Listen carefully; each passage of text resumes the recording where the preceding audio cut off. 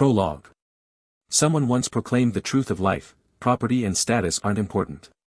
For those who are faithful to reality, happiness will come naturally. But, was that really true? I didn't know who said it, but their way of thinking was way too arrogant. They were looking down on the existence of human beings. Everyone wanted to become richer. Everyone wanted to become more influential. Everyone wanted to build up their power until the end. Fly higher. Become better.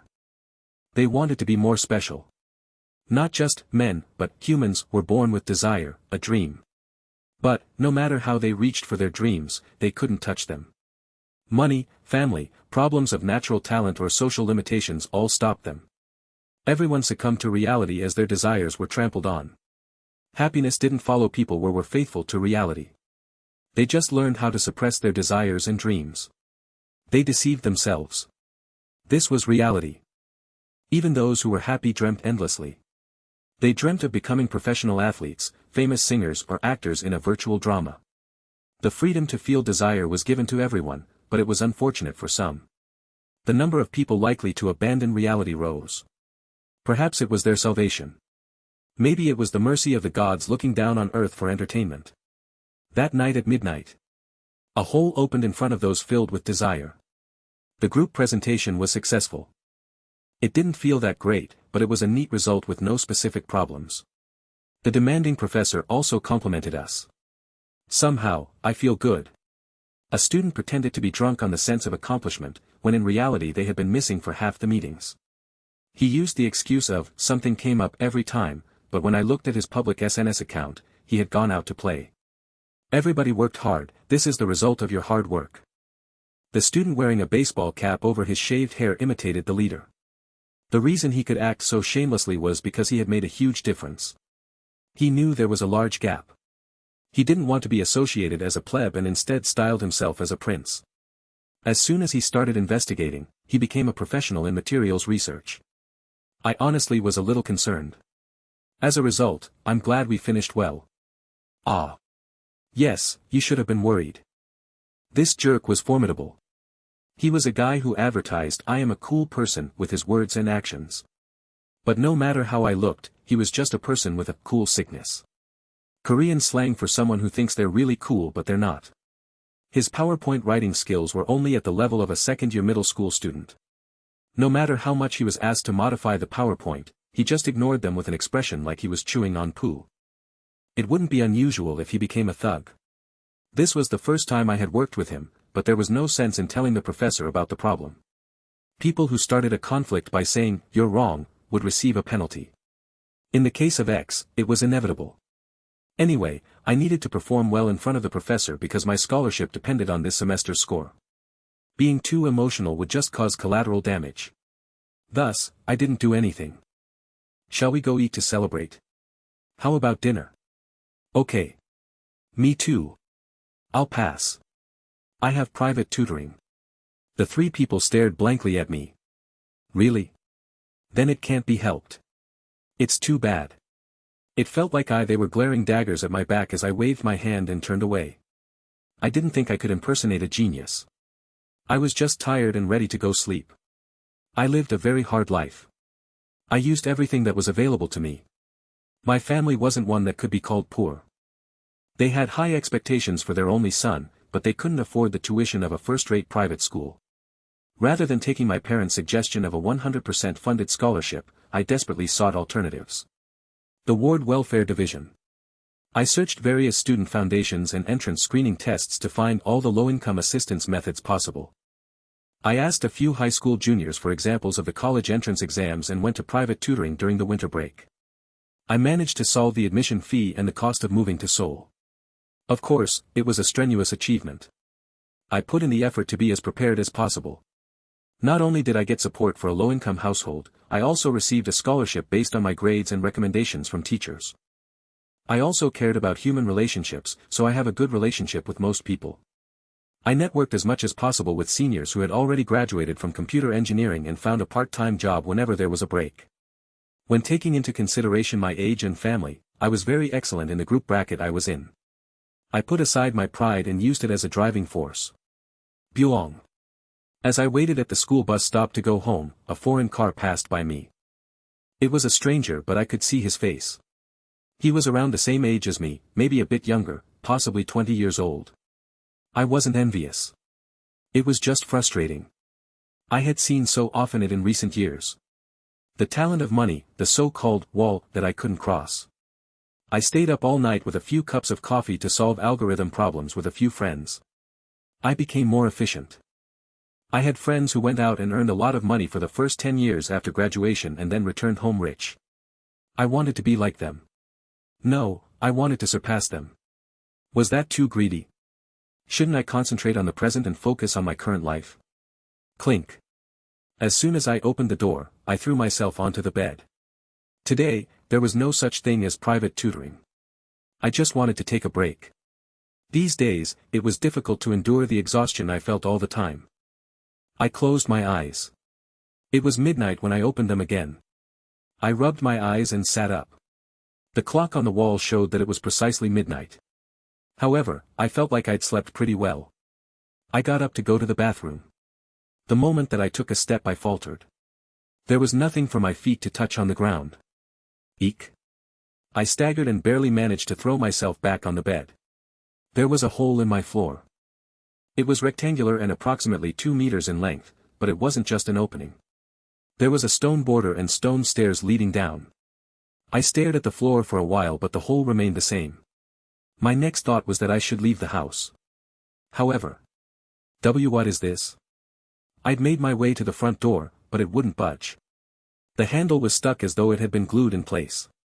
My remaining drowsiness disappeared as goosebumps formed. I opened my phone to request help. The call is currently not available in this area. There was just a voice message stating I was out of range. I re-entered my room to try and open the window. Just like the door, it didn't move at all. I desperately opened my mobile phone again, but belatedly realized something that only raised my fear. 12 o'clock. A few minutes had certainly passed since I woke to the hole. The clock on the wall was the same, the hour/minute/second hands were fixed at 12, not moving. Was this a nightmare? My senses told me that wasn't the answer. Even if this was a vivid dream, it gave off the feeling of reality. If this was a dream, then I wouldn't even be thinking about it.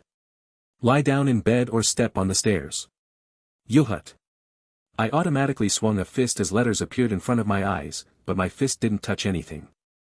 The letters were still floating in the air. That was all it said. I wondered if something else would pop out, but the words just stayed floating there. Then I thought about the meaning of the words. Lie down in my bed. My head naturally turned and looked at the bed. Then more letters showed up. As soon as you lie down, you will fall into a sleepy state. The hole will disappear. All your memories about the hole will be gone in the morning. The end. I wasn't as surprised as the first time. Instead, after carefully reading the letters, I turned and stared at the hole. I had seen letters above the bed. So it was only logical more might come up if I looked at the hole. I was correct. Day 1 of exploration will begin. It isn't possible to leave the dungeon before the exploration of the first floor is completed or before you are eliminated. Dungeon. It was a word I had heard before. A word I knew from games and manhwa. But if the words were true, why wouldn't I lie down on my bed? I had no intention of stepping on the staircase. Not without knowing what was down there. An opportunity. What? New words surfaced like they were answering my subconscious thoughts. That wasn't the end. Explorer, Kim Hee-chul's desire, this is a means to pursue the desires that can't be achieved normally. If I was normal, then I wouldn't step on the unknown staircase. But was it due to what I had been thinking recently? Was it because of the uncontrollable fatigue that reached its peak today? Whatever the reason, I took the word seriously. And I took a step. Explorer, Kim Hee-chul. Enter. Opening the dungeon's first floor. The words surfaced in front of my eyes. At the same time, something appeared over my head. What is this? At first glance, it was a red fluorescent light. A square bar of red light. Wait a minute. Red bar? Above my head? I had seen this before. Perhaps. Letters appeared in front of the bar. HP bar. Displays the current health of the explorer. Current balance, 121 to 121. A real game? Once it reaches 0, you are automatically out. What is out? I muttered to myself, but the letters didn't appear with an answer. Either way, I didn't intend to walk down the stairs barehanded. I picked up a knife near the sink, but when I tried to bring it down the stairs with me, swish! As soon as I stepped back on the stairs, the knife flew out of my hands. You can't carry in items that aren't in your inventory. Everyday things that the explorer carries, such as clothing, jewelry, etc., are accepted. I understood. Okay. Then what about my phone? I wouldn't be able to make any calls, but the light would be helpful. I swallowed my fears and headed down the stairs. I had been worried about falling, but it was baseless. After the third step, my vision became dark, and the next moment, I was at the bottom of the stairs. First floor. Arrived. A cave appeared in front of me. It had stalactites like the ones commonly seen in nature documentaries. However, the tunnel had a regular width. I looked back at the stairs with surprise as I wondered how much I had skipped. There was no end to the stairs leading upwards. You are not allowed to step on the stairs again. If your feet touch the stairs, you are out. Okay, I understand. I shrugged, but half of it was bravado. Then I started walking in the direction of the cave. Before I walked 100 steps, I noticed something strange. There was no light in the cave. In fact, it was complete darkness. However, I was able to identify what was in front of me. 4 meters. Or 5 meters. A certain range around me was illuminated, like a spotlight was focused on me. Once I moved my foot, the part 1 step to brightened accordingly. The boundary between the bright area and the dark part seemed to be drawn with a ruler. I was staring at it when more words appeared. Current floor visibility is normal. Field of vision, 4.5 m. This can be expanded with a related talent or object. Was this the concept of vision? The fact that I couldn't see more than a few meters in front of me was quite burdensome. There was a fork in the road. I'd come to a cross-shaped crossroad with 3 directions, straight, left, or right. This is bad. This was a dungeon, and it would be a problem if the structure was a maze. The key was the limited field of vision. If everything was visible, then it wouldn't be difficult to return to this crossroad again. The stairs that I had come down were still visible in the distance. However, it was likely to be very confusing if I could only see a few meters around me. I pulled out my cell phone. I hadn't been thinking about making a map in my head. People weren't smart and precise creatures. There was a bit of uncertainty, so I wanted to have as few regrets as possible. I hadn't lived long, but it was a lesson I'd had deeply ingrained into my mind. Phone calls didn't work, but the touchpad app was fine. I recorded the brief directions with my finger. Then. Talent has been acquired. Talent, cartography, ability to create and read maps according to the rank, spatial perception ability and descriptive power. Memory and visualization abilities have slightly increased. Currently it is LV1. Benefits will open at LV5. Talent acquisition. It was distinctly different from the meaning of talent that I knew. It is possible to open talents through specific acts and experience in the dungeon. Repeating it will give experience and cause the rank to rise. The talent acquired here will also be applied in reality. The innate and acquired qualities that the explorer is born with will be forcibly changed. The words disappeared and small letters floated above the hand holding his phone. Cartography LV1, 2/100. This was probably. I turned right at the intersection and added it to the map.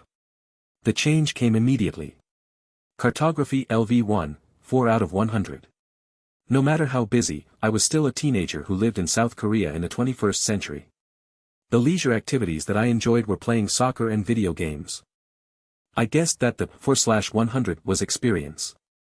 It was the experience required for LV2, and at LV2, the talent would grow like the word said. The ability to read and draw maps. Spatial perception. Descriptive ability. And a little bit of memory and visualization.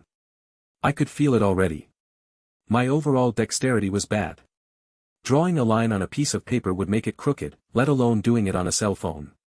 But it was different now. The line was noticeably neater compared to before the words had appeared. There was almost no shaking in the strokes. Wow! A sound of admiration popped out. This was the cartography talent. Drawing a line on my cell phone wasn't that important. It was just important that I could feel a change. There was nothing particularly good about drawing a map. Spatial perception and descriptive ability, I couldn't feel any change right now. However, it was a different story for memory and visualization, even with the slightly attached to it. My heart jumped, the changes were permanent. A change in ability that was meaningful enough for me to notice. Besides, this was just the effect of level 1. I'd walked a few steps and it was already 4 out of 100. It didn't seem like it would be very difficult to fill up the remaining 96 points. I continued to add to the map on the screen as I walked. 8/100, 15/100, 24/100. The map was useful. I encountered a few dead ends as well as the overlapping intersections several times. But I never got lost. Even though I had the map, it was confusing whether or not what I was seeing matched with the map. However, I stayed calm and made the right judgments. This was probably due to the increased spatial perception ability.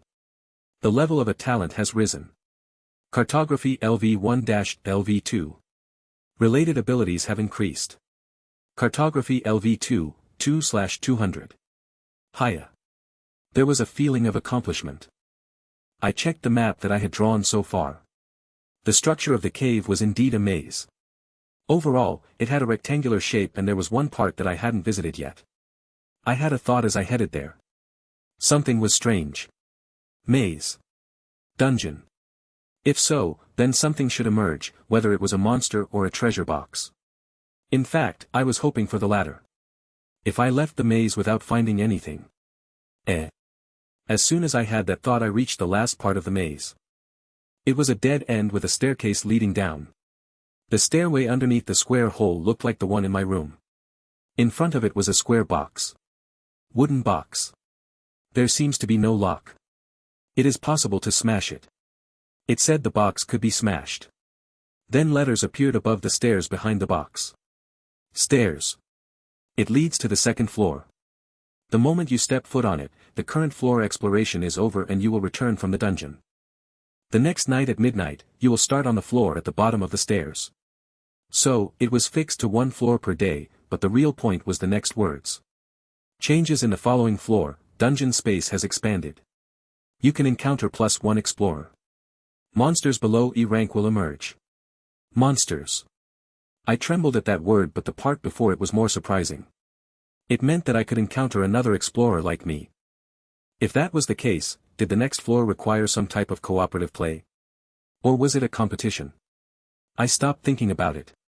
They weren't directly in front of me and I had an object to focus on, the box. Gulp. I gulped and pushed open the top of the box.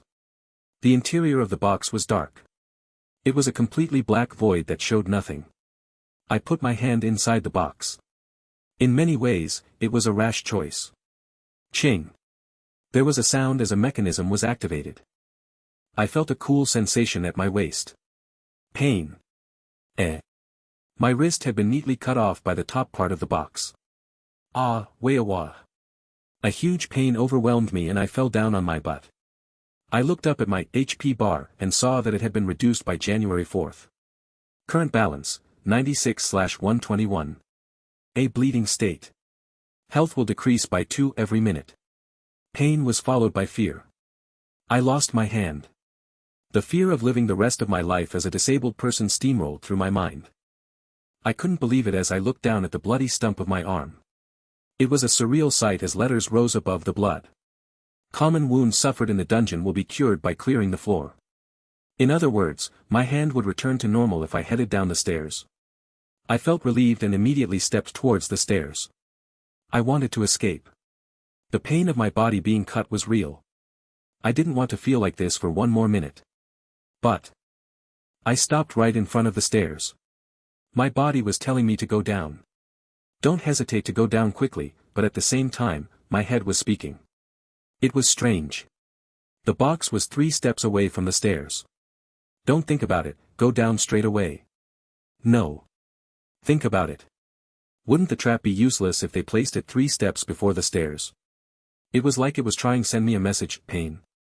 Then quickly go down, down. There must be something. If I didn't go down then something would happen.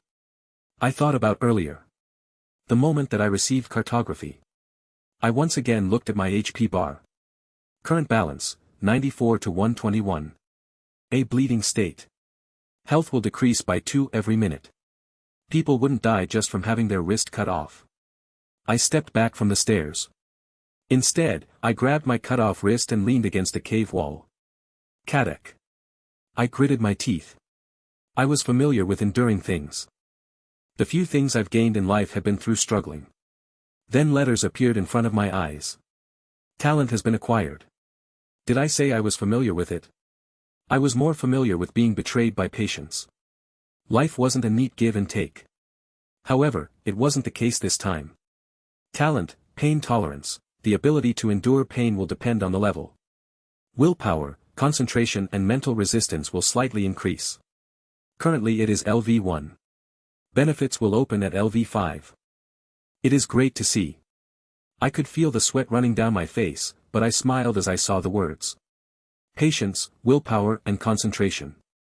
It was gratifying to see these friends. Mental resistance was slightly weaker.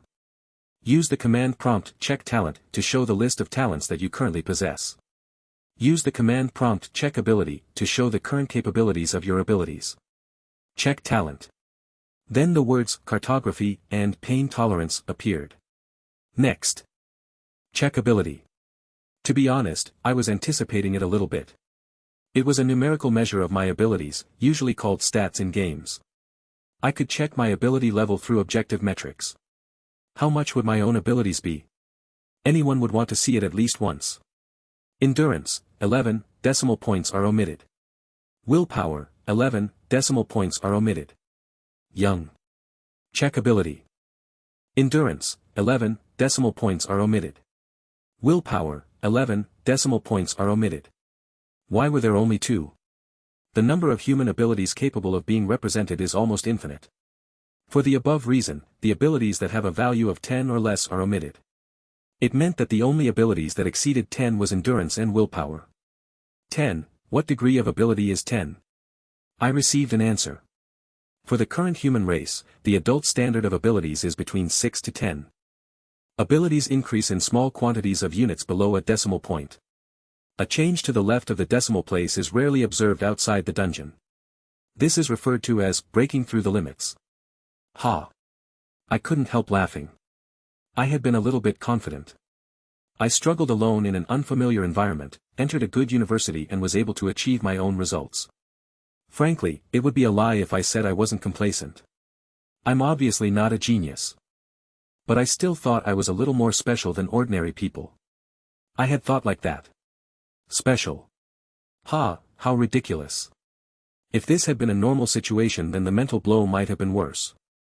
No, I wouldn't have even known this fact if these were normal circumstances. But now I was here. Talent. This strange dungeon would give me access to what I didn't have before. If I didn't have it, then I could get it. Kook. I put strength into the hand holding my bleeding wrist. Endurance and willpower. Those were my 2 advantages. Yes. I could look at it in another manner, I could put my hands on everything. I stared at the section of wrist that was cut off. Pain tolerance. LV1, 39/100. The pain hadn't disappeared. Rather, it seemed to be getting worse than before. However, the feeling returned to other parts of my body. If you were hit hard in the stomach, you couldn't think about anything else and other parts of your body couldn't move properly. That was before I received pain tolerance. Now, I still suffered the pain but their sensations in the other parts of my body were different. My body seemed to be able to move more easily than usual. The shaking had also stopped to a certain extent. This was how I was able to think about raising my stats. Pain tolerance. LV1, 51/100. Maybe I went crazy due to the pain. Only a short time had passed, yet the rise in ability was enormous. My HP bar was almost unchanged. It seemed like the bleeding wasn't as severe as I thought. There is no feeling of death. Then I can endure. I can withstand it. The level of a talent has risen. Pain tolerance LV1-LV2. Related abilities have increased. That's right. Concentration limit exceeded. Concentration, 11 decimal points are omitted. Concentration. The increase in ability indicated that it was just a little bit below the decimal point. Moreover, the concentration increase from pain tolerance leveling up had the label slightly attached. Then my original concentration must have been around 10 or so. Maybe the decimal point was 10.99. Well, either way it was in the late tens. Yes, let's just focus on it. I still had 86 health remaining. Level 2 required 100 points while level 3 needed 200. I had that thought and opened my eyes. Pain tolerance. LV2. 14/200. Wasn't it rising more slowly than before? It might be due to the level up. But I didn't feel like cartography became slower after reaching level 2. The limit had been raised from 100 to 200, so it wasn't right that the rate should reduced. Perhaps. Although it had been very painful a while ago, I had now grown accustomed to the sensation. Did the experience slow down because the pain I felt was lessened? I looked up at the HP bar. My HP was still reducing at a rate of 2 points per minute. The solution was clear. I just didn't know if I could put it into action. I raised my body, standing slowly. I turned and faced the wall that I had been leaning against. I took one step back with my left foot, while my right foot was half a step forward. I lifted both arms, one healthy hand holding a wrist with no hand. My shoulders were in the proper position and I prepared to throw a punch. Ah! My cut wrist couldn't form a fist. Truly. Ha! Anyone who heard it would be terrified. I honestly admitted it. Yes. I was completely ruined. Were my legs shaking? This was the craziest thing I would ever do. That time when I rode my dad's bike up a high hill and closed my eyes as I went down. Well. I didn't think it was so crazy now. I laughed and punched the wall. Ack. I briefly lost consciousness. Pain tolerance. LV4, 792/800. Yes. EU. AI, G. My mouth could barely form sounds. I used every last strength to raise my head. I was stretched out on the ground. When I looked up, my HP bar was almost empty. Current balance, 5 out of 121. A bleeding state. Health will decrease by 2 every minute. I had less than 3 minutes left. It was dangerous. I had to go down the stairs. There was no strength in my legs. My belly was damp. Blood. It was the smell of urine. There was also a lot of it. I gritted my teeth and turned over. I could see both arms in front of me as I crawled. Let's say there was a tree branch. If it was cut with a knife, then the section was very neat. Then it was given to an active child. The child played with it, used it to draw pictures in the sand and took it to a playground. It was used to kill some ants, maybe a few earthworms or mantises as well. Now, think about that cut section again. The end of my right arm looked similar. There was no sensation anymore. That's why I stopped gaining experience. How many times had I hit the wall? I remembered exactly 2 times.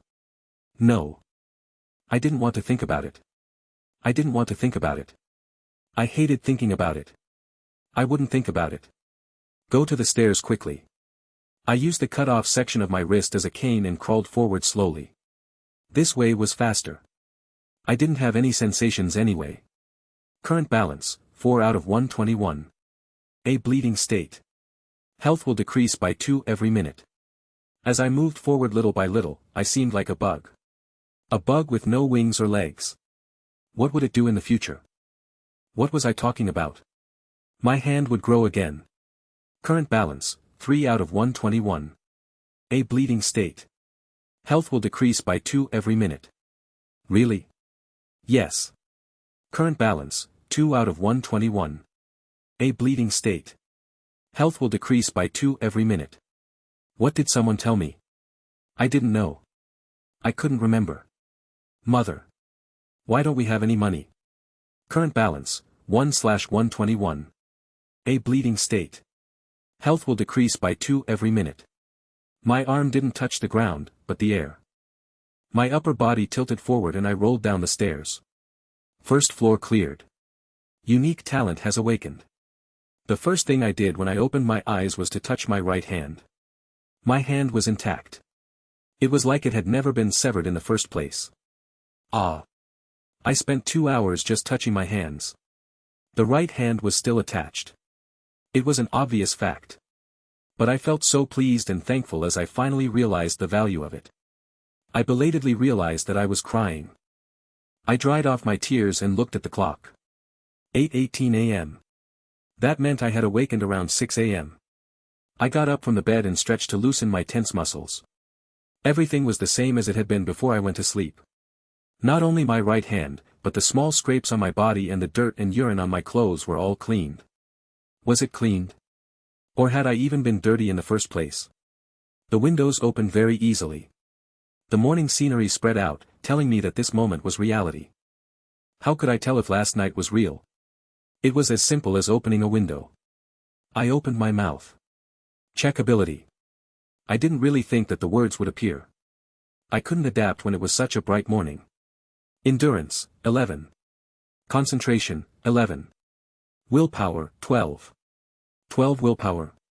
Obviously, I had raised pain tolerance to level 4. Nevertheless, willpower was only at 12 points. It seemed like the changes in decimal numbers wasn't so simple.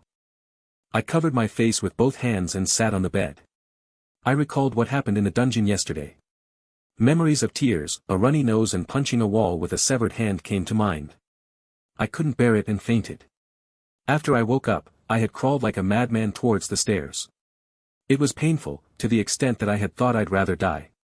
Now I had to return to the dungeon at midnight tonight. Was it worth continuing after all that pain I experienced yesterday? I asked myself the question. The answer came straight away. Am I crazy? There were no flaws in my brain, so why did I ask this question? 10 times. 100 times. 1,000 times. It was right even if I asked myself 10,000 times. Pain. It was irrelevant. I could endure it anyway. There was no going back. If I poured in hard work, then I would definitely get benefits. In reality, I clenched my teeth and endured it, no matter how sick I was. My abilities would definitely rise up and break through the limits. Okay. I came to a conclusion. I got up from the bed. I cleaned up the mess cluttering my room. I did the laundry, washed the dishes and threw out the old garbage. After a shower and brunch, I felt more motivated than I had been in a long time. Okay. I braced myself and started on the work that I needed to do. That's right. It was an outsourced coding job that I received from a senior graduate. I opened the used notebook that I'd owned for 3 years. Dungeon. Of course it was the most important issue. But I only knew 3 things about the second floor: it would become bigger, monsters will emerge and I would meet someone else. None of my other questions had any answers. If I could carry a weapon, then I would start preparing. So the only thing I could do was wait patiently until midnight. Should I spend all day worrying about it? Wasn't that a waste? The dungeon was certainly a gold mine, but this was now. My current living expenses were more important than the unknown talents I might get in the future. And what if I experienced the change in having ascended stats while working? Although they weren't over 10, abilities were able to rise and my concentration was also 11 points. The coding wasn't a very difficult task. It was easy to buy other companies' code and attach it. However, it was a major challenge for me. In order to save on costs, I decided to write the code myself. Although the due date was relaxed, I had a free schedule, so it should be easily finished by next week. I started at 11:45 a.m. If I didn't do anything else and worked hard, then I should be finished by dinner. Good. I opened the screen and launched the Eclipse window. For a while, it was silent except for the banging on the keyboard. Tadak, tadadak. Well. I hadn't checked my cell phone yet, but I was almost certainly finished. It was sometimes like that when the work was fun or urgent. There didn't seem to be any apparent differences. Anyway, I worked until I finished. After putting the code on the server, I stretched while feeling somewhat disappointed. Was it too greedy to want a dramatic change? Maybe I should buy a lunch box from the convenience store. It seemed like my eyes weren't working. I rubbed them and looked once again. The clock's minute and hour hand still remained in the same spot. It was 3:40 p.m. I hadn't looked at the clock while working. The reason why I thought it was evening was because I knew my maximum speed. I'd expected it to be as early as 6 p.m. Maybe 7 p.m. at the latest. Or maybe even later than expected. But 3:40 p.m. Only that much time has passed. Did I really finish all of it? I decided to review the code once again. It was clean. Even if it wasn't perfect, it was as good as it could get with my present skills. Yet, I had finished it nearly twice as quickly. This was completely crazy. Karurek. An alarm started ringing. I hadn't felt hungry until now, but once I was aware it was terrible. I had eaten the same amount of rice that I normally did, yet I was starving before it was even dinner time. My abilities had risen from 10 to 11. Even if I didn't know the details. Maybe it made a far greater difference than I thought. Anyway, my work was finished, so I decided to have a meal. I felt slightly at ease as I went into the convenience store. I bought a special bulgogi lunchbox that was to my taste. I also got an extra cider bottle. As I returned, I saw a red-haired person smoking in front of the building, and Soo-hyun. He looked me up and down while smoking and beckoned. I had to comply as he was smoking right in front of the entrance. As I approached, he blew out smoke and said, "Did you dump that?" He was referring to the garbage dump site. I had stacked up all the convenience store lunchboxes there. "It isn't me." "No, you are clearly holding the same product in your hand. What was with this bastard?" He even looked at what I bought. There was no use in arguing. If I had described him to a friend, he was the manager of the building. He was the only son of the building owners. He was the same age as me, but we disliked each other, and I prayed never to encounter him. However, his parents were pretty good to me. They asked me to be the private tutor of their son and paid extra tutoring fees. Every time school finished, I tried my best to help him. But he never listened in class. He didn't do the homework and received a shocking score in the mock exam. No university I knew would accept a score of 777. It was crazy. His parents weren't familiar with university admission, so he used the pretext of studying to receive a salary for the building manager position. Even though his parents owned a separate house on the rooftop, he stayed in a rented room in the name of concentrating. Of course, he didn't pay rent. I didn't think I could control my mouth and I wanted to continue staying in this building, so I quit the tutoring. I hated the thought of looking pathetic if he tried to pick a fight with me.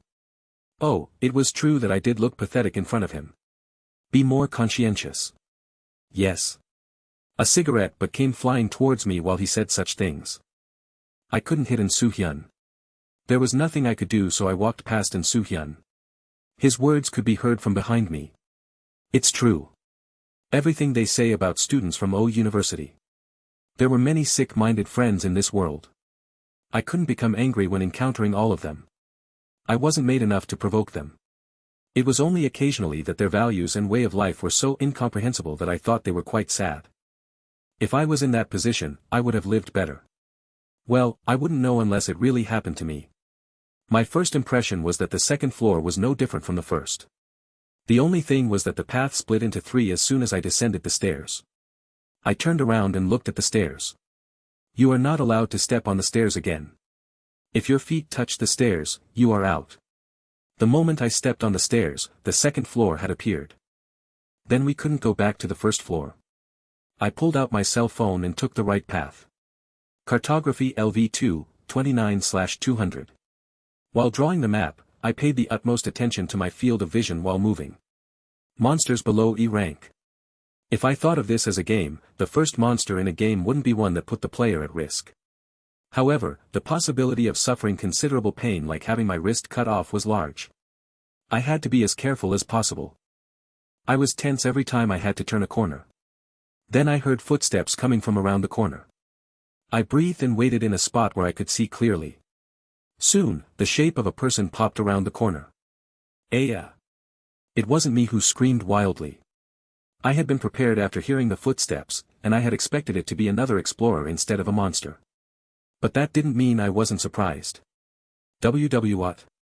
Why you are Kim Hee-chol. The person called my name. I hadn't expected the other human to be Soo-hyun. And Soo-hyun was like me. Was it that common to enter this dungeon?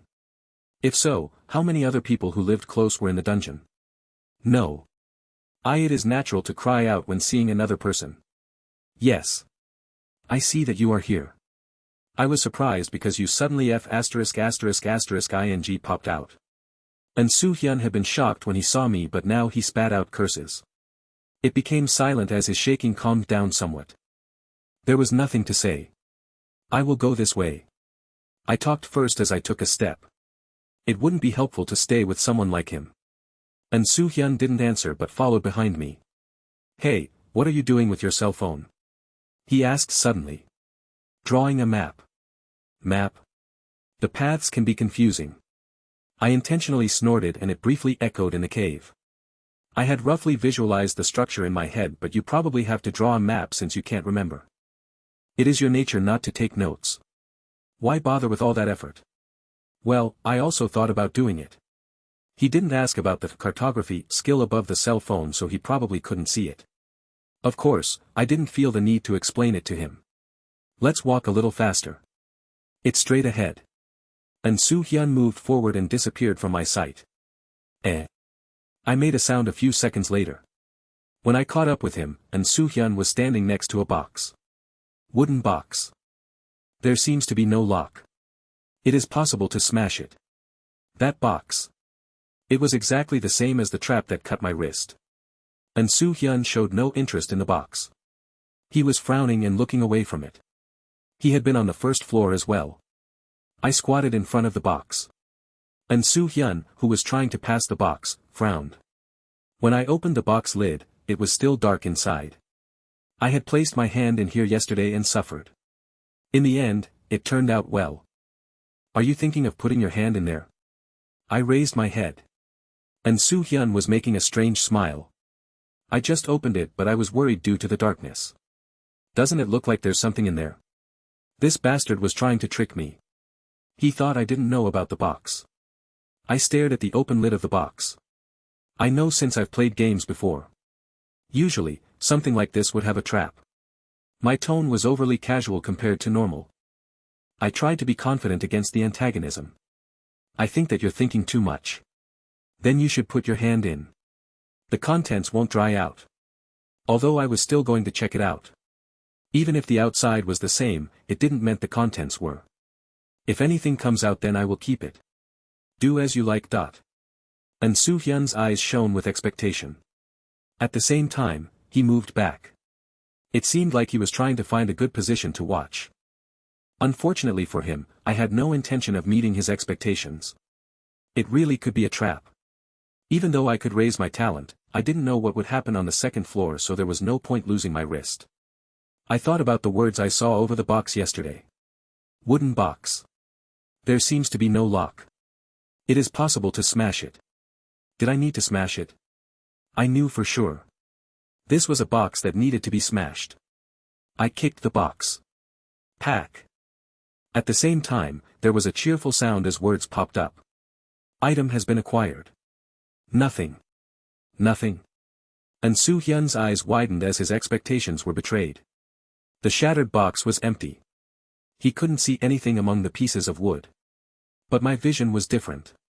Item has been registered in the inventory. Use the command inventory to show your current possessions.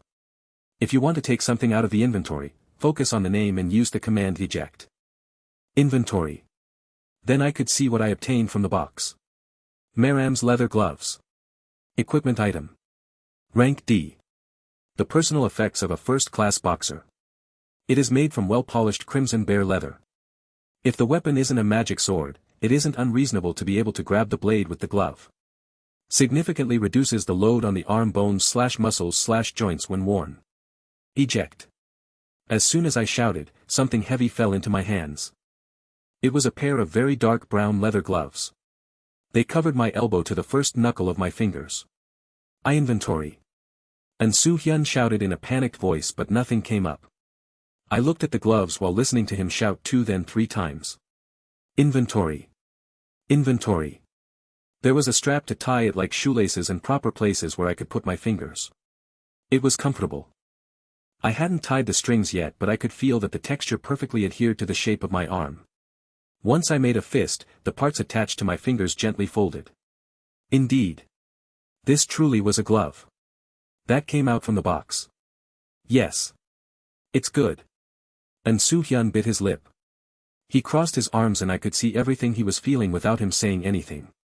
He said the words with his own mouth, so his pride didn't allow him to argue for the item.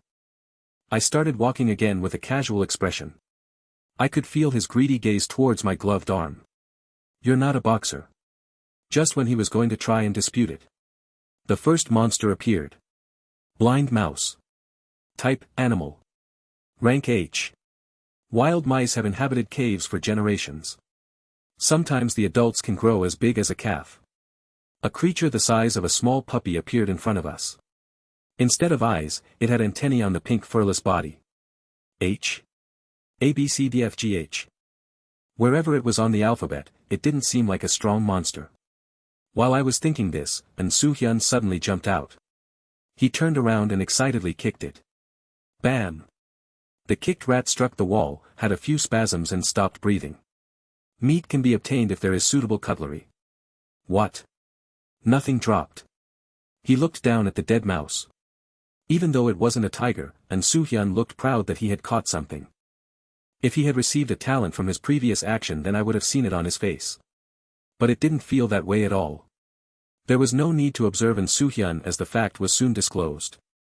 After they killed the mouse, small animals started to appear on their path. Luminous bat. Type, animal. Rank H. Bats that enjoy animal blood. They are timid and the strength of their teeth is very weak. They mainly hunt blind mice. Flat salamander. Type, animal. Rank H. They secrete body fluids that induce nausea in predators in order to survive. There is no toxicity unless ingested through the mouth. They were all like the cave mouse. Monsters that couldn't even kill young children. These scum. Ick. Ick. And Soo-hyun was very motivated. I suppose it was due to the box a little while ago. It seemed like he had determined not to let me snatch anything in the future. He couldn't kill all the monsters alone, but was kicking diligently trying to anyway. Then he suddenly looked into the air and shouted. Eh? What is this? He expressed so clearly that he had received a talent. It was the first time he received a talent. And Soo-hyun stared at his legs that were covered with the fluids of rats and salamanders. Then he suddenly kicked the air. Was it a kick? Certainly An Soo-hyun had successfully killed the monsters just through kicking. What is it? I asked, and for a moment, it seemed like An Soo-hyun was going to answer. But he closed his mouth and smiled. It's nothing. It wasn't nothing. I estimated that he got the kicking talent after kicking 10 or so times. I looked down on both hands. I had vambraces. It was an acquired item. If it was possible for kicks, then wasn't it possible for punches? I decided to prove my hypothesis. I beat the small animals with my fists. Bam, bam. It happened when I killed exactly 12 monsters. Talent has been acquired. Talent, punching. The efficiency of your fist will increase according to the level. Muscle strength, stamina and reflexes have slightly increased. I was pleased to see it, but I maintained my indifferent expression. And Soo-hyun had been watching me for a while. When I didn't show any signs that I'd gained a talent, he developed a superiority complex. We continued to advance through the maze. Eh. And Soo-hyun shouted and moved forward again. It was a wooden box. Bakak. The kicked box was once again empty. And Soo-hyun gazed at the air. He had obtained an item. Inventory. His grin was so wide that it almost went up to his ears. Eject. He was holding a sword in his hand. The blade was around 30 centimeters long and the leather sheath had very stylish workmanship. I couldn't see the details of the item with my eyes. Rank C, isn't it awesome? He said as he pulled the sword from the leather sheath. The silver blade had a vertical center groove and looked quite sharp. Okay. It's good. And Soo-hyun studied my face as much as the blade. He smiled as if he came to the conclusion that his sword was much better than my gloves. Yes, yes. No matter how much you train, the human body clearly has limits. I needed a weapon. He wielded the sword and whistled. Fortunately, they arrived at a room shortly after that. The narrow passage widened and stairs leading down could be seen in front of them. Stairs. It leads to the 3rd floor. Changes in the following floor, dungeon space has expanded. You can encounter +1 explorer. Monsters below E rank will emerge. What the heck, it's over. And Soo-hyun didn't say anything else, so I decided to measure the width of the open space. I took a few steps to the left and a wall appeared. If I walked a few steps to the right, then there was another wall.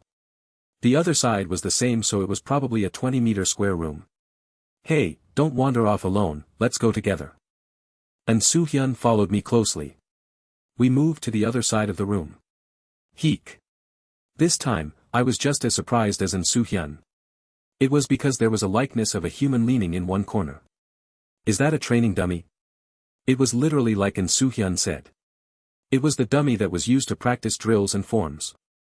Someone had put clothes on the dummy. The top and pants were reminiscent of martial arts movies. Wooden dummy, scold. Type, golem rank E. A device used since ancient times to train young pupils. The last recorded action seemed to be the basic behavior of a technique, but it is unknown until you try it. Inactive state. It won't activate unless it is attacked first. Named monster. Ah. Is this the boss room? And Soo-hyun also obtained knowledge about the dummy. He suddenly tried to kick, but I grabbed his shoulder. What the? Was he confident about fighting it himself? He shot me a nasty expression and shrugged. Of course, I didn't pay attention.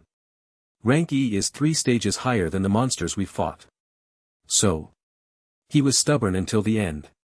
This bastard, was he 100% confident he could win?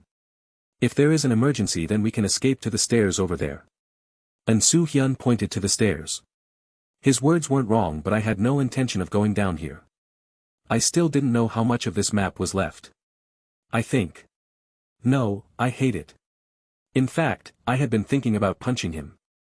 There was one reason to help him here, and that was if he held the sword, I would be able to steal it. But Soo-hyun's curiosity exceeded my thoughts. He kicked the dummy so suddenly that I couldn't stop it.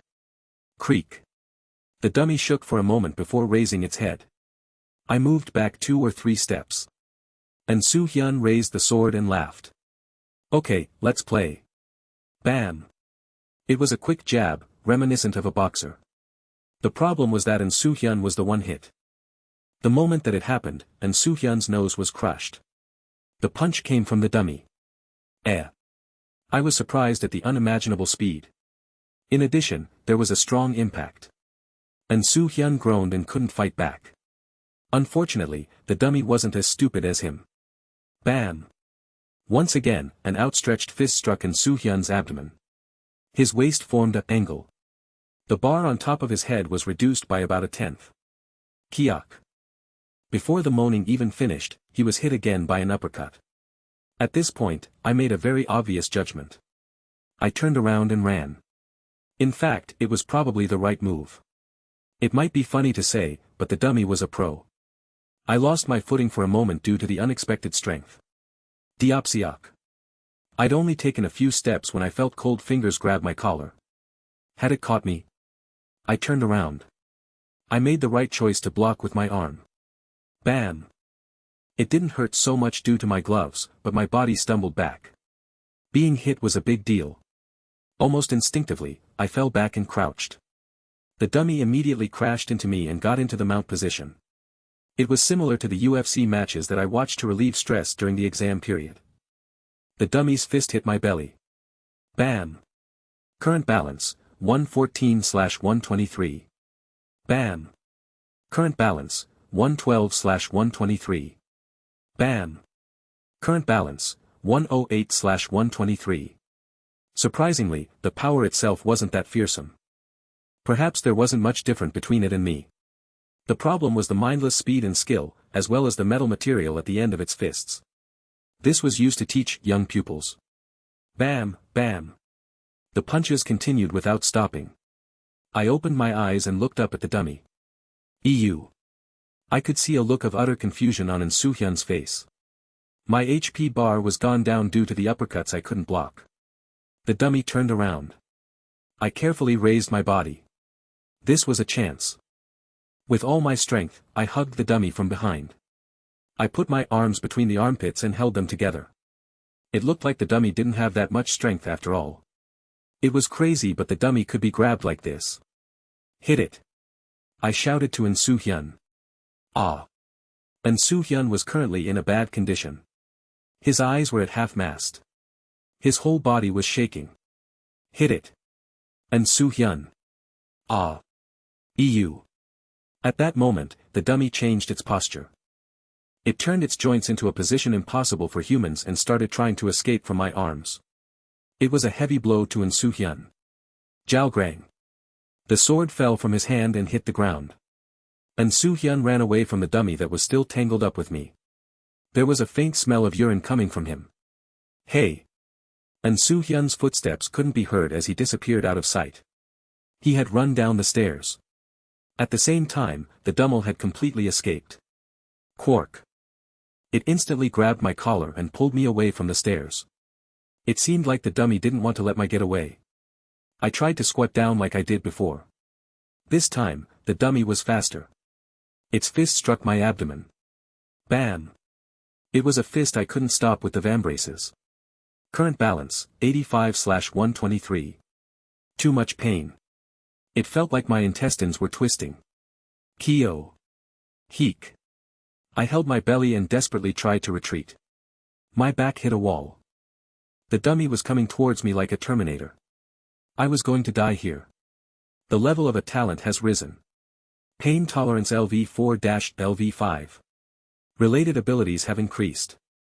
Opening benefits received from reaching LV5. Technique, limiter release has been acquired. Technique, limiter release. By turning off the subconscious safeguard, you can greatly reduce the pain you feel and raise your strength beyond normal limits. Your body will bear the burden of being pushed beyond its limits. As the pain is blurred, there are a few cases where people don't realize they are self-destructing. Pain reduction and muscle growth rate will rise in proportion to the level. Current level, LV1, 1/100. Yes. Yes. Yes. I roughly understood. Thank you for everything. But couldn't you tell me how to use it? Kwang. I was backed against the wall and being hit by the Terminator. No, the dummy's punch hit the wall. I was definitely glad I had the effects of pain tolerance. I couldn't retreat due to being hit in the stomach. In order to activate, the command is activate, technique name. In order to disable, the command is disable, technique name. Activate. Technique, limiter release.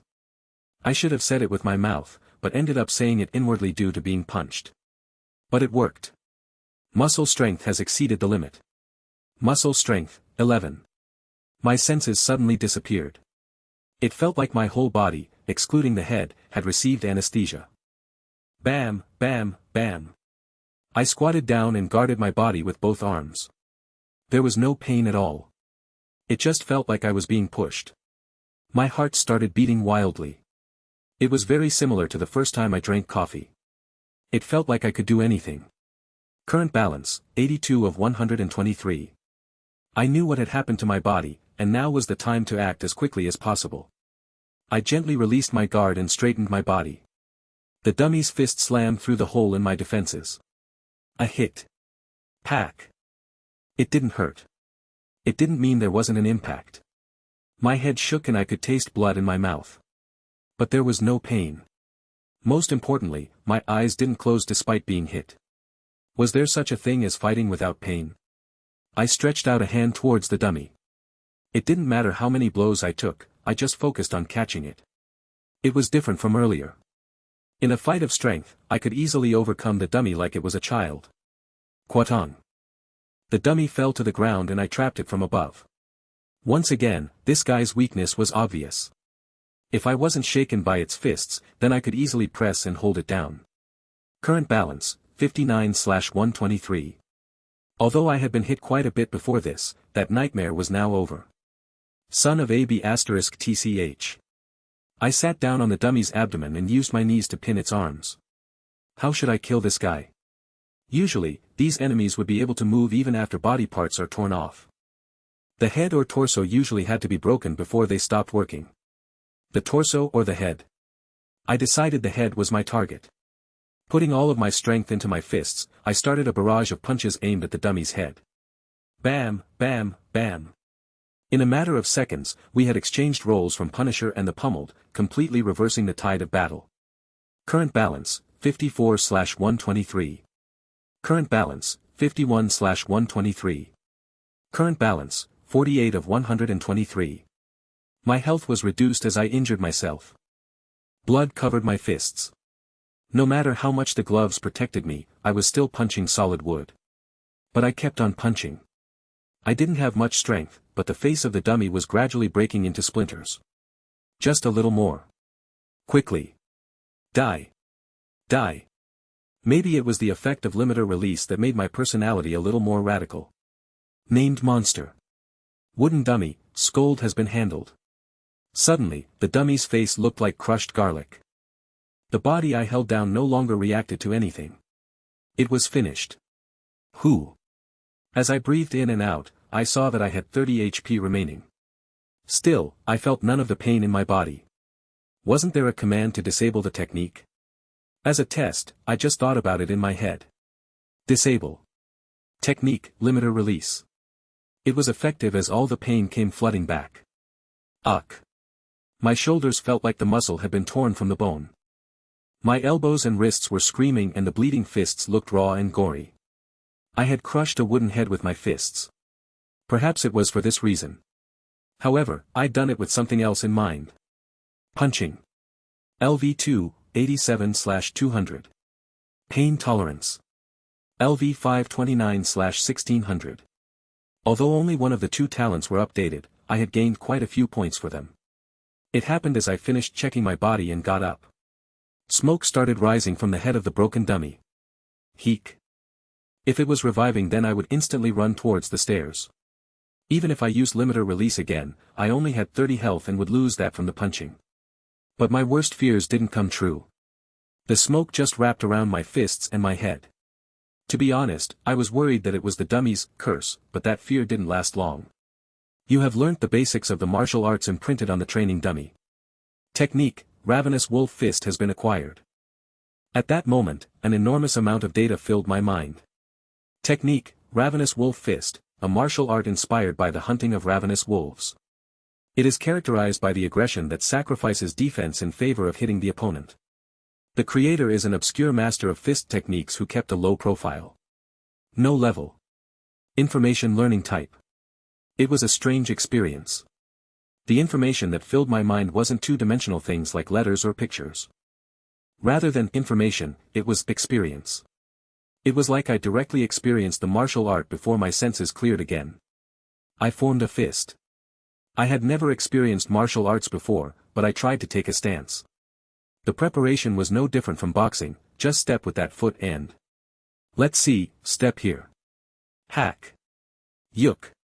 I had forgotten for a moment that the condition of my arms wasn't normal. Pain tolerance. LV 530/1600. Still, I knew for sure that I could perform it with my fist. All of the dummy's movements belonged to this martial art. Of course, the speed of my fist was much slower. If I didn't look at my stats and just the actions, it seemed like the techniques had been imprinted into my body. If I knew more about it, then I could use this in a real fight. The previous fight popped into my head. That and Soo-hyun bastard. I scanned the ground with gleaming eyes. The loot he left behind was shining on the ground. Elmer's Dummy Destroyer. Equipment item. Rank C. Able to destroy vital spots during a surprise attack, it is a stolen sword from the collection of Elmer, who hated golems. The quality is normal against regular creatures. When attacking an object that moves with magic or mechanical principles such as golems, it will damage the nucleus or manipulating object of the target. Well. It seemed like this was the source of confidence behind Soo-hyun attacking the wooden dummy so fearlessly. I didn't know if I cracked the nucleus, but according to the description of the item, it was a good weapon against golems. And Soo-hyun just overlooked the fact that the dummy was a professional fighter. Used the load command to put it into the inventory. I was happy to take the sword that had been thrown away. As the sword disappeared from my hand, I cracked my back. Whew. Tired. Although there was no bleeding, so my HP didn't decrease, my whole body felt heavy. I really wanted to lie down on a bed right now. But I couldn't just yet. I didn't know how much of this dungeon floor I had left. Just a little more strength. I turned on the map again. I could still get experience for the cartography skill.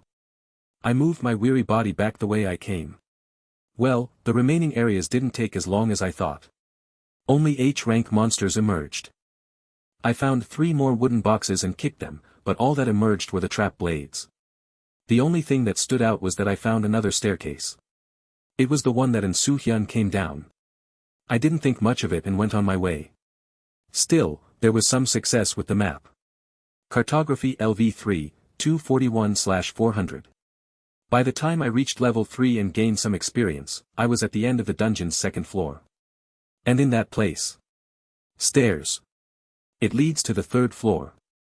Changes in the following floor, dungeon space has expanded. You can encounter +1 explorer. Monsters below E rank will emerge.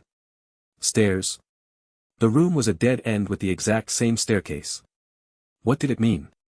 I thought about it for a few minutes and came up with a few speculations. The other staircase and this one. There were 2 staircases that led to different third floors. I thought about earlier. And Hyun was on a different first floor from me. There must be countless first, second and third floors that were exactly the same. Right now, there might be many people thinking the same thing as me on the other second floors. The stairs ascending and descending just created another maze. Well, there was no point thinking about the whole structure of the dungeon just yet. If 2 stairs led to different third floors, should I go down the same stairs as Hyun? Honestly, my first thought was no, I disliked Hyun. Hyun had abandoned me before and being in the same place as him would be stressful. But another idea came to my mind. Hyun was a jerk. At least on this floor, the dungeon seemed to encourage competition rather than cooperation. I couldn't get an item when the other person did. The number of monsters was limited and they gave small experience. If 2 people fought the wooden dummy together, would the ravenous wolf fist technique be passed on to both of them? Probably not. In other words, dungeon space has expanded. You can encounter +1 explorer. This is what those words meant. It would be harder to take things. Also, the number of people that things would have to be shared between would increase. On the third floor, I would encounter 2 people. If I followed Hyun, I could be assured that one of the 2 competitors was a fool. If the third floor was no different from the second floor and competition was encouraged, it would certainly be profitable. However, if there was an area where cooperation was required then we would fail. I worried about it for a bit. Then I descended a staircase. Second floor cleared. 6 o'clock in the morning. When you return from the dungeon, items in use will automatically return to your inventory. My day started with those words. Inventory. The words, Meram's leather gloves and Elmer's dummy destroyer, popped up. It wasn't even necessary to say the commands, I just had to think them. Check abilities. Endurance, 11. Concentration, 11. Willpower, 12. Although cartography had gone up quite a bit, the fact that there were no changes to my stats meant the difference between numbers was quite significant.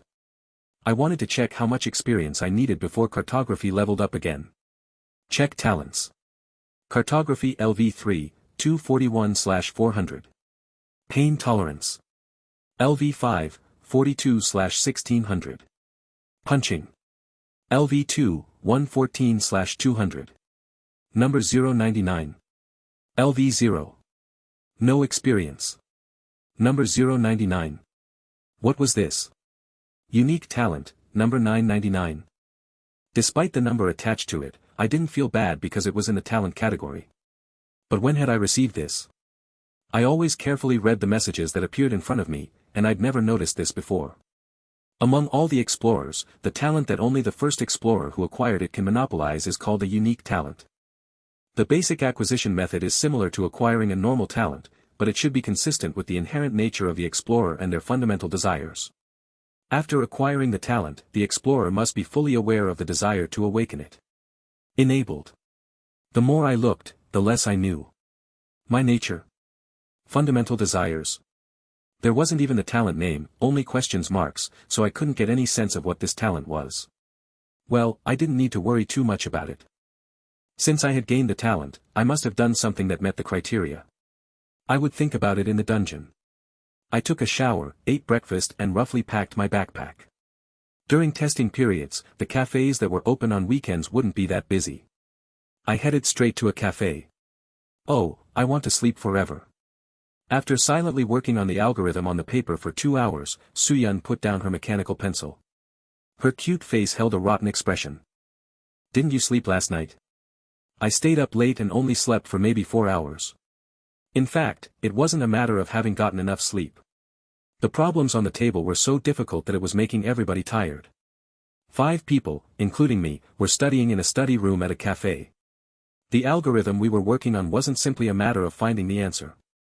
Once the correct answer was unconditionally found, we would have to find a more efficient method. That's why a few people were needed. One person picked a problem, squeezed their head and shared the solution with the others. Well, smart people didn't need to do this.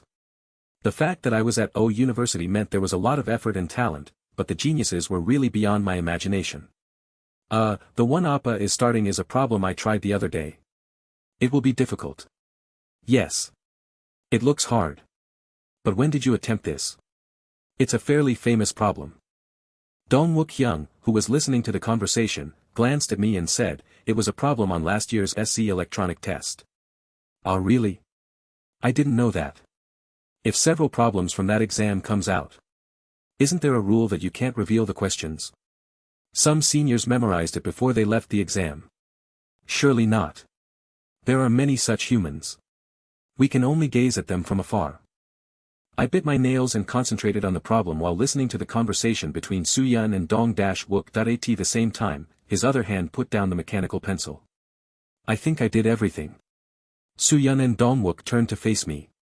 Already? I handed over my piece of paper instead of answering. Their eyes widened with surprise as they looked over it. Wah! Soo-yeon's mouth dropped open. Hey, you must have seen this beforehand. She didn't believe it. Dong-wook stared at me.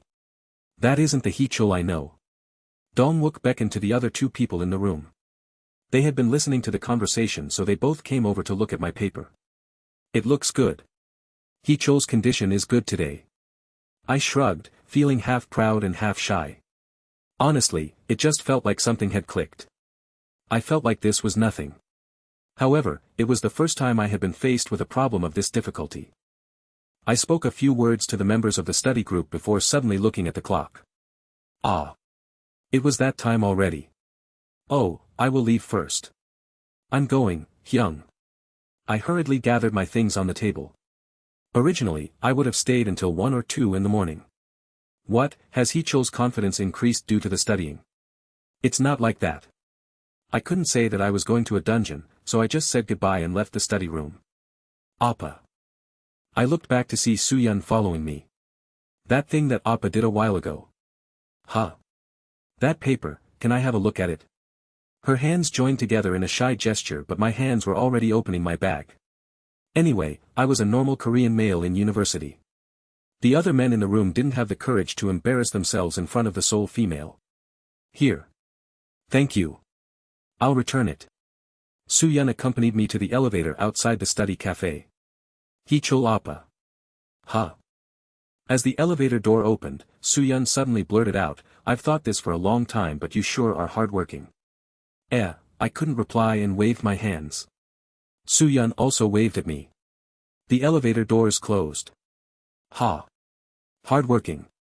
The words weren't wrong. I probably wouldn't have been able to reach this far without working hard. Originally, I wouldn't have been able to solve the problem. But it wasn't uncommon. It was hardly the first time I had been unable to solve a problem. Maybe the abilities I gained in the dungeon helped. It is still insufficient. I thought back. Soo-yeon and Dong-wook's story.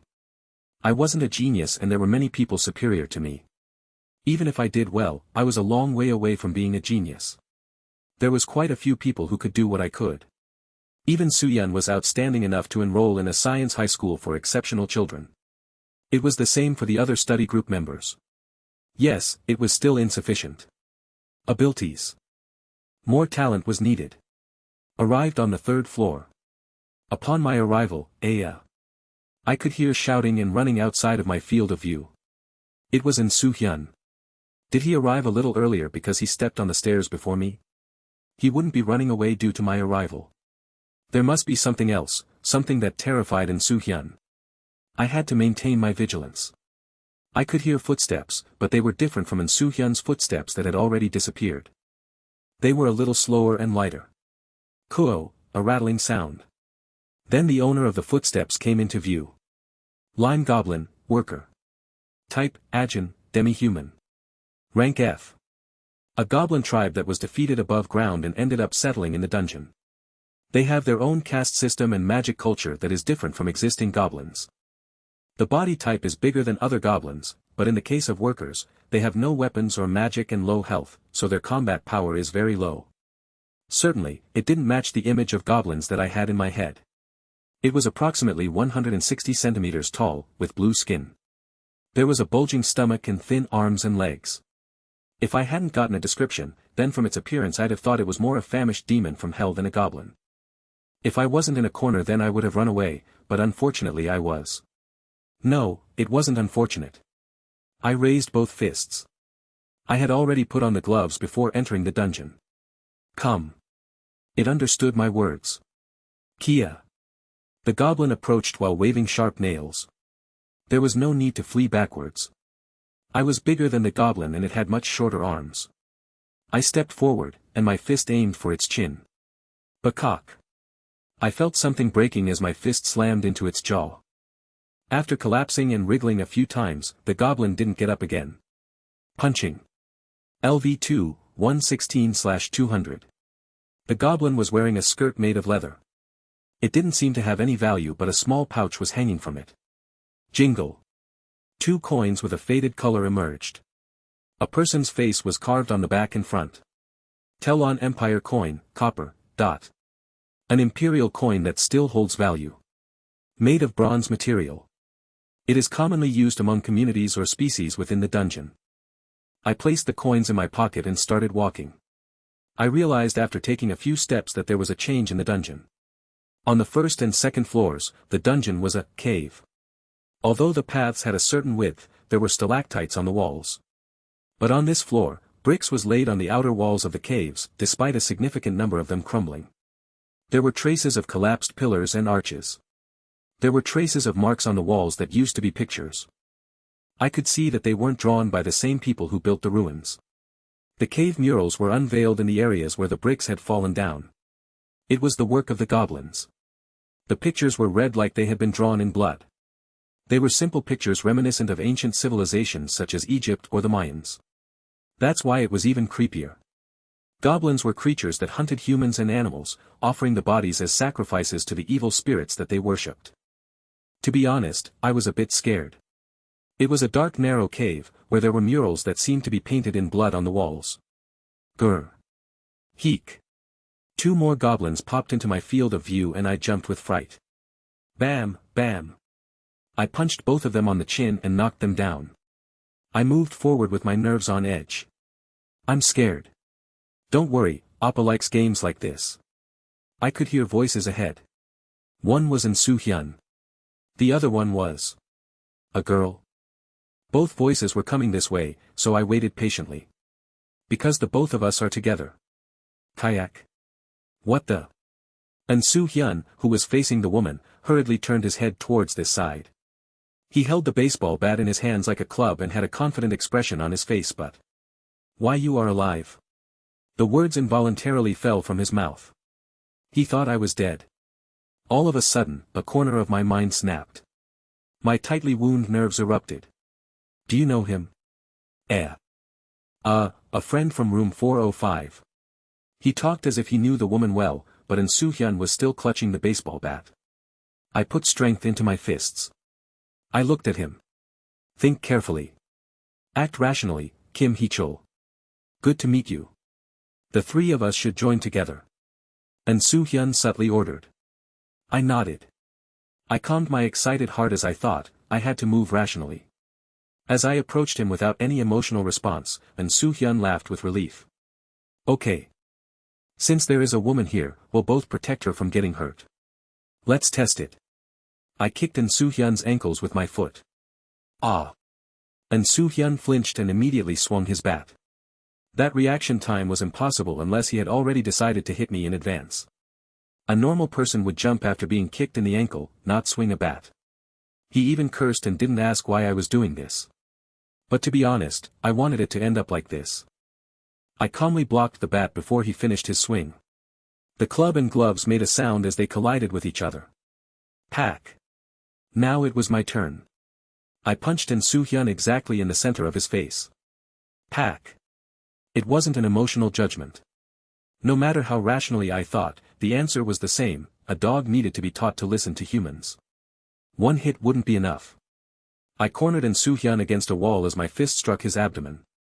I did it again and again until his upper body bent over. Soo-hyun Appa. I reflexively frowned as I heard a woman's shrill scream. What is this? Why? Let's see. This wasn't a question that I would answer. I gazed at Soo-hyun's face.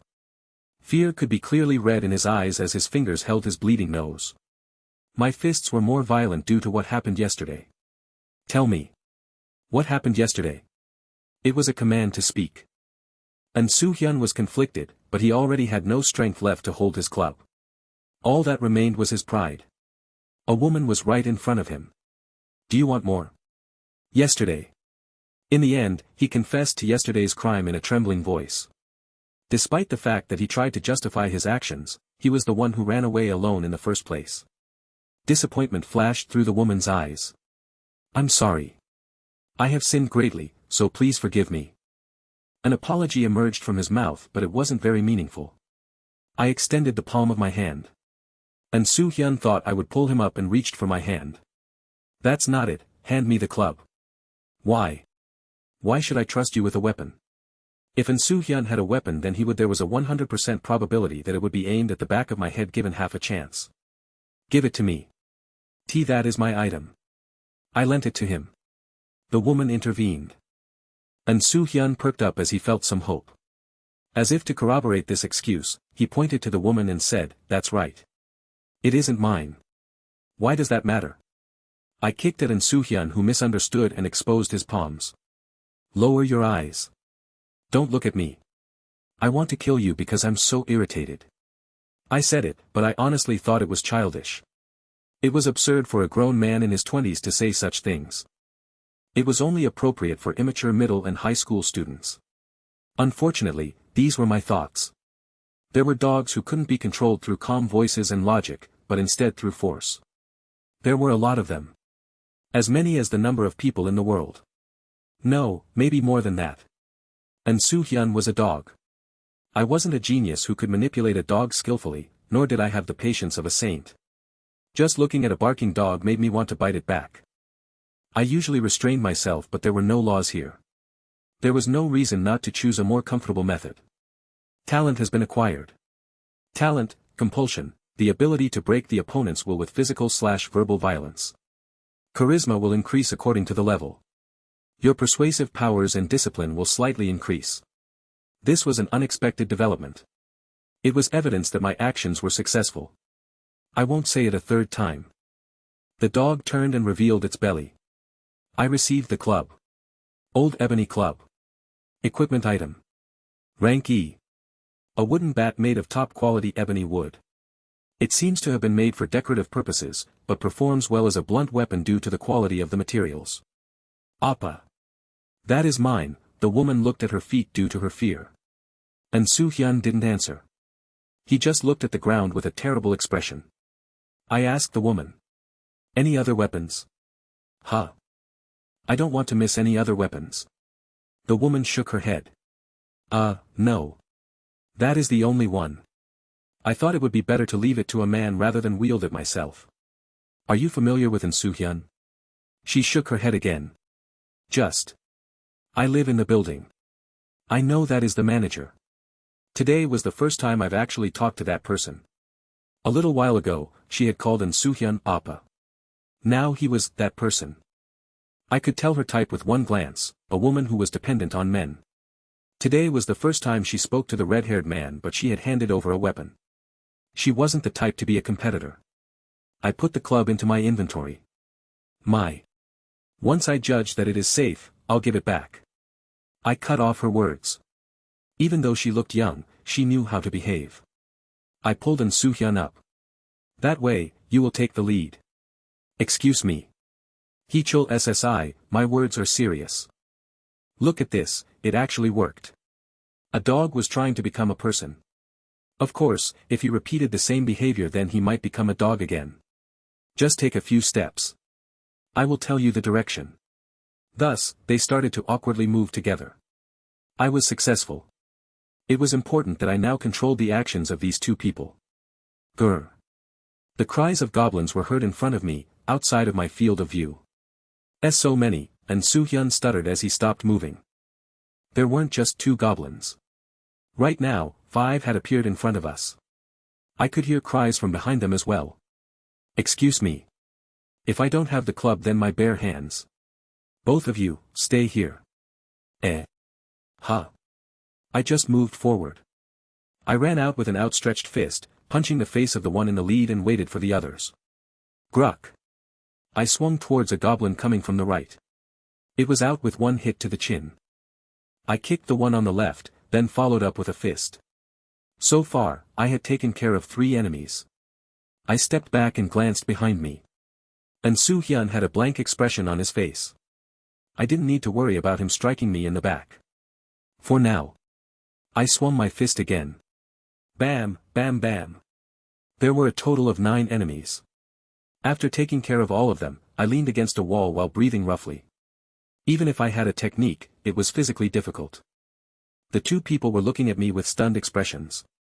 Cool, the woman made an admiring sound. I searched their pockets and found 20 coins. And Soo-hyun's eyes shone, but there was nothing he could do. The woman's eyes also flashed. She was looking at me instead of the coins. Incredible. She was the type of woman who caught your eye. She carried a cardigan in her arms while her outstanding body stood out in relief under the short-sleeved polo shirt. I made Soo-hyun walk another way. And from then on, the woman started to speak earnestly. I am Yu Soo-jong. Kim Hee-chul. Do you go to O University? Yes. Are you a boxer? You looked awesome. Nope. Although I gave short replies, that just made Yu Soo-jong become more aggressive. But what are you doing with your handphone? Drawing a map. She was silent for a moment before pulling out her handphone and drawing a map. And Soo-hyun turned around at the small cry that emerged from Yu Soo-jong's mouth. What? Is there something there? Nope. I almost fell down. She shook her head and Soo-hyun glanced at me. This was completely. I didn't respond, but I didn't try to stop it. He was easier to handle due to the presence of Yu Soo-jong. Chet. It was funny that Soo-hyun was handled by Yu Soo-jong, who claimed not to know him. Thus, we proceeded through the dungeon. Goblins approached us, but they were sparse. It was a maze, but the composition was so simple that it was comparable to the first floor rather than the second floor. Furthermore, none of the boxes from the second floor were spotted. We found the stairs that Soo-hyun and Yu Soo-jong came down. Then they found a staircase leading to the 4th floor. Stairs. It leads to the 4th floor. Changes in the following floor, dungeon space has expanded. You can encounter +1 explorer. Monsters below D rank will emerge. Personnel entry restriction 0/2. Personnel entry restriction. 2 people. The other 2 people's expressions brightened as they saw it. As soon as they turned the corner in front of the stairs, there was a hallway. It was big. The second floor had a large room with the dummy in it, but this hallway was dozens of times larger. I was able to determine the size due to the torches. There were torches hanging from pillars that were arranged in a circular shape. It was very clear who lit the torches. Grr.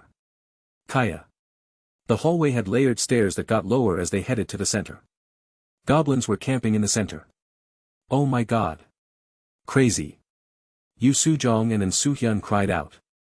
We could hide behind the pillars and look down undetected, but the sight was enough to cause fear. There were dozens of goblins.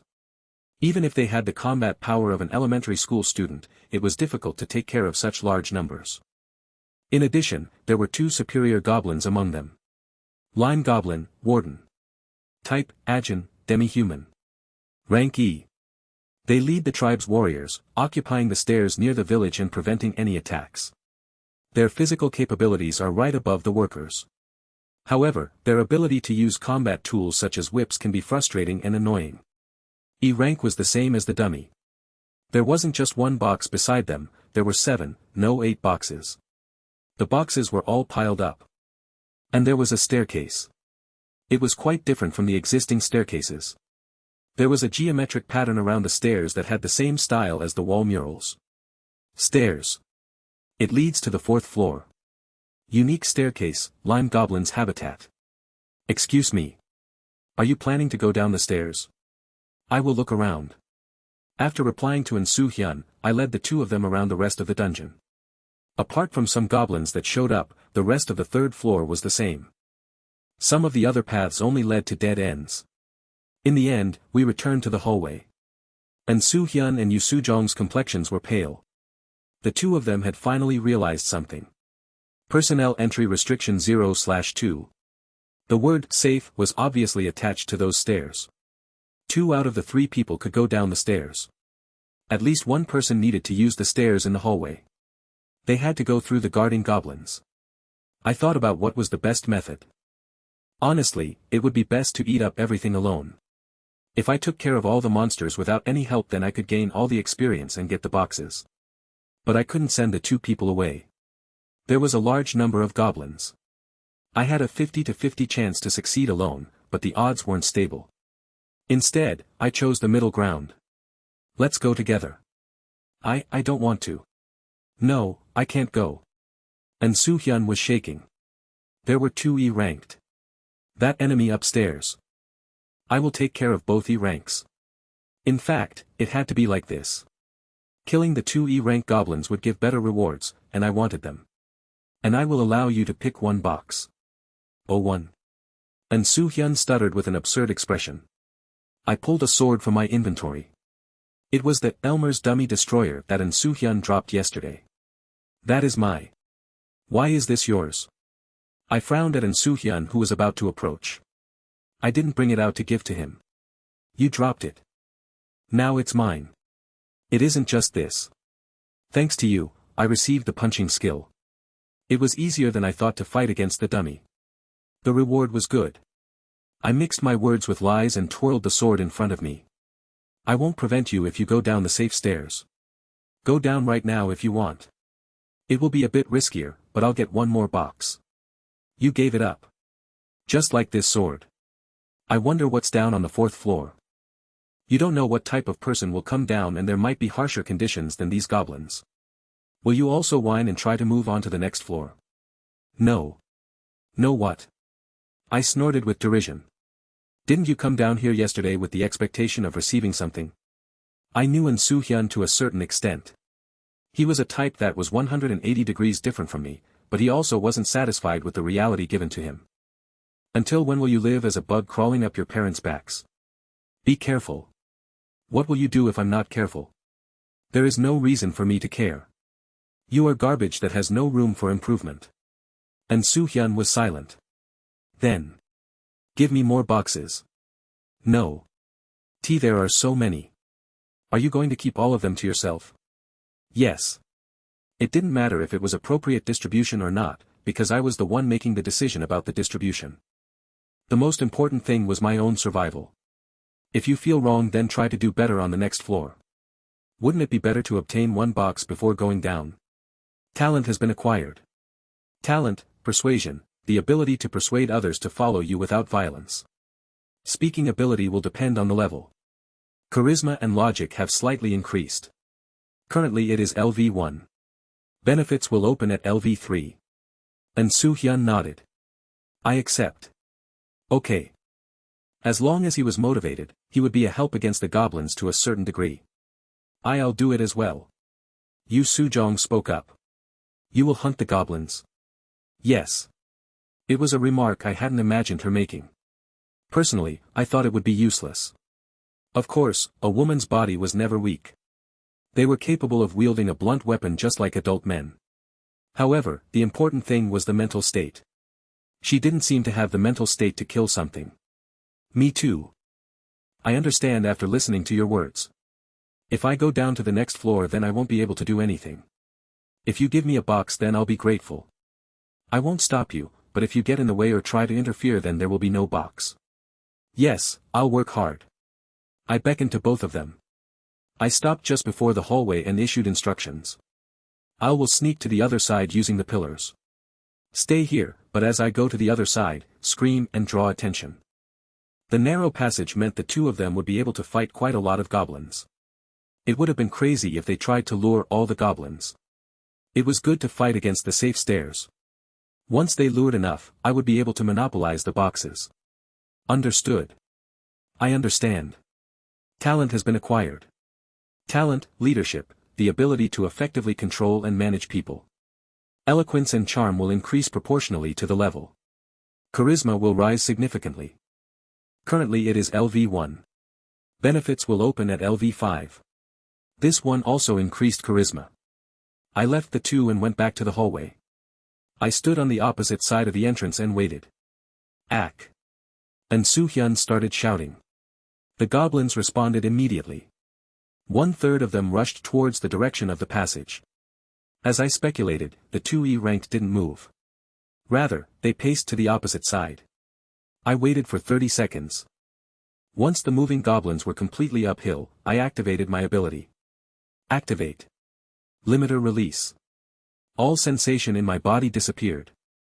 I jumped down the stairs, and there was a goblin warden not far away. I ignored the smaller ones and threw a punch with all my strength. Yujik. There was the loud sound of facial bones breaking and the goblin warden collapsed. What? Was it the same level as regular goblins?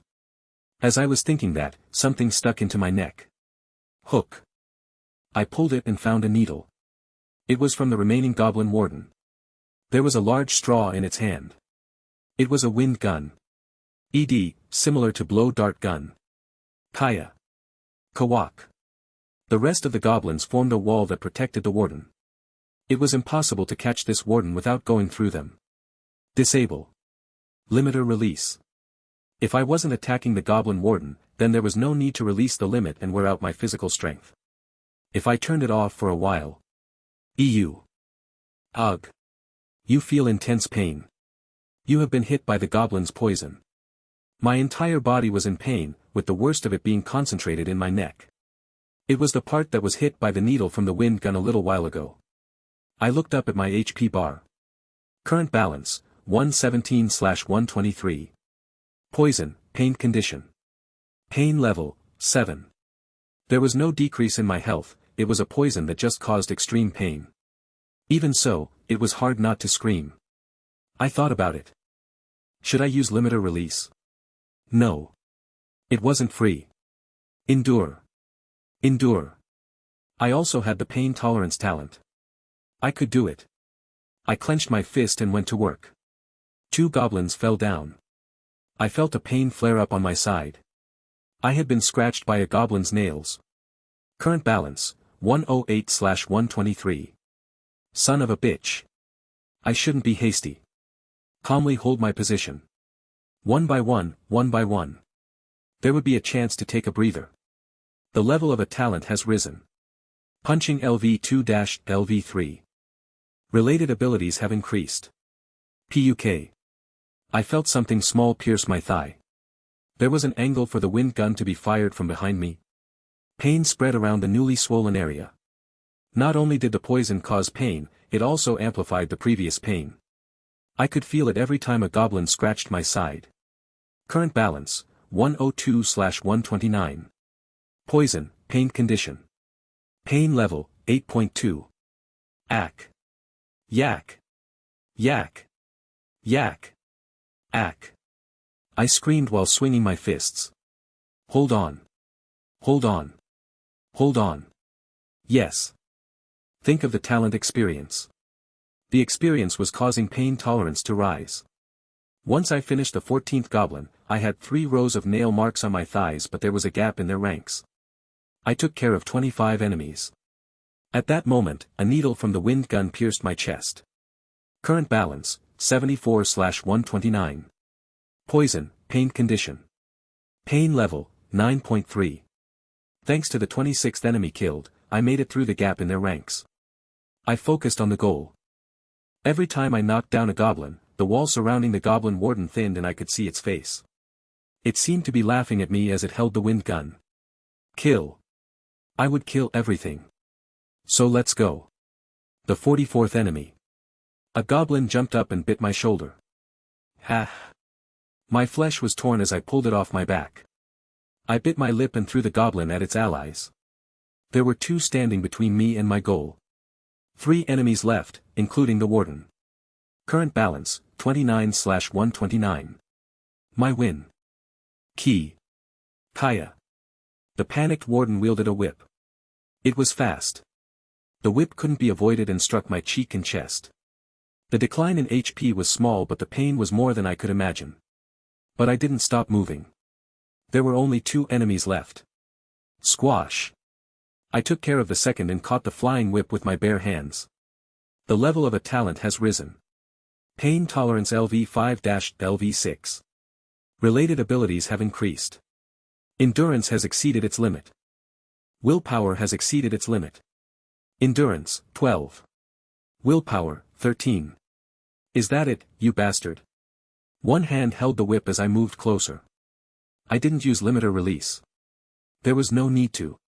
Kaya. I made a fist, and then the warden collapsed. I sat down, all my strength gone. My legs felt like jelly. But what about the passage? What happened to Hyun and Yusujong? The answer came straight away as Hyun walked out from behind the pillar. It was like he was looking at a ghost. I couldn't see myself right now. My whole body was bloody from the cuts and cramping with pain. Crazy guy. I'd rather be crazy than a pushover. I said with a grin. Hyun was holding an ebony club in his hands. He looked at my condition and kept stepping forward. Behind Hyun, the restless Yusujong belatedly showed herself. Excuse me, Soo-hyun appa. It's still 2. Shut up. In the end, he isn't so tough. And Soo-hyun said honestly and swallowed his saliva. I don't intend to kill you. Oh. Thank you for that. Let's divide the boxes in half. Before I could say anything, he added an excuse. It wasn't for me, then you wouldn't have been successful. I believe that I deserve half. I just want you to admit it. Once again, I don't want to kill you. Is that your conscience? What? If I don't give you half, then you will kill me. Stop saying such ridiculous words. I laughed and got up from the ground. The number of boxes given to you is fixed.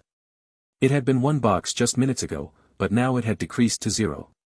Take the girl and descend the stairs. Your legs don't even work properly. Activate. Limiter release. I said it out loud on purpose. My legs stopped trembling. The agonizing pain was gone and it was like I was in my best condition. What? Look at this. You're stepping backwards again. If I told the truth, I'd rather have everything. If not, I would have been very angry. I also didn't like this guy. He was the type of person who chose to give up and die when things became even a little difficult. I formed a fist. Baduck. A smile spread across my face. Once again. Get lost. Ah. Or at least attack. Don't act so scared and do what you want. This garbage-like bastard. The fighting spirit on Soo-hyun's face disappeared. The hand holding the club dropped down and his body started shaking as he moved backwards. Ah. Oh. And Soo-hyun reached the area that was right in front of the stairs. I have nothing to give you, so take the stairs together. Yusujong, who had a look of dismay on her face, bowed. She spoke with a small sigh. Really useless. The next moment, blood was strewn across the staircase. Kook. And Soo-hyun's eyes widened with surprise and he couldn't grasp the situation at all. Ah. A waste. Her hand was holding a knife that had dug into Soo-hyun's carotid artery. She pulled the knife out of Soo-hyun without any hesitation. Blood gushed out like a fountain and he stared with disbelieving eyes. Yusujong paid no attention to him at all. I had hoped, but I guess it was too greedy to think about killing Heechul SSI. But even so, he was a very pathetic person. Isn't that right? Yusujong moved backwards towards the safe stairs while smiling at me. It seemed like she wasn't a stupid woman. I didn't shout or ask what she was doing. I just measured the distance I would have to run to subdue Yusujong. Don't worry. I have no intention of fighting with Heechul SSI. The dagger she stabbed into Soo-hyun's neck disappeared from Yusujong's hand. Yusujong held out her empty palms in the front of her like she wanted to show she meant no harm. I knew he wouldn't win, but I didn't think he would look so stupid. She touched Soo-hyun's head with her toes. Even though she cut his throat, the amount of blood that spurted from Soo-hyun's neck was abnormal. Soo-hyun's body rolled down the stairs. Once it stopped, the HP bar above and Soo-hyun was completely empty. Out. Only his cold body was left behind. Well, bye. Like it was a signal, she started running. She ran 3 or 4 steps towards the staircase in the narrow passage. I was lacking by a few steps. By the time I reached the staircase, Yu Soo-jong had already stepped onto the safe stairs to the 4th floor and disappeared. I turned around. I approached and Soo-hyun to confirm his condition, but it was already too late. Even when it was touching the stairs, the body didn't disappear. Damn it. It was the first death I faced, and it was completely gruesome. The light had disappeared from his eyes. He didn't deserve to die just for his sin of being human. Anyway, I couldn't think about the body anymore. I couldn't do anything. Instead, I needed to focus on the things I could do. I lay in Soo-hyun back down and went back to the hallway. There was still nothing in the pouches of the goblins except for coins. Then I checked the first goblin warden. Crude wind gun. Equipment item. Rank F. A primitive wind gun made by drying the hollow stem of a plant. There is no finesse or sincerity. If you don't handle it carefully, then it can't be used for more than small shocks. Warden's needle. Consumption item. Rank D. A tool primarily carried by the wardens of the lime goblins. The strength of the needle itself isn't much, but in the case of a poison needle, it has the ability to cause pure pain to the opponent. Applies a pain score of 7 after being poisoned. If the poison overlaps, a pain score of 0.51 is added. This decreases by 0.2 per minute. There were a total of 10 needles. I headed to the second goblin warden. This wind gun can no longer be used. I scavenged another 7 needles. It subtracted the 3 that were used on me. As a result, I had a total of 17 poison needles that caused pain. Even if I didn't use the wind gun, I could just prick the opponent with it. I felt a lot of pain, so anybody else without pain tolerance would be almost paralyzed. Or, with this, I could raise the level of pain tolerance.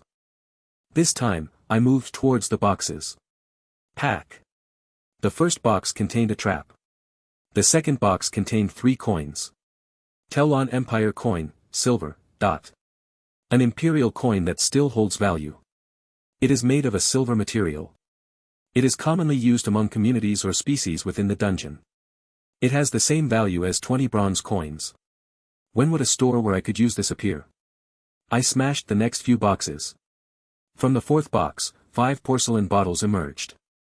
A foul smell came from the corks covering the opening of the bottles. Crude porcelain bottle. There is no way of knowing the contents.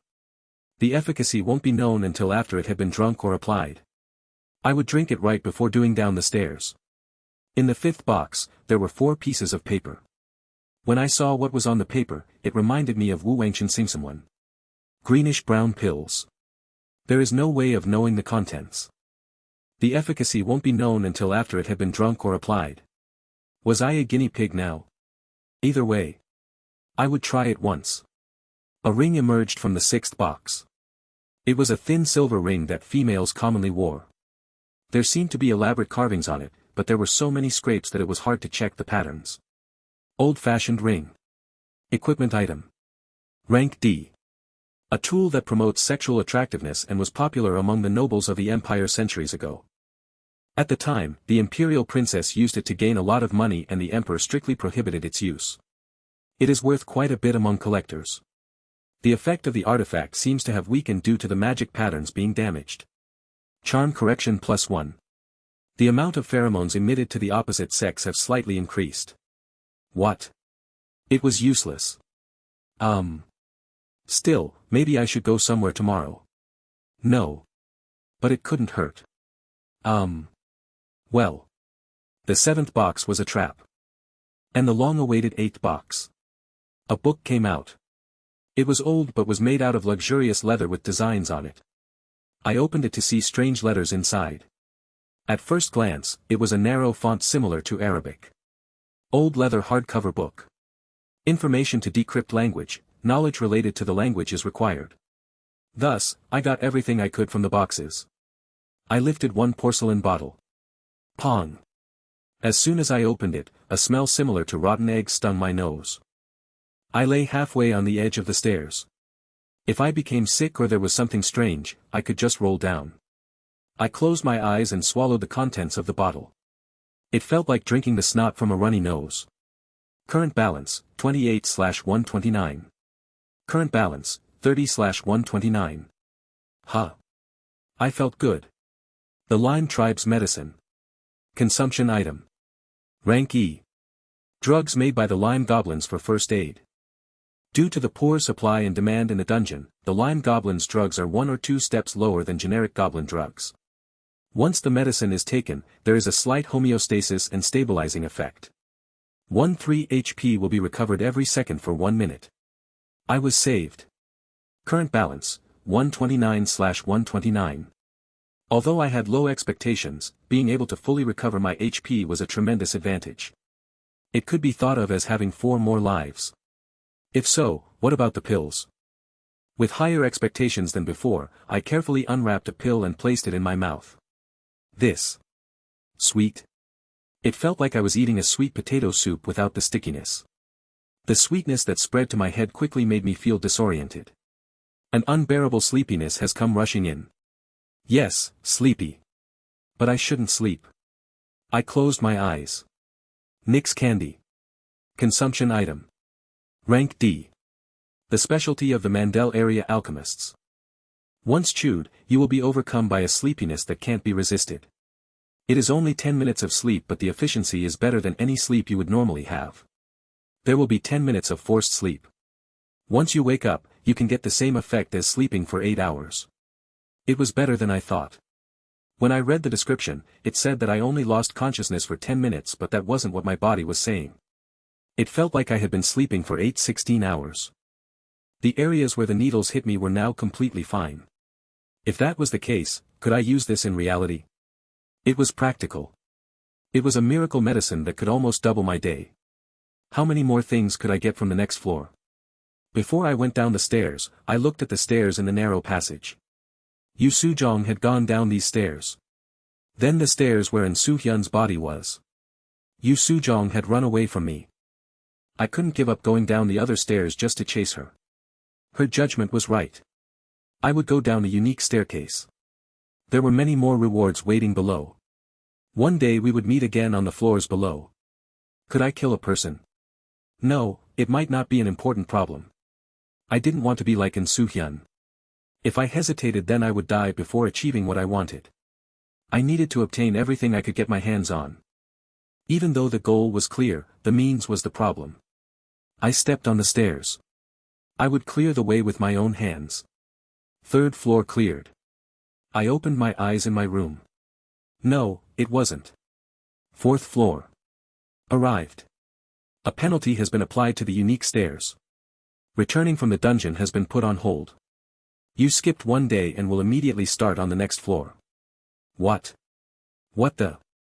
I wasn't the only one who yelled out. I turned my head and locked gazes with another pair of eyes. The place where I was standing now was a room lit up with lights, just like the hallway. There was a man in front of a staircase, his body covered in scratches. His age and height seemed to be similar to mine, but his shoulders were wide and his arms were long. At first glance, I could see that he had a well-disciplined body. There were thick gloves on both hands. His eyes were examining me. At first glance, he gave off a strong impression. A so-called gangster image. He looked like a person who was never far from violence. What are you looking at, you motherfucker? I looked weaker than him. He approached me while swearing. Activate. Limiter release. I raised my gloved hands. Bring it on, I'll smash you. What is this? As there was a third cry, both of our heads turned in surprise. There was another staircase. The person was a middle-aged man that was at least 190 centimeters tall. Tattoos were exposed on his thick forearms. His meaty hands were holding a knife. He looked this way and frowned as he realized the atmosphere. He looked a little nervous. 3 beasts. Everyone was silent as we didn't dare rush carelessly. A suffocating tension filled the room. However, all 3 of us were looking at one point in the room. There was one last staircase remaining. That's right. The room was square. There was one staircase at each of the 4 corners. Soon, the 4th beast would be coming down the stairs. Like the other three, the person who came down from the third floor would be a beast. It was the reason why everyone was vigilant. Seconds passed that felt like a long time. The shape of a person appeared on the stairs. This. Kayak. As the fourth person made a surprised scream, the other two beasts' eyes widened. A girl in her late teens had showed up. She was wearing the school uniform of a high school in my area. Hello. As the weakest creature spoke in a quivering voice, the other two somewhat relaxed. I didn't do such a stupid thing. Although it was just a guess, I felt sure she was the most dangerous predator. Ching. Oh. What the? Something rose in the center of the room. It was an empty glass tube that was approximately 2 meters tall. The total amount of HP reduced in the room will be stored. Once a total of 200 HP is stored, the entrance will open. I seemed to be the only one who immediately understood the meaning immediately, but the high school girl and two men cried out a few seconds later. My HP was 129 points. In other words, I needed to put a person with higher HP than me into a critical condition, or even kill them. If I thought rationally, it was possible to satisfy the conditions without killing anyone. However, I intuitively sensed that someone would be killed. This was it. The eyes of the man with scratches, who I dubbed Scratchy, moved nervously. Maybe he was thinking something similar to me. From appearance alone, the strongest person in this place was the man with the knife. The weakest one was the high school girl. This wasn't a game where the strongest would eliminate the weakest. The middle-ranked people, I intuitively sensed that Scratchy and I were placed in that group. This, just as we were both about to say something. Help me. The scream of the high school girl caught our attention. She was teary-eyed, but I didn't know what she was scared of. Her finger. It was pointed towards me. He raped me. Huh. The situation was so surprising that I couldn't even say anything. Tears flowed down the cheeks of the schoolgirl. On the second floor, we met. He said that if I wanted to live. The other person was killed. So. She was very good. In fact, I'd seen someone being killed on the floor above. Maybe all three of the people here had their hands dirty. Even if I had done such a thing, it wasn't actually a major issue for them. The important thing was that it was a good pretext for a witch hunt. This fucking bastard. Scratchy cried out with an angry expression as he rushed straight towards me. Fast. Was it a technique? Was he an athlete? I hit him with my left fist, but his counterattack struck me in the face. Current balance, 92/129. One hit had caused this much havoc. The strength of his hit was much greater than I thought. Still, the exchange was successful. There was a groan. After his blow, Scratchy started staggering. Talent has been acquired. Talent, hidden weapon technique, the ability to use darts and handle hidden weapons. Concentration and dexterity will rise in proportion to your level. This, a needle was firmly embedded in Scratchy's thigh. It was a blow I had been preparing since I saw him being so eager to fight. There was a possibility that he might have experienced the needles upstairs. Thus, I hit him with 3 needles at once. A scream emerged as he staggered. I hit him in the neck, chest, abdomen, and the last one in the face. After using limiter release, I accurately punched him 5 times with all my strength. His HP fell to a critical state instantly. As Scratchy tried to move his body back, I turned around. Bam! My fist hit something iron. I stopped the knife with my fist and was fine. I had been warily watching the other man, so I was able to take action, but I had been worried about whether I could stop the attack or not. Don't believe that is the end. The other hand of the middle-aged man caught my neck. He literally lifted me up. I can't let you eat it all. Eat? What did that mean? I grabbed his wrist. Did he think it would be that easy? Both legs and my waist. I put strength in my hands and held firmly. What is this power? His confusion was apparent on his face. It even surprised me. The middle-aged man was strong. I had used limiter release, but I still couldn't win with strength. Current balance, 89/129. Current balance, 88/129. Due to the fact that I was fighting beyond my original strength, I was gradually losing HP. I gazed sideways to see the schoolgirl. The bitch was chewing on her fingernails as she watched us. She seemed to be thinking. I gently twisted the wrist of the hand that was holding the knife. As I held onto the wrist, I forced strength into my leg.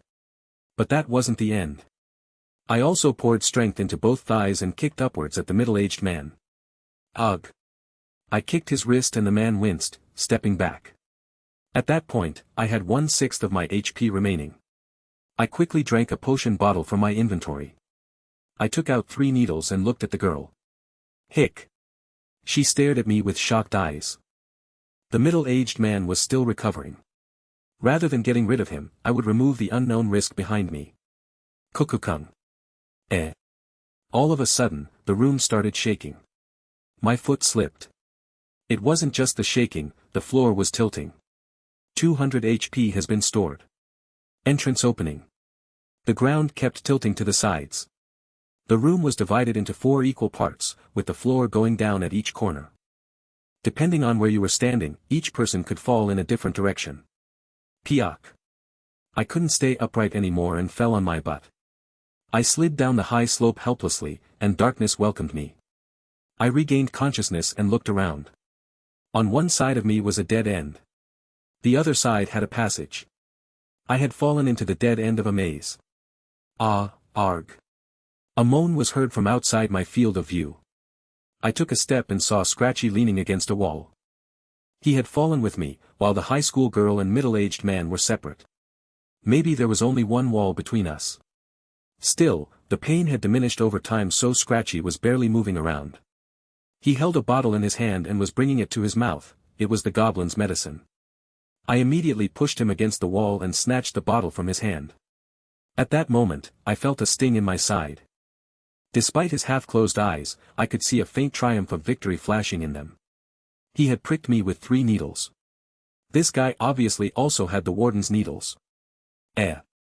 What is this? He had only been acting pathetic. Pain tolerance. LV6, 339/3200. I sincerely said thank you. Thank you. I received experience thanks to you. The victory changed into an expression of despair. Give me all your items. The gloves on your hand and everything you got from the 2nd floor. If you follow my instructions, then I will accompany you to the stairs to the next floor. I pulled out all the needles I had from my inventory. Or do you want to lie here and moan a bit more? I'll give it. Here. He pulled out 14 needles. I also took the 3 goblin medicines he had remaining. There were some coins and even an unknown bottle. Is this a medicine bottle? I don't know. I waved the needles in his face.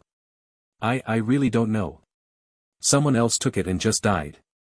It took me a moment to understand those words. I really wanted to prick him with all the needles and abandon him here, but... Stand up. Lead the way. Stop and report to me if you see anything. I would use him as a shield. Unlike the dungeon, the corridor was pitch black. In this situation, I wouldn't be able to see if there was a ranged attack such as the warden's wind gun. GI. Give me 1 bottle of medicine. Right now I don't have much health left. Take the lead instead of saying such nonsense. After he stood up, I seized the gloves from him. Kung Fu Apprentice's glove. Equipment item. Rank E. I read the explanation, but it didn't say much other than it protecting my muscles and joints. Instead, I examined the rank. E. Did this mean an ordinary standard? Monsters or items below E rank were nothing special and could be found in reality. But once it reached D rank, there were things like the pills that helped relieve fatigue for 8 hours. E rank was commonplace, it was something that just wasn't that great.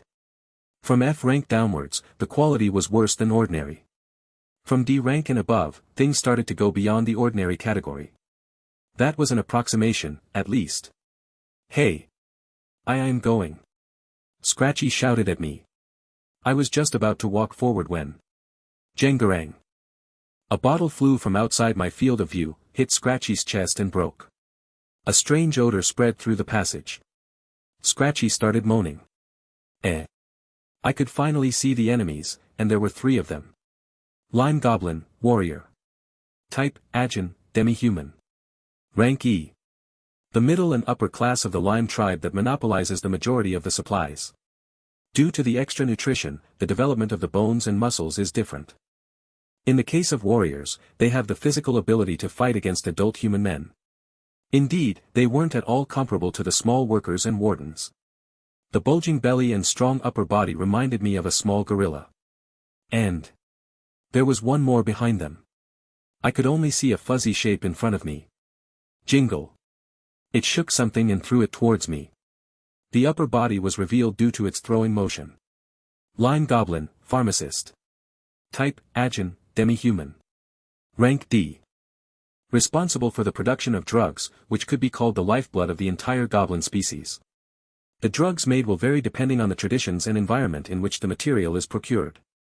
I couldn't let myself be hit by that bottle. I hurriedly turned my body and it flew in an arc and broke behind me. The smell was enough to make my nose protest. What was it? Ah. After being hit by the bottle, Scratch was flopping helplessly on the ground and moaning. Then the goblin warriors came rushing in, each of them with a rusty knife in their hands. I plunged forward. Bam! I turned on limiter release and punched the face of the enemy in the lead. I followed up by striking its neck and chest. Kaya, was it still standing? Although it was obviously in pain, the goblin didn't collapse. Then another one aimed at my side. I avoided the swinging knife and smashed it in the face. It wasn't an easy fight, but the narrow passage worked to my advantage. It had allowed me to see the bottle flying towards me and avoid it. Once one of the goblins couldn't fight properly, the other two were quickly joined his misery. At that moment, the goblin pharmacist disappeared out of view. Kai-ah. I heard the sound of fleeing feet, it was running away. Maybe it lost all the bottles that it was holding.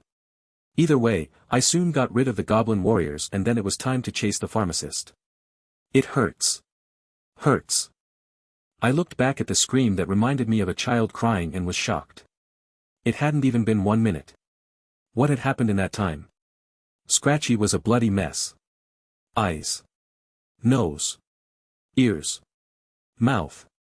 Blood was pouring from every visible hole. There were 2 bottles on the floor. Was he hit by the one I avoided? Hurts. Please help me, medicine, but there was nothing I could do, so I turned my back on the crying person. He deserved to die. It hurts. Mother. Mother. Damn it. I turned back towards Scratchy. There was only one thing I could give him, but I was reluctant to do it. I turned limiter release back on and gathered strength in my fist.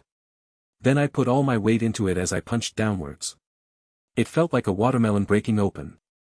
Talent has been acquired. Talent, murder, the damage given, emotional control and karma will increase according to the level. Willpower and charisma have slightly increased. It was a talent that I had expected. I just hadn't wanted to obtain it like this. However, I hadn't thought that more messages would pop up. All the talents and experience of the loser will belong to the winner.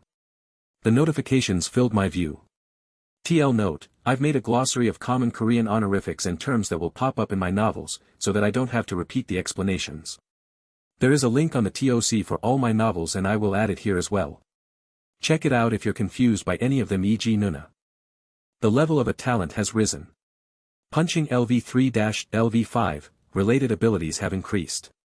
Compulsion LV1-LV3, related abilities have increased.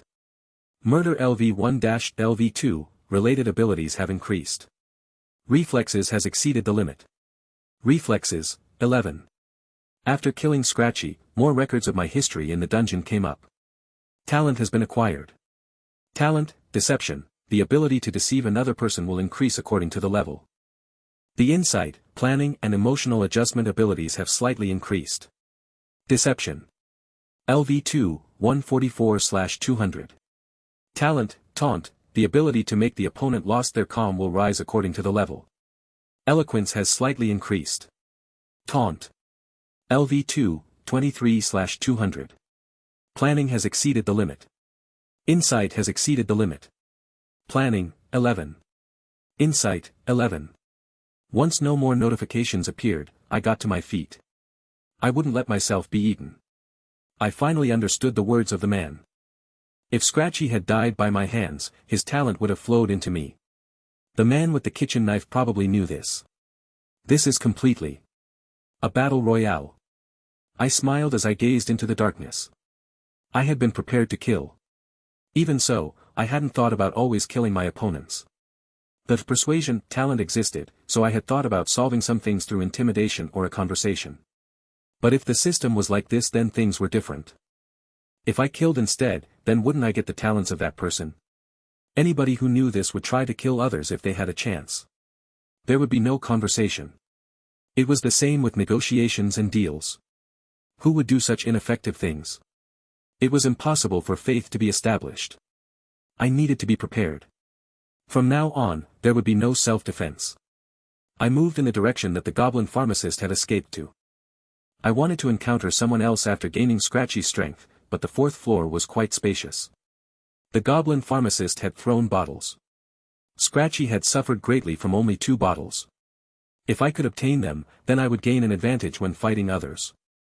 The level of a talent has risen. Cartography. LV4-LV5, related abilities have increased. Opening benefits received from reaching LV5. Technique, mental image, a technique that allows you to record images and letters on a mental piece of paper.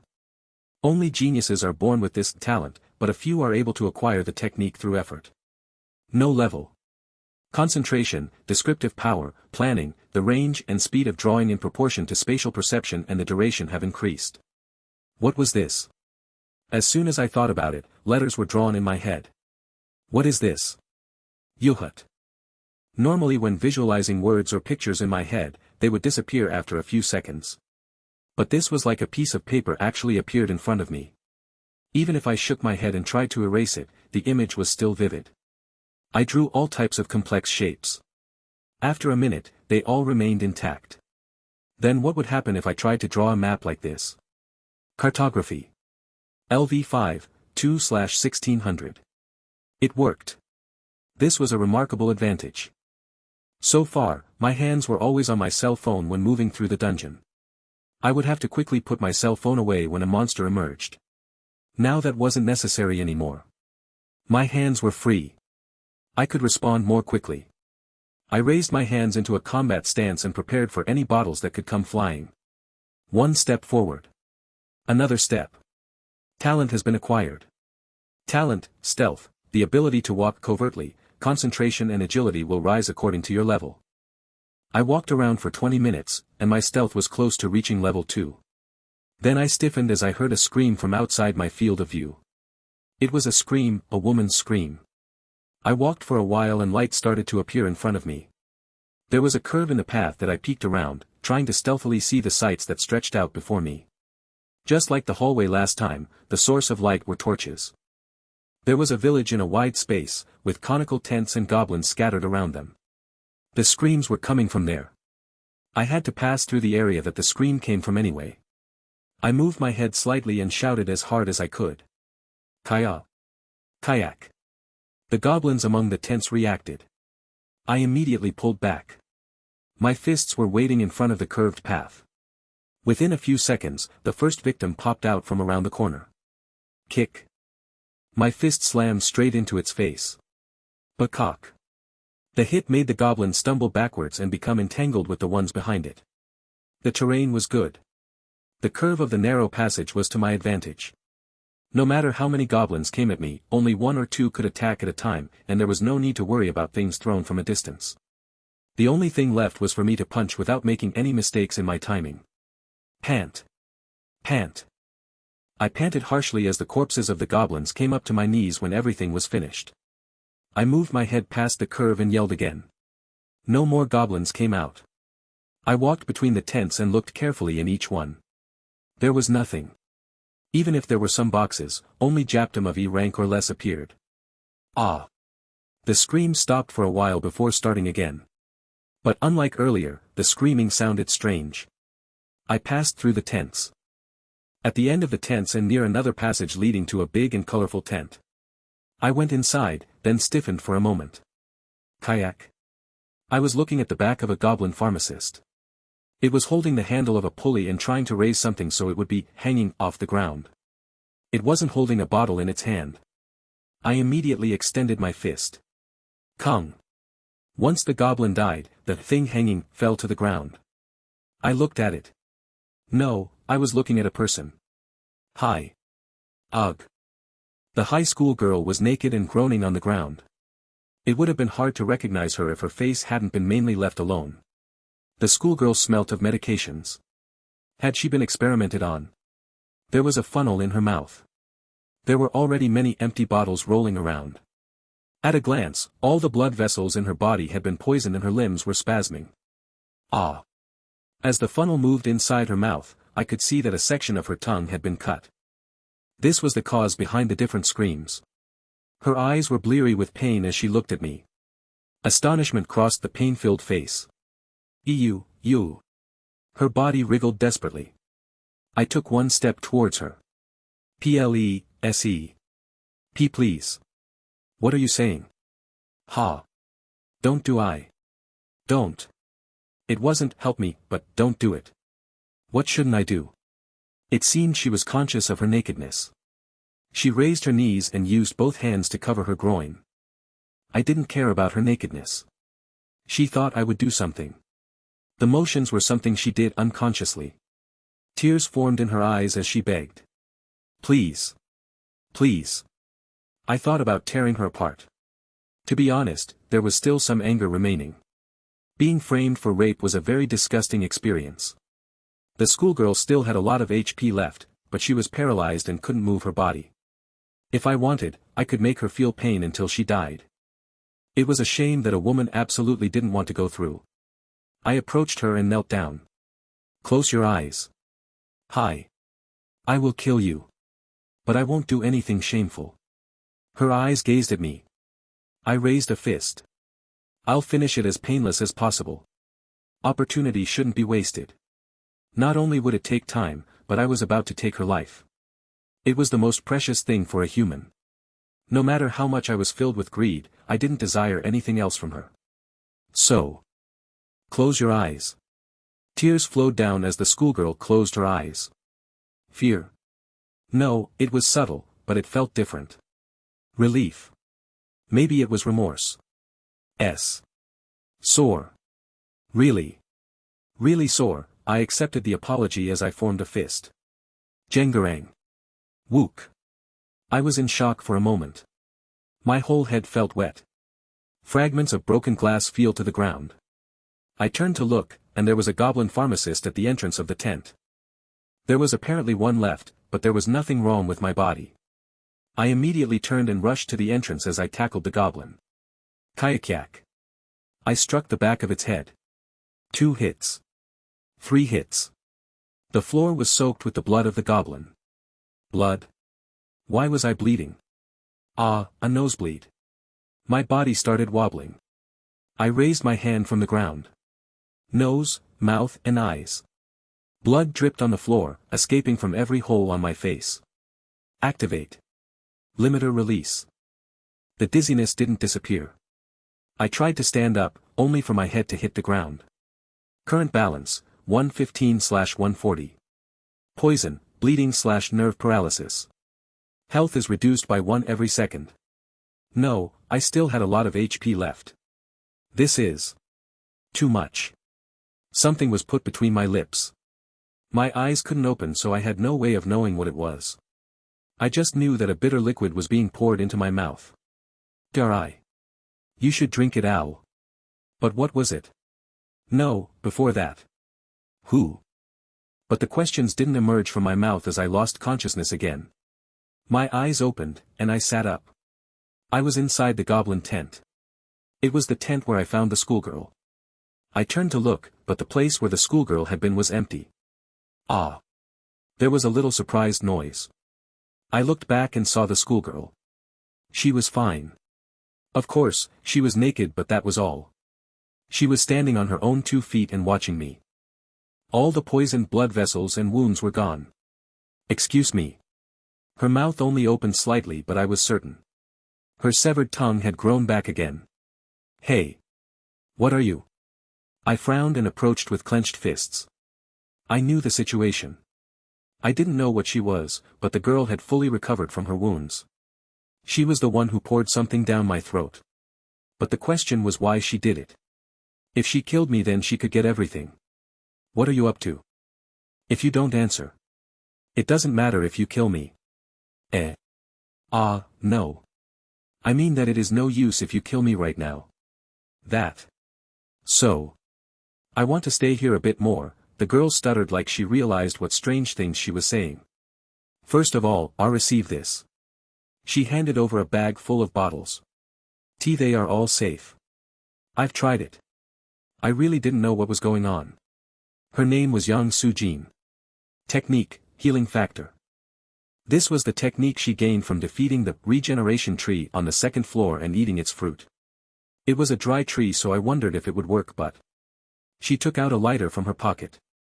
A high school girl was smoking. It was amazing. The speed is slow, but if my head is fine, I won't die. The problem was that there was even more. If she was overpowered, the regeneration would proceed at a slower rate. She wouldn't die, but she wouldn't gain any additional strength. After fighting and being defeated, she'd revived, and the goblins became deeply interested in her. They had dragged her back to the tent where she was hung on the pulley, and the goblin pharmacist poured all types of drugs into her mouth. I didn't think it was too painful while I was being force-fed. I discovered a new talent. Identification of ingredients. If I eat or apply anything, then I will know the exact ingredients. Stop there. What's your conclusion? The more she spoke, the more it sounded like she was saying, kill me because I have this. My regeneration is not a talent but a technique. So. Therefore you can't absorb the technique if you kill me. How did she know that? Yang Sujin looked at me with glowing eyes. Of course, the only things that popped up in the message were talents and experience. The only person I killed was Scratchy. I didn't know what type of techniques he had. How do you know? Both people I killed on the previous floors had techniques. She spoke in a somewhat depressed voice. They were cheap even when dying.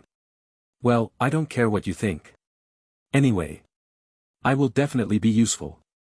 Especially when it comes to drugs. Assuming that the story she told me was 100% true, her words weren't wrong. The poison inflicted on me by the goblin warden had caused pain. What if I was poisoned and had no antidotes? Or there was an antidote, but I needed to actually eat it for it to work. In order to do that, resilience was needed, the ability to recover from even the most harmful drugs. If you don't believe me, I'll give you whatever drugs or items are found. I will leave you my share of monsters as well. Just let me follow behind you. What for? You saved me. I want to do this. I didn't save you. I tried to kill you with my own hands. It doesn't matter. Yang Sujin put down the pile of drugs I didn't take and folded her hands together. Anyway, you didn't do anything to me and tried to get me out. Even if I die here, I won't actually die. What?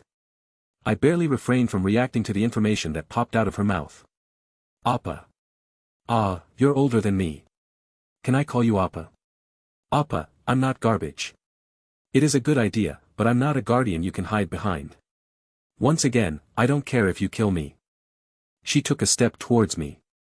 I don't want a guardian. If you have any unknown medicine, then you can feed it to me. If I can't die, then can't you use me as a shield or something? As mentioned earlier, you can have as many items and monsters as you like. This dungeon, a lot of things can be acquired just by wandering around. I thought for a moment and then spoke. I want to ask you one thing, you're fine right now. You might be helpful to me or you might be trash.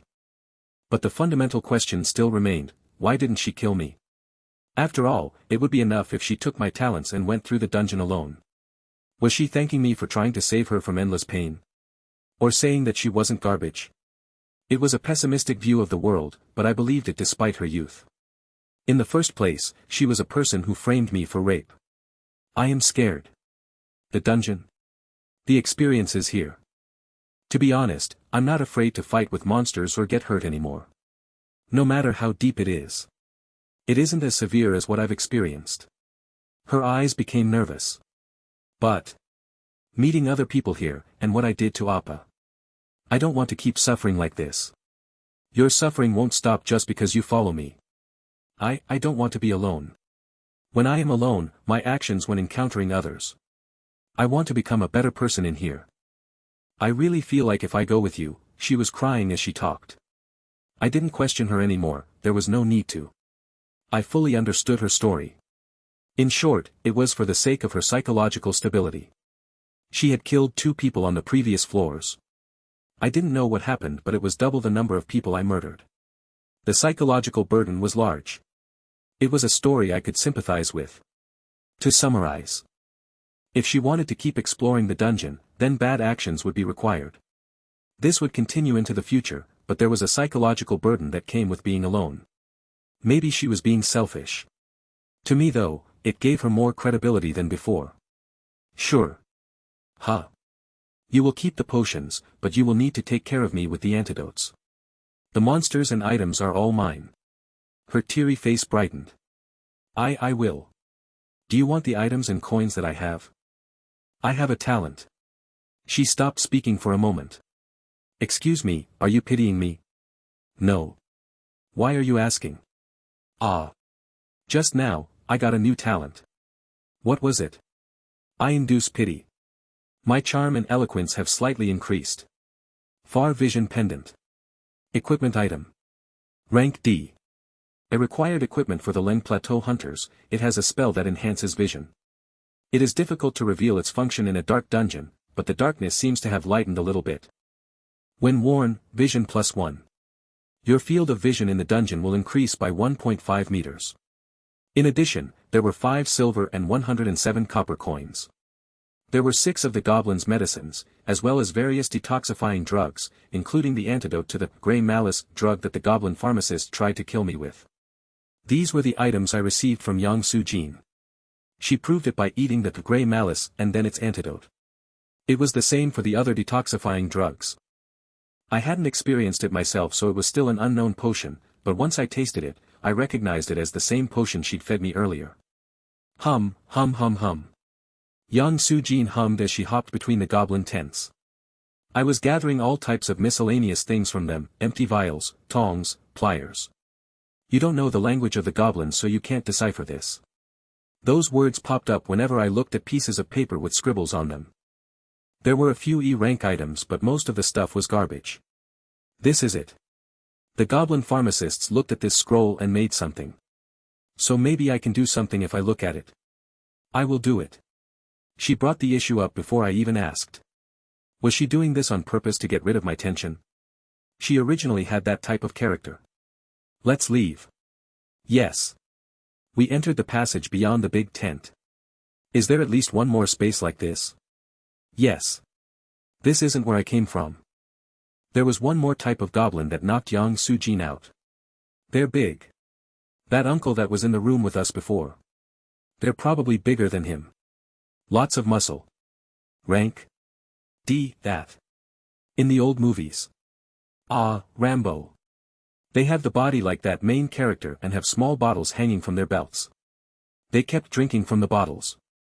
I wondered if it was some type of doping. Maybe I could raise my stats if I got my hands on it. Excuse me, Appa. What? If you have a cell phone. Here. Yang Su-jin held out her cell phone. There was a map drawn on the screen. You can obtain a new talent this way. I know. Huh. I knew a bit more about it than she did. I kept silent and didn't answer Yang Su-jin's confused look. I would kill her if I saw anything the least bit suspicious. No matter how young she was, I wouldn't accept everything at face value. The passage was long. 40 minutes. After defeating a few goblins, we arrived at a second village. I started to understand the shape of the 4th floor. It was a swirl. If we kept going straight, then we would eventually reach the center. The goblin village was located in the middle of it. Eh? Yang Su-jin exclaimed. I was also surprised. The camp in front of me was shattered. The tents were torn and there were goblin corpses everywhere. It seemed like they had been cut by something, probably the man with the knife. That is it. Yang Su-jin pointed to the body of a goblin leaning against the wall. It was certainly bigger than me, but there were no bottles on its body. I could only see the belt that had previously held the bottle. I touched the body to check for warmth. It was cool, so the fight had been a while ago. How long has it been like this? A few hours. Damn it. I screamed at Yang Su-jin, who had gone to see the tents. Come along, quickly. I rushed through the dungeon at almost full speed. Thanks to the faster speed, we arrived at the next camp in 5 minutes. But this place was already demolished. The tents were destroyed and all the enemies were dead. The man with the knife had already gone ahead. This wasn't good. I had started from the very end of the swirl. Once I saw the location where Yang Sujin had fallen, the positions where we all fell down weren't that different. But Yang Sujin was captured and tortured, and I feel unconscious for approximately an hour. If Kitchen Knife moved properly without losing the path, then we would keep chasing him, only following the trail of Kitchen Knife. I hurriedly moved to the next camp. This time, there was another huge goblin at the entrance. It was also wearing a belt without the bottle. This is a little. It is cruel. Cruel. It was much more meaningful than that. The corpses of the goblins were much more gruesome compared to the ones in the first and second village. The cuts were exactly the same, but the depth was different. Most of the bodies were half mutilated, as though Kitchen Knife had enjoyed it. The doping potion, it was potent enough to make the small goblins have a huge physique. I didn't know what would have if a 190 centimeters tall person took it. Especially the amount that the two goblins were carrying. Goosebumps formed along my body. Maybe he had already cleared the 4th floor. And he might be waiting for us. Still, I had no choice but to head for the end. There is still the antidote. I turned to see Yang Sujin standing in front of a tent. It was the tent of the goblin pharmacist. Every camp had one. What? That person, he didn't take the antidote. The goblin pharmacist was holding it. There are many things I don't know, but I'm certain this is the antidote. Certainly, I had seen the power of the poison that Scratchy died from. If Kitchen Knife had avoided the bottles, then he wouldn't know how dangerous the goblin poison was. So maybe I could kill Kitchen Knife with that poison. Here. Yang Sujin handed me a poison bottle. I hadn't said anything, but she guessed the situation. There was a moment of silence before we proceeded to the next passage. After walking for a while, the walls on either side of us disappeared and we emerged into a wide space. It was a large space, like the camps, but there were no torches. However, it wasn't like the last room on the 1st floor. I walked along the passage but didn't see the end. Only a narrow area was revealed within my field of view. I swallowed my saliva and could feel Yang Sujin sticking closely to my back. I didn't pull away. Stealth. LV2, 5/200. After gaining the talent and reaching level 2, the experience hadn't gone up no matter how slowly I walked. Now, through this method. Kong. With the sound, it came into my sight. It was approaching this way. Kong. I immediately moved away. It responded as soon as it heard footsteps. Huh. My miscalculation was that I was wearing the pendant received from Yang Sujin. In other words, I have a wider field of view than her. Thus, her reaction was too late. Avoid it. I belatedly yelled, but it was useless. Yang Sujin stiffened and couldn't move as it came into her sight. Buong. The knife moved through the air with a harsh sound. Yang Sujin couldn't even scream as her upper and lower body was separated. It had a body that was almost 3 meters tall. Hundreds of thousands of blood vessels were showing up dark pink against its skin, and there was a dark aura around it. Its facial muscles were swollen so much that the eyes and nose weren't visible. The knife in its hand looked like a baby toy, and I wouldn't have known it was Kitchen Knife if it wasn't for the tattoos. Park Jonggyu. Type. Rank, ... A gang member. His inner desires made him recognized as a dungeon explorer, and he was attracted to the goblin spice that promotes abnormal development of the body. Repeated overdoses has removed reason from his body, and the synergy with his inherent desires had created an unprecedented change. Unique talent, number 005. Atlas has awakened. Named monster. I think I'm going crazy. I held the bottle in my hand. The thrown bottle hit him exactly in the middle of the face. Kuo. A noise that wasn't human emerged from his mouth. He sounded like a pig had inhaled helium. That. Kong. He knelt down, dropping the knife as he covered his face with his hands. Kuwa. A tremendous roar assailed my ears. I turned limiter release off and ran forward to punch him in the face. Crunch. The sound came from my fist hitting his face. It was obviously the correct posture for a punch, but electricity was transmitted through my wrist. He was hard as a brick. Maybe even harder than that. Gua. He swung his arm. The back of his hand hit my belly and it felt like my stomach and intestines had been turned upside down. I literally bounced back. Kuo, I shook my head and got up. There was blood pouring down his face. Nevertheless, his body wasn't paralyzed. I needed more poison. I started searching. Despite the pendant, my field of view was smaller because my eyes were narrowed. I took careful footsteps and was able to find Yang Sujin. She was alive. Her eyes were closed and her mouth shut as she surprisingly endured the pain of having her upper body cut off. Indeed, this was her regeneration ability. From her severed upper body, a new lower body could be seen growing. Still, it was quite strange to see the legs of a 5-6-year-old growing out of her. Well. It was an urgent situation, so I approached Yang Sujin. She breathed out and said, "I'm okay." Her eyes were touched as she stared into my eyes. I wouldn't talk about coming to get the drugs. Instead I used my hands to open her mouth and took out a medicine bottle. I was pouring the second bottle in her mouth when Yang Sujin suddenly turned pale. I looked up before Yang Sujin could speak. That person was towering above us, on the verge of throwing a punch. I reflexively kicked Yang Sujin out of the way. A fist hit my left shoulder. All sensations in my shoulders disappeared. Ugh.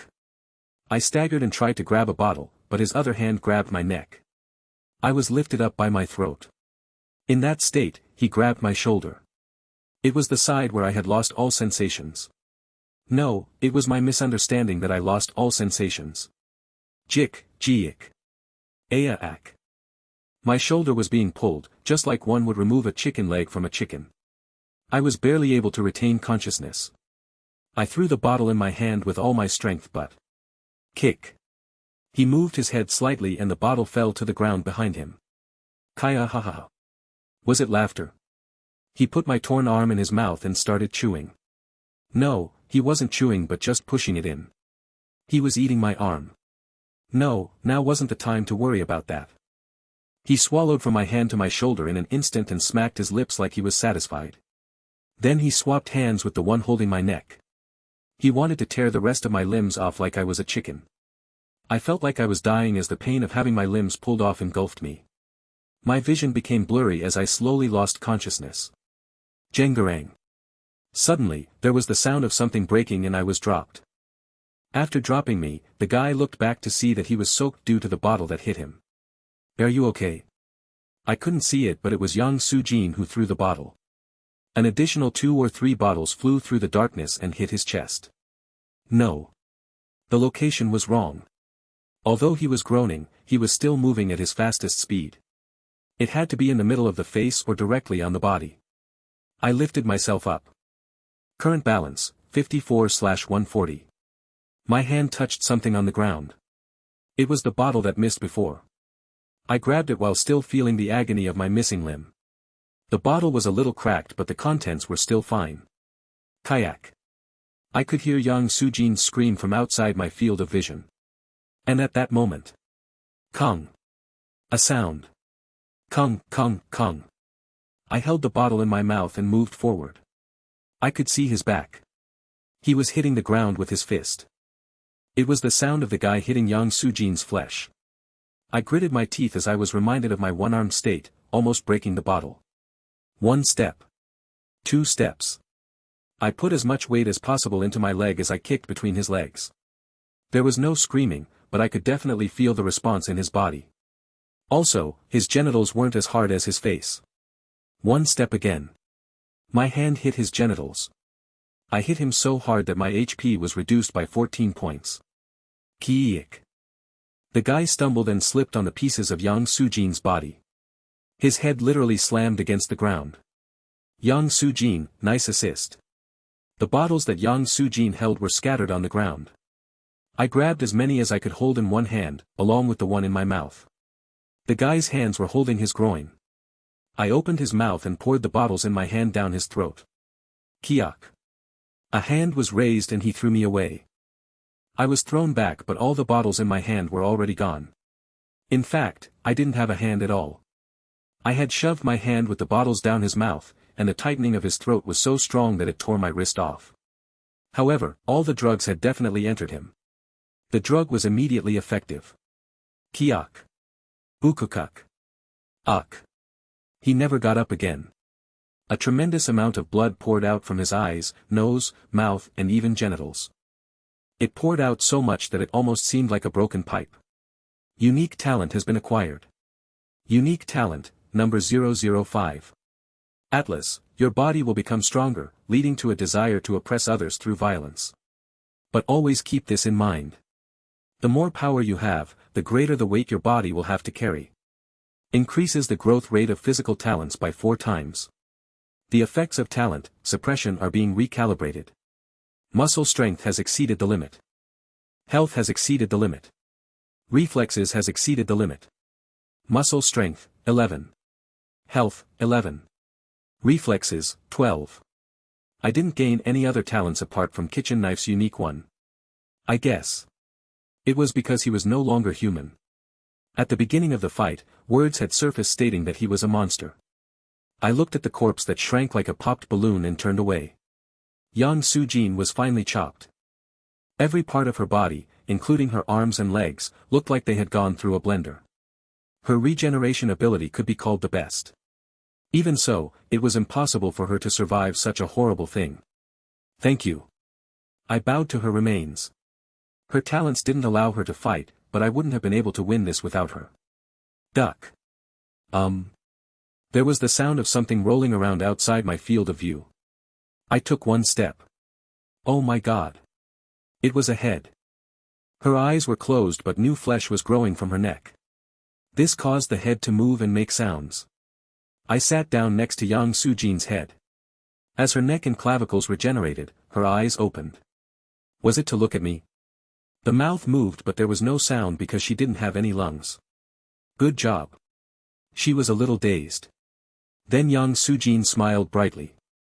I frowned. Don't smile, you look terrible right now. We moved a little more and a space with pillars emerged. There were warm lamps above our heads. The pillars were spaced at intervals of 10 meters. Yang Su-jin's lighter played an active role here. By walking around a few pillars, we could light up the entire space. It was an unbelievable sight. The overall area was similar to the third-floor hallway without the stairs. But there were no goblins. There were dozens of tents lined up, as well as wood and stone structures. Everything was soaked with blood from the bodies of goblins. Wow, that guy did all of this, Yang Su-jin muttered as she examined the corpses. There were at least 8 huge goblins. However, none of them had their potions. At some point, that guy only became filled with the desire to drink more potions. It seems like he couldn't find what he was looking for.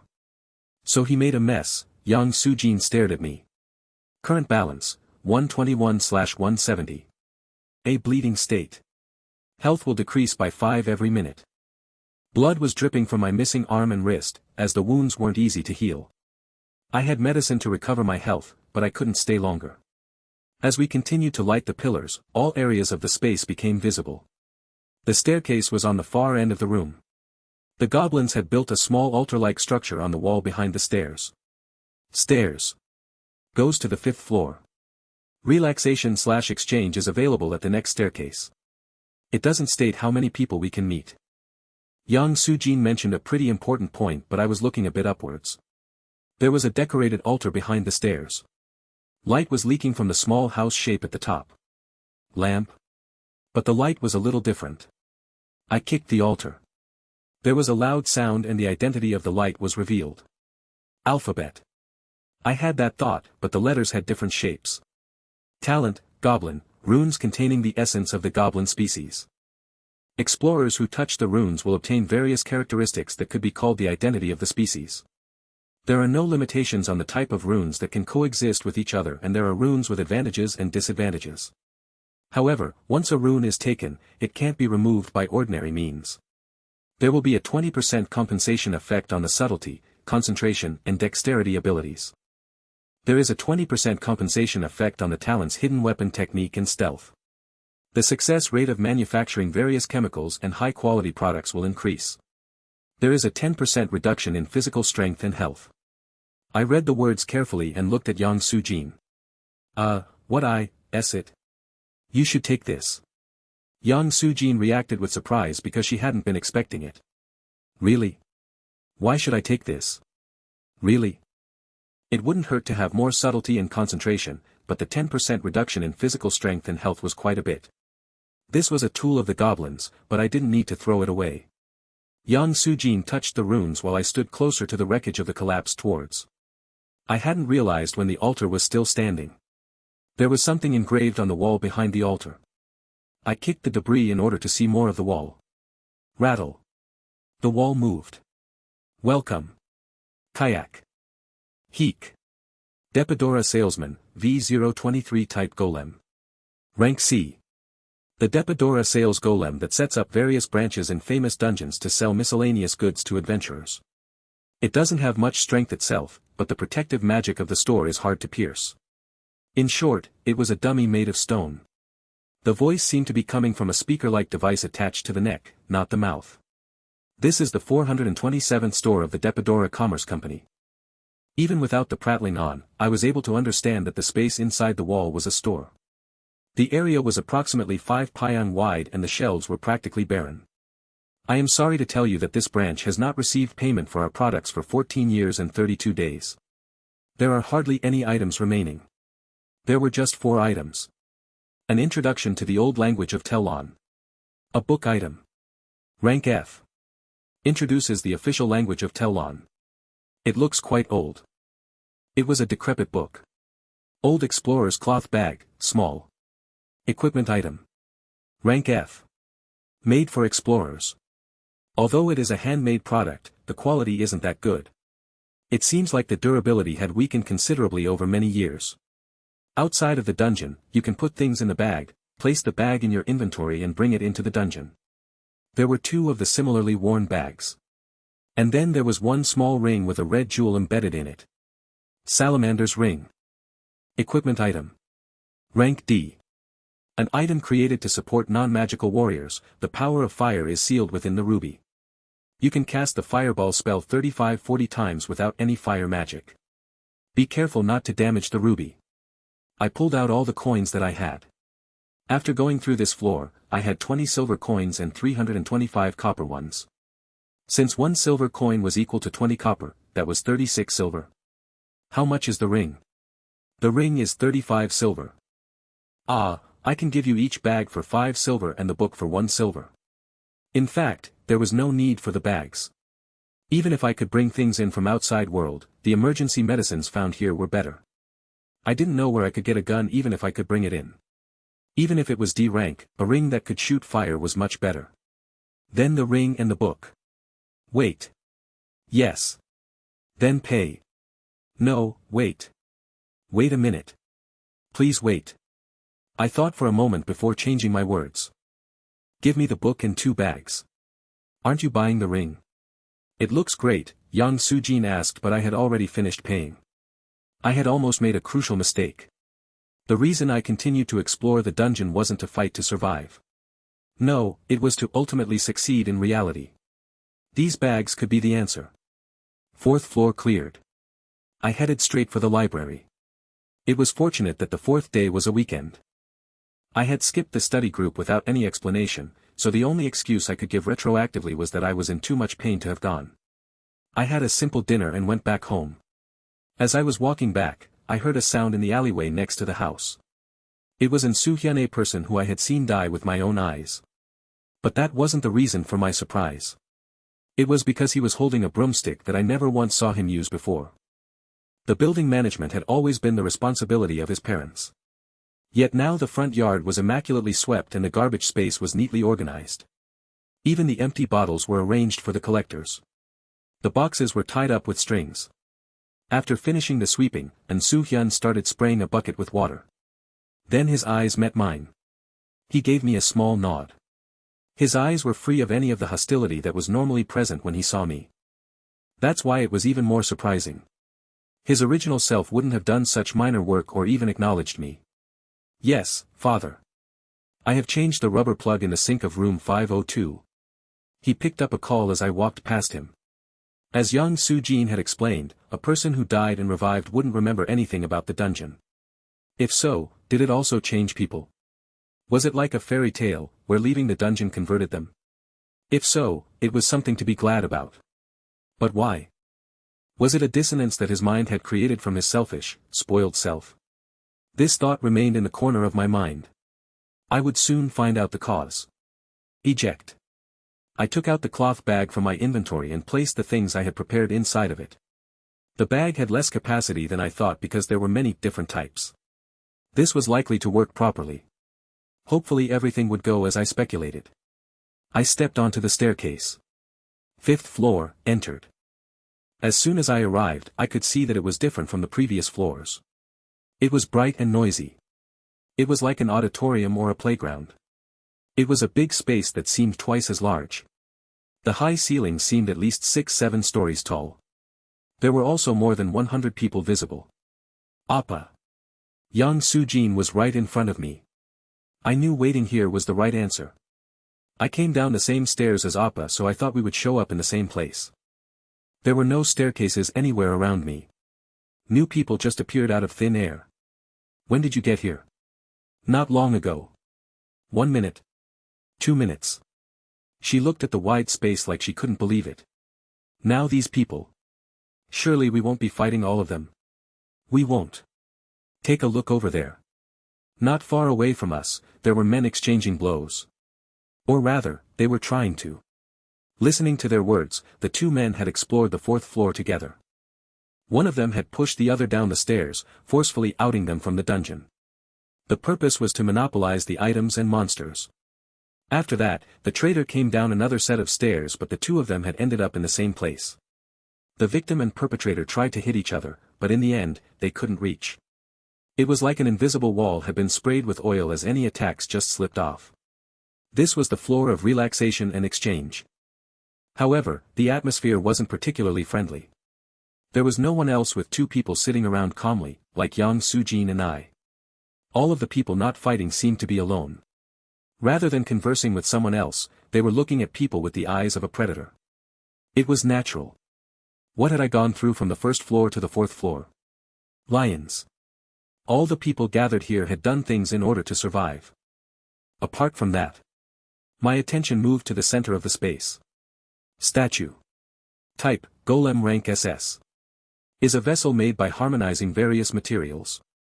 Unlike other golems, there is no control center, but it contains a high level of technology. It is impossible to know whose voice will speak from it. Beware, even if it is just a servant, it is likely a messenger of a god. Currently in an inactive state. It was a stone statue thousands of times larger than a gargoyle. It was kneeling, but the head was almost touching the ceiling. Well, it seems to be 2 S's. Appa, do you also see it? Yes. Naturally, it wouldn't be the S in the normal alphabetical order. I nodded towards Yang Sujin. We moved to one corner of the wide space and were able to look at the bigger picture. The frequency of people appearing out of thin air was decreasing. After 10 more minutes, there were approximately 200 people in the room and no new people were arriving. Kwong. Statue. Active. The statue had started to move. What the? This. Many people screamed in surprise or tried to run as far as possible away from the stone statue. However, there were a few exceptions.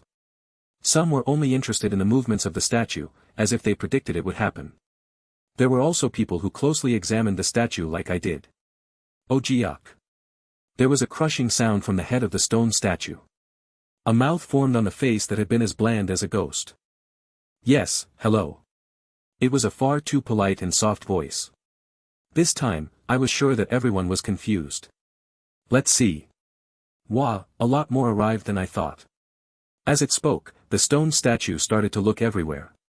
Welcome to the 5th floor. I am called Epos, and I'm the mentor of this V9 area. Everyone became quiet. I am the servant of the one who brought everyone into this dungeon. How the thing was possessing the statue wasn't an important issue. What mattered was that it was the one who could give them information on the god who caused this mysterious phenomenon. Lord. A middle-aged woman cried out and broke the silence. She held the cross hanging around her neck and looked up with an expression of reverence. Sorry, but the one who sent me isn't your god. Her face became rotten in a short period of time.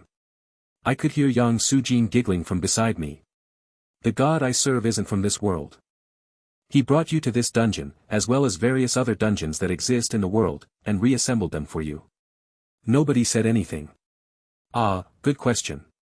The doll pointed to one man as it spoke. Was it able to read our minds? Explaining these things is such a hassle. Oh, no, I'm supposed to be nurturing you. What was the purpose for the nurturing? If it could read minds, it was probably reading this from the minds of everyone here. The original people of this world couldn't fulfill their mission. They failed to attack the place he wanted to conquer. I suppose that place had the form of a dungeon like this. That answer is correct. I was surprised. The statue was laughing while pointing at me. As expected from the one who occupies the overall first place in the V9 area. You have certainly noticed faster than others in this world. Overall first place. I could feel countless gazes aimed towards me. I remained calm despite all the eyes observing me. They were able to fully understand the statue's words in a short moment. Anyway, he decided to scout people from other worlds. Of course, he wanted to bring everyone without any discrimination, but he can't do whatever he wants with beings from other worlds. So he set one condition. Perhaps it was desire.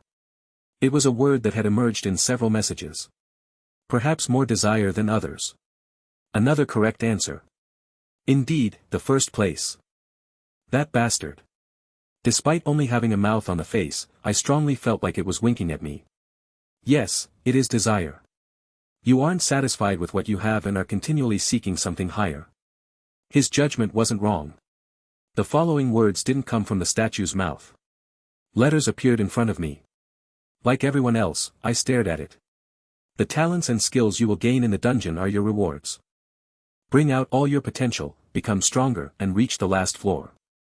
Do you really need to use this method of nurturing? It was a man who spoke up. He walked up to the stone statue with challenging eyes. If the being is something similar to a god, then can't he just give experience to everyone in this room? It takes trials to give birth to a hero. The stone statue opened its mouth. Its tone was like a child talking to a cute hamster. Giving strength is deadly for children who can't fight. Won't you easily be killed by an adult with their bare hands? Besides, it seems like you are mistaken. There is nothing free in this world. I knew it. The lady with the cross shouted again. She pulled the cross necklace and held it up towards the statue. This is the path of the devil. Tempting people to do bad things. I was reminded of where I had seen people like her before. A woman holding a sign in front of a nearby bus stop were those talking about hell 365 days year-round. It had the smell of a pseudo-church. Until a short time ago, she'd had the attitude of looking up at an apostle of God. Ah, this is difficult. Even if it is bad things. Didn't you kill all the explorers on the same floor as you? All eyes focused on the middle-aged woman. Honestly, she didn't seem that strong, but I couldn't judge a person from their appearance. Aye. Her eyes shook violently, but it was only for a moment. I thought it was the will of the Lord. I am still the Lord's servant, devil. Repent for your sins. Oh, I don't know. Takyuong. The stone statue moved. Its finger descended. The body, struck by a stone body that dwarfed her, instantly bounced backwards, and blood pudding hit the wall. Anyway, it doesn't seem like she was intelligent enough to last long. Although she was pretty good. Ah, what to do? It scratched its head like it was really in trouble. Ah, do you know that it isn't really death? It changed the topic in a bright voice. As some of you already know, even if you die here, your body and mind is restored in your original world. He cares for you as much as possible. Oh, naturally there is an admission fee. At that moment, an Soo-hyun popped into my head. Bringing a lot of people and giving them talents. Dealing with the existence of another world is a very difficult problem. Thus, we take it. The reason you were able to come here. Your desires. Is that all? Appeared on people's faces. Do you think that isn't a big deal? Maybe some people live without any desires, and it is encouraged as a virtue. Still, human desire is a very expensive energy source. I understood. Like the words of the statue, my evaluation of desire was different than it was in the past. Another way of life. I also think that people who can live without any desires is respectable. But it wasn't for me.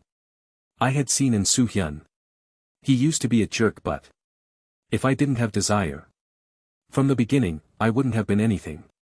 Then, shall we have an event? The stone statue spread out its hand. There was a small light hovering over it. This is a talent from the lady I just sent back. A small mistake. It was a cleansing, but her exit wasn't normal. At the end of the stone statue's words, everyone's eyes filled with greed. This is a risk-free game. I will give this talent to the winner of the game. The next moment, the stone statue melted down. Please step away from me. Just like an ice cream in summer, the stone statue became a puddle and started to form a shape on the floor. It was a large plate that was 1 meter in height. The square plate filled 1/5 of the entire floor. The stone statue, which was no much smaller than before, stood on top of the stage. Even so, the statue was still 3 meters tall. Originally, I wanted to do a tournament, but there is a space constraint. Some people will also want to take a break. Those who are willing can come up at any time. As soon as the stone statue finished talking, dozens of people rushed towards the stage at once. There were the words, "No risk," so they thought there was nothing to lose. The man who was first on the stage was the one who had neared the statue to question it. The people behind him were pushed out. Then, "We will now begin." The very next moment, a number came up in front of me. The man on the stage asked with a confused expression. What is this number 3? The statue answered everyone, not just the man. The number in front of you is the number of competitors you will have to defeat in order to get the talent on top of this stage. With a minimum of 2 people, the number has been assigned as fairly as possible considering your abilities and grades. Some people were sulking. "Now, please come up on stage to challenge this person." A man immediately jumped onto the stage. He had a confident expression. It wasn't hard to guess the reason why. Does he have a higher number? Yes. It was like Yang Sujin thought. The number was the same as a person's strength. The man on stage had unintentionally said 3. Therefore, those with a higher number would feel confident. Even if your HP becomes 0, there is no out. Now. Start. The fight began. The man with the number 3 was pushed back. It was almost one-sided as his health fell to the bottom. Eek. He swung a fist at the opponent's chest. Ha! The opponent snorted like it was ludicrous. Then his complexion gradually changed and he spat up blood. There was a needle in his chest where the number 3 man had punched. Even though it wasn't deep, the opponent's HP decreased in a very short amount of time. Poison. Poison. You have won the match. Who will be the next challenger? If a challenger doesn't appear in less than a minute, then he will get half the talent. I took my eyes off the stage and moved further into a back corner. Aren't you watching? Yang Sujin asked. There was no need to do so. The man only had a 3. Rather, it was better to wait until the fervor had died down. Didn't they know that the poison and needles were equipment that they were throwing away when it was needed for future dungeon progression? You have lost. It wasn't surprising. The number 3 man had quickly received another challenger. He was showing signs of weariness. The opponent also knew his trick, so he couldn't use it again. Now. Do we have a next challenger? If your number is 2, then you only have to win once. That was impossible. I pulled out the cloth bag. There were 3 thick books. Learn programming efficiently. The basics of mathematical problem solving. Advanced English, reading. Yang Sujin's face was filled with shock. The talents you could get inside a dungeon were limited. But, what if I took books from different fields and read them? Would I be able to gain different abilities? Check the situation on stage. Tell me immediately if it seems like someone is going to get the talent. Yes. I started with learn programming efficiently. Talent has been acquired. Talent, reading comprehension, the ability to read words faster. Understand the meaning of words will rise according to the level. Memory, thinking power and concentration have slightly increased. I continued reading. Reading comprehension. LV1, 34/100. I didn't receive programming. I had expected it, but it was worth trying. In the previous dungeon floors, I had tried wrestling with the air or swinging a fist at the wall.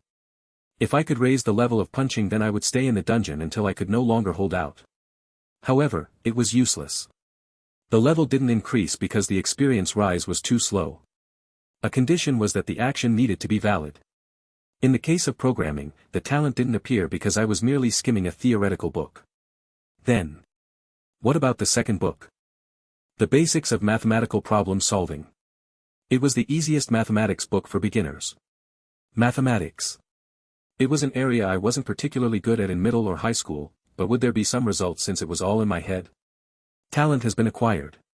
Talent, mathematics, the ability to clearly understand numbers, volume and space problems related to various objects and phenomena will rise according to the level. Thinking power, spatial perception and insight have slightly increased. Okay. Although it was slow, experience was definitely rising as I read the book. Now I was down to the last book. Advanced English, reading. If I could get mathematics then of course this should work. The question was, what would the result show up as? Talent has been acquired. Talent, language acquisition, the ability to learn languages other than your native language. Language acquisition will become faster and more accurate. Thinking power has slightly increased. Talent has been acquired. Talent, English, reading, writing the ability to read and write English will rise according to the level. Thinking power, reading comprehension and planning have slightly increased. English, conversation, will be corrected according to the level. There was also this. I read the book without hesitation. Reading comprehension LV2. 177/200. Language acquisition LV2, 4/200. English, reading, writing, LV2, 99/200. Concentration has exceeded its limit. Concentration, 12. Suddenly, a small water bottle was pushed in front of my face. It was Yang Soo-jin's doing. Your lips, they are dry. I became aware that I had a really sore throat. I opened the lid and asked, how much time has passed? Well. 2 or 3 hours. So quickly. It is the first time I've seen someone concentrate like this. Not even the best student in my class. I ignored the burdensome gaze and looked towards the stage. Ah, that's right. There was a clap as Yang Soo-jin started looking through her bag. I had given one of the 2 bags to Yang Soo-jin so she would be able to bring what she needed in with her. Her brain was young and quick so she might bring something that I would never think about. I was half filled with expectation. Yang Soo-jin pulled out something that I never imagined from her bag. Voila! There were 2 very big thermos. No, it wasn't a thermos. They were heated lunchbox tins. Although I accepted it unconsciously, the water bottle was also strange. As soon as Yang Soo-jin opened the lid, the scent of hot steaming food wafted out. What is this smell? Soy sauce stew. As the smell of food spread, gazes moved from the stage towards this area. They looked dumbfounded. I was also the same. What? What is with that look? I brought this. Yang Soo-jin clearly wasn't a normal schoolgirl in many ways. Well. I would have brought a book like Appa if I had thought about it. Honestly, I came up with this the moment I received the bag. Ise. It isn't instant food nor does it have MSG. Everything is homemade. Except the meatball. They are the 3-minute ones. I picked up the box. In fact, I was hungry. 2 or 3 hours had passed, and it was a lot more time than I had spent on the 1-4th floors. As long as it filled me up. A sound emerged from my mouth. How is it? Delicious. Is it delicious? It wasn't because of the flavor. Letters had appeared the moment I took a bite. Hunger has recovered by 2. Current hunger, 58 out of 100. I looked at the water bottle. I had forgotten to drink it after opening the lid due to the appearance of the lunchbox, but if I drank it now. Thirst has recovered by 20. Current thirst level, 91 out of 100. Is it that delicious? Seeing was believing. I picked up a meatball and held it out to Yang Soo-jin. No. Why are you paying attention to the surroundings? Eat it quickly. She blushed, sweeping her hair behind her ears as she opened her mouth. Something was strange but I kept holding it. Yang Soo-jin made a shocked expression. I was conscious of all the people looking at us. Anyway, it was nice that she brought some food. This discovery was quite meaningful. So far, clearing the dungeon floors had only taken 1 or 2 hours at most. If there were no problems on the 4th floor then it would have only been 1 or 2 hours. But what if the space kept expanding? Or there might be a time-consuming event like this one. Eat as much as you can now. As long as you can still move. Yes. I looked over at the stage. Excuse me, but is it delicious? There was a policy that people couldn't challenge the ring a second time, but this was still taking an unexpectedly long time. The reason for the constant fighting was that the number of opponents couldn't be precisely known. If I remained idle, then there was a chance the game might be over. In fact, I didn't think it was a good idea to jump in at the beginning. I had seen the first fight. I would jump in once the number of competitors decreased. I also wanted some time to read the book since I didn't know what would happen in the future. But now I was decided. What is your number? Me? Well. 7. I don't have many capabilities other than my regeneration ability. I nodded and waited. Once everyone was hungry. Otherwise. 22. I wasn't confident about fulfilling this nonsense number. I wasn't a martial arts hero. The time had come. I climbed up to the stage. I could feel everyone's gazes. I was that person, the first place. They didn't say anything, but I could tell they were thinking it. The other person was a man approximately my age. He had a solid body, stylishly shaved hair, and had won 8 consecutive victories.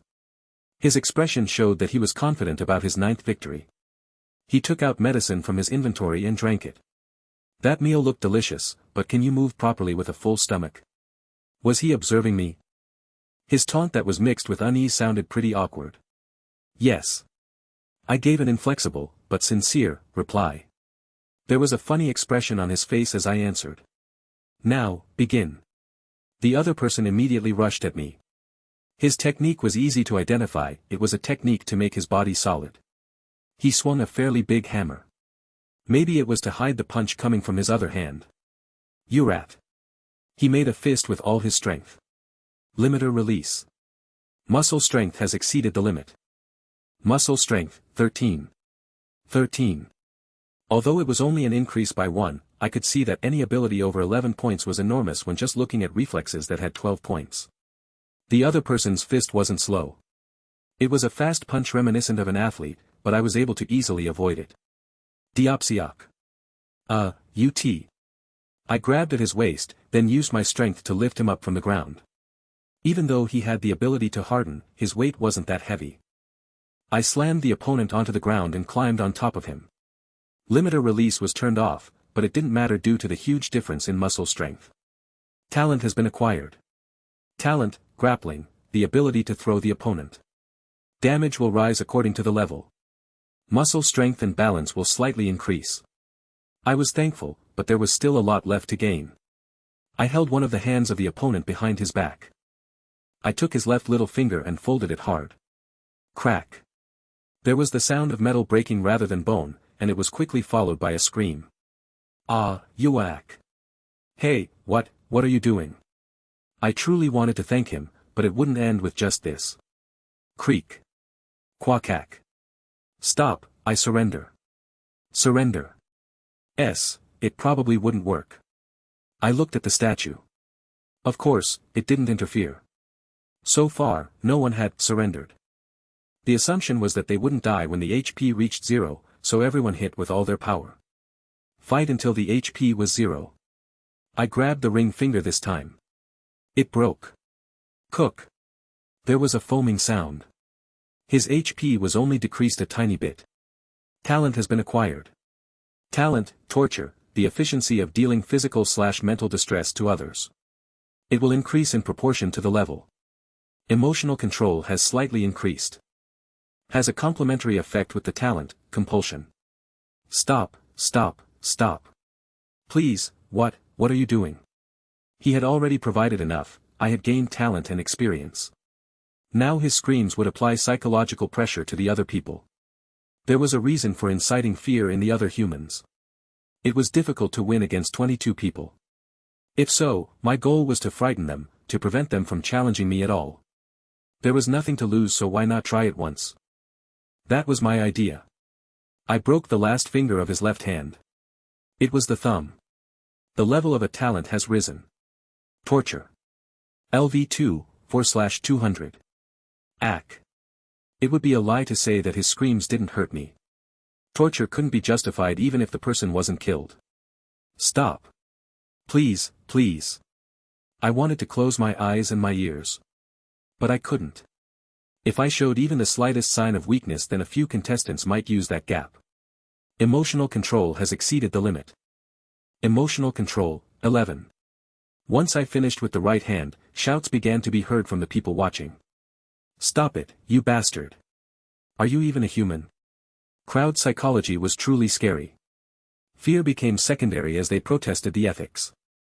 It was good enough. I will stop it then. I formed a fist and punched the poor man's head. Kung. The screaming stopped. I instantly, although it was painful, most of the man's HP was intact. The remaining amount had disappeared instantly. When considering the punch contained 13 strength, the fact that his head was against the floor made it the perfect scene for directing. I threw the unconscious body outside the stage. Then I beckoned. You told me to stop, so I need someone to replace him. Talent has been acquired. Talent, false evil, the ability to plant an evil impression on others. It will increase in proportion to the level. Charisma has slightly increased. Talent has been acquired. Talent, induce fear, the ability to plant fear in the minds of others. It will increase in proportion to the level. Charisma has slightly increased. Benefits will open at LV5. Charisma has exceeded the limit. Charisma, 11. Those who yelled avoided my gaze as I gestured. It took almost a minute for a challenger to emerge. I'll do it. It was a woman in her early 30s. She didn't seem like someone who could hurt anyone. She was very passive as she headed up to the stage. It seemed like she thought I wasn't going to torture a woman. Or. She plunged forward as soon as the stone statue announced the start of the battle. She narrowed the distance with a light smile and took out a fist-like cylinder. Pack. It was some type of launch device as I felt a pain in my chest. 9 needles were lodged in my chest in a circular pattern. I fell to my knees. Hoo-hoo. Thank you. My smile became bigger. The woman shook the cylinder as she approached. Thanks to you, I received a very good idea. My kneeling body shook as I didn't say anything. 9 more needles entered my chest. The poison kept seeping inside me. The woman's attitude completely changed as she pushed at me chest. I fell and the women climbed on top of me. I am just doing what I learnt from observing you. So please scream a little more. Was this her original preference? It seemed like she didn't like the fact that I wasn't screaming. She thought I was trying really hard to endure it. The body spasms and stupid moaning stopped. I grabbed the woman's throat like I was going to crush it. Pain tolerance. LV6, 2339/3200. I had the various antidote drugs received from Yang Su-jin on the 4th floor, so I had received the woman's needles without worrying. I flipped the upset woman over and put her down on the floor. The woman's eyes were filled with astonishment and questions as she looked up at me. I just said, a dramatic production. The woman's voice trembled as she begged. Don't. Please. Wasn't this her preference? Then you have to pay for it. Pay. I want all the items you have, including that launcher. Once ejected, the items dropped to the floor with a loud sound. Yapsel manufactured homemade dart gun. Equipment item. Rank D. A launcher used by the nomadic people of the Yapsel Desert. It mimics the structure of the archer scorpions that inhabit the desert and is made from the curled stem of a cactus. It can launch up to 9 needles at once and there is no restriction on the size of the needles.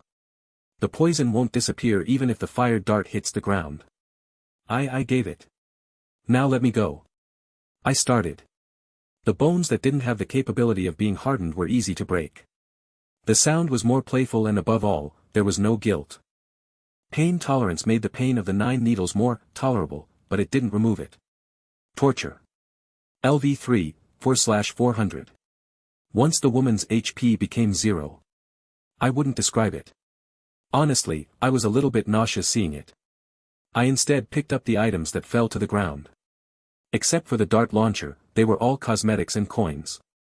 When the torture of the woman had been in full swing, her shaking had dropped additional things. Are there no more challengers? No one answered. In other words, it was a yes. Good. The owner of the talent has been decided. The stone statue walked over to me with the light. The letters didn't appear immediately. The additional talent will be applied on the 6th floor. Now, please go back to your place. I nodded and descended the stage. Ah. You. The people surrounding the stage parted like the Red Sea. It had been approximately 20 minutes since I first got on the stage. Certainly, I wouldn't want an encounter with me after watching me torture someone for 20 minutes. There was only one exception. Thank you for your efforts. Honestly, I had been wondering if there was a possibility of betrayal, but Yang Sujin just greeted me with bright eyes. She whispered in a low voice. It was very cool. Cool. Did you see what I did? Of course. I watched it all. It wasn't just laughter but worry on her face. My lips were white. Sweat was dripping down my forehead. It isn't like you wanted to do it. That wasn't an easy task. So you were cool. You also aren't normal. Just like me. I placed the dart launcher in my inventory, and looked at the unknown bottles I'd also picked up from the woman. Can you look at this for me? Of course. I will identify the bottles and hand them over again. I leaned against the wall and breathed deeply. It was mental rather than physical fatigue. Yes. What was next?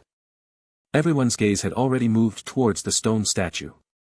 As I told you, the dungeon you are exploring is a nurturing course. It is a place for your growth. Therefore, it doesn't matter how many people reach the end. Those who reach the end of the dungeon are qualified in his eyes. Once we cleared this dungeon, which was a practice course, we would encounter why he wanted us. I asked myself a question: was it mandatory to attend the game? I'm afraid so. It can't be helped since we brought you for that purpose in the first place. If you don't participate, then it will be treated the same as an out in the dungeon. Completely losing all desires.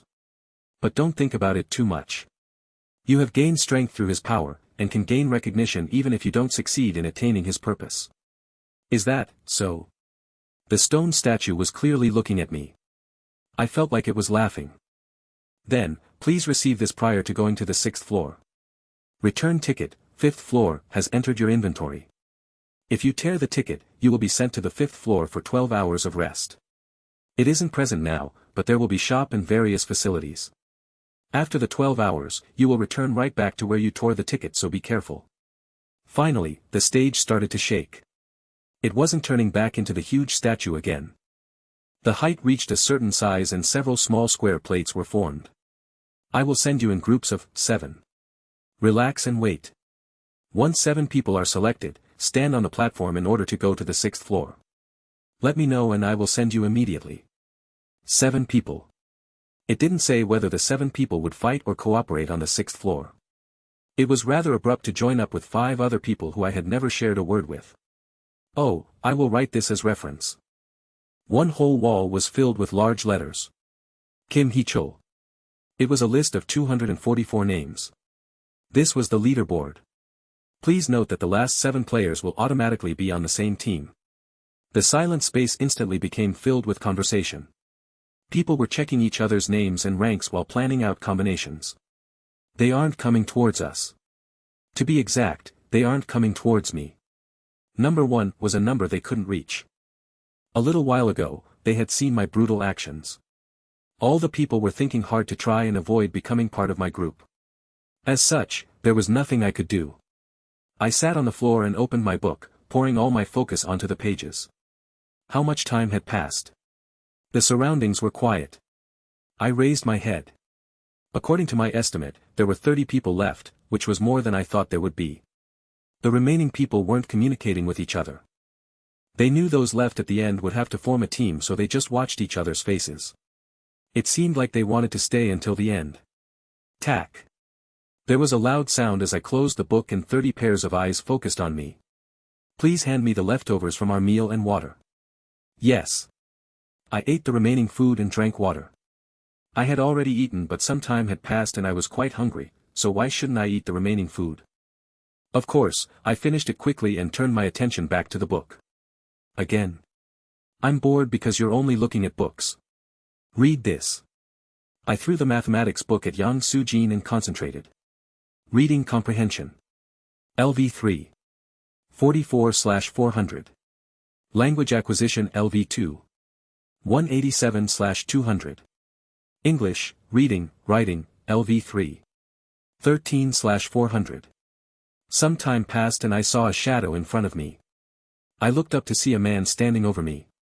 His angular face and thick eyebrows gave off a tough impression. When he opened his mouth, a thick and calm voice came out. "I'd like to go with you." "Your name?" "Kwok Yu-han." I looked at the list on the wall.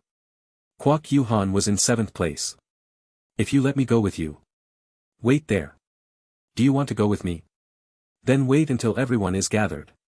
Kwok Yu-han's eyes widened like he was surprised and he nodded. He sat down against the wall and leaned on it. That was the beginning. After seeing me accept Kwok Yu-han so easily, the rest of the people started to gather around. I will go as well. My name is, I had put on a wicked act. In order to get what I wanted, I was a powerful person who did terrible things without changing my expression. So what were their motives for going with someone like this? Kill me or eat me? It was an easy way of thinking, but would all 30-something people think the same thing? I needed to think more realistically. I looked at the crowd of people gathered and raised my index finger before I made a shoo gesture and everyone fell silent. This compliant response was my evidence. In general, there weren't many who would choose to fight someone stronger than them. They would rather choose to go under that strong person. "Excuse me, you there in the front. Your name?" "Kim Jong-gyu." "I." "Rank?" 125, I raised my hand to stop him.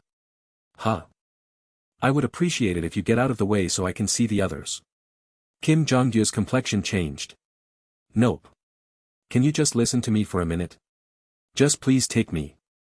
If you let me accompany you then I will do whatever Kim Hee-chul SSI tells me to do." So. He was a fairly educated person so his words flowed smoothly, but it didn't matter.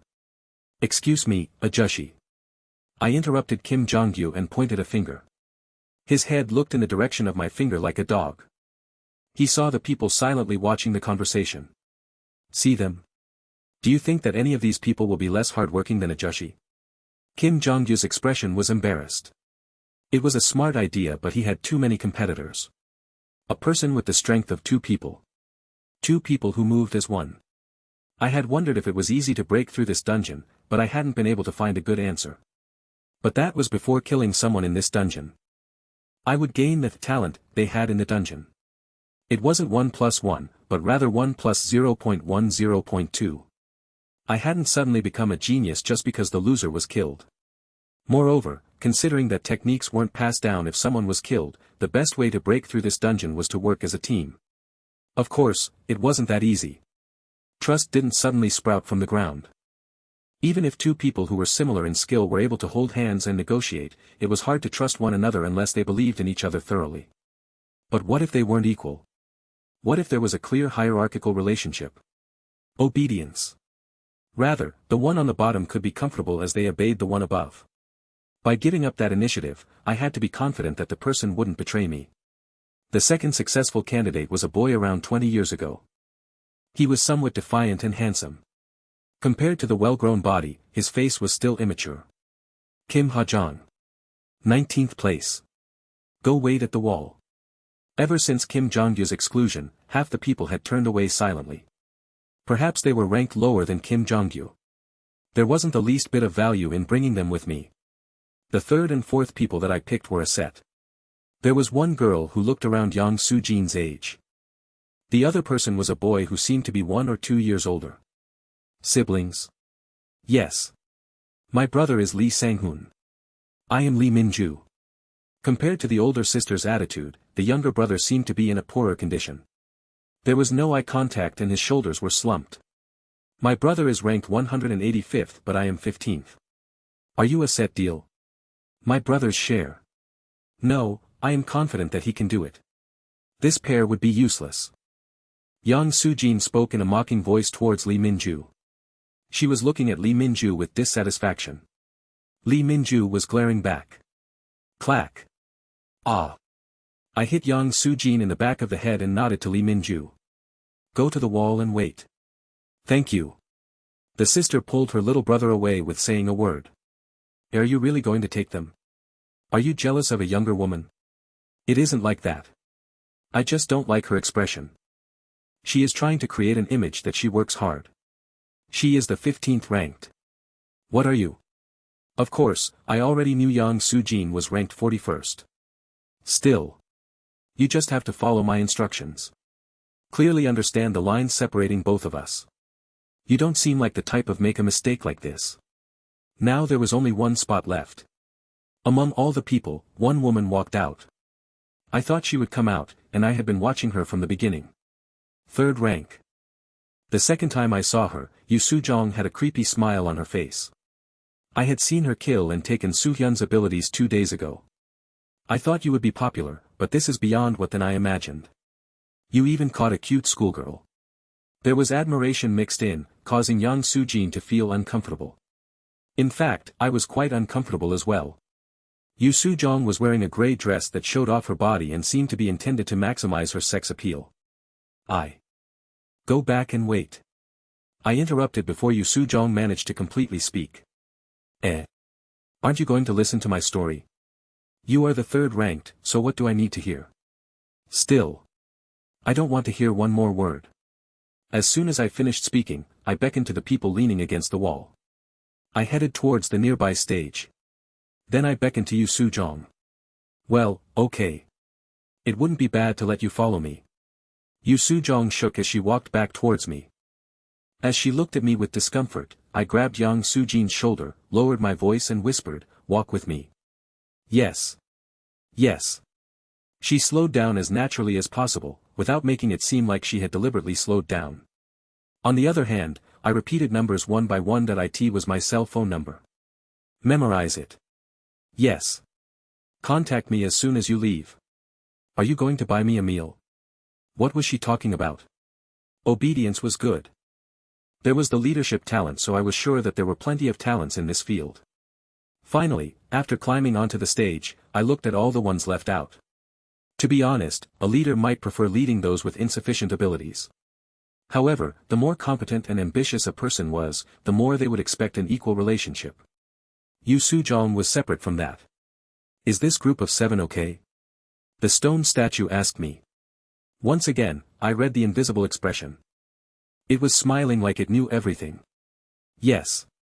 I answered despite the statue's ability to read my mind. I never thought I would be a leader. A person should know their capabilities. Not being able to do it now was different from not being able to do it. Right now, I wasn't going to take care of those on the stage. I was better than them.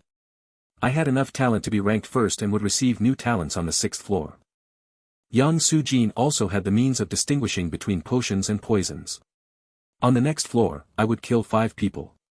In reality, I would cooperate with Yang Soo-jin and start the poisoning first. Subtracting one of the siblings, the actual number was 4. It was fortunate that I could bring in someone slightly lacking due to his older sister. Even if I had poison, it was a big risk to take down 5 people. Now, move on to the 6th floor. 5th floor cleared. My eyes opened. Well. Today, I had a test. I brushed my teeth, went to the bathroom and organized my schedule in my head. I would go to school early in the morning and study with a friend until lunch. The test was at 2 p.m. And in the evening, I would meet with Yang Soo-jin to make a plan. However, there still wasn't a phone call from Yang Soo-jin. There was also no rice in the rice cooker. I had forgotten to buy rice yesterday. Should I eat at the convenience store? I put on sweatpants and left the front door. The elevator was just coming down from the 5th floor. My place was on the 4th floor. I missed it. Ding. The elevator stopped. Why was it stopping at the 4th floor? There was no one I knew upstairs who would stop here except for the caretaker. I expected to see in Soo-hyun's face when the door opened. However, it was the face of a woman. You were coming out. Yu Soo-jong greeted him with a sincere expression. The day before yesterday. The manager told me. Heechul SSI lives in number 405. I formed fists inside my pockets. I was conscious of the CCTVs in the corridor. My expression didn't change. I don't want to be stalked. Is that so? Hee. I'm sorry if you are offended. But it couldn't be helped. I definitely needed to see you. I clicked my tongue and walked towards the elevator.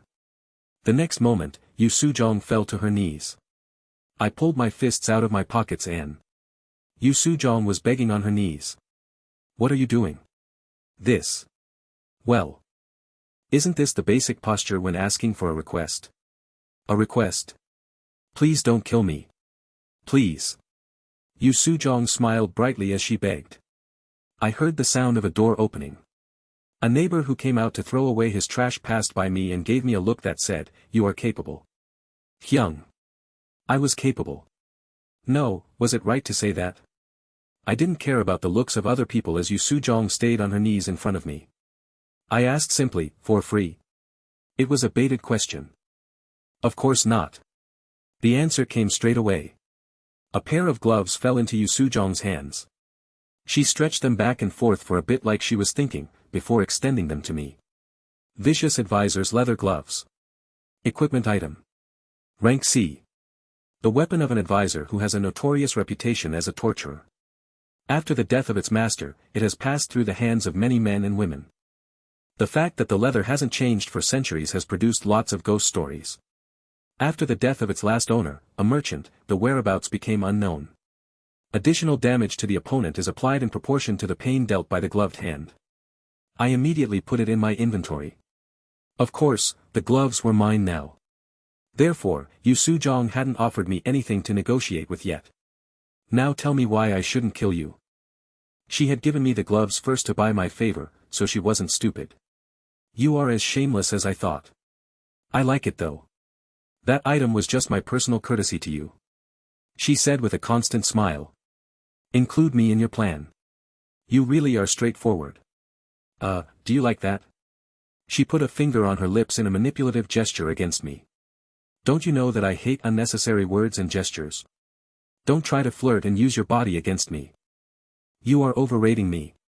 I think that it is a proper evaluation. I notice that your eyes are quite disciplined. Well, at least I could get the gloves. What if I don't want to involve you? Will there be any other choice? As soon as I go down to the 6th floor, I'll scream. Kim Hee-chul is going to betray us. Yu Sujong got up from the ground. It seemed like she was going to start trying to making a deal. I don't want a lot. Just one person as my share. I have no intention of agreeing. Do what you like. I passed by Yu Sujong. I took one step into the elevator. Shouting is good. I'm looking forward to it. Yu Sujong looked at the elevator with a shaky expression. Did she think my words weren't true? I was a bit sorry, but I was serious. Then let's see at midnight. I pressed the button to close the elevator doors. Just before the doors closed, Yu Sujong stepped in, her steps clearly impatient. This is going down. Are you going to the 1st floor? Are you really not bothered at all? Even if you have that girl, won't it be 2 against 5? Oh look. Her relaxation had disappeared. Her impatience was a sign of defeat. Why do you think it will be 2 against 5? If she said that I would betray them, everybody would be on guard. However, these people had come to me with the attitude that they would be subordinates under me. Would they believe Yu Sujong that easily? Even so, it won't be possible to kill all 5 people. I'll be vigilant all the time. It doesn't matter. Because you are you. It sounded romantic if a third party had heard it. But Yu Sujong's expression completely hardened. She realized her mistake. If I use the excuse that you are promoting dissent, I can publicly execute you. Of course, I will take your talent.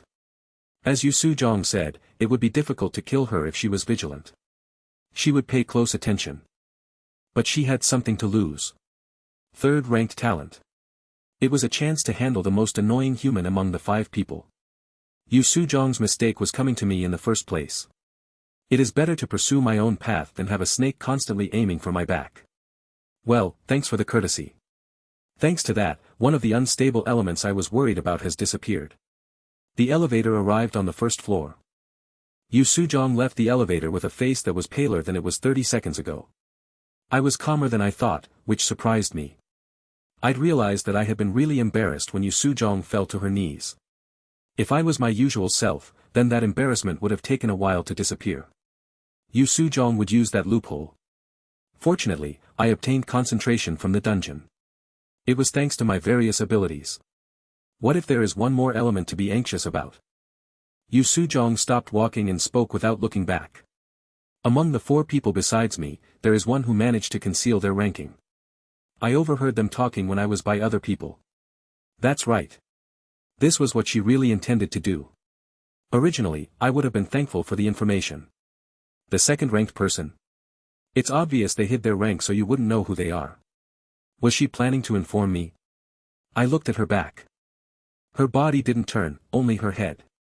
I only had one thing to say. Thank you for that as well. I left the building. This isn't a matter for me to interfere in. Huh? Did you skip school? No. It was a reasonable question. Although I saw high school uniforms on the streets, she was wearing plain clothes after school. I don't like wearing a school uniform outside. Well, I guess it made sense. I explained what happened in the morning. Yu Sujong had come to find me. She ignored the part about Yu Sujong and exclaimed with surprise. Amazing. Indeed. Is it so good that you have to react like this? Of course. Yang Sujin's eyes lit up. Then you will kill her. I knew it when I saw her yesterday. I got an impression just looking at that woman. She is the type that will be a cancer if she is with us. A disease like cancer. In fact, there was no need for Yang Sujin to speak since it was already confirmed that I would kill Yu Sujong. Appa, you don't need to do any work since I'll take care of it. I can't die even if killed, so can't I be a suicide bomber and spread poison? Yang Sujin was more ambitious than I thought. Well, the idea is good. Leave that woman until the end. Huh? Why? She is 3rd place, so killing her should be a priority. I don't know who it is, but even if there is 2nd place. Since we don't know who they are, we need to target the other people carefully. Even if she was the 3rd ranked, Yu Sujong had come and negotiated with me. In other words, she wasn't so confident in a direct confrontation. She had run away when she killed An Soo-hyun. Maybe she was weaker than Kwak Yu-han, who was in 7th place. This meant she was an opponent I could definitely win against in a direct confrontation. Rather, the remaining 4 needed to be poisoned first. To be precise, the most important target was the 2nd-ranked person hiding among them. Anyway, even someone with a regeneration ability like Yang Sujin would be out of action for a while if they were poisoned. Once Yu Sujong goes into action, the poison operation will need to be delayed. However, if you run away or watch for an opportunity, then you will have the chance to poison at least 2 people. Make sure you use as much as possible. Like you said earlier, be a suicide bomber. Please leave it to me. Yang Sujin replied cheerfully. Then she rubbed a foot on the ground as she hesitated. But. Tell me. Can you please buy me dinner? There was a famous handmade burger restaurant nearby. Honestly, it wasn't a cheap price. However, even if she couldn't really die, I was still ordering her to act like a suicide bomber. Anyway, I was an adult. Yang Sujin found the food very delicious. She ordered French fries as well. Just before midnight, I removed the leather gloves from my inventory. I checked it just in case it had been poisoned or something. The gloves were fine. I was grateful to Yu Sujong for giving it to me. These gloves and the suicide bomber would shatter her chances of winning. As for the existence of the 2nd-ranked person, Kwak Yu-han was 7th. Kim Ha-jong was 19th, Lee Min-ju and Lee Sang-hoon were siblings. One was ranked 15th and the other was 185th. One of them had tricked the rankings. Their faces were arranged in my memories. 12 a.m. The stairs appeared and I took a step. All the talents and experience of the loser will belong to the winner. The level of a talent has risen. Compulsion LV3-LV4. Related abilities have increased. Murder LV2-LV4. Related abilities have increased. Deception LV2-LV3. Related abilities have increased. Taunt LV2-LV3. Related abilities have increased. Wasn't this lady religious? Talent has been acquired. Talent, meditation, the ability to find physical and mental tranquility through meditation and to activate potential abilities. It will rise in proportion to the level. Benefits will open at LV8. LV5, 46/1600. Talent has been acquired. Talent, dagger, the damage dealt by a weapon with a blade less than 30 centimeters will rise in proportion to the level. Reflexes and muscle strength will slightly increase. LV4, 32/800. Muscle strength has exceeded the limit. Reflexes has exceeded the limit. Muscle strength, 12. Reflexes, 13. My vision changed as I read the letters that surfaced in front of me. I was in the dungeon. No, I should say, we. There were 7 people standing in a circle. The air that touched our skin was chilly. Everybody took a step back, breaking the circle, and looked around. Cries of astonishment burst from our mouths. We were in a huge space. It was reminiscent of a soccer field, but much larger. Dozens of times. Maybe hundreds of times. The distance between the walls and ceilings was so large that I wasn't sure of the scale. And there was darkness below us. The height couldn't be measured. Many stone peaks were rising to astonishing heights around us. The top of the peaks were flattened.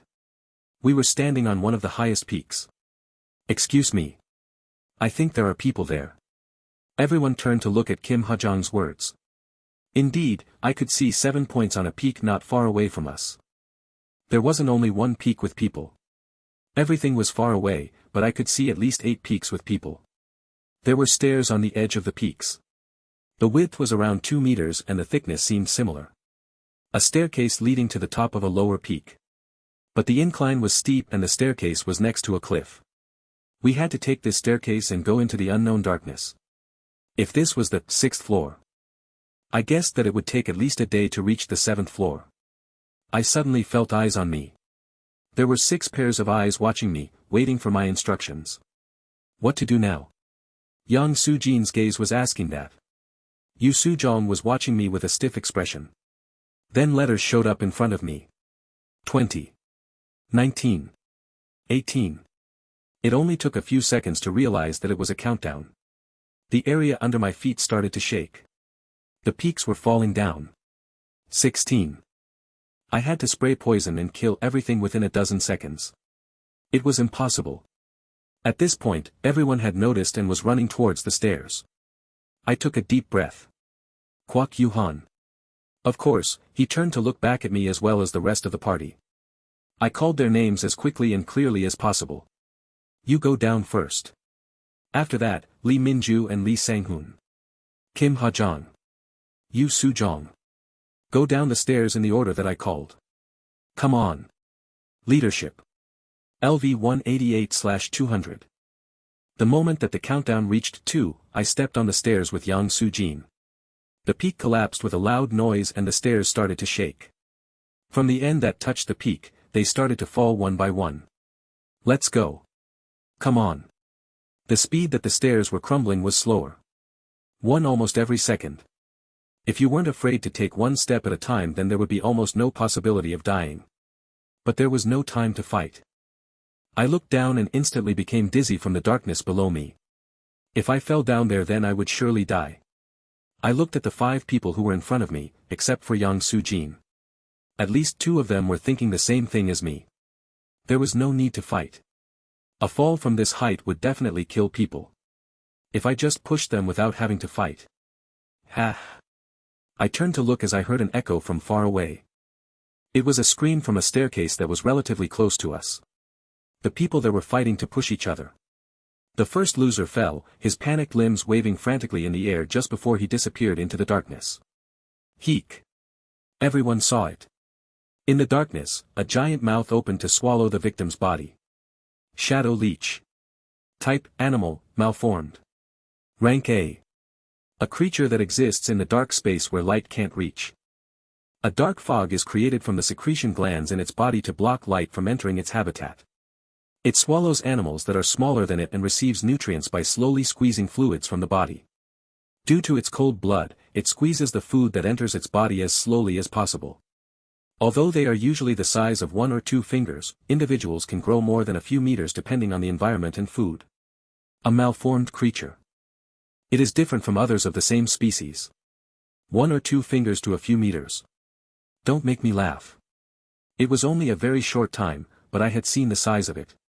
Although the length wasn't known, the width. After comparing it to the peak, it was as wide as a subway carriage. And there wasn't just one. The second loser screamed and fell in succession. This time, half a dozen heads that resembled an earthworm rose simultaneously. They gravitated to the prey, falling like carp chasing bread in the water. The people fighting on the stairs didn't notice what was below them. In order to survive, they just fought with each other. 3. 4. 5. 6. The food fell in succession. Finally, there was only one person surviving on top of the stairs. He raised both hands above his head and cheered with victory. But then the cheering stopped. I thought I knew why. Of the 6 people he had pushed, none had been killed. No. Were they still alive? They had gone into the stomachs of the leeches. He is the biggest loser with no income. How pitiful. Yu Sujong spoke up. Unlike her calm words, she looked very pale. The leeches were also under us.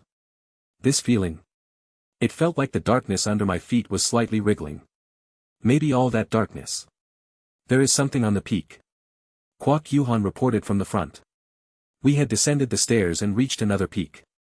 There were 10 things, and they weren't humans. Light brown skin. A tail as long as their body. The closer I came, the more certain I was. Rock lizard man. Type, Ajin, demi-human. Rank E. A subspecies of the lizard men that live on rocky areas and cliffs. They form nests and live on bird monsters and various plants. They have a better sense of balance than normal lizard men, and their claws can climb the steep cliffs. Due to the weakness of cold-blooded animals, they always carry around warm stones to heat them up. Their tails moved as they watched us from afar. I could tell they were hostile just by their appearance. It wasn't a bad opportunity. I would give up on the experience this time and just watch the 5 people fighting. The first one to attack was Kwok Yuhan at the front.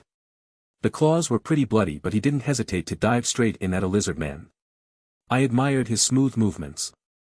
I had seen several people in the dungeon who seemed to exercise, but the movements of Kwok Yuhan was different. I didn't know anything about exercising, but wasn't he at the level of an amateur athlete or pro? The second one was Lee Minju, who wielded a stick with a blue jewel at the end.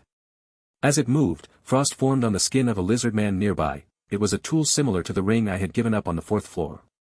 That would certainly be a little dangerous. The third was Kim Ha-jong. Due to the impression he gave off, I thought he would use his fists. However, he took out a long sword from his inventory. Both hands used the sword to deal a heavy blow that crushed a lizard man. It was a blow that could threaten me, but I was certain I could take him. His speed was low, so I could deal with him without the aid of poison. And then there was Yu Sujong. She was holding a dagger in both hands. The third-ranked person wasn't strong, but she was fast. She didn't lose her vigilance and aimed for the vulnerable parts such as the back and underbelly. The movements of the 3rd and 7th ranked were certainly different. I looked at the last person. Lee Minju's brother, Lee Sang-hoon.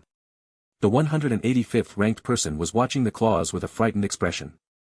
I watched him for a while before shouting. Stop! Everyone instantly looked at me and stopped their actions. The level of a talent has risen. Leadership. LV2. 5/200. They listened well. Frankly, I hadn't expected this much. There were 3 lizard men remaining. They knew they had been defeated and were on the edge of the peak. I'm going to test something, I said as I went forward. I moved in front of the lizard men without even raising my guard. It was a type of taunt. Shayak. The 2 lizard men in front rushed forward in unison. At the same time, my arms moved. I felt relaxed. I slightly moved my back foot and lowered my waist and head. The claws narrowly passed in front of my nose. Then my left hand and right hand moved. 1. Peek. 2. Bakak. Thanks to limiter release, my fists moved neatly. 2 bodies were torn and fell down. Although I couldn't read the lizardmen's faces, the remaining one seemed quite scared. It turned its body towards a cliff. It wanted to get away by climbing up the wall. Diopsiak. I took 3 steps forward and grabbed its neck. I squeezed with all my power and lifted it with one hand. Then I threw it down. Sayak. I turned off limiter release and looked at the lizard man on the floor, then the 5 people behind me. There was amazement in their eyes. In particular, the higher the rank, the greater the degree of their discomfort. I had ended 3 monsters in a single moment. Kwak Yuhan had been the fastest and he took longer to kill just one. It was a clear, unspoken message: they would die if they tried to eat me. The plan to kill all of them had been pushed back. For the moment, this would be a challenge to raise my leadership. If so, I needed to make one thing clear. I wasn't the leader, but I was the strongest. I grabbed the neck of the fallen lizard man. As mentioned earlier, there was something I wanted to test. Look. With that one word, I threw the lizard man over the peak. The lizard man fell into the darkness with a reptilian scream. Everyone waited for the leeches to catch it, but the leeches didn't appear. Everybody saw that, right? I opened my mouth and explained. Leeches like warm blood, so dropping a lizard man with cold blood is no use. But what does that mean?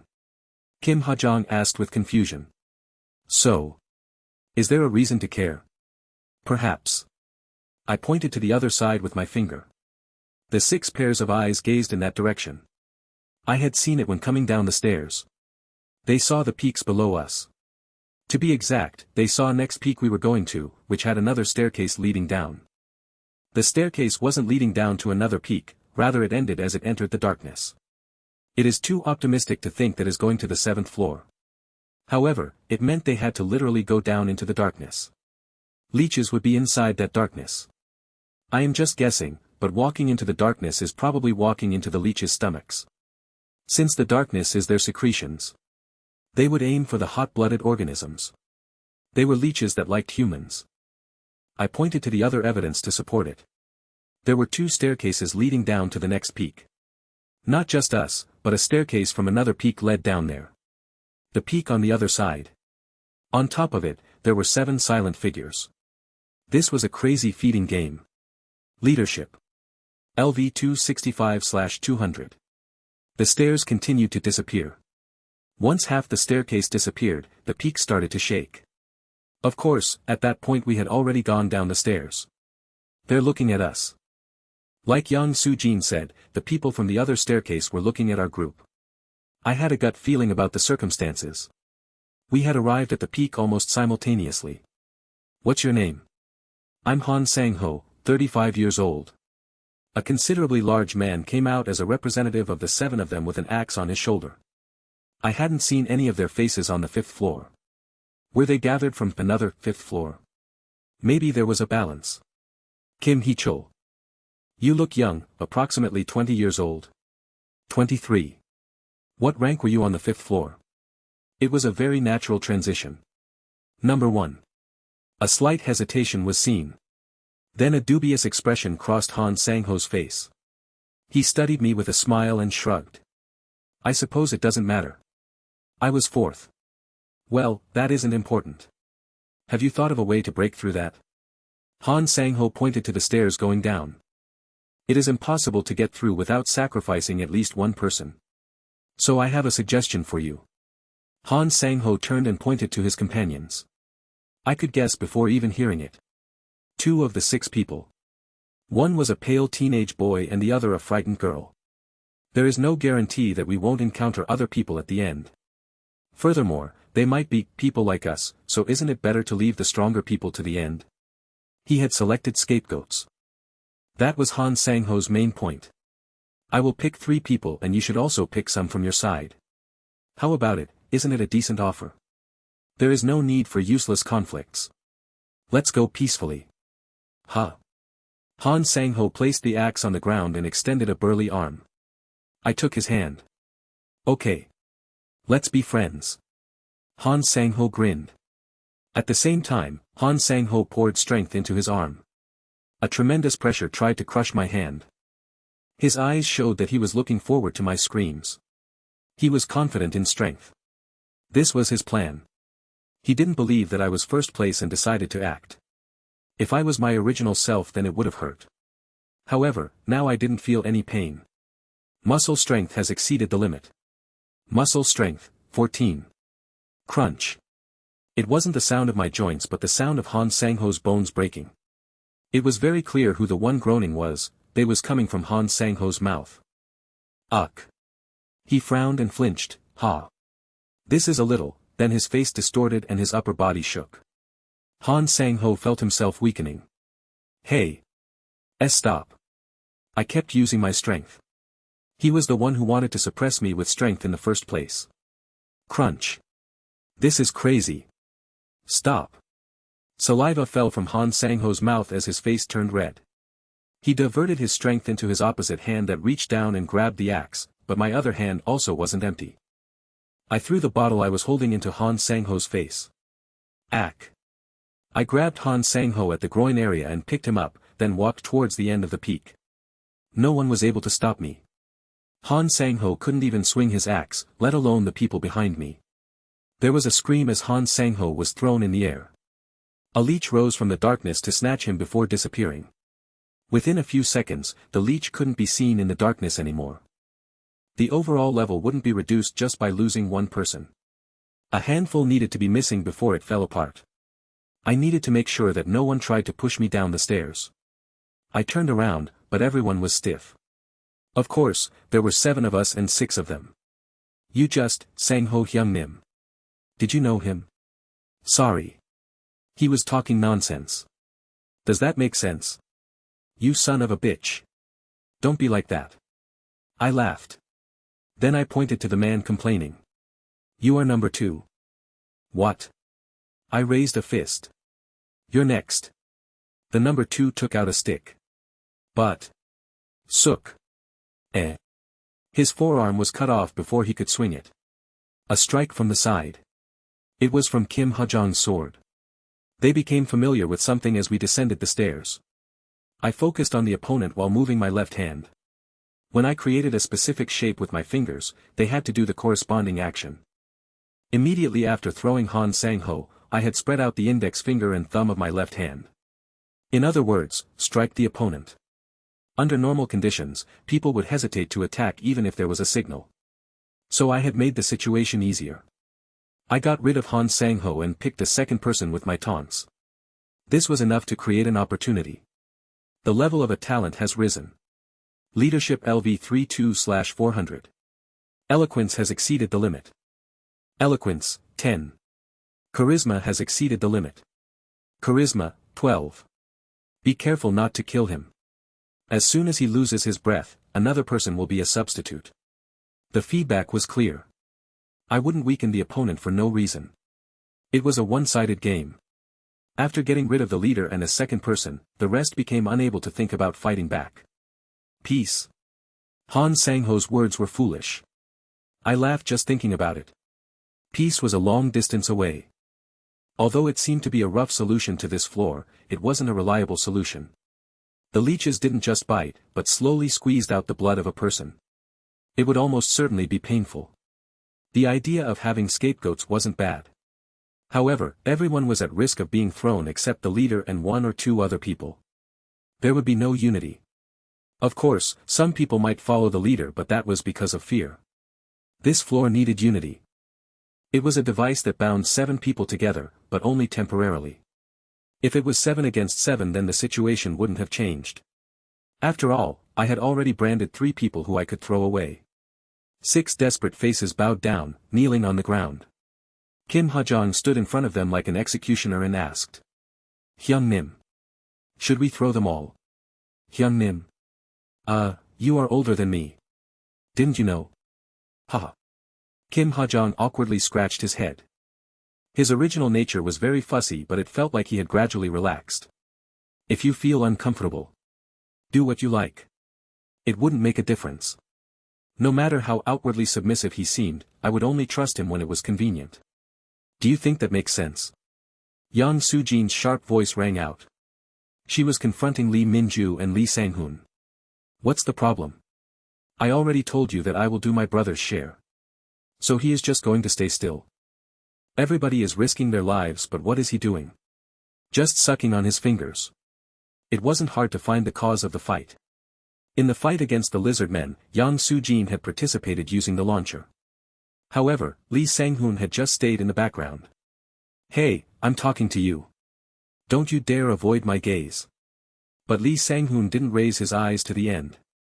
Yang Soo-jin and Lee Min-ju simultaneously turned towards me. One side wanted punishment. The other wanted me to intervene. It can't be helped if he can't contribute due to a lack of ability. But that doesn't mean that he can do nothing. Is this the second time? There will be no third time.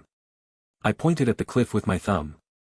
If you do nothing the next time we encounter something, I will treat you as the very first volunteer if I need a scapegoat. That. You obviously promised me.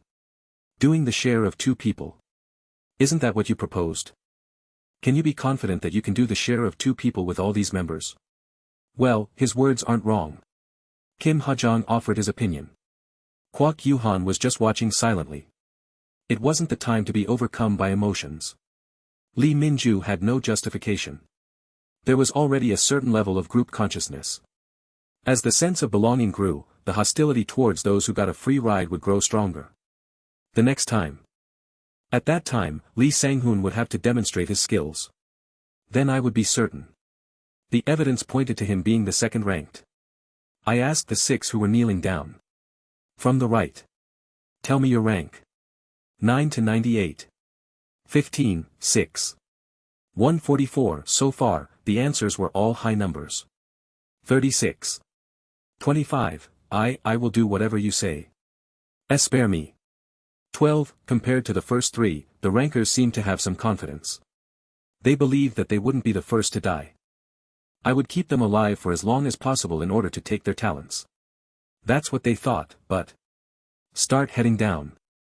Go in the order of the strongest ranked first. Huh? In order of the ranking? Not the reverse? Yes. The involved people couldn't believe it. No, wait a minute. Why are we going first? Why? Be quiet. I don't want to kill you. It wasn't just about going down the stairs. They were captured prisoners, so I needed to notice any irregularities that occurred. The atmosphere made them all agree without hesitation. Yu Soo-jong. Kwak Yu-han. Kim Ha-jong, take the lead with the 3 strongest ones. After that will be Lee Min-ju and Lee Sang-hoon.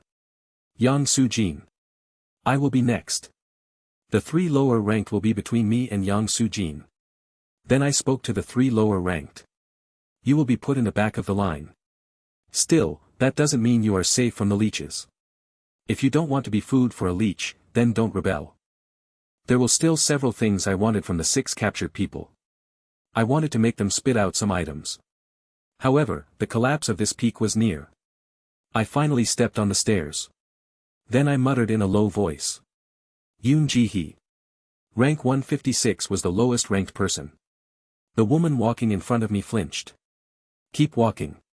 Don't show any signs. Just look in front of you. Listen to my words. Do you know me? We go to the same school. However, it was different. She was in business administration.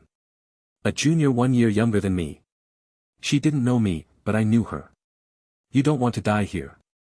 Yes, yes. I will allow you to survive this floor. However, it depends on whether or not you want to cooperate with me on the next floor. At the moment, a moan emerged from her mouth. Joy. Relief? There was a sound, no matter how quiet she tried to make it. Quiet. I am sorry. What do I have to do? Think as much as possible. Until we escape from this floor. The people in front stopped as they reached the darkness. The conversation ends here. Don't talk now. Kwak Yu-han threw off the number 2 person at the front of the line. The sight of the leech in front of their eyes was overwhelming. Ahead of me, Yoon Ji-hee was almost crying. I never imagined that Yoon Ji-hee would be a crybaby, but it didn't matter. Unless she had a lack of imagination, she should be able to understand what she could do for me. She wasn't very famous in school, but I had heard about her from a senior. She was the granddaughter of Yoon Sang-gyu, chairman of the UZ group. Perhaps that was as valuable as this dungeon itself. The leech swallowed the number 2 and the darkness started to lift. The scene that unfolded in front of my eyes was really quite surprising. Peaks. Someone's mutter represented everyone's feelings. The darkness on the stairs had been lifted with the sacrifice of just one person. The darkness was very thin, and only blocked the visibility due to the wide area it spread over. Sighs of relief flowed from the mouths of the 3 low-ranking people, including Yoon Ji-hee. They thought they wouldn't need to be sacrificed to the leeches anymore. A few people were more cautious and remained silent. There were 3 staircases descending from the peak, and on top of the peak was a huge creature. Rock Lizardman Chieftain. Type, Agin, Demi-Human. Rank C+. Due to the species characteristics of the lizard men, their size is proportional to how many years they have lived. Therefore, the oldest lizard will naturally become the leader. Since the leader's age and proficiency will be different for each tribe, it isn't unreasonable to judge the strength of a tribe based on the leader's ability. There was just one. I could see it clearly from a distance. Its size reminded me of Kitchen Knife on the 4th floor, who was several times bigger than General Lizardmen. Besides, rank C+. The former Lizardmen were rank E. The chieftain had a much higher rank. So far, it was the highest-ranked monster that I had encountered. Come to think of it, there was always significance to these things. From the 1st floor to the 5th floor, as well as the 2 peaks I encountered on this 6th floor. There was no section that didn't have meaning. 2 teams of 7 were assembled and the chieftain appeared on the peak after the darkness was lifted. That bonus was to offset the formidable presence in front of us. Ah! Yoon Ji-hee screamed. She wasn't the only one who was surprised. The lizard man was jumping up the stairs, and the stairs behind them were already disappearing. Retreat wasn't the answer. Lee Min-ju. Your wand, just as I was giving instructions, something was quickly thrown from the hands of the lizard man. I realized it was a noose after it caught around Yu Sujong's neck. She thought she had avoided it with her reflexes, but it wasn't aiming for just a single point. The rope tightened around her neck and she briefly moaned. The lizard man took 2 steps back on the stair, both hands holding the rope attached to Yu Sujong's neck. Immediately after the lizardman's foot hit the top of the peak again, its body swung in a neat, semicircular pattern. A normal person would explode. Sha. There was a small sound and Yu Sujong's body that hit the ground, suddenly disappeared. It was clear that the lizard man hadn't done anything. It stared with surprise at the empty noose. A technique, perhaps a type of avoidance. Either way. That lizard man was strong. The purpose of its existence was to reduce our numbers. The number of humans was a bait. Go down. Quickly. Leave anyone who is trapped. Kim Ha-jong and Kwak Yu-han, who were in the lead, hesitated for a while before following my orders. As a C+ ranked monster, it was fast. My conclusion was that it wasn't something that could be easily killed, no matter how excellent 1 or 2 people were. The 2 groups had just come together so there would be no teamwork to defeat the monster. I also ran down quickly. Kim Ha-jong and Kwak Yu-han were fighting well. They boldly attached themselves to the lizard man to prevent the use of its lasso. Lee Min-ju also used her staff and a painful gale of cold wind was shot at the lizard man. Okay. Once I joined forces with them. Pack. What? Kim Ha-jong suddenly shouted with shock. The lizard man had tumbled back and jumped down the peak. Everyone hesitated, but I could hear the sound of stones falling down from the peak. The sound of the stones falling stopped at one point. Lee Min-ju. Right. Her biggest mistake was looking at me, who shouted, instead of to the right. On the right. A noose protruded from the edge of the cliff and went exactly over her neck. Kiak. Her head was yanked upside down with a moan. It was the end. The noose was fastened and Lee Min-ju was pulled over the cliff. Nuna. Lee Sang-hoon ran towards the edge of the cliff and shouted downwards. The sounds of stone falling could be heard from everywhere. The lizard was moving around by hanging onto the cliff. Move to the center. Form a circle to watch the outside. How about fleeing? Yu Sujong spoke up. Just as she had vanished suddenly, she just popped up in front of my eyes. Her HP bar was reduced by 1/3, so she had still received a blow. We can't beat it. Even if we win, more people here will die. Then she pointed to the upper stairs. 5 people were coming down late. We can use 3 of them as bait in order to walk down the stairs. Is there any guarantee that it will be safe? I shook my head. We couldn't escape down the stairs. The lizard definitely had intelligence and there would almost certainly be victims of the noose. In fact, there was no other answer. It was probably impossible to escape down the stairs. If it was difficult to fight, scatter. Then, was it impossible to catch the lizard man? Fight. I concluded. If we concentrated our talents then we could break down the lizard man. By gathering in the center to avoid the noose, it was an opponent we could fight. There was still time to go down the stairs. We just needed to hold on for a little longer. That was the conclusion I came to. Suddenly, I felt pressure from behind me. A strong wind like a typhoon was suddenly blowing. Kayak. Uck. I couldn't withstand the pressure and rolled forward 2 or 3 times. It wasn't just me. All the people in the circle were pushed out of the center by the wind. The cause of the storm stood there calmly, Lee Sang-hoon. No, I should say Lee Changju. I was able to identify the second name on the list because it was right under me. It was a male with the surname of Lee. Also, the remaining 4 people had showed no need to hide their skills. In the end, the answer was almost certain. The so-called 185th ranked person was hiding his claws. Immediately after entering the 6th floor, I had focused half my concentration on him. Yang Soo-jin also smelt something suspicious. If I could prove that he was hiding his second-place rank, I could publicly execute him without any rebellion. But I hadn't expected this at all. The reason he had the second rank wasn't such a ridiculous thing. Ah. Oh. Nuna, as he shed tears, another bar appeared on top of his head, a blue bar underneath the red bar. Technique? Talent? Was it a system that couldn't be invoked until there were intense emotions? The only thing that was certain was that I couldn't identify that child's power. Crazy bastard. Stop. Kim Ha-jong shouted. The force that pushed everyone out didn't come back again, but an enormous amount of wind pressure was coming from Lee Changju. It was at the level of a weak typhoon. It wasn't impossible to walk or run, but it made a great difference in a situation where a single moment could cost us our lives. However, Lee Changju's eyes weren't seeing Kim Ha-jong at all. The lizard man had just climbed back over the cliff. It was because the ice wand, what it considered the biggest threat, had disappeared. It seemed completely unaffected by the wind. Dog scum. Lee Changju stretched out his hand. An airflow formed that was visible to the eye and struck the lizard man. The body of the lizard man staggered back due to the airflow, but that was it. The strong wind just disoriented it, but there were no injuries. In the end, he was still a lower rank than me.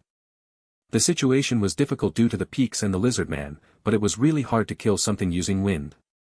Lee Changju was unable to grasp this at all. Die. Die. The blue bar visibly decreased every time an airflow was sent out and the lizard man staggered. The aftermath of the attack left it vulnerable to damage, but everyone else was pushed towards the edge and couldn't move properly. Lee Changju. Stop. Shut up. Lee Changju shouted crazily and stretched out a hand towards me. The airflow struck my chest. Indeed, there was little impact. At best, it was like a shove. However, that was enough to make me step back. Over the cliff. I realized as I was pushed back Lee Minju hadn't hidden her brother's rank for the purpose of betrayal. It was because he was a timid person who couldn't adjust his emotions, who just happened to get his hands on a strong technique. This was my complete mistake. Appa. Yang Soo-jin cried out with dismay. I desperately swung my arms. Kwaduk. My fingers touched the cliff wall. Even though I activated limiter release, I could feel a lot of pressure on my fingers and arms. I had fallen almost 7 meters before managing to grab onto the wall. The darkness was just a little further down. Fortunately, the cliff wall was curved enough that I could climb it. I started going up the wall. Above me, the messy situation was still continuing. The turbulent sound of wind, screams, cries. And I stopped when there was 3 meters left to the top. Then I carefully moved my hands and feet around the peak. After shifting approximately 15 degrees, I found Lee Minju. It was surprising that she was still breathing. Not only was there a mark around her throat, but her body was torn to rags from claws. It was clear that the lizard man had left her here, probably to eat her later. Lee Minju's wand was also stuck on the wall. Whether it was because she heard a sound or from my shadow, her eyes turned towards me. I grasped her neck. Sorry. Crunch. The already heavily injured neck bones were easily broken. The wand was already taken away from Lee Minju's body as she fell.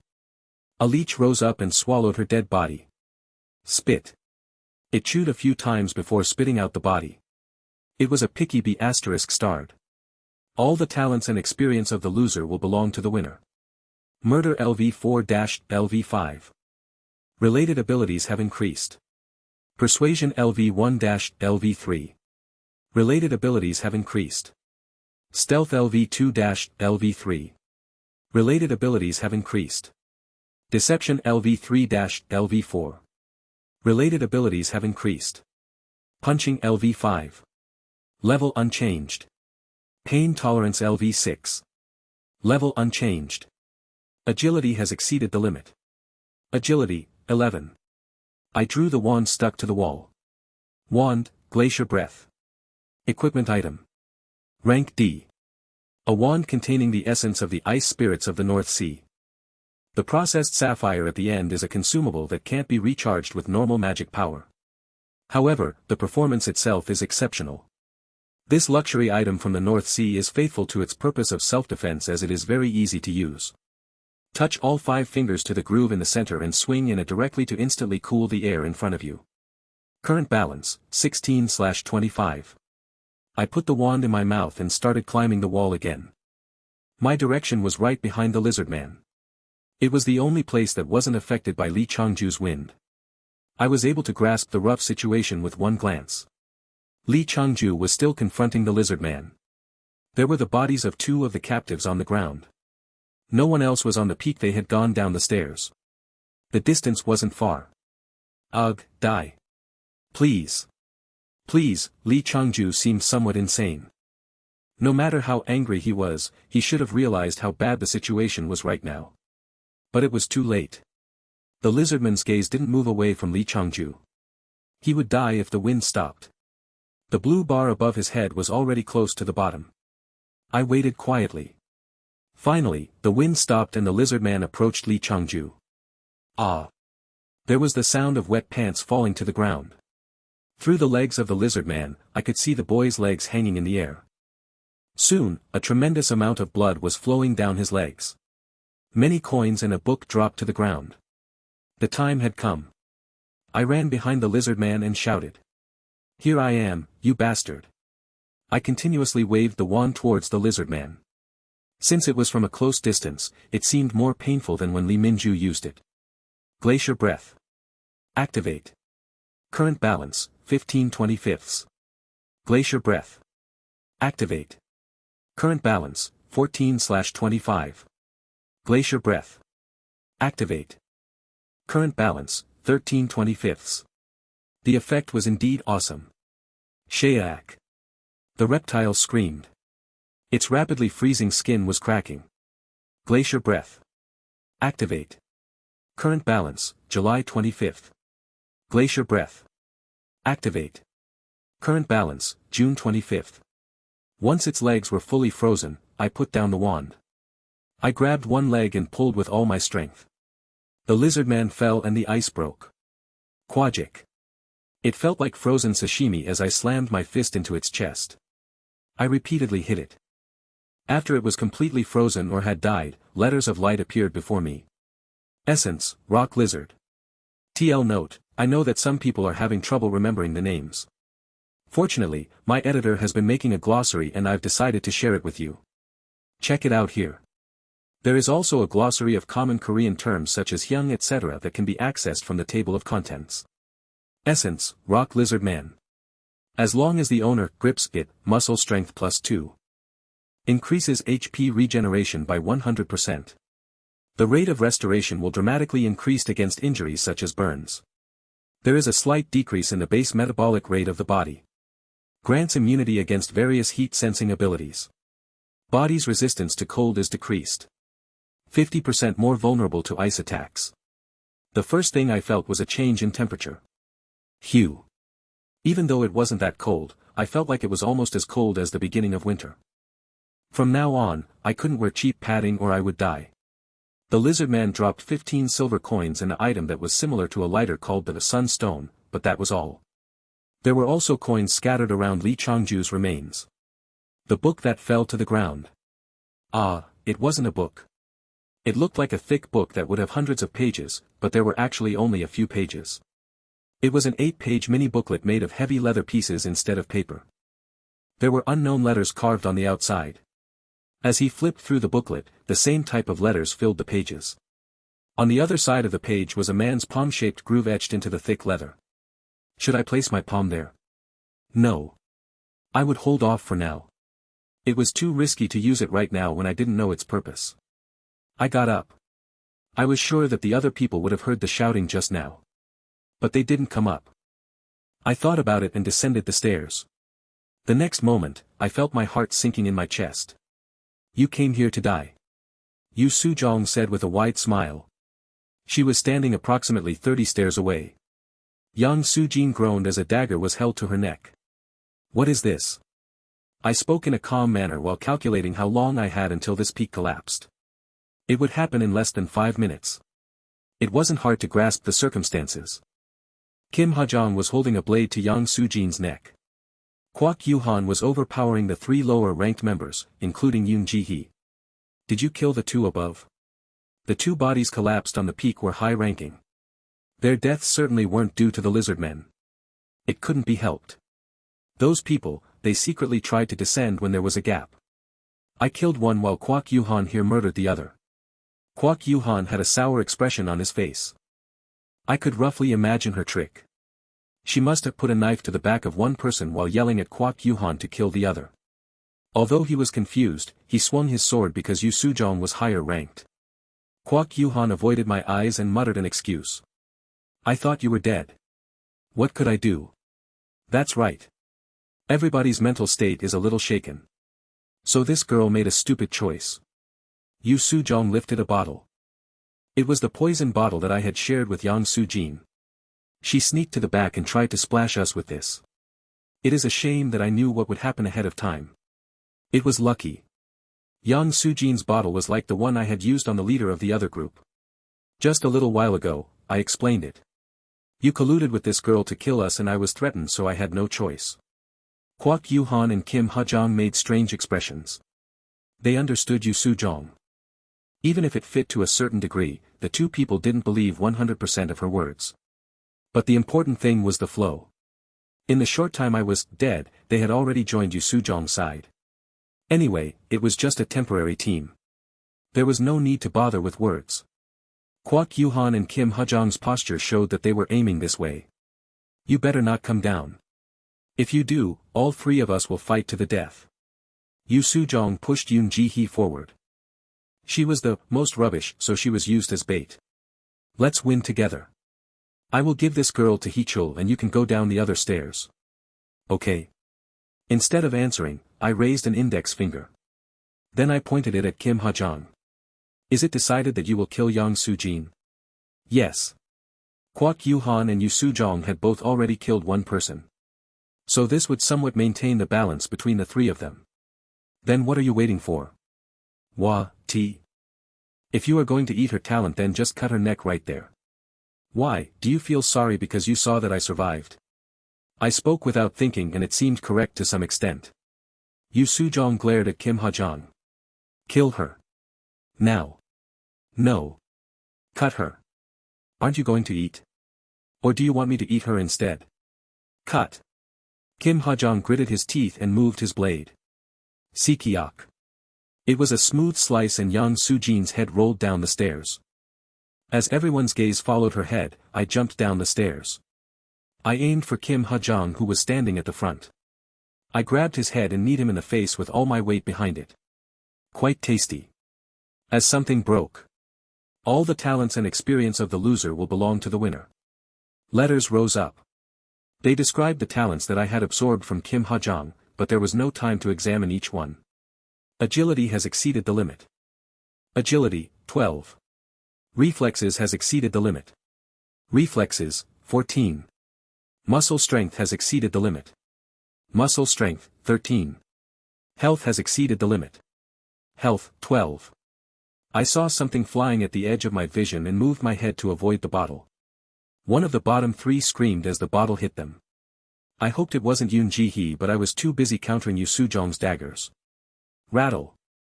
It was obviously a proper hit, but the feeling on the other end of my fist was quite subtle. It felt like Yu Sujong's body had disappeared the moment I struck. Then someone embraced me from behind Kwak Yuhan. He was really strong. He tried to lift me with his arms, but I put strength into my legs and resisted. The next moment, something cold touched my abdomen. Current balance, 192/256. Ha, Yu Sujong appeared in front of me with a wild smile. As she drew her dagger back to strike me in the stomach again, I spat in her face. Kayak. Yu Sujong flinched for a moment and gritted her teeth. I was in a disadvantageous situation, but in the end, Kwak Yuhan's strength was weaker than mine. By using all my strength, the arms around me were released. I could finish him off, but I instead chose to move forward. I aimed towards Yu Sujong, who was wiping the spit off her face. She was capable of disappearing every time she was hit, but I thought it would be okay if I grabbed her. Ugh. In fact, this wasn't a skill from Ravenous Wolf Fist, but one I saw from wrestling. She became off balance and fell down along with me. As I predicted, we fell exactly into the darkness. Before my dizzy vision could recover, I felt something moist and enormous wrap around my body. I was swallowed by a leech. It was disgusting as I felt my whole body being dragged down. But it wasn't like I couldn't move my body. I took out the Sun Stone from my inventory. It was the stone that I got from the Lizardman chieftain. As described in the explanation, once pressure was applied, the stone would start to shine and emit the temperature of boiled water. Then the body of the leech became visible. The first thing I saw was Yu Sujong. In fact, I was a little worried because I couldn't hear her screaming. Maybe I was the only one swallowed, but that wasn't the case. Yu Sujong had also been swallowed. However, unlike me, she was being eaten. There were thousands of reddish-black hairs surrounding and wrapped around her body. They penetrated her skin and entered her blood vessels. In a short amount of time, many hairs had entered and half her body was filled with black lines. Ah, Yu Sujong's wide eyes stared at me. She reached out like she was asking me to save her. I responded to the call. I was safe. It had been a gamble, but one I thought I could try. After acquiring the immunity to heat detection methods from the Lizardman essence, I thought that the leeches wouldn't recognize me as prey. But there was also a problem. Kwong. The hairs around me were shaking and pushing me away from Yu Sujong. It perceived me as unable to be eaten and was spitting me out. Of course, it was a good thing, but I should at least kill Yu Sujong. I grabbed the hairs with my hand and reached out towards Yu Sujong, but I wasn't the only one moving. Yu Sujong was being pulled deeper into the body. I tried to somehow grab her neck, but in the end, Yu Sujong disappeared from my sight. Instead, I could feel something cold in my hands after desperately fumbling for her body. A ring? I placed it in my inventory and pulled out something else. Elmer's dummy destroyer. It was the only cutting instrument that I had. I cut the hairs with the blade while using limiter release. The hairs shook. Blood gushed from them as they were sliced apart. I put my hand in that gap. The leech also felt pain, so the gloves became more effective. I grasped something in my strong grip. The hairs shook even more violently. As more blood poured out, I could feel that some hairs had penetrated my skin. Even if it couldn't suck my blood, the hairs perceived me as a threat and was attacking to remove me. Current balance, 182/256. Current balance, 169/256. I tore the area in front of me open. Again and again. Oh, I could taste it. I was almost suffocating due to all the blood coming from the torn hairs. Current balance, 42/256. As the disgusting blood entered my throat and nose, I desperately sought some air. Then a light shone in front of me. Essence, Shadow Leech. You are in a bleeding state. Health will decrease by 9 every minute. Current balance, 39/256. The leeches had enzymes to prevent the clotting of blood. Blood constantly poured from the holes caused by the hairs. I moved my limbs and exited the stomach of the dead leech. The blood stopped flowing once the leech died, but the hairs were still stiff and weighed me down. Puk. Cold air touched my outstretched hands. My fingers touched the end of a stair. Lucky. In fact, I had been worried about the leech falling off the stairs.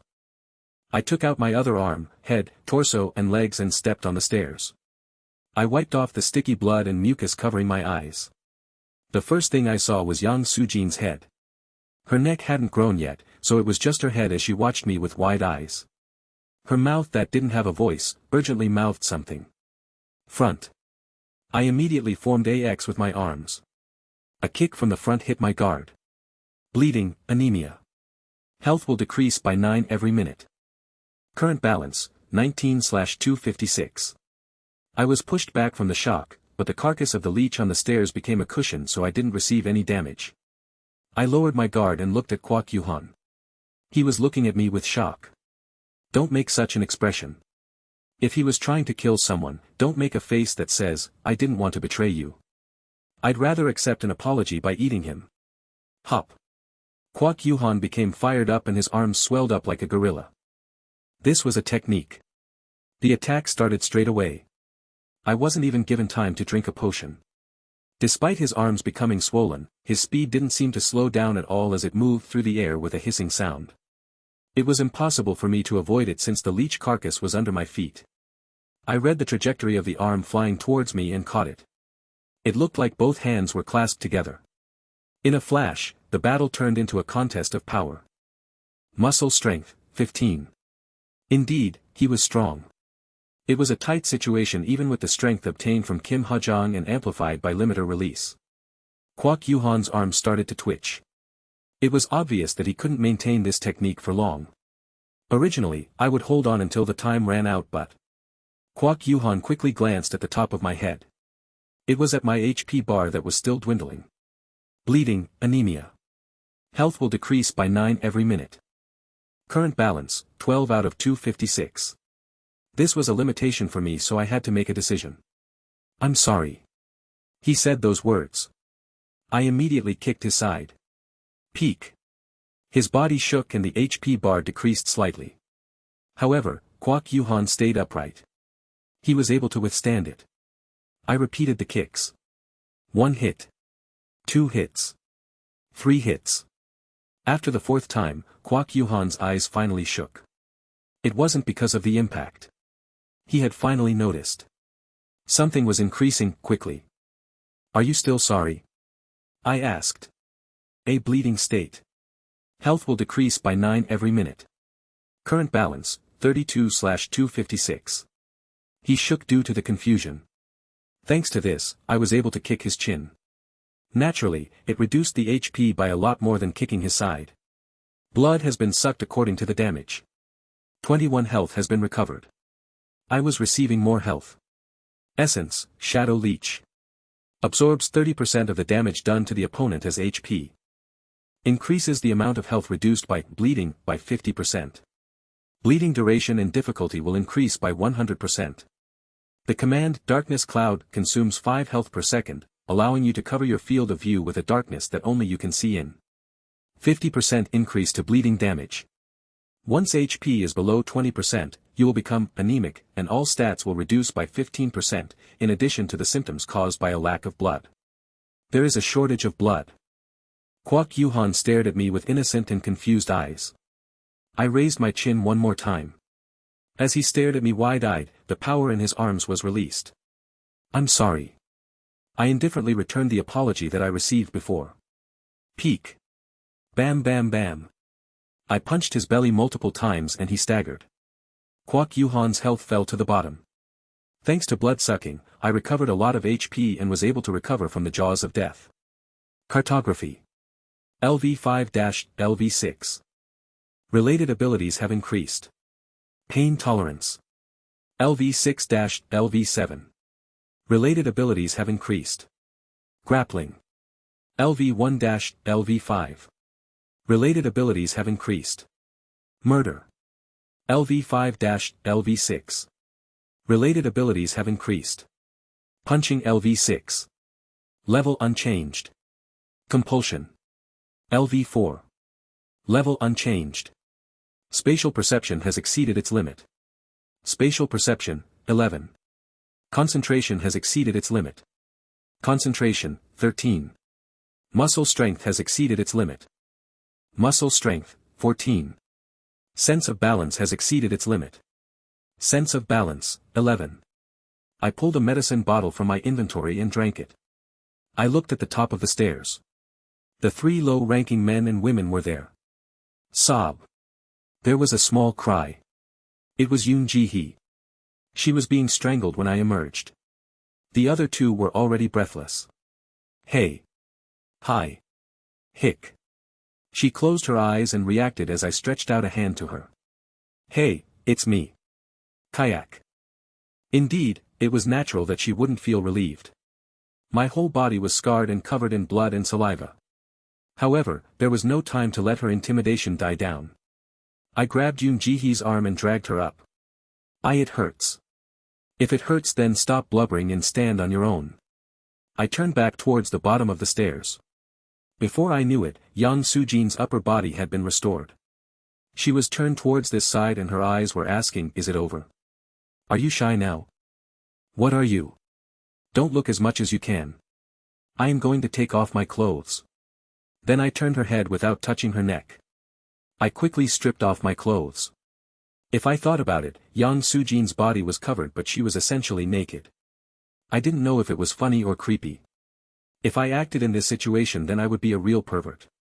By the time I finished changing clothes, most of Yang Soo-jin's body had regenerated. That is fast. I can slow down my regeneration rate. I was in a decapitated state so there was no point in regenerating right away. You should have regenerated when being stabbed earlier. I held my hand to my chest and still pretended to be hurt. Aren't I a genius? Was she really calling herself a genius? That. Excuse me, Yoon Ji-hee approached me. Can I go down first? The darkness of the leeches was lifted and they could see the peak that the staircase led to. The staircase to the 7th floor leading down from the peak was there. What about the deal? Please tell me later. I can't stay here anymore. She showed a nauseous expression at the end of her words. There were dead bodies, blood and mucus strewn all over the place. I winced and nodded. Then go down first and headed to the student union dining room tomorrow afternoon. 1 p.m. If you don't, I will kill you on the 7th floor. I'll come. I will definitely come. She ran down the stairs as soon as she received permission. She gave a small scream as she stepped on the carcass of a leech and Yang Soo-jin shook her head with disbelief. Why is she still alive? There is a reason. I heard you talking as you came down. Is she the daughter of a wealthy house? She was sharp.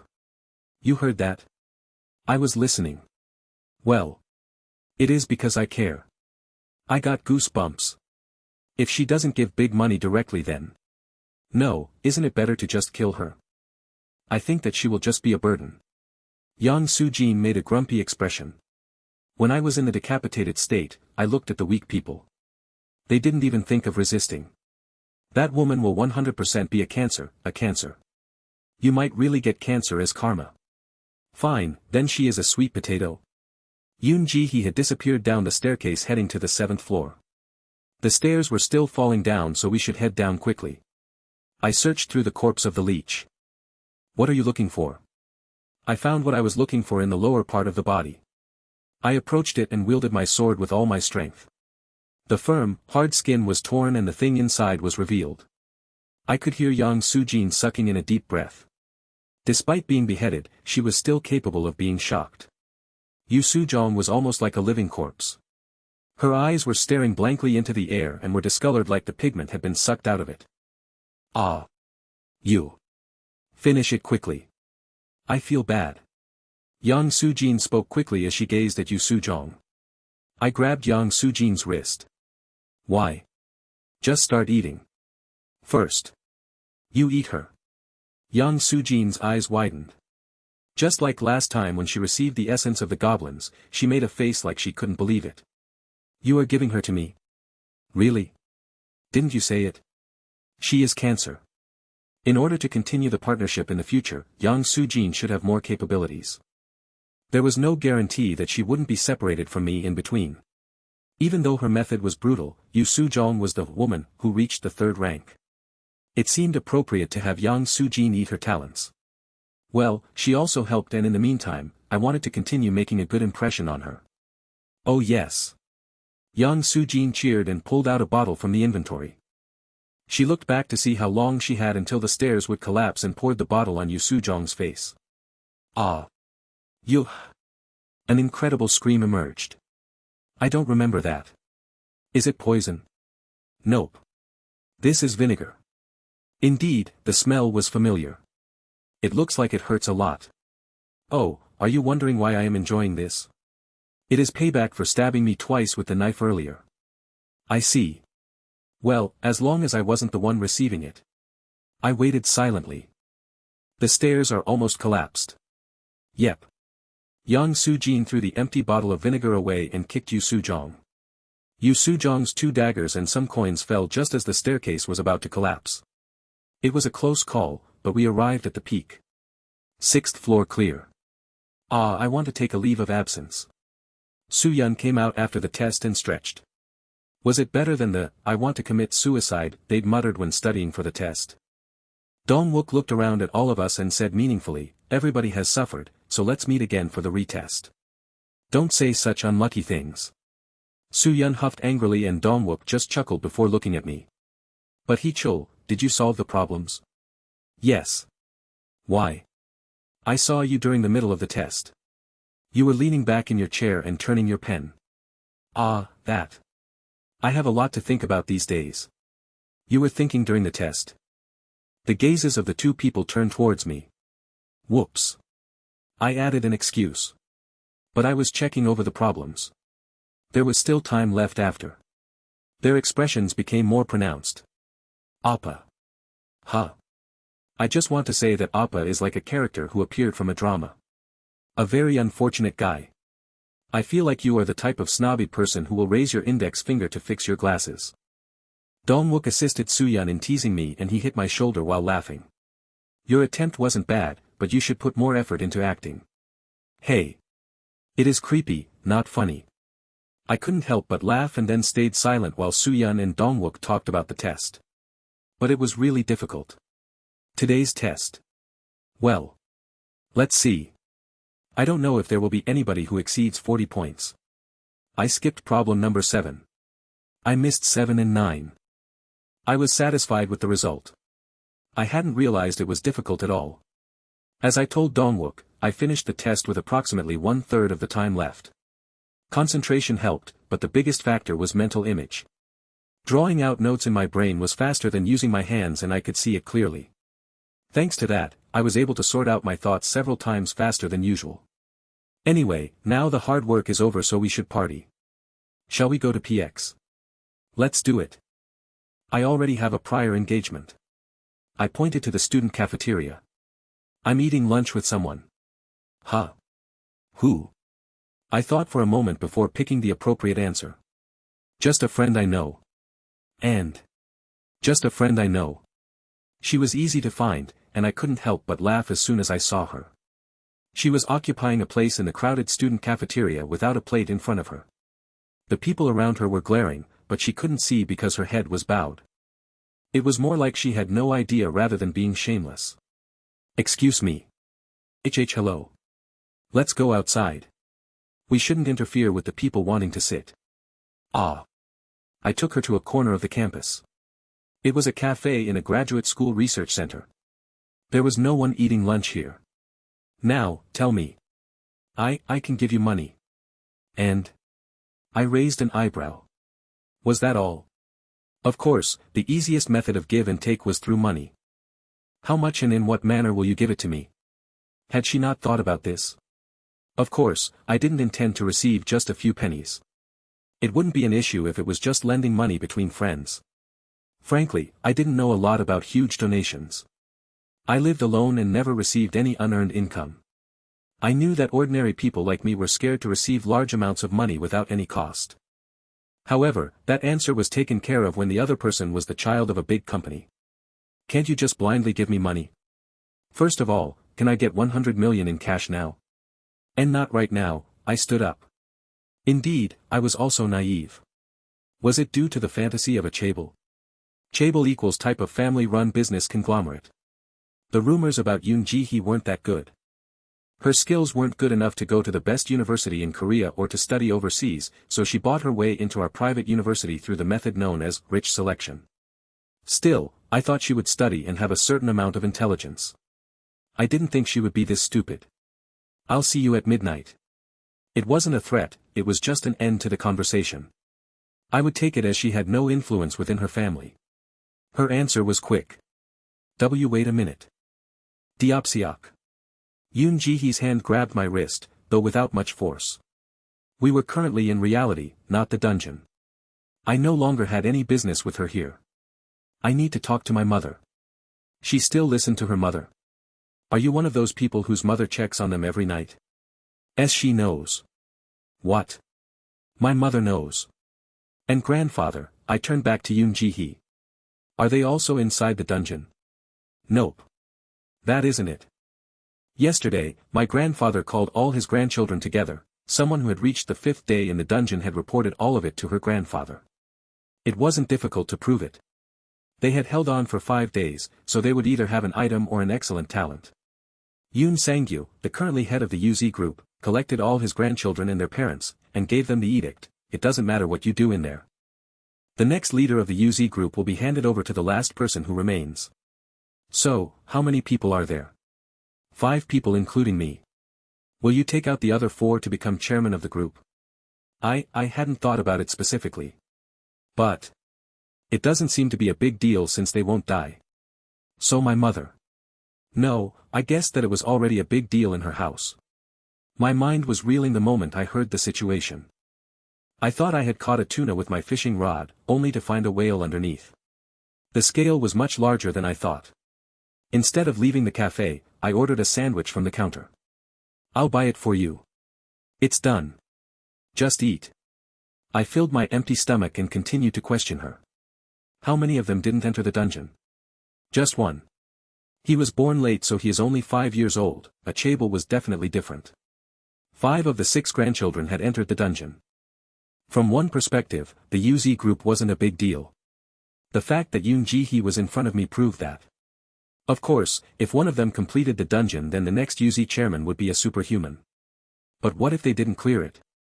Except for the 5-year-old who wasn't grown yet, the next chairman might be someone with no desires. If I go to mother, then she might do something. I don't know. The way that my uncle is treating the others. The others? Ah. I met my cousin on the 5th floor. I heard that he recruited real people in reality. No, this story was none of my business. Yoon Ji-hee was obviously used as a bait on the 6th floor. What happened? I hadn't thought about it until the 5th floor. My other cousins are also meeting and gathering people in real life. I couldn't trust them, so I went down to the 6th floor alone. Then I met you and you said I would die if I lied. Looking at this, who would believe that she was a chaebol? I drank the soda that came with the sandwich. It was a cup full of carbonated juice, but I was still thirsty. Yang Soo-jin's words were correct, this was real. She was just an ordinary girl, not a member of a chaebol. She was someone whose siblings and cousins wouldn't have wanted on the same team.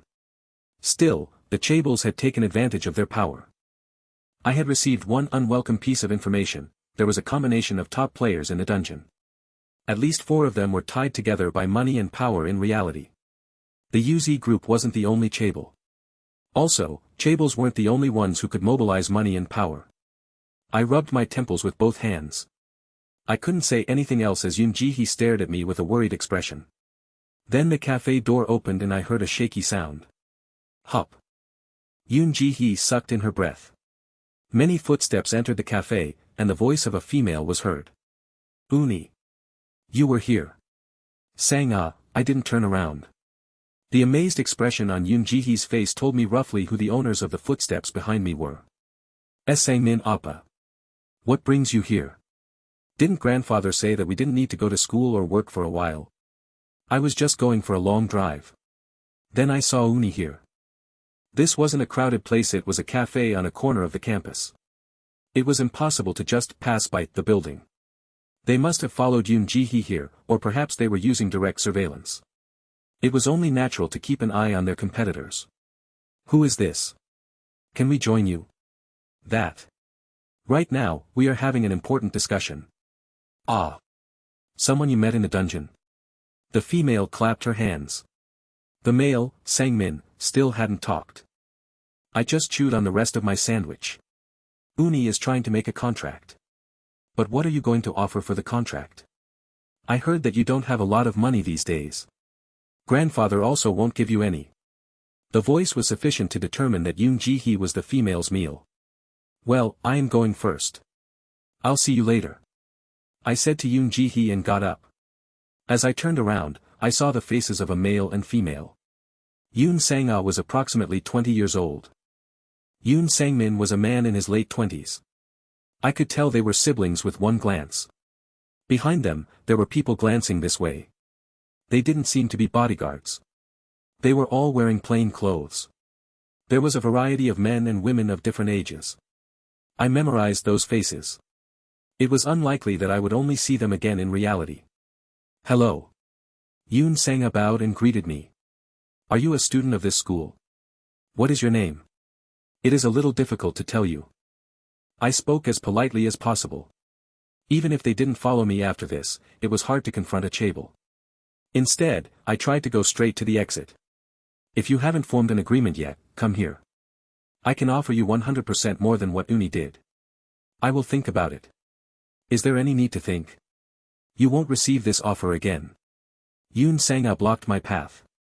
We have a company. It is like an affiliate. If you accept, then I can hire you within an hour. You will receive a salary without needing to go to work. Certainly, it was 100 times better than her cousin's offer. You don't have to do a lot. When you go to the next floor, just take Ji-hee Uni out. What does that mean? Yoon Ji-hee exclaimed, but Yoon Sang-ah just laughed. Why? Isn't it an efficient method? Uni tried to buy this person, so the answer is simple. Her expression changed with the next words. Uni is already stupid, so is it a bad thing? Well. This was one thing I agreed with, so I had nothing to say. I raised my hand and brought it to Yoon Sang-ah's shoulder. If you are finished, then please let me pass. This is the testing period. Didn't you understand my offer? I can repeat it again. No. I understood. She didn't seem to care about how much Yoon Sang-ah offered. I raised one finger. 1 billion. What? By today. Can you ensure that I receive 1 billion won legally and without looking suspicious? I could tell just by looking at her facial expression, she looked at me like I was crazy. The problem wasn't just the amount. It didn't matter. It is no use if you can't afford that. I slowly pushed Yoon Sang-ah out of the way. There is nothing to talk about. 1 billion won. I used to think about it often. When I was a high school student, I didn't have a lot at home, so I thought about the things I wanted to have.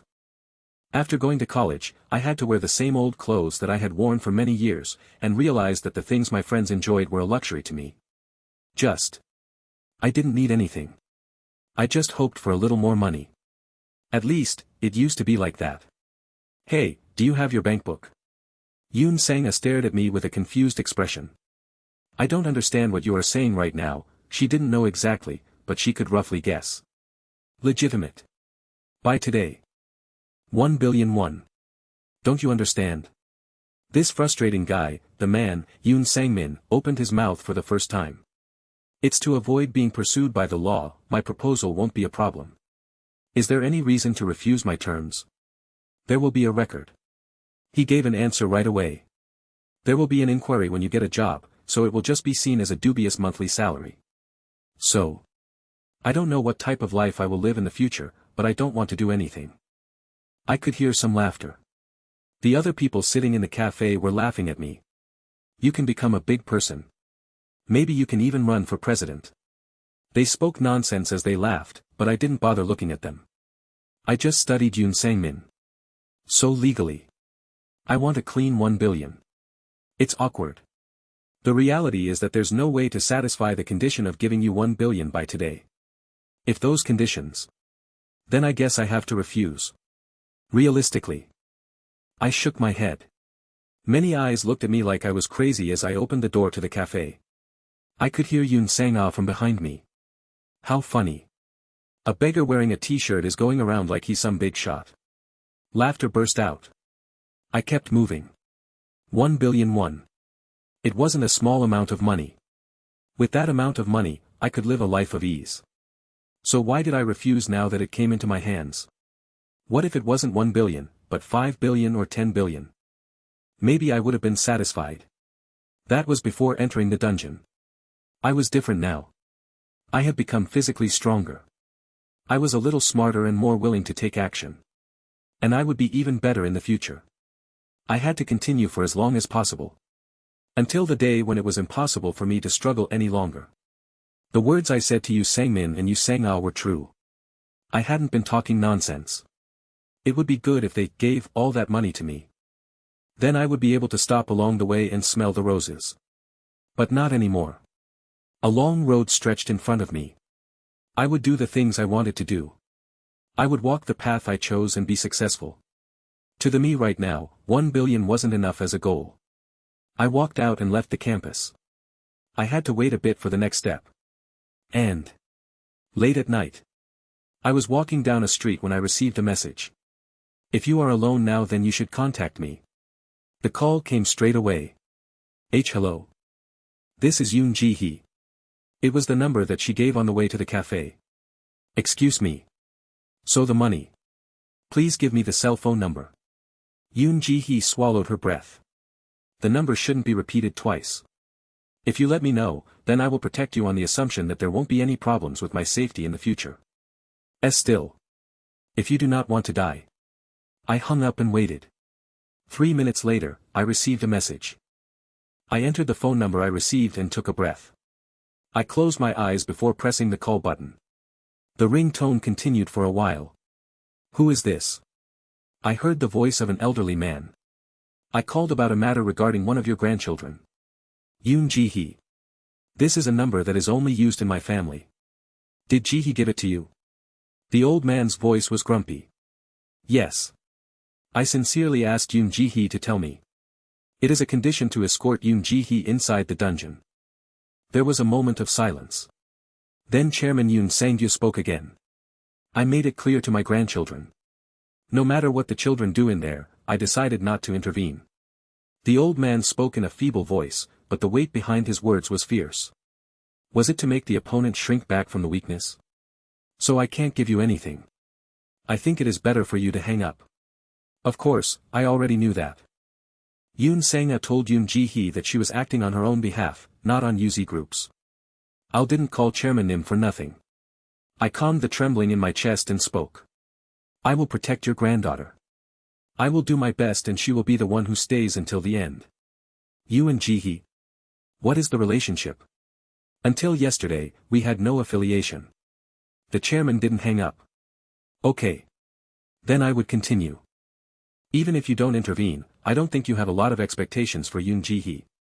I met 3 of your grandchildren today, but I could clearly see who would die first. From here on, I cut to the chase and pulled the pin from the hypothetical grenade. But Yoon Ji-hee will survive the longest. If only one of your grandchildren is left, it will be Yoon Ji-hee. Why? She has me. I heard a faint laugh. In other words, the grandchild that has you. Perhaps Sang-ah and Sang-min. You are better than those children. Yes. I am the ace in the hole. The 2 of them. Even if they have the people that they've already gathered, I will still win. HRMM. In addition, none of your grandchildren are better than me. So naturally, Ji-hee will stay the longest. What did I want? I said it first before the old man could ask. As you said, you won't be giving me anything right now. Anyway, if my words are proven correct. You won't need to ask for anything since I will do it. The old man's voice was filled with laughter. Yes. He was right. If Yoon Ji-hee survived longer than any of her siblings or cousins, it meant she would be the successor of the UZ group. And I would have been responsible for the safety of the successor. I just wanted you to know. This is your insurance against damage. Even in the worst situation where the dungeon surpasses the ability of your grandchildren, it is insurance that at least one's grandchild survives. The next moment, the old man's loud laugh entered my ears. That is fine. Thank you. Yes, then should I call the other children and tell them not to hurt Ji-hee and the person who is calling? Goosebumps formed on my spine.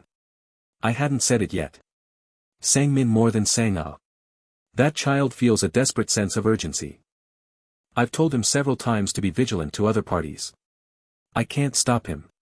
Even though there was no hope, I wanted him to keep his grandchildren in check, at least in reality. It was for my personal safety rather than Yoon Ji-hee's. I knew he was going to say that. Ah. Don't worry about it. This business is okay. Free insurance.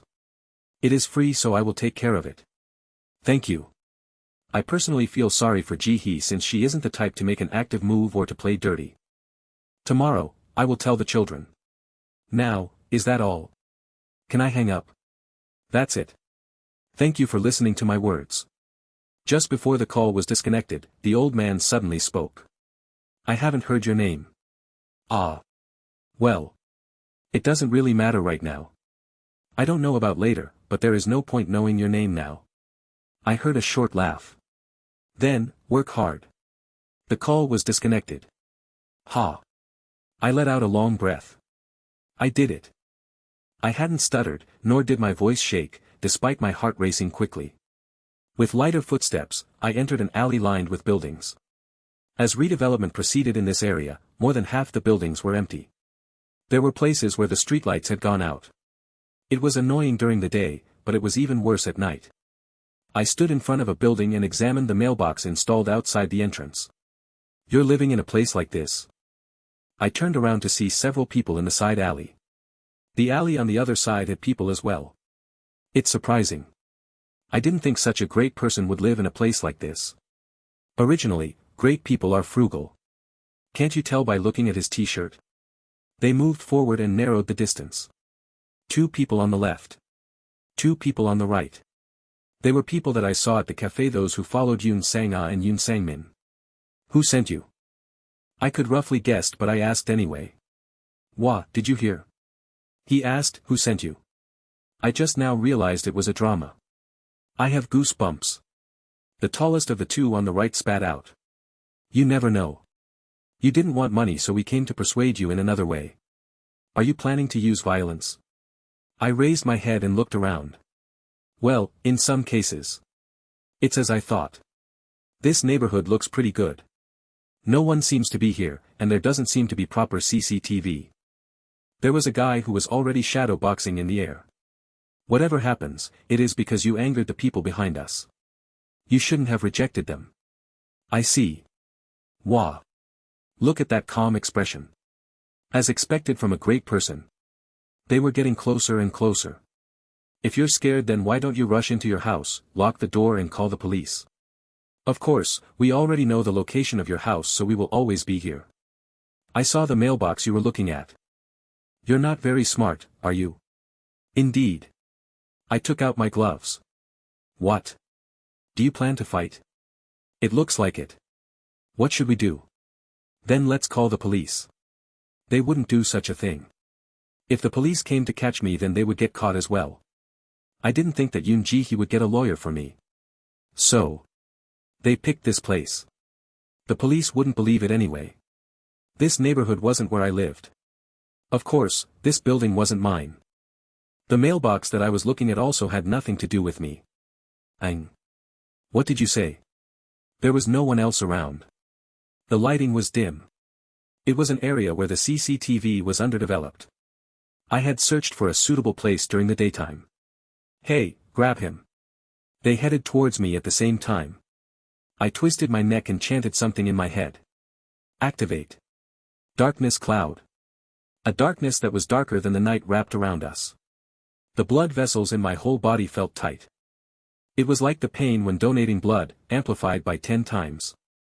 There wasn't a physical HP bar above my head or a message in front of me. It was different from the letters that popped up when looking at an item. W what? For confused voices echoed in the darkness. The range of darkness was just as I thought. It was the same range of vision like in the dungeon. I aimed my fist at the closest one. The blitz tactic was the key. I didn't know what variables the 4 opponents had, so it was best to utilize the advantage of surprise. Bam! As soon as the guy collapsed from being hit in the stomach, the one next to him swung a club at me.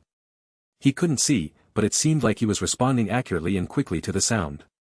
Of course, it was a blind hit, but it might work because it was a pincer attack. I moved my head, grabbed his wrist and pulled back his arm. There was the sound of something breaking.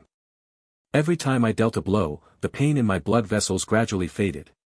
The blood-sucking effect worked without any problems. There was the feeling of someone kicking me from behind, but I gritted my teeth and withstood it. The pain was severe, but I could endure it. I turned around. This time the kick was a bit higher. However, it missed and the leg moved to the side, causing the person to stumble. The remaining person didn't come directly. He hesitated while holding a bottle in his hand. It was because a disaster could happen when it missed, unlike the colleagues who swung a fist. The person was only a few steps away, so I killed my footsteps and approached immediately. I grabbed the bottle and lightly kicked his testicles. The problem was the next step. Their shouts and screams rang through the alley. There was no guarantee that someone wouldn't exercise their courage. I quickly dragged them to a building that was being redeveloped. As I entered through the tarps covering the outer wall of the building, there was nothing to be seen. If a sound leaks out of your throat, then you will die. Of course, I was bluffing. There were grunts as I punched 3 of them in the abdomen. The one left was the supposed leader. He was the one watching me quietly. I pinched the flesh on the inside of his forearm with my index finger and thumb, then twisted it painfully. Quark. Ugh. I didn't know how powerful my grip was after being influenced by the lizardman essence, but he received pain when I used only a little bit of my power. What is my name? I saw this in a novel. The detective said that asking questions like, "What is your name?" made it harder to hide their thoughts instead of yes or no questions. I don't know. We just followed. That is enough. Be quiet. From here on, I was going to test the talents and techniques I acquired in the dungeon. How efficient were compulsion, eloquence, and charisma? Kim Sung-tae. Lee Ji-hwan. Kim Sung-ik. Jang Hyo-jin. I took out their cell phones, removed the batteries, and read their names on the ID cards in their wallets. I read the addresses written below. It was significant. Are you crazy? This isn't the dungeon. We didn't plan anything other than a simple assault. Killing us is too much. Our instructions were just to scare you a little. Of course, those are just words. I tried to laugh like a psycho as much as possible. The effect was obvious. Even though I didn't say the word "kill" myself, they had already imagined a snuff film in their minds. The leader's name was Kim Sung-tae. Sung-tae. The problem with attacking me is that I will pay you back. Not only that, I was insulted as well. What should make me feel better? If I feel better, I might not use your cell phone to call your family. The other 3 looked at me nervously as they carefully listened to my words. Are there any facts I should know? Things that I might not know about the dungeon? Points will be given to the person who tells me first. It didn't take long for the first answer to come out. The person called Jang Hyo-jin spoke first. Well, you don't need to be in the place where the stairs were originally. Huh. So even if you are in the bathroom or someplace else. As long as the space is isolated, a staircase will appear at midnight. Oh. The experiences from individuals were quite specific. I looked at Kim Sung-tae. Your employer was experimenting with this. An expression of embarrassment was his answer. They had probably done such experiments. With this, I don't have any bad feelings towards Jang Hyo-jin. Does Sung-tae's silence represent the rest of you? Kim Sung-tae hesitated before speaking. If 2 people were in the same place, then 1 staircase would be created. However, stepping on the same staircase wouldn't cause the stairs to overlap. If someone went into the dungeon with an injury, that injury would be healed when they left the dungeon. Once I listened to the experiment, I asked a few additional questions before saying. They are pretty safe experiments. Have you never tried an experiment like this? What? Killing a person outside the dungeon and seeing if you can absorb their abilities. See crazy. Kim Sung-tae forgot his position and spat out. Hey. There are still some lines we shouldn't cross. I don't know what thoughts you are having, but I told you. This is real life. It's nonsense to think like that. That is true. I put a falsely evil expression on my face. I released the expression. This is somehow quite awkward to say. As they looked at my expression, saliva thickened in their mouths. I noticed it. I was mocking them until now. In fact, it was a little fun deceiving them. I knew more than anyone else the limit as a psycho. If they were murdered, then the risks to me were enormous. If it is like this, I placed my hand on Kim Sung-tae's head as I pondered aloud. I placed strength into my wrist and shoved his head down on the ground. After lifting Kim Sung-tae's head again, his face had become bloody. Ugh. No matter how angry, don't forget your position now. He was the one who told me that when you entered the dungeon, your wounds will disappear. After 2 hours, the evidence will disappear. It didn't matter what I did as long as they didn't die. Give me all the items you have. I can see from your reaction that this isn't sufficient. You should worry about each other. Noises were heard from one side. The three people, except for Kim Sung-tae, were already scared. I collected all the items, such as clubs and bottles, and stored them in my inventory. Coins. We don't manage the money or supplies. I see. I nodded. I checked the time and went to work. I started beating the four people up. I gave you the items. There is no more, really. I know. I showed them the time on my cell phone. There are approximately 2 hours left. Anyway, if you stay here then the staircase will appear. Once you entered and exited the dungeon, your wounds were restored. This meant that when they entered the dungeon, their wounds would be maintained. I didn't know if the goblin's medicine could restore broken bones. However, they would have to consume quite a lot of medicine on the 7th floor and would have to worry about all types of disadvantages. They might have to eat their medicine to an extreme level. If they were with colleagues from the 5th floor, they might become meals for several people. I'd appreciate it if you convey my thanks. Tell them that this is just fair play for what they tried to do. 3 of them gave up. Kim Sung-tae maintained his spirit until the end. After it was over, he said to me. Again. Do you want to consider it again? What? The ship you are on is rotten. I saw it. Earlier at the cafe, I heard it from Sangmin and Sang-ah. These people were acquaintances of the Yoon siblings. They felt like the entourage of a chaebol child that often appeared in dramas. Everyone misjudged. You are a great person. Now I know it for sure. I mean, the words that were said. I'll make Sangmin recognize his mistake and reevaluate you.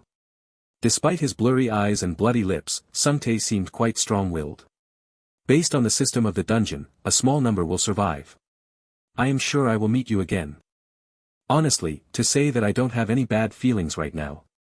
It would be a lie. But that's just the way I feel. If you join then Sangmin will surely get closer to being the final one. Of course, he will also give you sufficient compensation. A so-called loyalist. I'll say it once again. Yoon Ji-hee is rotten. Maybe she will do something unexpected. After her father died, she grew up with a mother who is a third-rate actress. Did you know that? Rather. You might get caught around the ankle, compared to your profits. It is like picking up an empty bowl compared to a bowl of rice. If you want to get far in the UZ group. Nothing like that. What? I have no intention of joining UZ group. In the first place, it doesn't seem like a company that can support me after I graduate. I got up. Kim Sung-tae stared at me with disbelieving eyes. But it was true.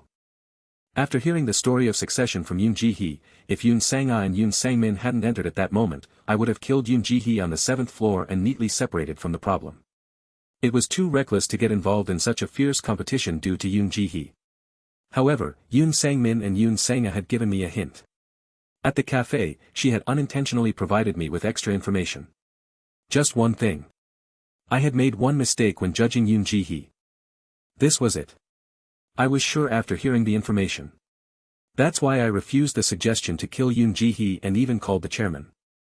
I was sure. Secure Yoon Ji-hee, not the UZ group. Well, I guess your words are correct. Then why? But you and those cousins, have you ever wondered what greed is after you entered the dungeon? I think I found the answer. After knowing this, it made a lot of sense. It wouldn't matter if anyone else knew. Rather, those who knew the answer would snort with laughter. Maybe I had already known. When I looked at it, I could see the practical meaning. I left the construction site. Quite a lot of sound should have leaked into the outside world, but in the end, the police didn't come. As I headed home, I messaged my school friends. It was to obtain some information about Yoon Ji-hee's academic life. The last person I sent a message to was Yang Soo-jin. What about the errands? I've prepared everything. Should I bring it in my bag? Yes. Good work. I'll see you inside. Smiling face, smiling face. I took a shower and packed the things into my bag. Then I waited for the stairs. 7th floor arrived. On the 6th floor, the first stimulus to his senses was wind. The cool breeze that blew from below. The 7th floor was light. Are we outside? Yang Soo-jin asked, and I thought she was correct. The dungeon was bright like it was daytime. If there wasn't the high ceiling of a cave instead of the sky, I would have thought I was outside. A ball that served as the sun was lodged in the center of the ceiling. It really was like the light from the sun, to the extent that I could feel the warmth on my skin. A new element of this place were some ruins. On the 6th floor, there had been no traces of any ruins. No, this place didn't have traces, but the ruins itself. It looks like a city. Wah, kind of like ancient Rome. I agreed, but the city here was probably a few centuries older than Rome. Although it was a ruin, there were buildings 4 or 5 floors tall. The stone roads had little damage compared to the buildings. There were thin pillars rising at regular intervals along the streets. Street lights? But why hasn't that woman come down? Yang Sujin turned and looked at the pillar where we had descended. It was a carved pillar of stone that stretched from the ceiling to the floor of the city. The staircase that brought us down didn't directly appear. Maybe the ceiling was the 6th floor. Yoon Ji-hee appeared not long after. I didn't have to ask why she was late. I could see it. It was written on her face that she really didn't want to come down. Ah. I am sorry. If you are sorry, just as Yang Sujin was about to say something. The locusts have started their activity. All 3 of us looked around. But I couldn't see anything in either direction. In addition, I didn't hear anything. Excuse me, it was Yoon Ji-hee who raised her finger upwards. There were black dots in the air. As time passed, the number of dots increased and their size also became bigger. Evil swarm of locusts. Type, reptile. Rank D. They are called locusts due to their appearance, grouping habits, and unique wings. Biologically, they are reptiles. When hunting animals, they separate their prey according to size and will take them back to their habitats instead of eating the prey right away. They have an organ in their body to store sunlight. The disadvantage of flapping their wings is that it consumes a huge number of calories, making them reluctant to act in a space that doesn't receive light. I couldn't eat these guys properly. I grumbled and clapped my hands. The eyes of the 2 females zeroed in on me. Go. I pointed to the ruins. Both of them seemed to understand immediately, as they moved quickly. We entered a 1-story building, but the interior was quite large. Most importantly, there was a space where the light didn't reach. There were many wooden shelves like it was a store that sold something. We crouched under the table that acted as a counter and waited. Soon, all the light that entered the building was completely obscured by the swarm of locusts. There was the sound of wings flapping and countless black shapes passing by the door, but there were no signs of it ending. Tack. There was something on the ground next to my feet. I looked at the locust that had taken 1 step into the building. Indeed, they really had the appearance of a locust. It was just like a locust, except that there were no insect-specific joints and it had the twinkling eyes of a reptile.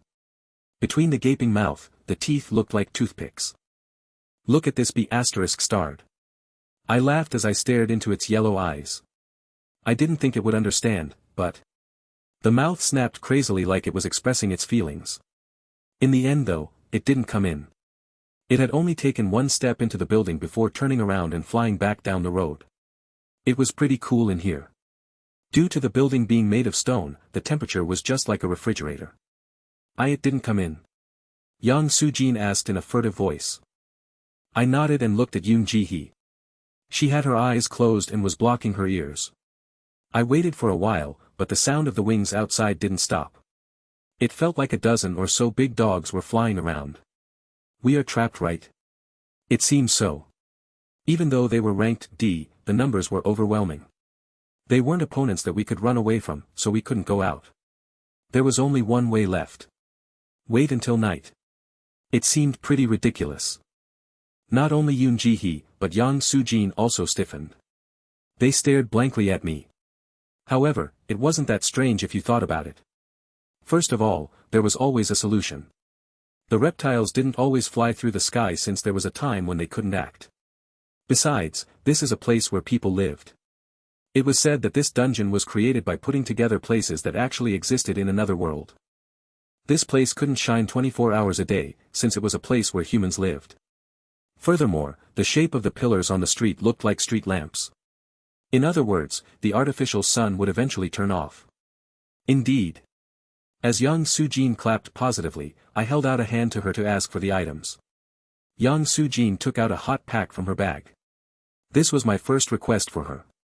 Due to the lizardman's essence penalty, I had to suffer quite a bit of cold on the 6th floor.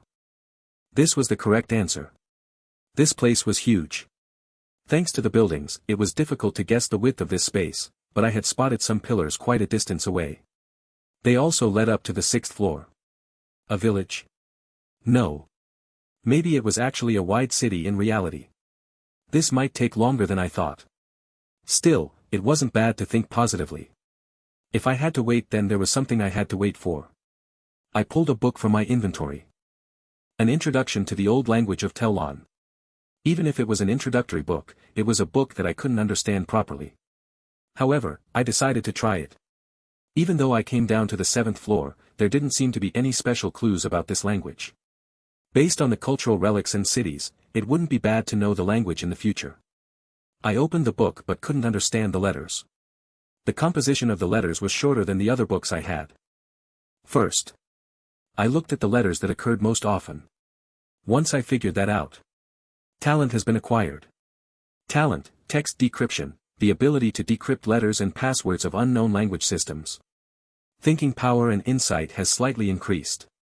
Talent has been acquired. Talent, Telon, reading, writing, the ability to read and write Telon will rise according to the level. There is a slight increase in planning. Telon, conversation, will be corrected according to the level. Then fragments of information entered my head. I had figured out the word eben as well as the way of pronouncing the syllable e. If this was the case, it might not take too long to understand and read the language. I smiled as the clue was solved more easily than I thought. Then I realized that I had forgotten one thing. I pulled out a book from my bag. 4,000 Essential Swahili Vocabulary. You said that you know English and French?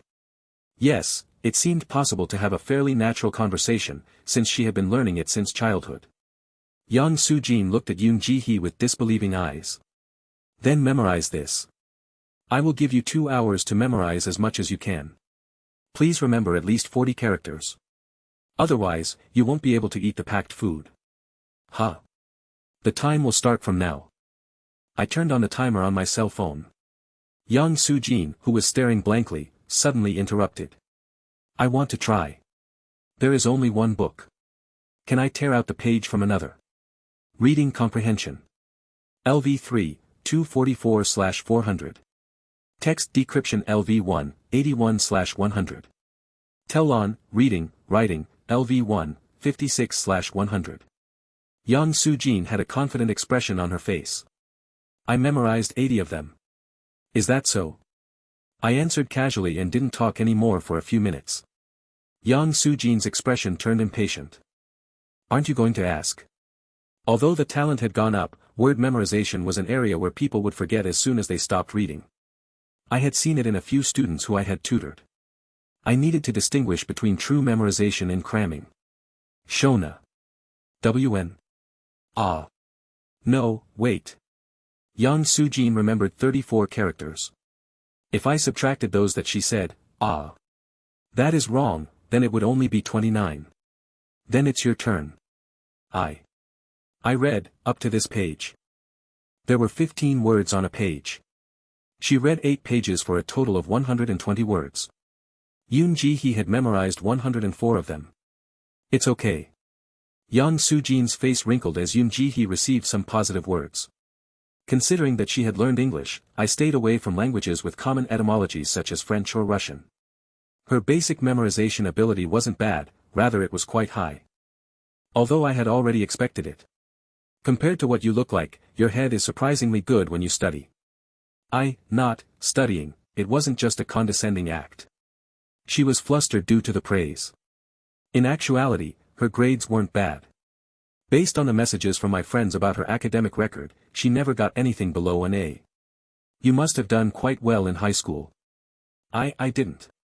I was almost yanked out of classes. I went to an international school. It was a place where parents who were crazy about education in East Asia sent their children. They couldn't just have wealthy parents, but the students had to study well. It would be difficult for students of general high schools like me to follow their classes. Even if you entered through a special screening, it is great that you managed to keep up with the classes. I heard quite a bit about it while studying in a public school. Well. It isn't good or bad, just a little surprising.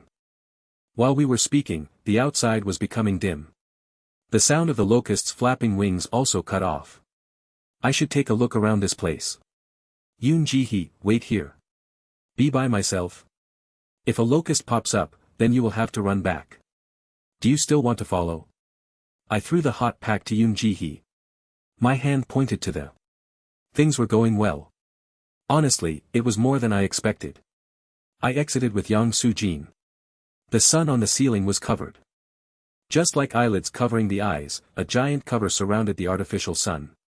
Before it became completely dark, I stored as much of the scenery into my mind map as possible. Let's focus on the ears rather than the eyes. Go over there. At that moment, I noticed that Yang Soo-jin's cheeks were puffed out. What is it? Nothing. If you have a complaint then say it. I'm sorry. Yes, I am stupid. What? Yes. I am unemployed. I don't even know where an international school is. In addition, I only managed to memorize 34 words in 2 hours. What was this? It was actually 29 instead of 34 words, but it wasn't that good. I don't think you are stupid. It was only 34. In 2 hours. It was actually 29. If she is so clever with just memorization skills, my position with Yoon Ji-hee should be reversed. Isn't that right? As I paid attention to my surroundings, I muttered. Being good at studying and having a good head is different. What is different? Among the high school friends that I have, there is one who dropped out of school and delivered jjangmyeon. He created a good, quick service delivery app and received several investments. He's a great friend. I personally think he is very smart. It was the difference between having a talent and using the talent in the right place. However, most people didn't realize their talents and weren't satisfied. So what if you can't memorize an African language in a few hours? She can't even survive 1 hour here alone. Isn't that right? That's right. Then what is the problem? You can do it. That was enough. Anyway, they would have to face quite a lot of people who came down to this place. For most of them, their actions would be no different. Anyway, you still haven't tried to stab me in the back. That alone is good enough. What if I do so in the future? It isn't a high possibility. Now stop whining and listen carefully. In the meantime, the surroundings were quiet. The streets became completely dark and the street lights turned on. However, the street lights only brightened the middle of the road. The outskirts and side buildings were completely dark. Yang Soo-jin and I stuck closely to the outer walls of the buildings. As we moved out of the light, we could only see within our original field of view. Well, there is something I don't know. Yang Soo-jin spoke in a low voice. What is it? Did you keep that woman alive for her language abilities? If you don't teach her how to fight and just let her read a book, then we can kill her whenever we want. She sounded like she had found the answer. I didn't answer. Regardless of my answer, it was important that she find an answer she could understand. She wasn't academically smart but her head wasn't bad. Even so, 29 words were disappointing. Stealth. LV3, 244/400. I held my breath as the letters surfaced. Yang Soo-jin did the same as if she saw the letters. The experience of stealth had gone up. In other words, there was something else in the area.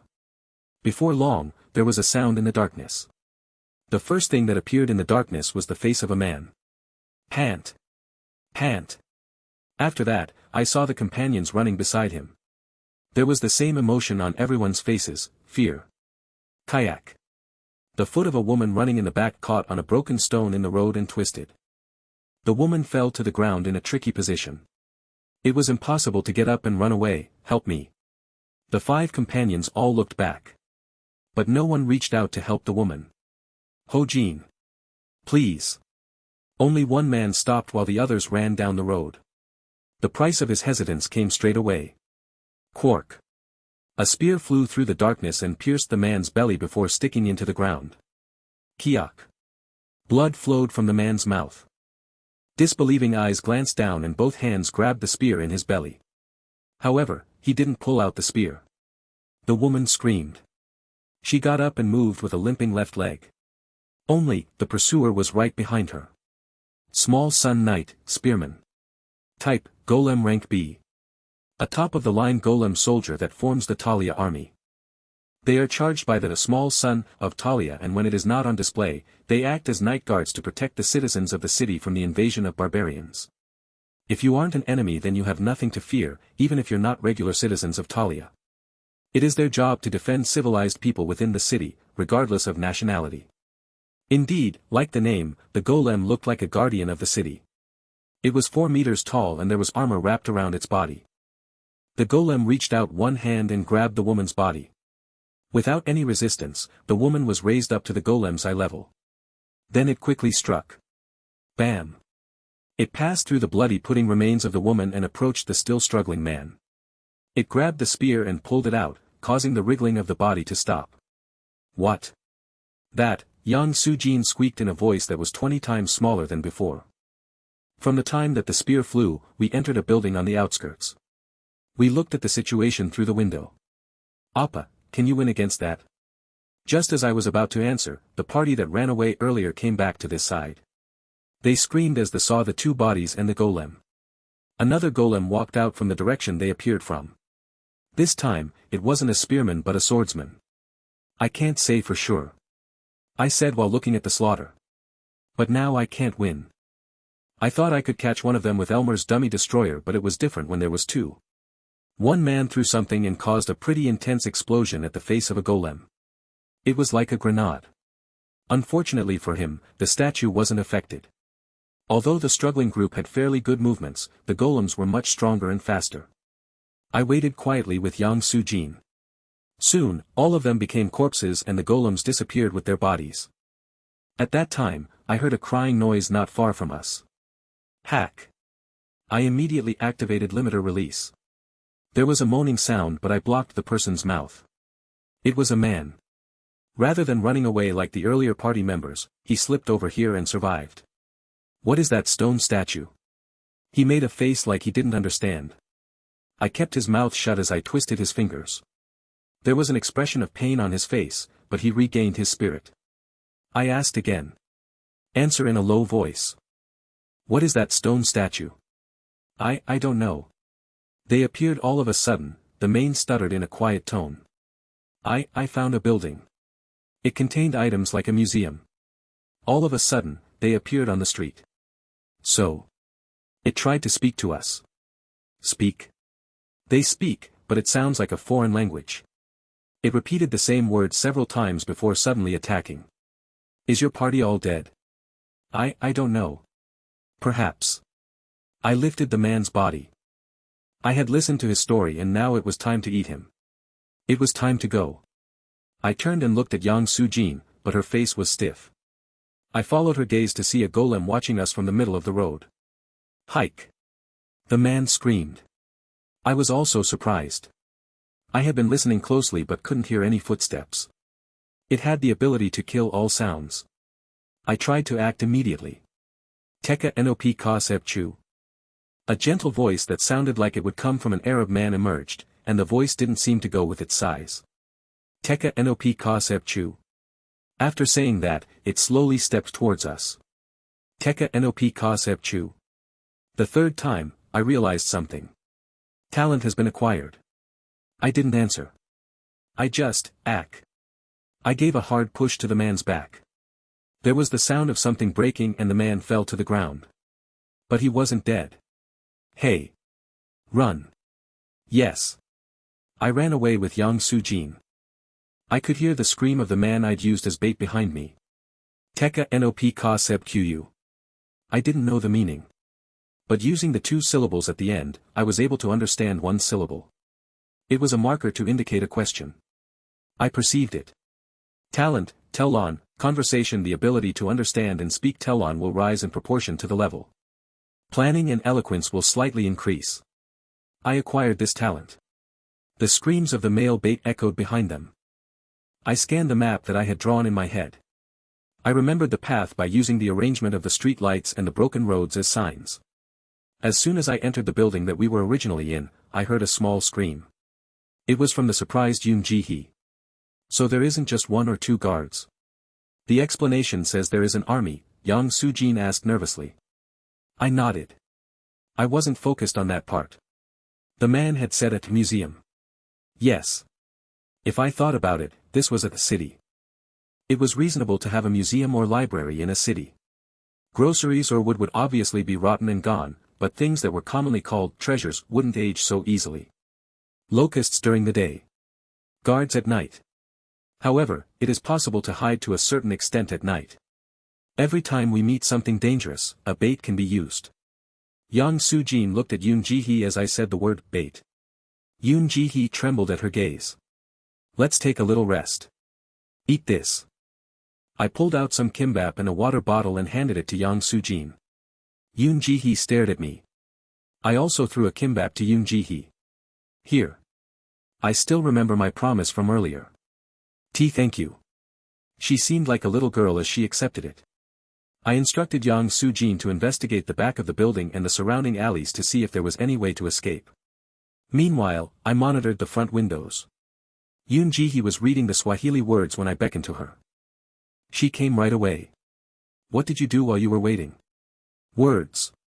I've been memorizing them. Thought it was obvious that she was memorizing the words. Yoon Ji-hee added something unexpected. More than 10 pages. I remembered. She avoided my gaze as I stared at her. It seemed she was embarrassed to say that she memorized words like a child. Really?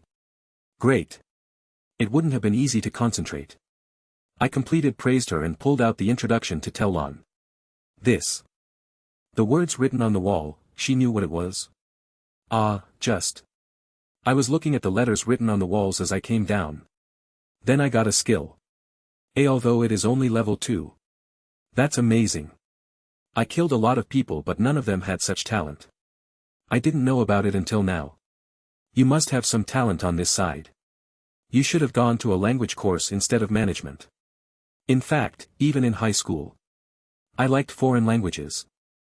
Yoon Ji-hee's expressions and words were brighter than before. She was this type. I had seen a lot of them.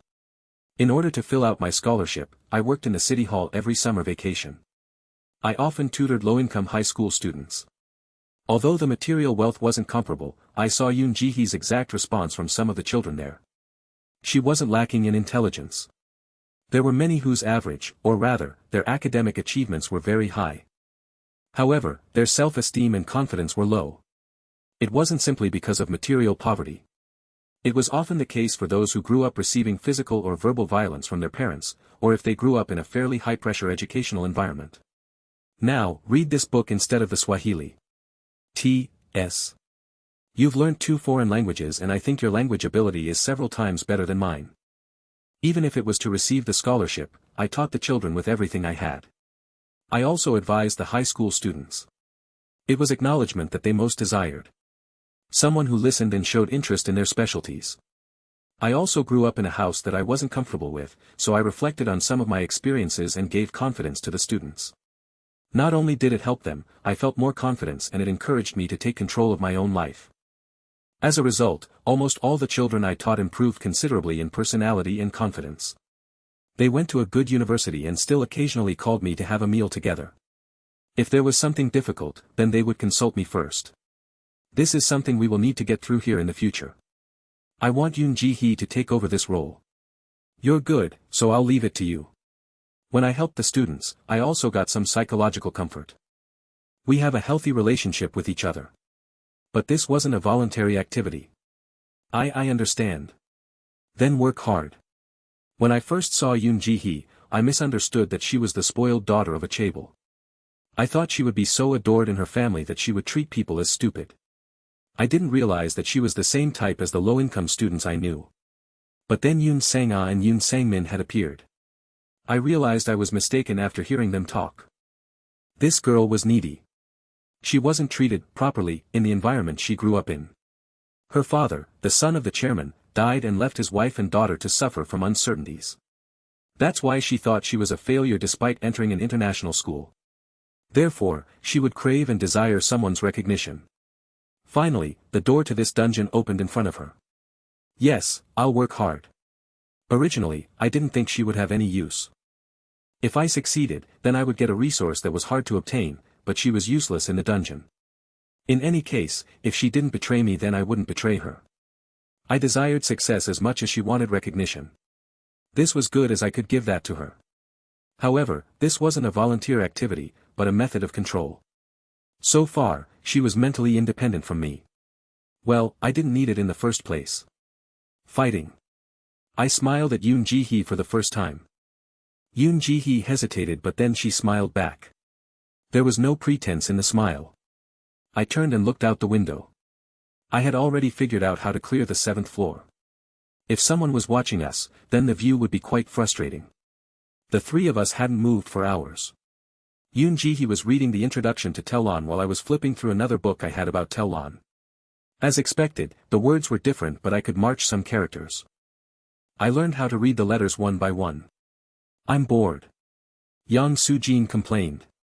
She had put together the tools she collected from the 4th floor and the potions she gained so far, and was immersed in experimentation. The academic atmosphere was good. In fact, although there was nothing material to be gained from the 7th floor, time itself was a valuable resource. Even if it was dangerous outside, it wasn't the least bit dangerous inside this building. In other words, we could stay in here until the limit. Of course, that limit was coming a little bit closer. As the sun finally rose, I looked at the two women. It was the end of the day when we came down here. The night was quite long. Our tired eyes looked up at the light. Our food also showed signs of running out. We felt hungry during the night and had one more meal. As a result, there were 2 energy bars and 1 triangle kimbap left. In addition, there were 2 500 milliliters bottles of water. I pulled out a piece of paper from my inventory. Return ticket, 5th floor. For explorers, this scroll containing the power of is best for spatial movement. The function will be activated when torn by hand. The explorer is forcefully moved to a facility on the 5th floor and will stay there for 12 hours. I didn't have just one. On the 6th floor, I had captured 4 tickets from Kim Ha-jong and Kwak Yuhan along with the coins that they dropped. You are using that now? Yes. I nodded and ordered. Keep an eye on your backs. If you're hungry, then eat the remaining food. I tore the ticket. You are moving to the 5th floor. The space in front of my eyes changed quickly, and then I was standing on the 5th floor.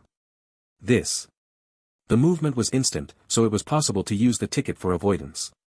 In a crisis situation, I would disappear immediately if I tore the ticket. However, in an environment like the 6th floor where the stairs were collapsing, it was just an act of suicide. Hey! Where did you come from? People were shouting towards me. The people on the 5th floor were divided into groups of 5 or 6. Looking at the numbers, there was a minimum of 10 groups. It was difficult to see them as those heading down to the 6th floor. Zenda is this way. Talia? Are you from Talia? Rikar. Aha. They were city names. Even though my city was wide, it wasn't big enough to hold all the people in the dungeon. I slowly walked towards the group that said Talia. No, you should quickly answer when I call. It is really frustrating. I waved my hand to the middle-aged man who seemed impatient and looked at the faces of those he gathered. There were some familiar faces. 2 of them. We meet again. Both of their expressions were different, but Yoon Sang-min and Yoon Sang-ah were looking this way with gleaming eyes. If both of you came at once, it seems like you still have tickets left. That is none of your business. Yoon Sang-ah was smiling, but it didn't reach her eyes. I'm well aware of what you did to Sungtae Appa. I'm glad. As we exchanged greetings, the frustrated middle-aged man made a confused expression. That. You know each other? Before Yoon Sang-ah could answer, I laughed and lowered my hand. Nope. I have nothing to do with those people over there at all. I just act according to how I am treated. A Jushi. Crazy bastard. I heard Yoon Sang-ah mutter. The quiet Yoon Sang-min opened his mouth. It isn't just those gathered here, but the ones below us. We are on the same 7th floor, yet we ended up meeting for the first time on this 5th floor. Was that so? Yes, the atmosphere made it seem like a tacit relationship had already been formed. Except for the impatient ones, the rest were still watching the situation. Were they leading with money? Or? My sister and I have found the answer. The answer? It's the way to clear the 7th floor. There's a building in the center of the city.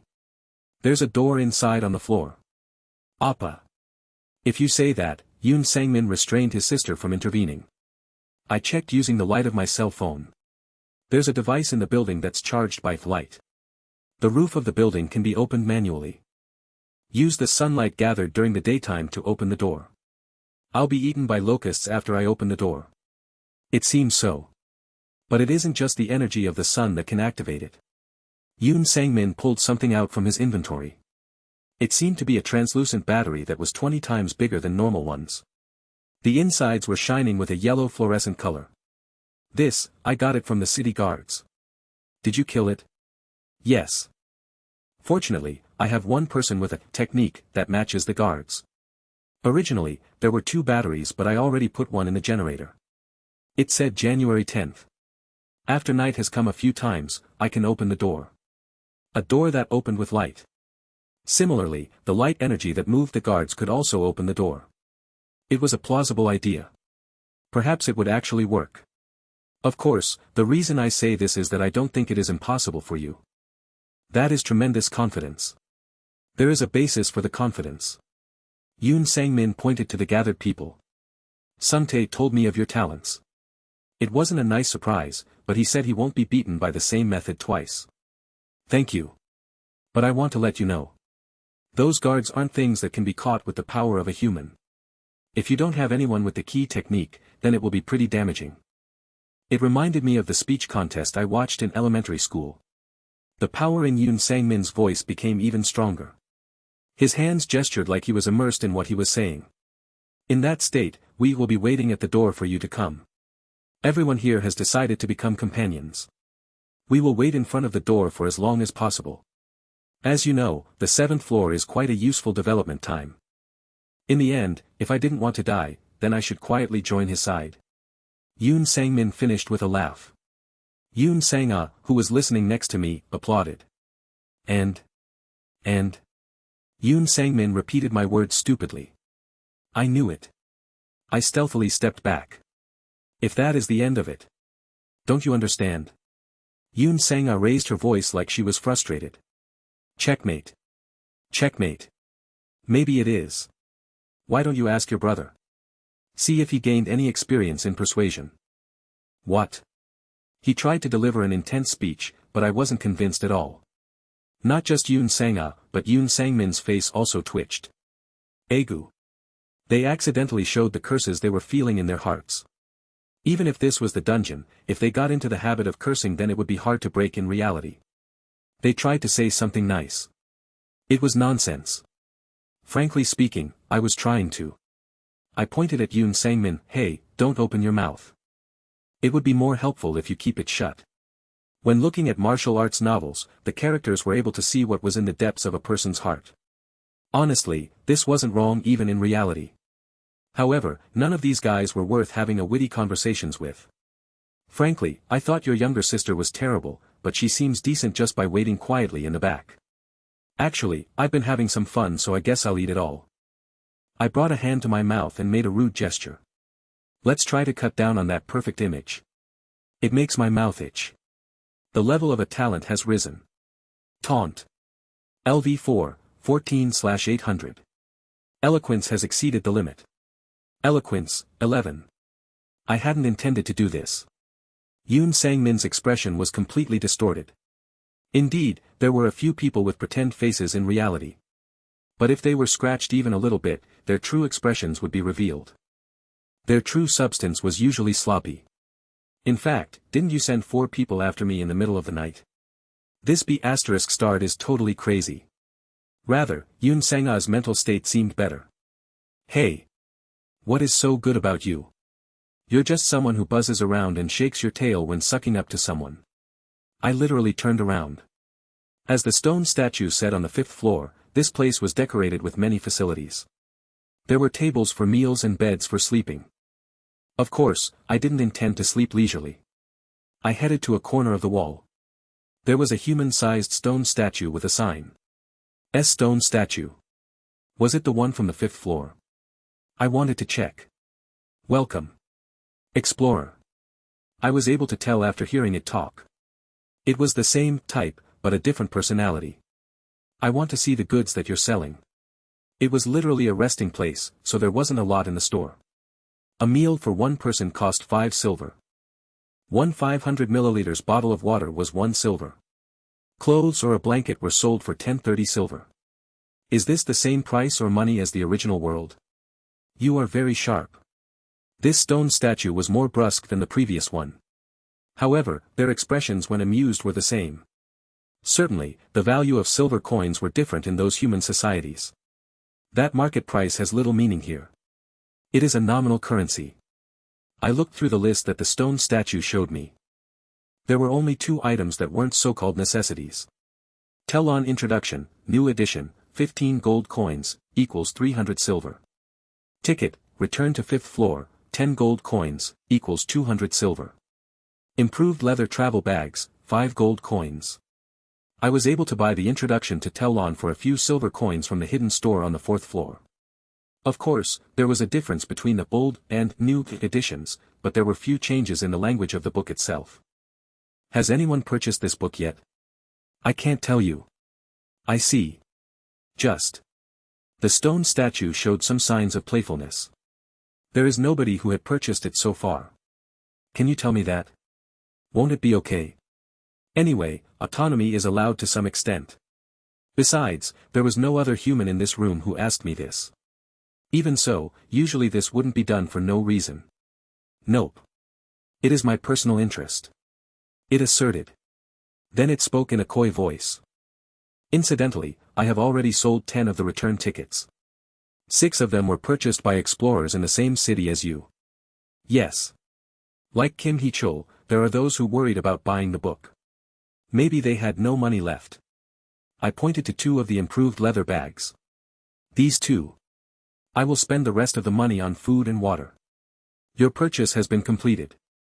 I turned to leave. I might be able to get more information but... It was worrisome. My back always felt cold from the gazes of those other brats on the 5th floor. I know why Epos felt regret. Since the 6th floor, you have come into the area that I'm responsible for. I'll see you later. I am looking forward to it. Ah, you can leave early by taking advantage of that scaffold over there. The stone statue said from behind me. Hopefully you will have a good stay in the city. Yoon Sang-min and the others were heading towards the scaffold. Based on their expressions, it seemed like they were preparing to say something. Listen carefully. I would show them what real persuasion was. I placed both hands in my pocket, then completely removed the smile from my face and spoke sincerely. If you want to live, then give me all of your items and stay in your current position. That would be safer than becoming my meal. Induce fear LV1. 88 out of 100. Who was this guy? One person came up to me. I said, I'm telling you the truth. This be asterisk starred. Don't get in my way. Okay. You will regret. Thank you for the information. Without looking back, I climbed onto the scaffold. My vision changed and the 7th floor appeared. You're already here.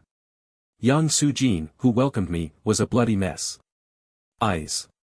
Nose and mouth. Blood was pouring out from every hole in her body. What is this? I tasted just 1 drop of the mixture. This is really a huge effect. I sighed as Yang Soo-jin gave me a thumbs up. I threw 1 leather bag at her. Next time, bring a change of clothes. Then I checked on my key. The condition was perfect. Now was the time for the flower to bloom. Another night. Day. Then night again. Just before the end of the next day, I was able to be certain. Cow 2, I spoke. Text decryption. LV4, 566/800. Tell-on, reading, writing, LV3, 312/400. I could already read Tell-on at a reasonable level. I learned hundreds of words from the introduction and mastered some essential verbs and adjectives. But, I wasn't the only one to memorize the language. Uo mek ru gaik gerbu. The words flowed seamlessly from Yoon Ji-hee's mouth, just like the original spoken language. I couldn't know for sure since I didn't know the words, but it was clear that Yoon Ji-hee was speaking Tell-on very naturally. Yoon Ji-hee mastered the method of pronunciation that was written in the introduction, so she was several steps ahead of me. As her pronunciation became more natural, it became harder to hear what she was saying. Maybe it would be the same if I met someone who spoke the actual Telon language. It was just like how people who learned English from books couldn't talk to Americans. Excuse me. Are you even saying it properly? Will you tell say if it isn't correct? Su-jin grumbled. Sure. It is correct. Yoon Ji-hee responded to the grumbling Yang Su-jin. It was worth it. Even if she was shown the books, Yang Su-jin couldn't understand the structure of the verbs properly. Actually, this wasn't a matter of making fun of Yang Su-jin. I had checked Yoon Ji-hee's intelligence-related stats. Obviously, some of her stats were lower than Yang Su-jin's, who had eaten Yu Su-jong. But the thing I paid attention to was the speed at which her talents were rising. My text decryption was now at level 4. Telon reading and writing was at level 3. But Yoon Ji-hee's text decryption was at level 2. Her Telon reading and writing? Surprisingly, it was level 5 and on the verge of becoming level 6. I didn't understand why her text decryption was lower, but she had spent longer reading the introduction to the language. This was also true of Yang Su-jin. Apart from mixing poisons and wielding her dagger, Yang Su-jin read the English book I brought, but her talent lagged behind my rise on the 5th floor. It seemed like I had a talent for talent acquisition. Even the process of getting the talent was funny, because it reflected the quality that I had. Fortunately, it wasn't that important. There was another way to get talents here, by eating a person who had talent in this field. I wouldn't think too deeply about it right now. Go. I ordered when it became dark. I dragged the two people onto the streets. We didn't walk down the dim paths but in the center of the street lights. I could hear Yang Su-jin nervously swallowing her saliva. We only walked for a few minutes. Kayak! Yoon Ji-hee screamed. A golem stood before us. Although Yang Su-jin stiffened, she didn't take any action. I placed my hand on Yoon Ji-hee's shoulder to calm her down. She looked at me with terrified eyes. I laughed as, Teka nop ka sep chu. The golem asked this question. And it was a good feeling. Now we definitely have over 30 people, Appa. Yoon Sang-ah spoke happily but Yoon Sang-min wasn't pleased. It was because the previous words were still ringing in his ears. He was told to shut his mouth.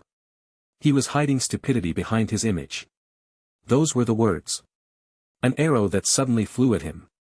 It was the feeling of someone penetrating his weak point that he hadn't even been aware of. He didn't know how that man, Hee-chul, knew about the matter. But it was the truth. Unlike the image on the surface, Yoon Sang-min's grandfather only gave him a medium evaluation. He received a worse evaluation than his younger sibling Yoon Sang-ah, so it was natural for him to feel bad. The only ones lower were his 5-year-old brother, who didn't enter the dungeon, and Yoon Ji-hee. The other two above him. Yoon Sang-min couldn't beat them. It had been like that since childhood, so he had to admit it. They were real. They weren't fakes reigning over mediocre people. One of his female cousins came to mind. She was the one who told his grandfather about the existence of the dungeon. Yoon Sang-min had arrived earlier than the other grandchildren and was the only witness. He saw the evidence she used to convince their grandfather. It was 2 days before the end of the 5th floor. She had a relaxed and interested expression. He realized it again after a few years. She was a special existence. Life was unfair. He couldn't reach the sky, while they had already transcended the sky. The other two people above him. But it will be different from now on. What did you say? Appa? Never mind. Jinte. He is controlling the guard. It uses a club, so a little bit of practice is needed to manipulate it. Yoon Sang-min nodded. His key was Kim Jinte. He was a good friend of Kim Sung-tae and someone who followed Kim Sung-tae since childhood. No, a friend who was a hound. After clearing the special dungeon on the 4th floor, he got a technique called doll possession. Although it put him into a comatose state, he could control a golem or doll of a certain rank. He used it to control a golem and then joined forces with the others to hunt the golems. It wasn't a method without sacrifices. There was one person who was seriously injured in the fight against the golems, and once a 3rd golem was added to the fight, one person had to be left as bait while the others retreated. However, this loss of personnel could be compensated from the 5th floor.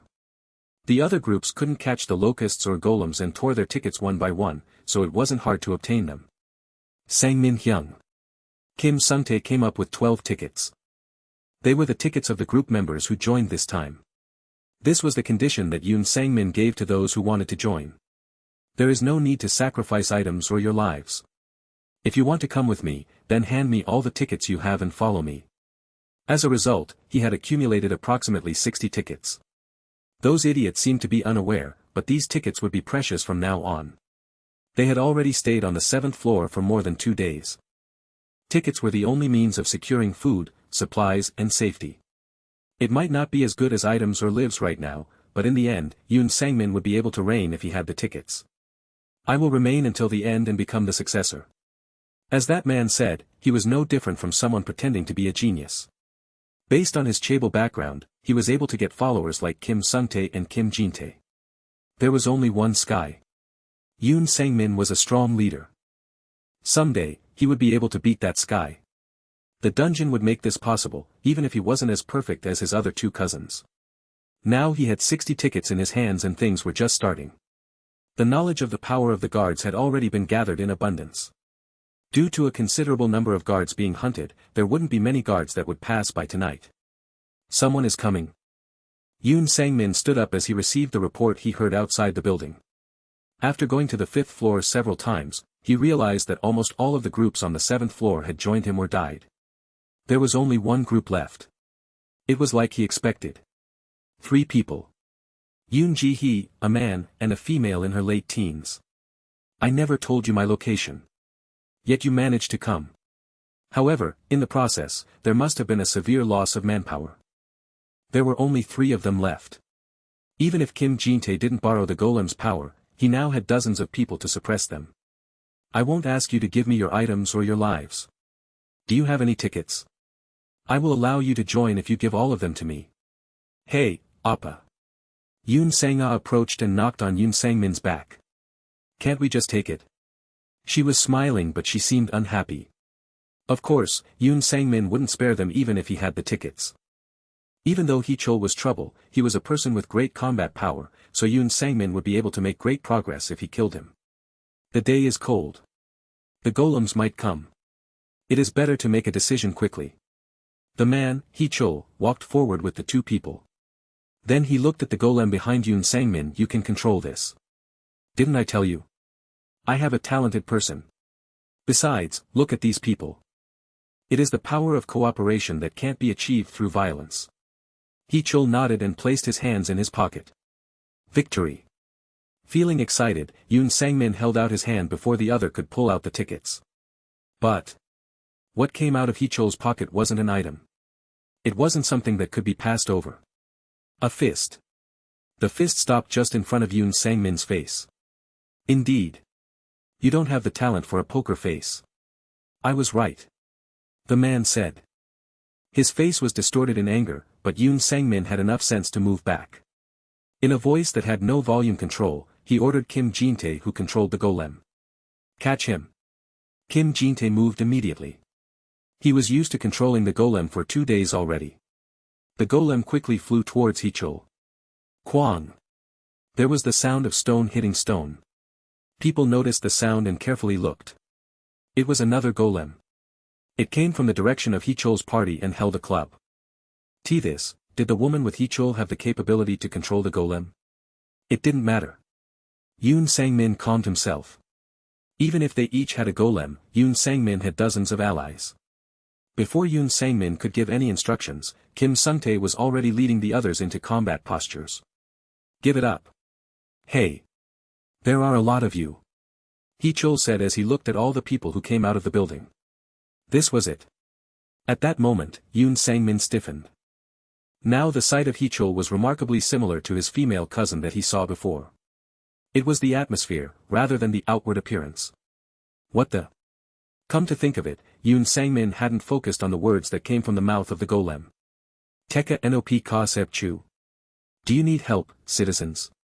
The golem asked in a gentle tone. De fork te mei, ju ri.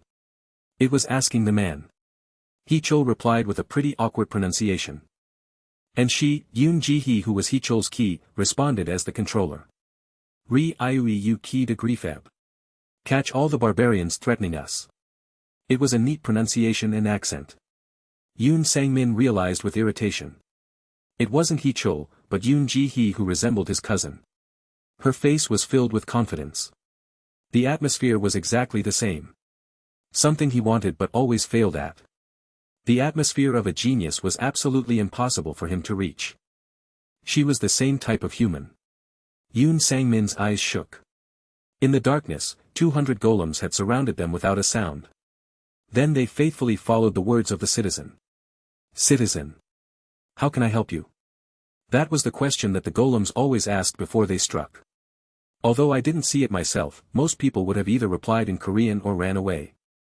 Thus, they were recognized as barbarians. This was a fact that I heard directly from the golems. Ak. And no. It was pandemonium as the golems started attacking people. A golem ignored the flames blowing from a staff and crushed the hand that held it. A woman shrieked. A man struck a golem's leg with a hammer, causing the golem to pause for a moment. However, the man's legs were destroyed by another golem. Yoon Ji-hee's order wasn't to kill, but to catch them. Indeed, the golems didn't kill anybody. This was possible due to the overwhelming difference in power. Oh my god. Yang Soo-jin watched with an expression of incredulity. She gazed at the mess, Yoon Ji-hee, and then back towards me. Excuse me. Appa. Yang Soo-jin spoke with her eyes. She nodded towards Yoon Ji-hee. There was slight unease on Yang Soo-jin's face. That woman, isn't she dangerous? Yoon Ji-hee was the only one who could control 200 golems. If she wanted to eat us, then Yang Soo-jin and I wouldn't be able to escape death. Yang Soo-jin was worried about it. I just smiled and shook my head. I approached Yoon Ji-hee, raised a hand to her shoulder and instructed her in a soft voice. When it is over, make them kneel down in that building. Have a few golems watch over them. Over the last 2 days, my relationship with Yoon Ji-hee had changed a lot. Was it a little strange to say there was a relationship? At least, her attitude towards me was definitely different. She didn't have the timid attitude anymore. Instead of gazing elsewhere, she now looked into my eyes from time to time. I didn't tell her to do it, but she would occasionally come up to me to report on her learning or ask a question that seemed quite basic. Of course, her intentions in doing so were obvious. Know me. Praise me more. Recognize me. No one had ever praised Yoon Ji-hee. Despite being the granddaughter of a chaebol, she was always treated as rabble. She always received praise from those under her. She wouldn't hear the praise of a person in that position. Parents and grandparents. The prestigious teachers and her cousins all ignored her. She wanted to receive a compliment from them. Until an hour ago, I was her lifeline. Whether it was in reality or the dungeon, she was always overwhelmed. The act itself was a calculation, but my words of praise were sincere. She wasn't stupid, and she knew it as well. In addition, she knew that I knew it. Yoon Ji-hee responded to my instructions. Yes. She nodded with a firm expression. In fact, she only spoke a few words because she was busy concentrating on her task. It took less than 10 minutes to subdue the other group. A total of 31 people, including Yoon Sang-a and Yoon Sang-min, were kneeling down in the building. There were originally 36 people, but some died due to unfortunate incidents. I'm sorry.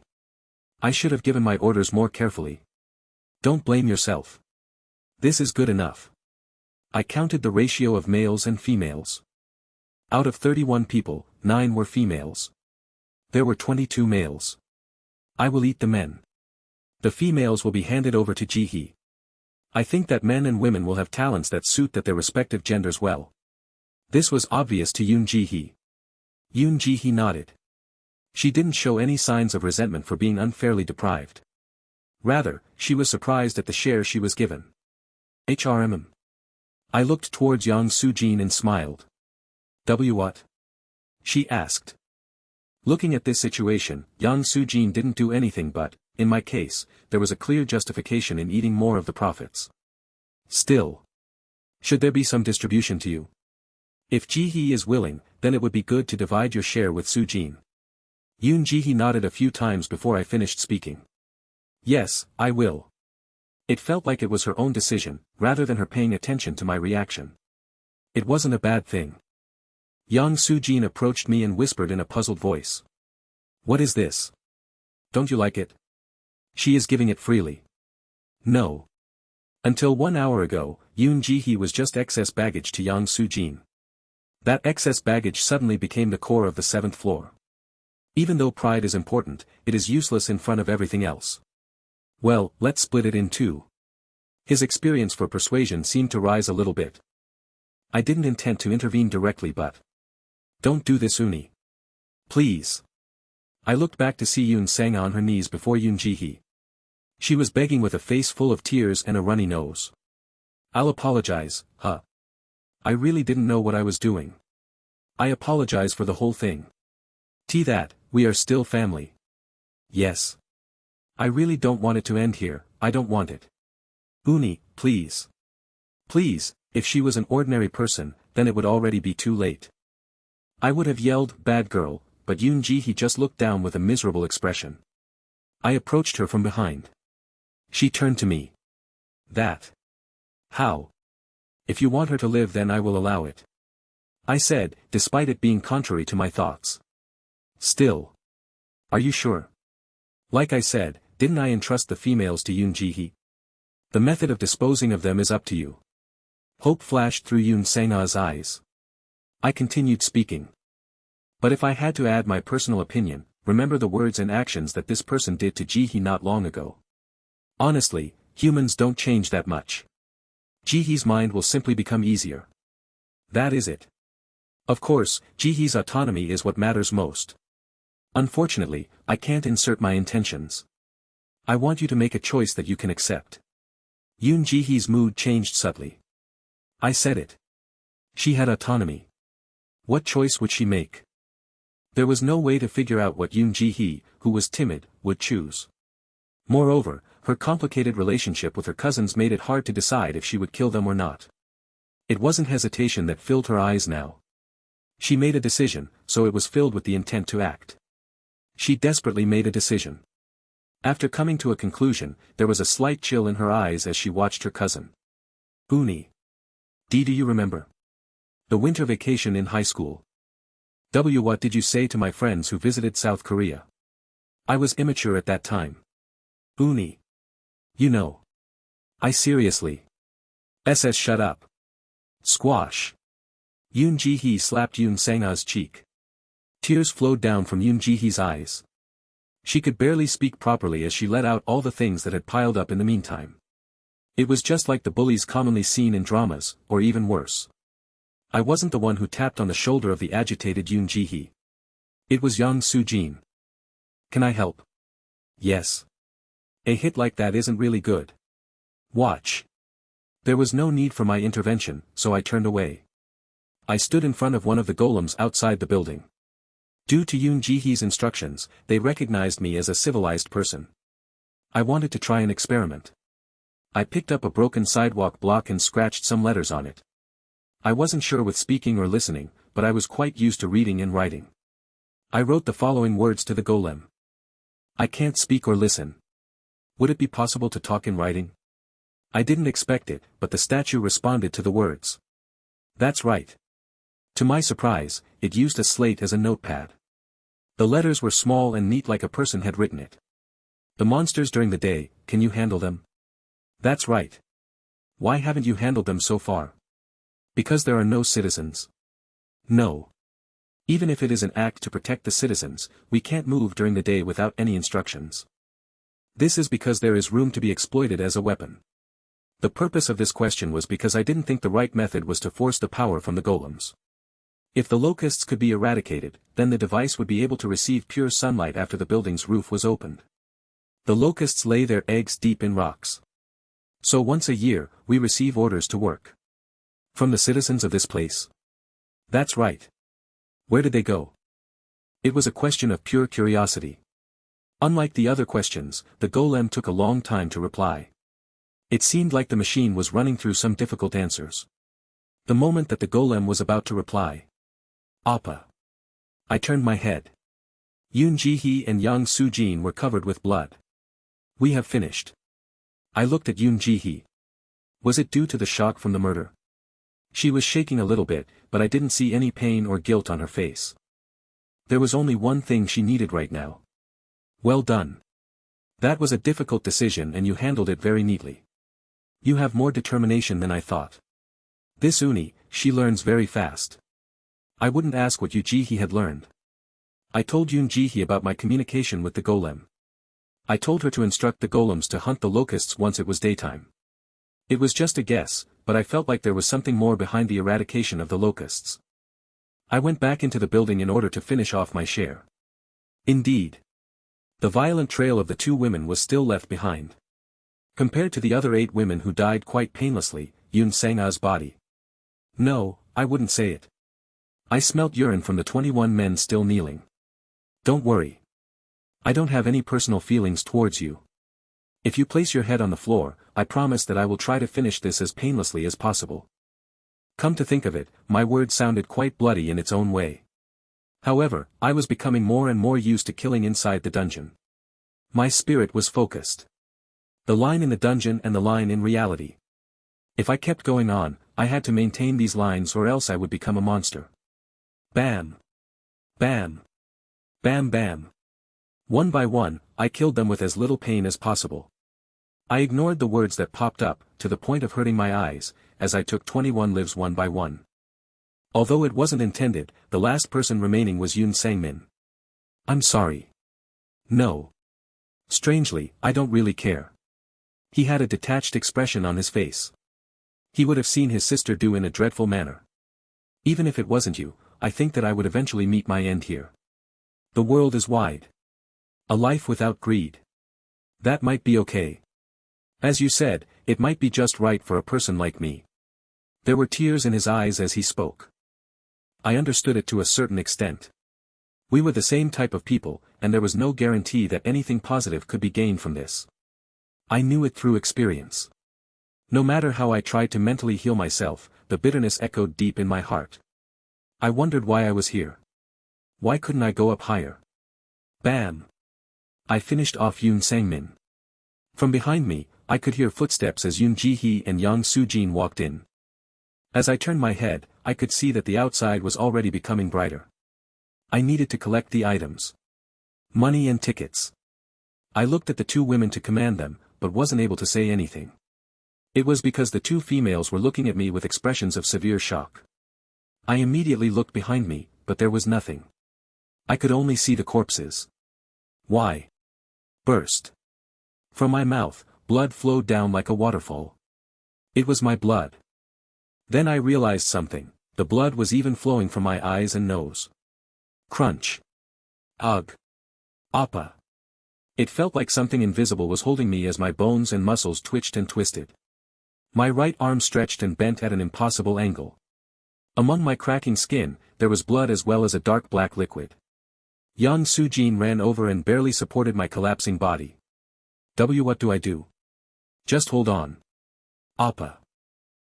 Yang Soo-jin's voice and face became blurred. At that moment, the words that had continuously been updating suddenly became clear. Health, 18. Muscle strength, 20. Agility, 17. Reflexes, 18. I barely opened my mouth, but my voice didn't come out. My mouth was empty. I realized that it was because all my teeth were missing as I moved my tongue. Your physical abilities have exceeded the limits of modern human beings. Constitution, aptitude, and other variables are being calculated. There is a probability correction due to the function of the unique talent, Atlas. Probability of success, 42%. What? What had a 42% probability of success? I didn't consider myself that lucky. Finally, I read the last words that emerged. Physical reconstruction protocol, metamorphosis begins. My eyes opened. Except for a little headache, my body felt strangely refreshed. It felt like I had a shower after waking up. I confirmed that I was alive. Where was this place? It was the dungeon. Perhaps it was still the 7th floor, but I was laid on a stone bed in a clean room. The blanket on the bed and clothes laid out looked like they came from the store on the 5th floor. Yoon Ji-hee and Yang Soo-jin. The answers to my questions were soon revealed. Footsteps were heard on the other side of the door and Yang Soo-jin entered with a plate of food. Appa. Yang Soo-jin was so surprised that she almost dropped the plate. I asked a question. How long was I out? Oh, a week or so. It was a time frame I hadn't imagined, so I was surprised. And is it right to express it as sleep? Appa wasn't a real person until a few hours ago. What? Yang Sujin sighed. You were constantly bleeding and a strange liquid kept flowing from you. There were also many sounds. In fact, I almost sent Appa rolling down the stairs. Immediately after I collapsed, Yang Sujin tried to open the door to the next floor before the sun was fully up. But she had to wait a few hours because the locusts had already emerged. At first, Appa's condition was really bad. Your ribs were even exposed. But as I watched, something strange happened. Your body collapsed but was recovering at the same time. Yang Sujin made a decision at this point. She could drag him down the stairs at any time, so she just watched his status. Appa, were you attacked or something? But that doesn't make sense, does it? You don't have a recovery ability like me. After examining everything, there was nothing related to poison. You tested for ingredients? Yang Sujin hesitated for a moment before shyly poking out her tongue. That. I tasted some of Appa's blood as well as the liquid. It was really very sharp. She was an abnormal person. Anyway. So after taking a disinfectant potion, I took turns taking care of Appa with Ji-hyuni. After the third day, your skin wasn't so bad and food passed down your throat. Yang Sujin spoke while handing me the plate. It contained a bowl of something that seemed like steaming hot porridge. It was bread sold on the 5th floor that was covered in hot water. From the 5th day onwards, I was moved to this room for better hygiene. Once every 6 hours, I would wipe your body with some vinegar water in order to calm down the sores. I learned it while caring for my grandmother, so don't look at me with that expression. As Yang Sujin said, my body smelt faintly of vinegar, but it was really clean. Thank you. 1 week. If Yang Sujin had sent me down the stairs, then wouldn't my body be collapsed even outside the dungeon? Even if I survived, 1 week would have passed in reality. Although the stairs would appear in my room, I would be unconscious and unable to enter. Thank you. If you weren't there then I might have died. The success rate of 42% might have risen due to her actions. I beckoned to Yang Sujin. After she came over, I stroked her head with my hand. Ah. Yang Sujin reacted like a cat having water poured on it. Why do that all of a sudden? Don't do that. Do you think I am Ji-hyuni? I won't be twisted by praise. Ji-hyuni. Speaking of which, the suffix had changed. While taking care of you, Uni was the only one I could speak with for a week. She isn't as stupid as I thought. I sat up on the bed. Muscle strength, 20, health, 18, reflexes, 18. Agility, 17, charisma, 15, concentration, 15. Willpower, 15, memory, 14, endurance, 14. Sense of balance, 14, planning, 13, insight, 13. Emotional control, 13, spatial perception, 13. Eloquence, 13, thinking power, 13, karma, 13. Descriptive ability, 12, logic, 12, charm, 12. Dexterity, 12. My physical abilities were significantly higher, probably due to the Atlas talent. To be honest, I didn't get the feeling that I had changed just by the numbers alone. The first change I felt was my nose. Allergic rhinitis star. It was a chronic illness that I had been living with since I was a child. It wasn't really severe, but it was sometimes hard during dusty days. Asterisk editor's note, seasonal allergies. I closed my eyes and my mouth, then breathed in. Originally, it would feel very uncomfortable if I didn't breathe with my mouth. Now there was the exhilarating feeling of something cool entering my nose. It was different from the air I had been breathing all this time. The second change could be felt in my mouth. I had a molar removed. Due to my home life, I was too late to get the nerve treatment to stop the rotting. Due to the rotten root, the tooth had to be pulled out. I didn't get an implant, but the empty space now had a very strong tooth. It wasn't just that. As I ran my tongue around my mouth, I could feel a smooth texture. What's changed? It seems like, many things. It felt like my eye level with Yang Sujin had changed. Was I taller? It didn't seem like I grew that much. At most, 3 centimeters. Maybe it is more than Appa thinks. Really? Yang Sujin was staring blankly at my face. Well, there is no mirror here. Come. You should eat. I accepted the bowl that Yang Su-jin handed me. The bowl containing the bread porridge was warm. How did you boil this? Look out the window. I took a few steps. I almost spat the moment I looked out the window. The city had changed so much in just 1 week. Locusts couldn't be seen anywhere. The ruined buildings and most of the broken roads were neatly repaired. The golems could be seen working hard on the streets. Rather than holding weapons, their hands were carrying various materials from the ruin. According to Ji Hyuni, they're not just guards. From the maintenance of the city, to the purification of the environment, they seem to have done everything for the people living here. Yang Su-jin explained. Great. The generator also supplies power to the whole city, not just the door. There is heating at night, a pump that pulls up water from underground, and even something similar to gas stoves. That's how I boiled this. I left the building. Yoon Ji-hee was sitting on a street bench and reading a book. She looked up as my shadow moved over her. Her face stiffened for a moment, before tears formed in her eyes. Both hands covered her nose and mouth as she sniffled. I heard from Su-jin. It was really hard work. Unlike with Yang Su-jin, I felt a bit awkward. I hurriedly changed to another topic. Before I collapsed, I asked the golem something. Kung. Kukung. At the sound of something heavy falling, Yoon Ji-hee and I stared down the street with surprise. The golems were all laying their materials on the ground. Then their heads turned this way.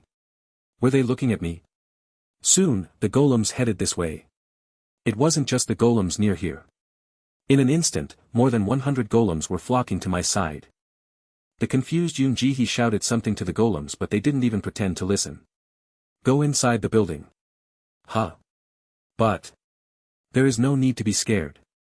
If I'm right, they won't stop Ji-hee from moving. Go on. I was right. The golems showed no reaction to Yoon Ji-hee, who moved past them. As more and more golems came from the streets in every direction, the wave of golems was the only thing that could be seen. If you want to check something, then do it quickly. Don't just stand there. At my words, all the golems simultaneously raised their right hand. Kung. It would be a lie if I said I wasn't afraid for a moment. I reflexively raised both fists to my chin, but their hands didn't move towards me. Their palms were touching their chests. It was like a salute. The following actions were in the same vein. Kung. They went down on one knee and bowed their heads towards me. It was a grand sight. The small Sun Knights are paying their respects to the new monarch. It wasn't something I hadn't thought of. I could roughly guess this story. This city was now mine because I had cleaned it up. It was like this. But was the dungeon system so flexible? After all, it was Yoon Ji-hee that had saved the city instead of me. It wasn't a complaint, but it was my judgment. Someone spoke. I turned around. A stone statue was standing before me. It is a bit off from the principle, but it seemed right. I had seen it before. The statue that sold the item to me on the 5th floor. Thank you. Isn't this a beautiful city? The statue spoke bluntly, but its voice was full of emotions. Isaiah loved the followers here. I listened carefully to the words of the stone statue. They were expelled from the empire, and every place above ground turned against them, forcing them down here. They didn't care about the danger of going down, since they had a god. Is that the sun? That's right. The artificial sun warmed up the large underground space and powered the golems and entire city.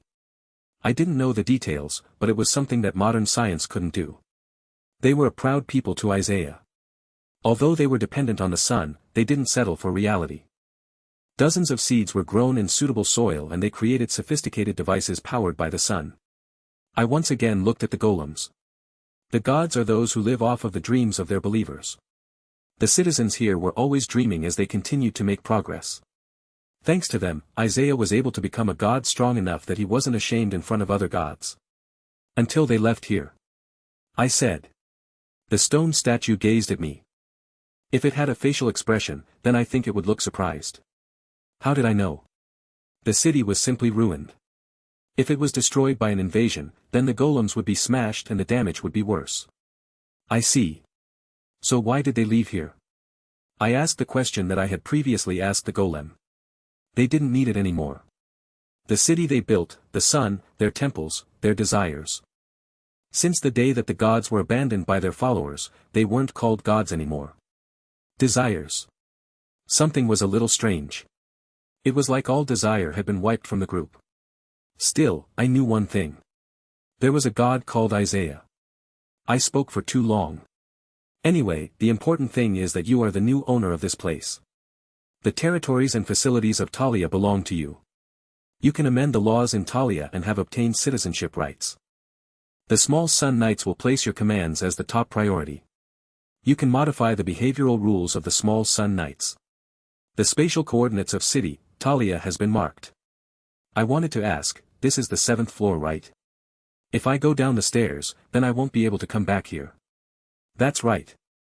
It is usually the case. If so, what was the use? Of course, I didn't intend to say that to the statue. Still, it could read my mind. Just think of it as an example of my sincerity.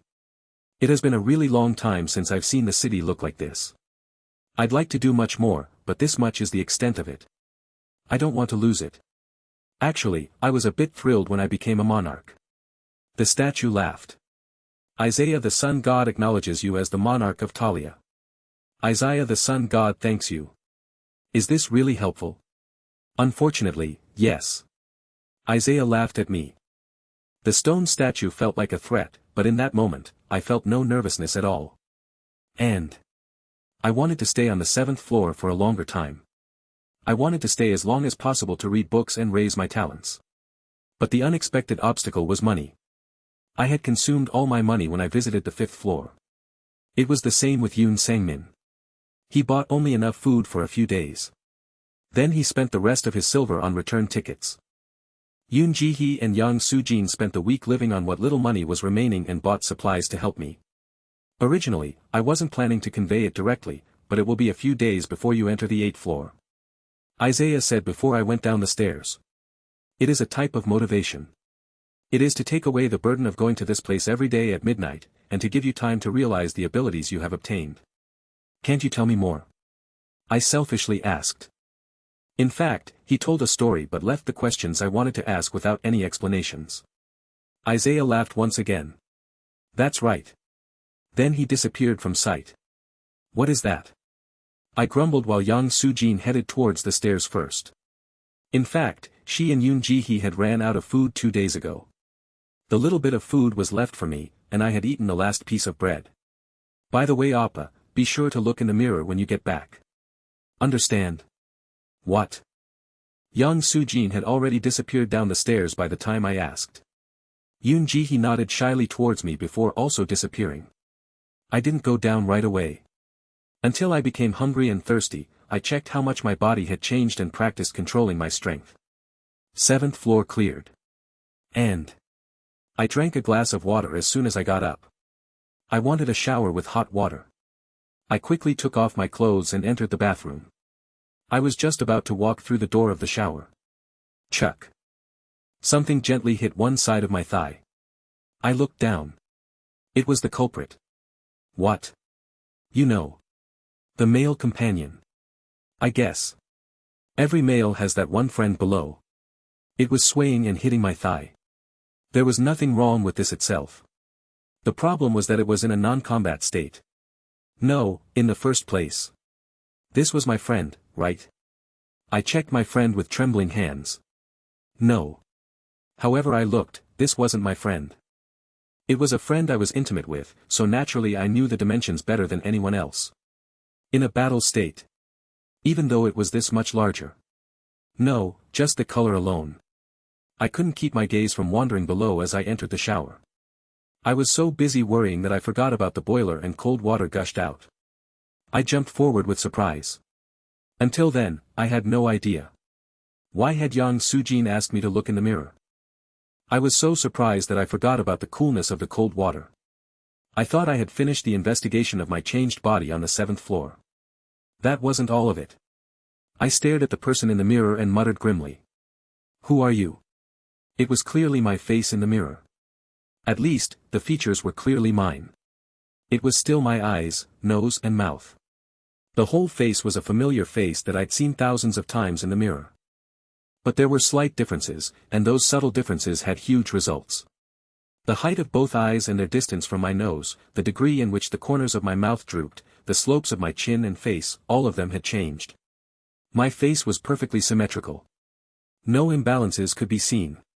Just that alone made me look completely different. Furthermore, my skin.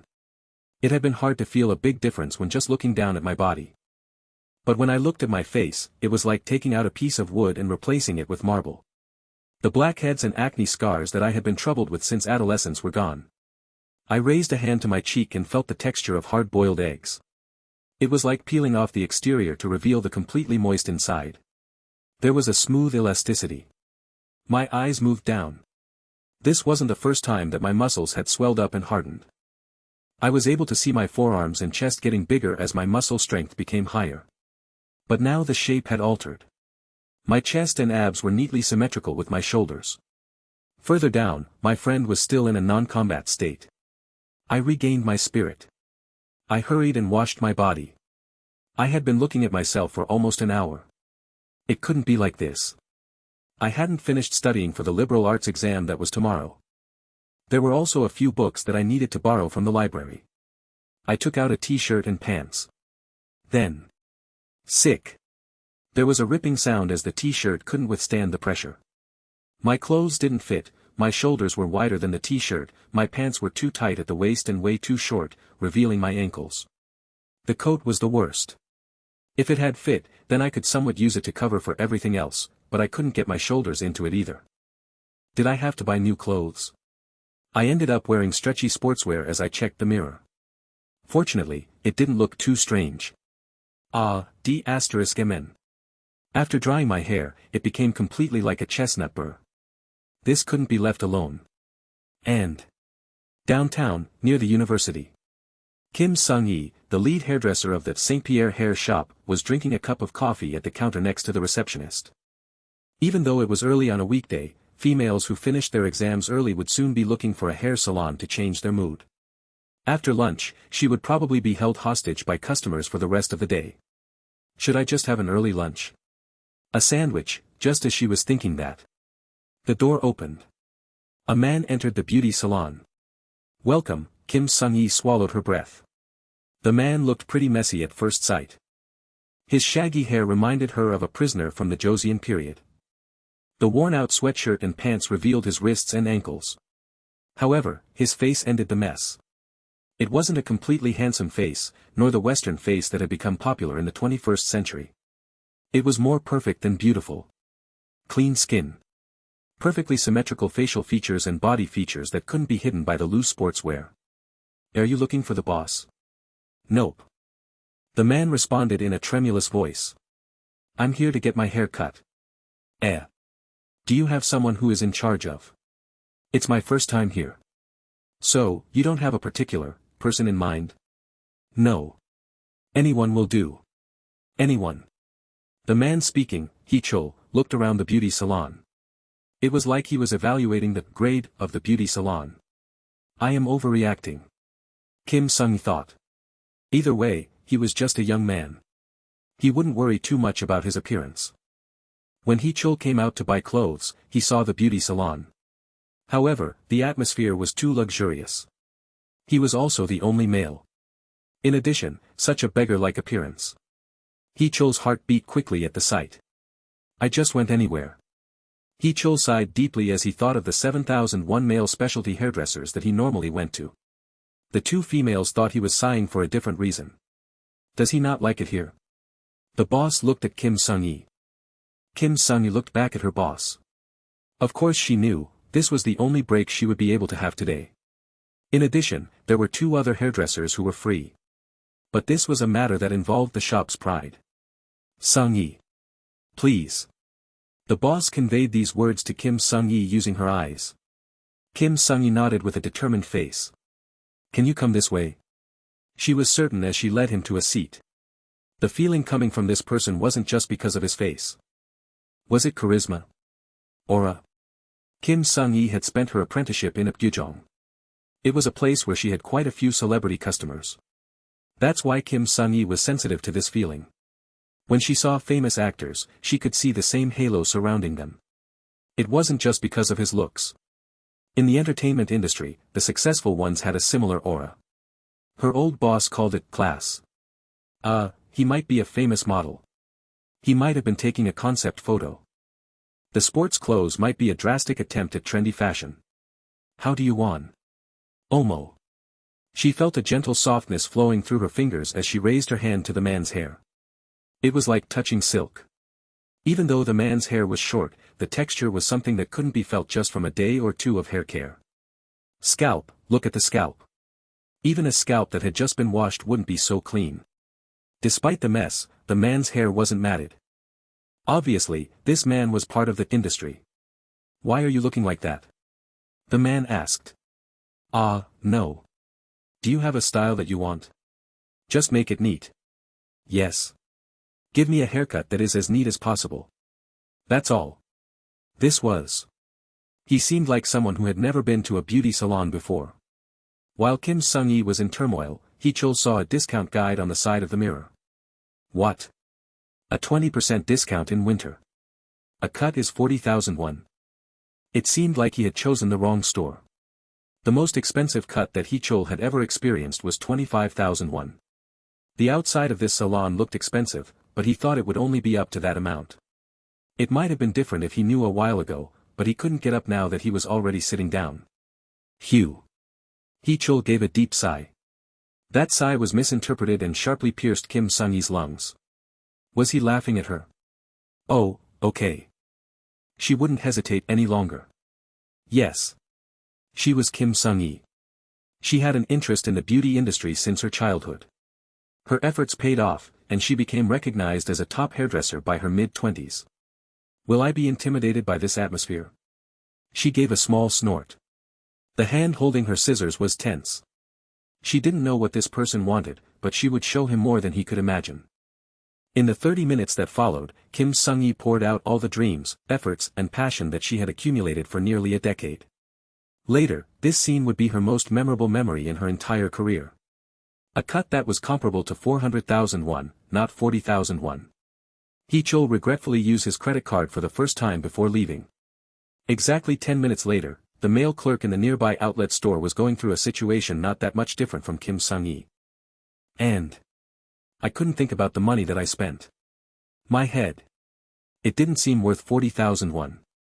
I went to buy some clothes and was suddenly offered lots of things. Of course, I didn't go beyond the basics. I looked at the internet for seasonal outfits and just bought as much as I needed currently. Except for one cardigan. I can't stop looking. It's really amazing. Dong Wook-hyun was joking around. I'd met up with him an hour later, and he was surprised at how much someone could change in one day. I came up with the ridiculous excuse that I had been secretly exercising and managing my body for the past few months. I had been training my body steadily. I maintained a slouched posture with the people I knew. Really, it was such a tedious thing. However, there was no better explanation to explain my height increase and larger body. In fact, Dong Wook-hyun didn't really understand the explanation. You. Really? Hey. You've been working out. I don't think you would make that up. He thought I cleansed my skin using BB cream, with the new clothes giving me a different atmosphere.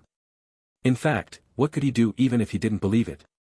The different hairstyle also helped to a certain extent. Anyway, you look good. You should keep doing that in the future. I'm going to try. I smiled and climbed up the stairs of the building. It was empty due to the exam period, although it was perfect for studying. However, I was going to meet a friend whose test finished early. Otherwise, I wouldn't have come here. Hi. My friend stiffened as he looked over here. You. This is really Hee-chul. Or at least, he claims that he is Hee-chul. Dong Wook laughed at the sight before him. But what are you doing? Your exam is over. Didn't you see? Jae-hak Sunbae has come to play in one of the rooms. That's why there are many people right now. Jae-hak Young. Dong Wook was surprised. Jae-hak was a computer engineering major and could be described as the idol of our university. He originally enrolled in the school's medical department, but it didn't fit his aptitude, so he switched to computer engineering. 2 years ago, he created a startup with a group of friends from his academic circles. The smartphone market had explosively developed during the last few years, and he created a marketing intermediary platform called Green Web. It hit the jackpot. How much was Green Web sold for? 3 billion won supposedly. JC Soft bought it. Jae-Hak Hyung. He ate 20% of that. As Dong-wook Hyung was talking, my friend took out his phone and looked at it. Then I will be going now. Go there and say hi. There is a fun competition. Fun competition? My friend waved his hand as he walked away, and we entered the room. Like my friend said, a competition was waiting. It wasn't fun. And there was a bustling atmosphere in the room. It was because of Jae-Hak. But are you really going to the UCPC, UZ Collegiate Programming Cup? Hyung doesn't need to enter, do you? It was a programming competition for university students that was regularly hosted by UZ, a large company. Of course, there was no need for Jae-Hak to enter. He had created a business that was sold for 3 billion won. Jae-Hak replied to the question. Well. It's fun, even if I don't care about the prize money or specs. I just don't want to lose. Aren't you curious? If I compete in such a competition, how far would I go? Oh. Jae-Hak was a born talent. So he could do things he liked without much pressure or burden. It wasn't a bluff, but a sincerity that came from his mindset. The junior students were paying respect and admiration to Jae-Hak. While listening to his words, they were looking over a problem. It was a question that somebody had asked a few minutes ago just for fun. A junior student had asked about the fact that one team member still hadn't been selected for the UCPC. As a result, a contest was held on the spot. They picked a problem from an overseas programming forum and all students, including Jae-Hak, participated to see who could solve it. If a student solved it faster than they 100% passed. Thus, people were busy thinking about how to solve it. Cute people. Jae-Hak smiled quietly as he looked around at all his juniors. It was quite enjoyable to see. At that moment, the door opened. Jae-Hak Hyung. Dong-wook, a junior he knew, entered as well as. It was a very charming male junior that he saw for the first time. Dong-wook came up and greeted Jae-Hak. The other junior just glanced at him once. Then he heard some juniors whispering. Hee-chul appa. Really? Originally, that. Jae-Hak stepped closer to Lee Sang-hoon. Lee Sang-hoon was a junior who admired him for a long time. Who is that person? He has a force about him. He is Hee-chul Hyung. He had the same student number. That Hee-chul? I've been busy lately. When did he start looking like that? After glancing disdainfully at Hee-chul and the girls giggling over him, Lee Sang-hoon glanced at Jae-Hak again. He isn't that much of a good guy. You should know. He studies a lot, so he gets good grades and the professors like him. Jae-Hak remembered and nodded. His memories of the school were generally consistent with Lee Sang-hoon's evaluation. Of course, Hee-chul didn't have a bad intelligence, but according to Jae-Hak's standards of extraordinary friends, he was nothing special. Although he was sincere, he wasn't outstanding. He didn't have enough talent to be Jae-Hak's friend. Hyung. Please show us the problem. Ah. Yes. 2 extra sheets of paper were pulled from the printer. Good. With a motivated expression, Dong-wook approached the nearest desk and started to focus. And Hee-chul. He didn't seem to care about solving the problem. He casually sat down at a table and was looking at it with one hand in his pocket. As if an answer would emerge like that. I don't get it. I want to throw this paper away. Lee Sang-hoon grumbled and Jae-Hak focused on the problem again. Although he pretended not to be able to solve the problem, he actually hadn't been paying attention to it. It was certainly a tricky problem. Good. Jae-Hak's mind shouted with delight. He had caught the clue to the problem. He was probably the first one. Jackak. At that moment, the sound of paper being folded was heard. Hee-chul had put the paper in his pocket. Dong-wook Hyung. I'm going now. There are too many people here. Now. Oh, you said you needed to study for the liberal arts exam. Still, let's solve the problem first. Ah, that. Hee-chul's voice wasn't loud. But as everyone was focusing, they could all hear Hee-chul's words. I'm done. Well, it was difficult. I was mistaken about one thing. As soon as I entered the study room, I realized it immediately. And immediately after Hee-chul's remark, the atmosphere froze. Surprised and suspicious gazes turned towards Hichul. Did you solve it? Ah. Yes. Can you please explain it? Ha Jae-hak asked, causing Hichul to reply with a surprised expression. Hichul scratched his head and looked around the room before nodding. Unlike the attitude that hesitated before speaking, the voice that emerged for his explanation was soft and smooth. When I first saw it, I thought it was a non-polynomial, time-consuming problem. If so, the number of test cases will exceed 10 and it would be impossible to solve them in time. Exactly. As Ha Jae-hak focused on him, Hichul went on to explain it to everyone. But the problem has unnecessary information that are traps. Condition 2. Yes. Except for that, there are exceptions that can solve the problem. For example, the atmosphere changed as the exchange with Ha Jae-hak continued. Suspicion and doubts. Their mouths were wide open as their irritation gradually changed. Wah. This. Really. It wasn't because Hichul had solved a difficult problem that cries of admiration burst from their mouths. Actually, if it was just that, it would be annoying. This was the computer engineering department and someone had solved a problem that they had been thinking about for a while. It might be because he was a genius, the problem was similar to one he already solved, or even just that he was in the best condition today. The main point was something else. It appeared to be a one-on-one conversation with Ha Jae-hak, but Hichul was actually explaining to everyone in the room. It was never easy to understand everything through listening alone. Everyone should have experienced it in the past. They would get while listening to the teacher and would have to review the lesson. Students wouldn't hear 100% of the lecture, even if the teacher had good technique. But everyone in this place experienced it. The conversation between Hichul and Ha Jae-hak wasn't something that geniuses could interrupt. The process of solving the problem became engraved in their minds just from listening.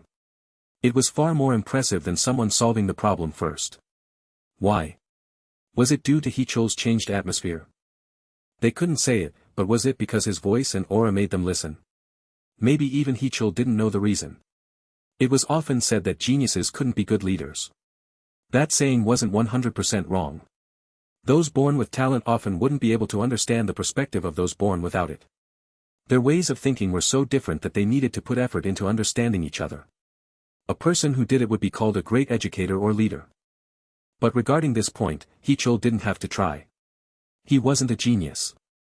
Therefore, he knew the perspectives of those at a lower level. This was one of the most prestigious universities for computer engineering. Perhaps Hichul's original material was slightly below average before now. No, it might be lower. So using a heuristic algorithm will allow you to pass through all the test cases. That is what I thought. To be honest, it was tough to get to this fact. Hichul ended his explanation. Everyone's irritation had already disappeared. Only perfect understanding remained. It was a problem that had made them suffer for dozens of minutes. But after Hichul's explanation, it wasn't that hard. They could sympathize with math teachers or geniuses who say, "Isn't it easy?" and would then have to explain for 20 minutes. Hichul's image also played a part. His head was excellent but he also worked hard. Hyung. Appa. The students all called him that in their heads. In fact, they understood the problem perfectly, but wasn't it solved due to Hichul? His efforts made it clear that they were duped by the traps. Everybody thought so. People were much fonder of a result that was due to effort rather than genius. Clap clap. Someone started applauding. Of course, it was half-hearted applause, but this brought fun into everyone's hearts, so they started clapping and whistling. Hey, genius. So cool. Ha Jae-hak knocked against Hichul's shoulder. I heard it well. How is it? Would you like to try out this code? Aish. It will be embarrassing if I am wrong, Sun Binim. But both Ha Jae-hak and Hichul knew. The thing that would emerge from the coding was the answer that Hichul said. Dong-wook, who was sitting next to Hichul, slapped his butt. Yeah, this brat. You are always studying when you're actually a genius. What are you talking about, Hyung? Hichul replied playfully. I am originally a genius. Puhaha. There was a burst of laughter in the room. Hichul adjusted his bag and bowed towards Ha Jae-hak. Then, I'll be going. Sun Binim. Tomorrow is an exam and there is still a book I haven't read. Shall we go together? I need to go to the bathroom. All the people in the room had already opened their notebooks and were coding the solution explained by Hichol. In the central hallway, Ha-Jae-hak talked while walking along the path towards the bathroom and entrance. Speaking of which, I still don't know how to contact Hichol. I've only seen you in that study room. Can you tell me? Of course. Did you hear? There was a reason we were solving the problem in the first place. I heard it was to join the team. It is that, but there's more. Ha-Jae-hak's face was serious. I'm going to start a new business, and I'm looking for members to start it with. My old friends have gone to other places. Join your startup? I haven't finished my undergraduate years yet. Was I finished? Where are the people with degrees these days? If you have the ability, then you can just take a leave of absence. Ha-Jae-hak held up 5 fingers, then added the index finger of his other hand. 6%. He was indicating the percentage of shares. I would like to give more, but I have already decided what to give to the people who will help me. It was a big deal. Hichol roughly knew about this side of the industry. Founders usually paid around 3% to developers of startups. In addition, he already had a success, yet he was giving investors 6%. Although I've looked over many people, the most important thing for a developer is their sincerity and social nature. No matter how good a person is, they would be useless if they can't keep to a schedule or if ruin the atmosphere. The 4D personality shown in manhwas absolutely wouldn't work in reality. Generally, geniuses were like that. To be honest, Hichol was a friend that never entered my head despite how hard you worked until now. Does that make you feel bad? Nope. Not only did you fix the problem, the explanation behind it was really good. An area that developers should have is eloquence. In fact, Ha-Jae-hak also admired this point. Hichol had the ability to make everyone understand. It was needed when selling IT products that didn't exist yet to the outside world. It was useful for customers, since those who couldn't understand the concept would refuse. To be exact, it was the effect of having 13 eloquence, 15 charisma and 12 points in descriptive ability. However, there was no way for Ha-Jae-hak to know that. How is it? If you want, then we can go to the office today. I'm sorry. Sunbi Nim. His response was 180 degrees away from what Ha-Jae-hak expected. Hichol bowed with a really sorry expression. Of course, you are right about being able to take a leave of absence, but there is still more for me to learn. I see. I am really grateful for your praise. Thank you. There was no displeasure in Ha-Jae-hak's face when he looked at Hichol. Ha-Jae-hak asked for a handshake with a pleasant smile. If you mean that, then it can't be helped. I'm really sorry. The two shook hands. But, if you change your mind in the near future, then please call me, it doesn't matter how late at night. Yes. Ha-Jae-hak waved before going to the bathroom. He was conscious of Hichol watching him from behind. On the other side of the hallway, someone was watching Hichol from the vending machine. The unaware Hichol headed down the stairs. I ordered a cup of coffee from the school cafe, sipping it as I headed towards the mountain behind the school. The mountain trail behind the school was empty. It was easy to climb and there were many courses, but the hiking trails were generally quiet on weekdays. I sometimes liked to read books while sitting on the benches. So, I was mistaken about one thing. It was quite dangerous for someone to realize that I was going into the dungeon, just like the Yoon siblings did on the 6th day. Of course, I tried to hide it, but it became very difficult since this morning. My appearance had changed due to metamorphosis. Anyone who just slightly knew me would think there was a change. The people close to me were amazed, but had no choice but to accept my excuses. They didn't know about the dungeon. But what if they knew me normally and knew about the existence of the dungeon? The excuses of exercising or using creams wouldn't work. They might think that I obtained something from the dungeon, even if they didn't know about metamorphosis. I realized at the moment I entered the room. A feeling that I had only felt in the dungeon. I had felt it for the first time on the 5th floor. It was the feeling I felt while playing the game for the woman's talents. Was it a killing intent?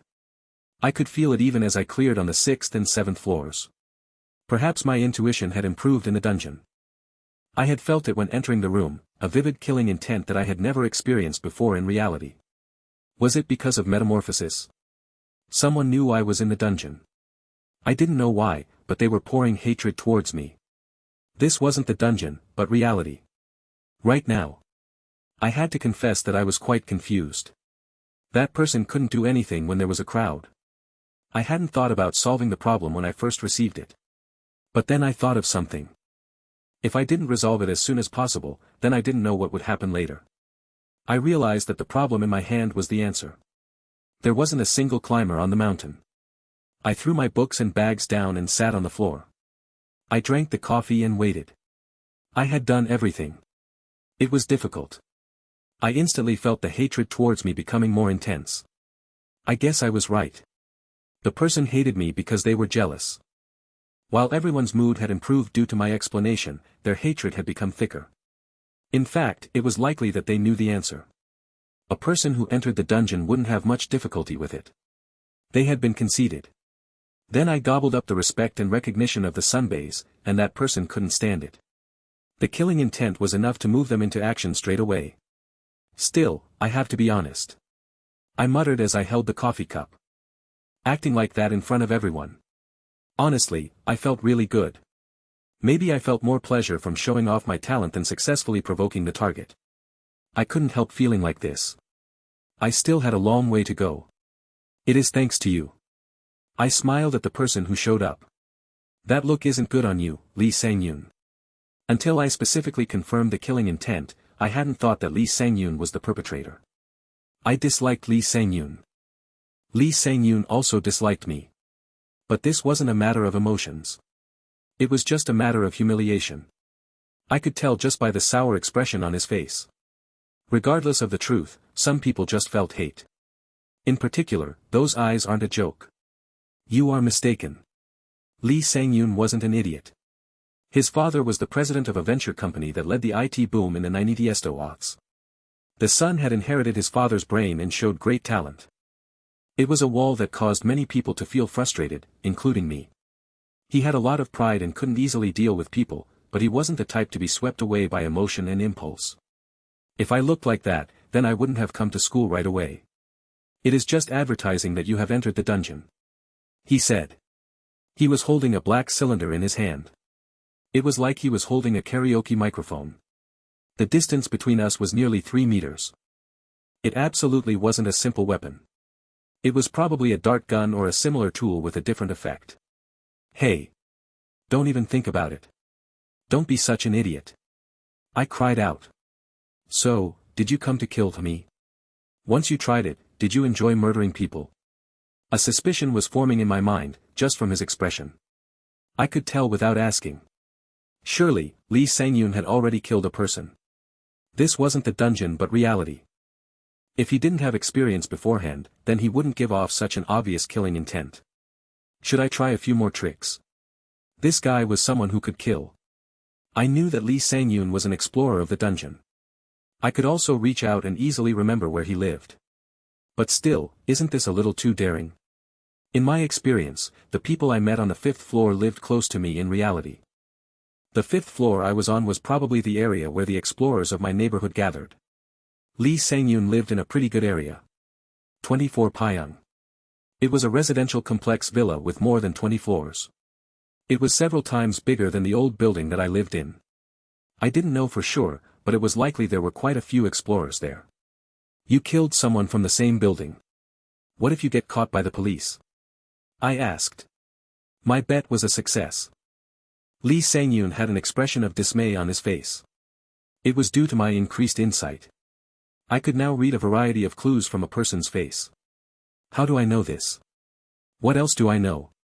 Did you really completely conceal the evidence? Are you curious? I was provoking him. You killed a person. Does your father know? Dog scum. Lee Sang-yoon cursed and moved quickly. He lunged forward like a fencer, with his cylinder aiming towards me at the same time. It was a completely different move from what I anticipated. Bang! A short but clear sound. I sensed it and turned my body. A cool sensation swept across the side of my head. The cylinder was foldable. There were 3 rods at the end that looked like a car antenna. At the same time as Lee Sang-yoon stretching out his hand, it unfolded and something sprang out. If I had moved after it was fired, then I wouldn't have been able to avoid it. A normal person would die without any exceptions. Chworak. Lee Sang-yoon stared at the folded-up cylinder in his hand. What? A confused expression formed on Lee Sang-yoon's face that it was his trump card. I had read the attack, but I wouldn't have known how to avoid it if I hadn't experienced a similar weapon before. I immediately rushed forward. The confused Lee Sang-yoon extended the cylinder again. I didn't read the trajectory of the cylinder in his hand, but his body. I narrowed the distance using the fairly steep downhill decline. Originally, I wouldn't have been able to control the downward acceleration and would have fallen. However, now my lower body and ankles were stronger than before and my body was perfectly balanced. I literally caught Lee Sang-yoon's wrist. A dagger was shining from his other hand, but I grabbed Lee Sang-yoon's neck without any hesitation. Once I applied strong pressure, his hands dropped the cylinder and dagger. Kyok. Kyuk. He struggled to escape from my hand but it was useless. The difference in muscle strength was overwhelming. I threw Lee Sang-yoon's body upwards. The body of an adult male flew over 4 meters. Tang! Lee Sang-yoon made a sick sound and rolled across the ground. His body squirmed as he barely managed to raise his head. He was looking at me with shock and hostility. Nonsense, this is. How did a guy like you? Lee Sang-yoon was this type of person. If I subtracted his pride and ego then he was just a body. He was the type to say sarcastic remarks when flirting with a girl. But what if someone provoked his pride first? Even if the other person was a sunbae, he wouldn't back down. Keep listening to my words. I collected the cylinder and dagger that fell to the ground and put them in my inventory. Even if you aren't charged with murder, just being arrested as a suspect will cause a great deal of trouble. Especially for your family. It was something from the past. Lee Sang-yoon and I were both rookies. I heard stories from our sunbaes at the drinking party. The son of a great father couldn't turn out mediocre. He wanted to succeed like his father. Well, it probably wasn't as extreme as the families in the dramas. Many of my friends didn't care about things like this, but Lee Sang-yoon was a different case. He was very sensitive about the dignity of his father, almost to the point of it being an obsession. Your father will be sad. Isn't that right? It will probably crack the reputation of the company. I pulled out my cell phone and shook it lightly. I acted like there was something on it. Even if he was debating about whether I really had evidence or not, it was overwhelmingly disadvantageous towards him. Of course, it seemed like I had proof. The other person was focused on his own misfortune. The talents and abilities that could be gained in a dungeon. I believed in my own abilities and made full use of it. The pace easily went my way. Lee Sang-yoon had an expression that I had never seen from him before on his face. No.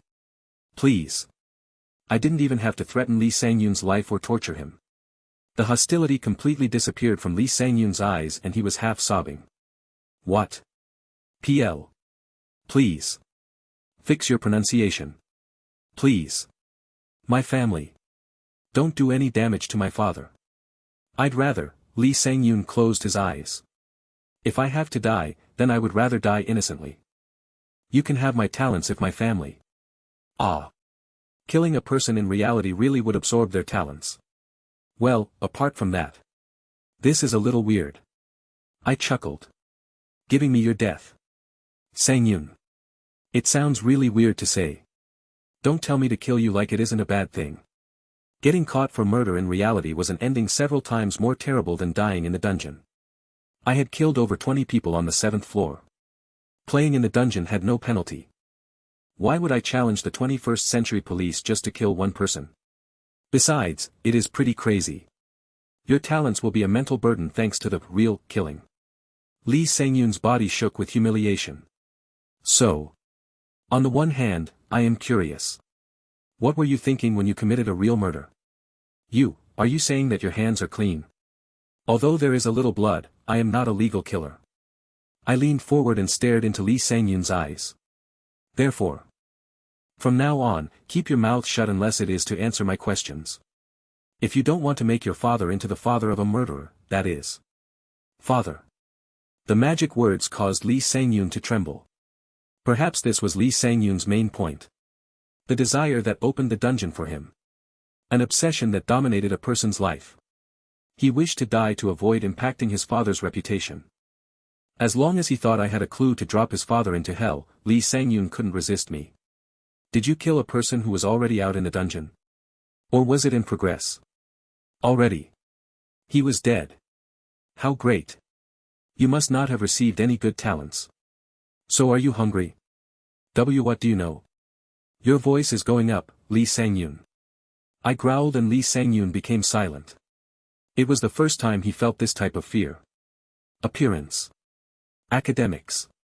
Fighting skills as well. He realized that I had changed quite a bit from what he knew. Did you even feel sorry for crossing that line? Answer it quietly. Who was it? The people who drove you to do this. If Lee Sang-yoon was in a good position in the dungeon like me, he wouldn't have to resort to murder. Maybe he was being controlled by someone. The 5th floor. I met them for the first time.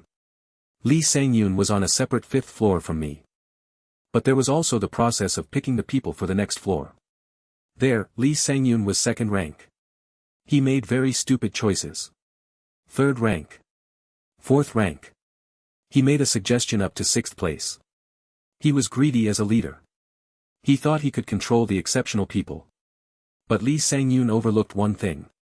The rankings on the 5th floor didn't reflect the objective grade of people in the dungeons.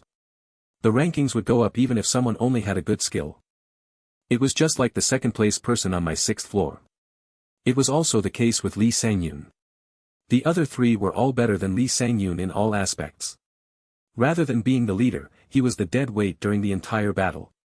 In the end, by the end of the 6th floor, Lee Sang-yoon had barely grown at all. He was treated as a low-ranking person. On the 7th floor, there was nothing to see. The world was wide. His was flat. The prideful man discovered 3 people with talents that surpassed him. It was to the extent that he was subordinate to them. He felt deprivation and impatience. In addition, he felt utter humiliation. His mental state was completely destroyed and he took excessive measures. He committed murder in reality because he was desperate to narrow the gap with other people. I picked up my bag that I had placed on the ground. Well, I've told you everything. So please erase everything on that phone. Lee Sang-yoon spoke. I threw my phone towards Lee Sang-yoon without speaking. Lee Sang-yoon's hands reacted immediately and grabbed the phone. Bam! I slammed a fist into Lee Sang-yoon's stomach.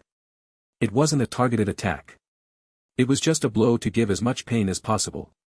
After grabbing my phone on the ground, I spoke to Lee Sang-yoon who was vomiting. There are 2 options. Report to me at the end of each floor or turn yourself in. He could still go to the dungeon inside prison, although I wasn't totally sure about that. That is all I can give to a criminal. I turned around. You think that you are different. Lee Sang-yoon yelled from behind me, sobbing. Don't be cocky. You were just lucky. The people I met were just as good as me.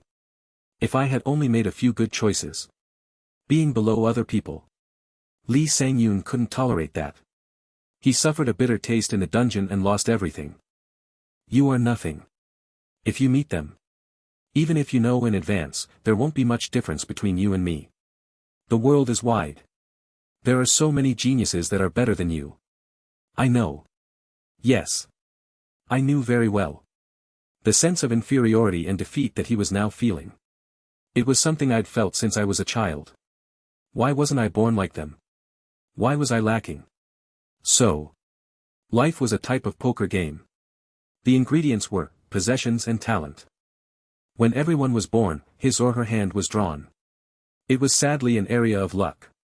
Did I think there was no one better than me, just because they didn't show up right now?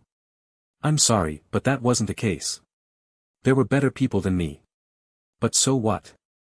Should I just give up due to what I was born with? Of course, I knew it very well. Even if I covered my face with an iron mask and bluffed, the probability of sweeping the pot was close to 0. But should I forfeit early? I had almost given up. Then an opportunity came. It was an opportunity to change the hand I was dealt into something better. I don't think that I'm the best explorer. I realized there would be someone who would beat the dungeon more efficiently than I could. Maybe even more. I might encounter them on the next floor. But to me, it was natural. The experience so far was meaningful, and there was still a chance of succeeding. Even if I faced a person who was overwhelmingly stronger, I would bluff with an iron mask like I had done before. I would do it until my winning percentage changed to 100%. Then, I would sweep away the pot on the table. After completely breaking Lee Sang-yoon, I came down from the mountain. I headed to a certain spot in the library. I read the books I had borrowed over and over again. When I woke up from concentrating, there was a text message. I am sorry I'm late. She sat down in a hurry, but Yoon Ji-hee's face color didn't seem so bad. Your condition looks good, I said as I ate the chicken ribs on the metal plate. Ah. Of course, I had to eat first. Maybe because she was 20 minutes late to the meeting, Yoon Ji-hee couldn't meet my gaze. What happened was my grandfather. Eat first. I pointed to the metal plate. Let's finish the meal before talking. Yes. Like a young child being instructed by their parents, Yoon Ji-hee focused on eating straight away. She glanced at me occasionally, but didn't speak until I had filled my stomach. Once the plates were empty. Yes. You mentioned it before. Ji-hee's grandfather summoned everyone. Yoon Ji-hee nodded. As soon as he woke up in the morning, Chairman Yoon Sang-gyu summoned all his grandchildren. 2 of the 5 people gathered there. Yoon Sang-ah and Yoon Sang-min had expressions like they didn't know the situation. Your grandfather. What was his reaction? There was a lot. He was very surprised. Grandfather was so shocked, something I've never seen before. He seemed a little angry and, of course, Yoon Ji-hee didn't say that she killed them on the 7th floor. The first thing he did was look at me. He thought Ji-hee would be the first one eliminated. Yes. Not just me, but he asked everyone to give a brief explanation of what happened on the 7th floor. Yoon Sang-min and Yoon Sang-ah died while Yoon Ji-hee survived. For the people who couldn't believe it, Yoon Ji-hee briefly explained the core of what had happened. She learned the language and took advantage of that to control the golems. Did he praise you? No. He was more focused on the fact that 2 people had been eliminated rather than. Yoon Ji-hee had a grouchy expression on her face. She had probably been expecting a little bit of praise. She was ignored by her family, but she thought they would acknowledge her survival. Although the failure of 2 grandchildren was tragic, it seemed like he still had no hope towards Yoon Ji-hee. It was just good luck that the knowledge she learned fit perfectly with the task. He didn't think anything else.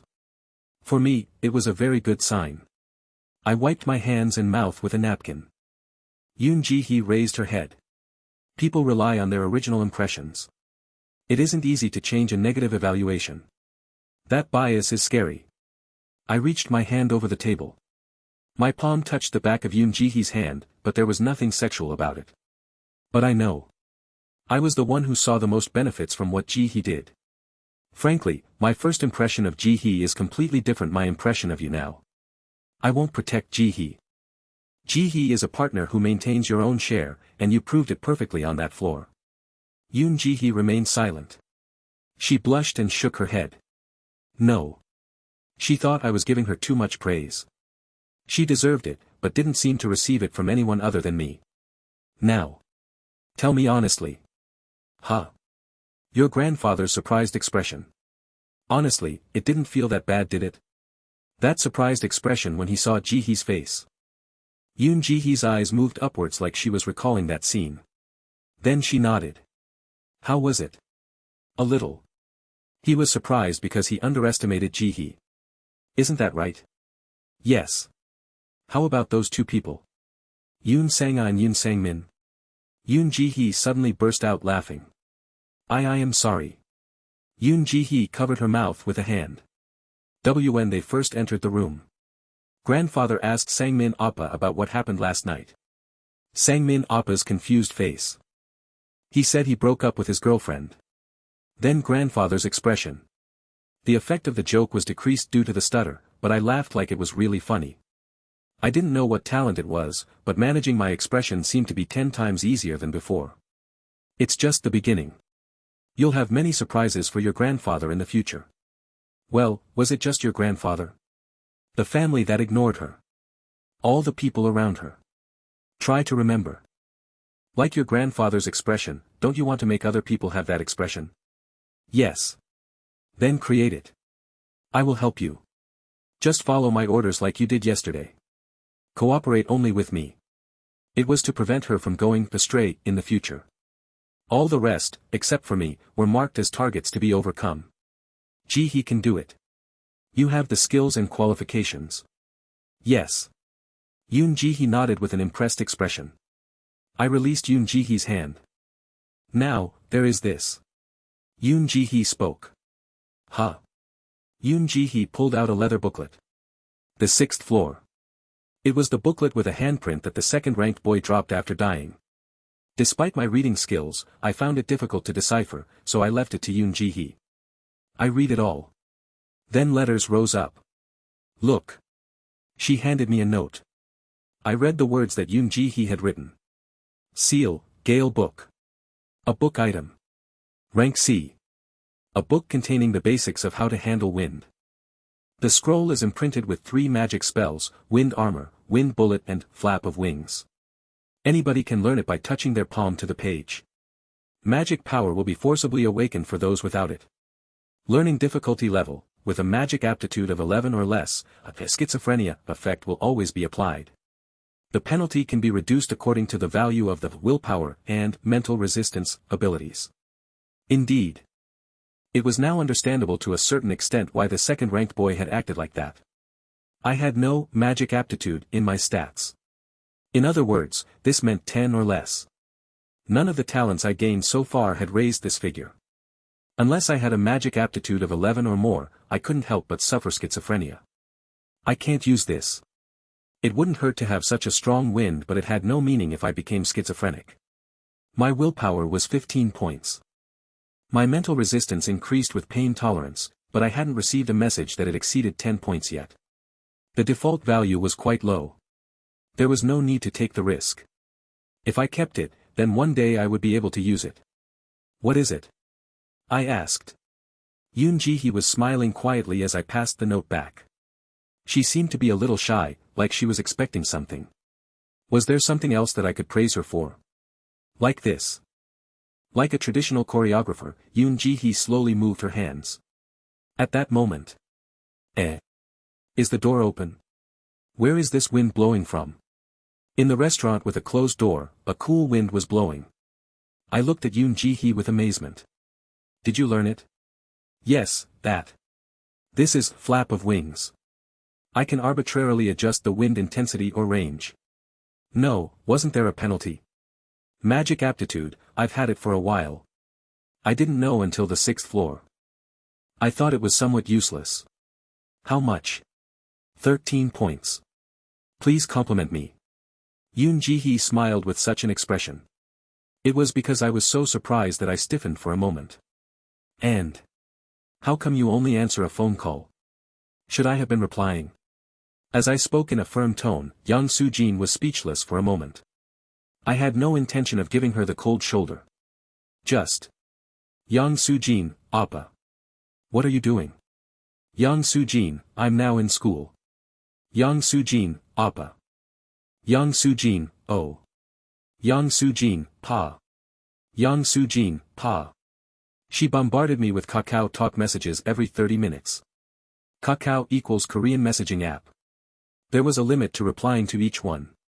Did you have nothing to do? No, well. Call me if you don't have anything to do. Well. I am exercising. I replied bluntly. I was at a closed sports park in the evening. I had sneaked over the fence. I hadn't been able to confirm my physical specs in detail on the 7th floor. For example, how fast could I run at a certain speed? I checked the endurance of my body by seeing if it could withstand a barrage of ravenous wolf fist. So far, I hadn't become Superman. I was able to reach the top of the basketball goal with a high jump. The car navigator application that I downloaded from the App Store told me that I ran 58 kilometers, the distance of the park, in an hour. After the run, I did 20 minutes of shadow boxing. Finally, I sat down to rest, but I had recovered within 3 minutes. If you don't have anything to report, then I'm going to sleep.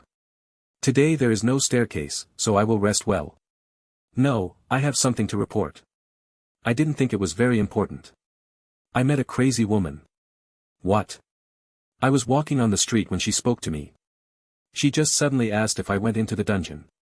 She asked me that. I focused back on my cell phone. Did you do anything that would make her say that? I didn't do anything. I was just on the way home from karaoke with my friends. She suddenly spoke to me in the middle of downtown. So, what did you do? That. In fact, I should have followed her, but she was gone. I'm going home now on the subway and bus. Where? 20 minutes later, I met up with Yang Soo-jin. It was a street without any people. I couldn't sense anyone tailing her. This is a little exciting. It is the first time a man has walked me home. Instead of responding, I asked her. What did that woman do? Don't you want to know what she said instead? What did she say? Yang Soo-jin's expression became strange at this question. I said she was a crazy woman. She laughed and wanted to cooperate with me. If we combined our strengths, then we could break through the dungeon without dying. She said this. *T. It is *T. I felt goosebumps and refused as soon as I heard it. How did she know that Yang Soo-jin entered the dungeon? Did she have the ability to detect a person? Maybe it wasn't the ability to pick out who entered the dungeon, but rather, it identified the abilities of a person. Then. It became really weird. Nobody needs to be hurt. I tried to stop her talking such nonsense but. It was only for a moment, but it didn't sound like *T. Did you get hypnotized? I really don't know. Then what if I did? I just threw out the word but Yang Soo-jin had an anxious expression on her face.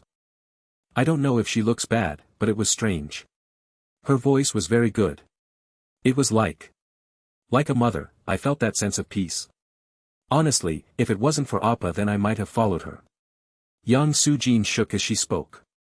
If it was hypnosis then a little jolt will solve it, right? Can you go into an alley and beat me up? Don't say such strange things. If somebody heard then it would be a big deal. Once I saw Yang Soo-jin's response, a possibility other than hypnosis emerged.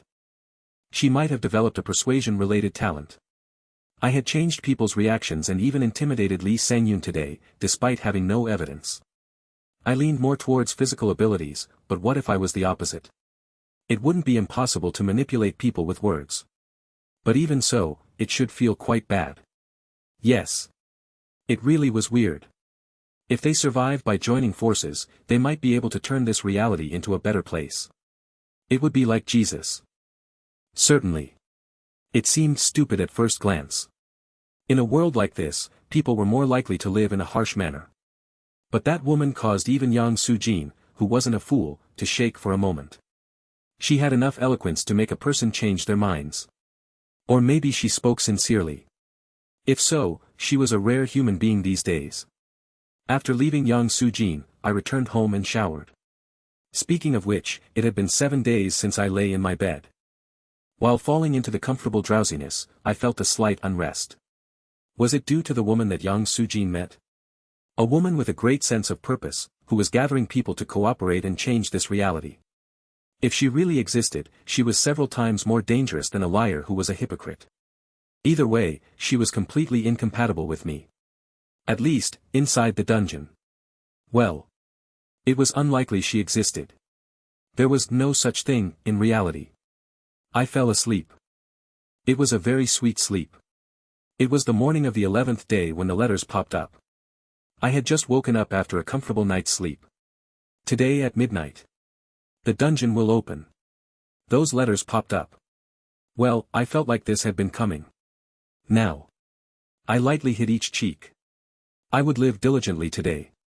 The exams were all over. Even so, I was waiting for the final exams of the second semester. I turned on the computer. There was a message from Ha Jae-hak in my messenger. Even though it happened 3 days ago, he had contacted me first and we frequently kept in touch. Yesterday, I was introduced to some developers and the president of a startup. All of them were in their late 20s and were well-known people in the current industry. I shared a few words with them and there was some outsourcing for a fairly high price. Apart from the profit, it was a chance to work deeply with developers and learn from them. This was probably my Sunbee's gift. No, it was a bribe. He wanted to show me the full taste of his contacts. Well, even so, I wouldn't be moved. I would just gratefully accept the things he gave me. Good morning. Hee-chul. Yep. There was a video call meeting about the system and then I started to work on it. Their expectations towards me weren't high, so it felt more like they were using me as an assistant but. Ohu. Hee-chul is brighter than I thought. This isn't the image from yesterday. Is that so? You can just jump into the industry without needing to go to school. You will quickly adapt. Originally, bright people don't finish school. It's because I'm afraid. Hohu. If I don't know anything, then I will contact you immediately. Anyway, I am bored because I am working at home. It was approximately 3 p.m. when I received a phone call in the middle of working. I checked the caller and immediately exited my apartment. Lee Sang-yoon was standing in front of my building. I asked for information, not for you to come here. There was frustration and desperation on his rotten face. I reached out. If you don't have anything to give me, then get lost. A car was parked behind Lee Sang-yoon. I didn't know much about cars, but I knew that it was a very expensive car that wasn't commonly seen on these streets. It wasn't a car that Lee Sang-yoon would come in. Don't worry. I'll end this quickly. I heard a voice as the car door opened. Sang-yoon isn't good, but he did do a lot for us. The first one who stepped down was a person dressed like a wannabe hip-hop singer. He approached Lee Sang-yoon and placed an arm around his shoulder. Lee Sang-yoon shivered. Isn't that right, Sang-yoon? It doesn't matter how scared you are. You won't try to sell information on your colleagues. 2 more people emerged from the back seat. One male had a hairstyle using pomade and wore horn-rimmed glasses. The other person had a big physique, like a Western male, and wore a t-shirt with the name of a foreign university. It was the first time I had seen them, but it wasn't hard to guess who they were. They were the trio that Lee Sang-yoon tried to use only to fail. This time I met him directly, but his spirit wasn't in a proper state. I could tell that something was wrong. So we investigated the truth. You asked him to give you information about us. I did. You did? Ha, truly. You're a scary one. As the hip-hop person looked surprised, the macho man opened his mouth. His eyes were examining my building. You live simply. Do you go to the same university as Lee Sang-yoon? Yes. The man with horn-rimmed glasses spoke in response to the macho man's question. Kim Hee-chul. 23 years old. Lives at 42-3, Hayunandong, Songtan-si, Gyeonggi-do. Rents a room in an 18-pyeong house. His father is self-employed. His mother is a housewife. Kia. We're not stalkers. Isn't that right? Hip-hop finished with an exclamation. When looking at the group of 3, I felt like I was seeing cogs turning together. Then Glasses opened his mouth again. Lee Sang-yoon will be out right at midnight today. This is a self-inflicted result. It is for trying to leak information. Hip-hop giggled and put strength into his arm, which was wrapped around Lee Sang-yoon's neck. Lee Sang-yoon frowned like he was in pain. I feel this is enough, but we came to warn you. Is there still more to the warning? Of course. Glasses nodded. On the 8th floor, there is a high probability that we will encounter each other. What did that mean? I did a simple survey on the 6th and 7th floors. The area of the 5th floor you stayed in is V9. It's a place where all the explorers of your neighborhood gathered. We were in V11. Glasses said. They had reached a guess after dealing with the people on the 6th and 7th floors. On the 6th and 7th floors, there were people from V9, V10 and V11. It seems like people were mixed up on the 6th floor, but in fact, it is just the people from those 3 areas that were mixed up. It was the same on the 7th floor. In the end, we are in close proximity and will likely encounter each other. There was a possibility that the number of people were reduced after the 6th and 7th floors. Thus, chances were high that the people from the 3 areas, who cleared the 7th floor, would meet up on the same 8th floor. You have until then to give an answer. This time, it was Macho who spoke in a heavy voice. These scum, had they come up with the script in advance? You will replace the position of Lee Sang-yoon, or you'll end up like him. We know who you are. We can intervene in your reality. Remember this. I scratched my head. Were they finished? He is completely stiff. Hip-hop laughed as he used his grip on Lee Sang-yoon's neck to turn him around. At that moment, I said to his back. Kim Soo-han. 24 years old. On a leave of absence from G University. Your father is the president of a confectionery company and your mother is the famous daughter of a rich family in the Gyeonggi-do area. You have 2 older sisters. One is married, then divorced, and the other is single. Currently living apart from your family in XX-dong. What? This time, I turned towards Glasses.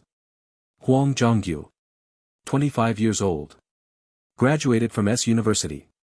Your father is a lawyer and you are currently enrolled at the same law school. Your mother is a soldier. You are the only son. Due to your stingy father, the house you live in is a common apartment. Finally, Macho was last. Kwak Cheol Jean. You didn't want to do anything annoying and became a famous football player in Pasadena. You're currently working at your father's company. My mouth dried up from talking too much. Hip Hop turned back towards me with wide eyes. What, do you think you were the only ones who could find out information? I asked. Surprisingly, Yoon Ji-hee worked quite well. Her mother had ties with some companies. I didn't know how a chaebol got their information, but she accomplished a remarkable achievement only 3 days after I met Lee Sang-yoon. I haven't memorized all of it, but I have a bunch of papers with things written on them. I can show them to you if you want. I took a step forward. Hip Hop removed his arm from Lee Sang-yoon and had a serious expression on his face. It didn't matter if they believed me or not. I was done with that part. I approached the front of the car that Hip Hop drove. Well, okay. You did a background check on us. But then what? My life, will you be able to intervene in it now? I asked. Why? Does it sound like a joke? Macho asked with folded arms. Yes. I nodded and... Bakak. I pulled off the emblem on the front of the car. You crazy bastard. Hip Hop instantly rushed over to me. I didn't raise a fist. I opened both arms and welcomed him. It was like I was calling for him to hit me. Ugh. Why? Hip Hop didn't end up punching me. Try it. I already did one thing to you guys already. I rolled the emblem around in my hands. The people controlling Lee Sang-yoon weren't fools. They couldn't punch a person in broad daylight, or use an ability. I looked back at Glasses and Macho. Right now, you're so afraid of getting involved with the police that you can't even punch me. Can you really intervene in my life? Of course, I also couldn't hit these guys. But they had said it first. They would ruin my life. It was like putting a poisonous pill among prescriptions. The other party that received the poison would desperately try to fight back. If they wanted to declare that they would ruin somebody's life, they had to be prepared to play the game as well. Sometimes, a socially weak person would be able to over a strong person with desperation. But that was different. These people had poured a lot of oil on the fire. They were going against me. Try it. I wonder what you would try to do. Perhaps ruin my father's store. Will you be responsible for causing a deficit? Or maybe create a big debt like seen in dramas? Kwajik. I put strength into the hand holding the emblem. The cool brand logo became dull aluminum foil in the blink of an eye. I threw it at Glasses. It hit him in the chest and gently fell to the ground. If your house truly has that much power, then give it a try. But I will also intervene in your lives in my own way. Yes. Of course, this could just be acting, but what if it really was going to happen? They seemed to realize the answer. Thus, they didn't say anything. It wasn't just Hip Hop, but Glasses and Macho as well. They tried to intimidate me, only to receive a declaration of war that made it difficult to follow through. Bakak. I pulled off one of the side mirrors of the car as well. I heard the sound of grinding teeth coming from the mouth of Hip Hop, who seemed to be the owner of the car. But he looked at Glasses instead of attacking me. What you are doing now is obviously vandalism. You also have documents containing our personal information. You can sue me. I nodded, but then said some additional words. But you know, if charges are brought against me, I will understand that you want to ruin my life and take it as a declaration of war. What? Then I will start. Kwajik. I will also intervene in your lives. The completely flattened mirror fell to the ground. Well. That's okay. It's like you said. In a while, we would meet up in the dungeon. I will make sure that all of you can't even remember this event. Both the good and bad memories. I will be relieved of my guilty conscience, so isn't it a win-win? I waved my hand and headed back to the entrance of my building. I would finish off these people in the dungeon. I will look for you inside. Glasses spat out a final remark.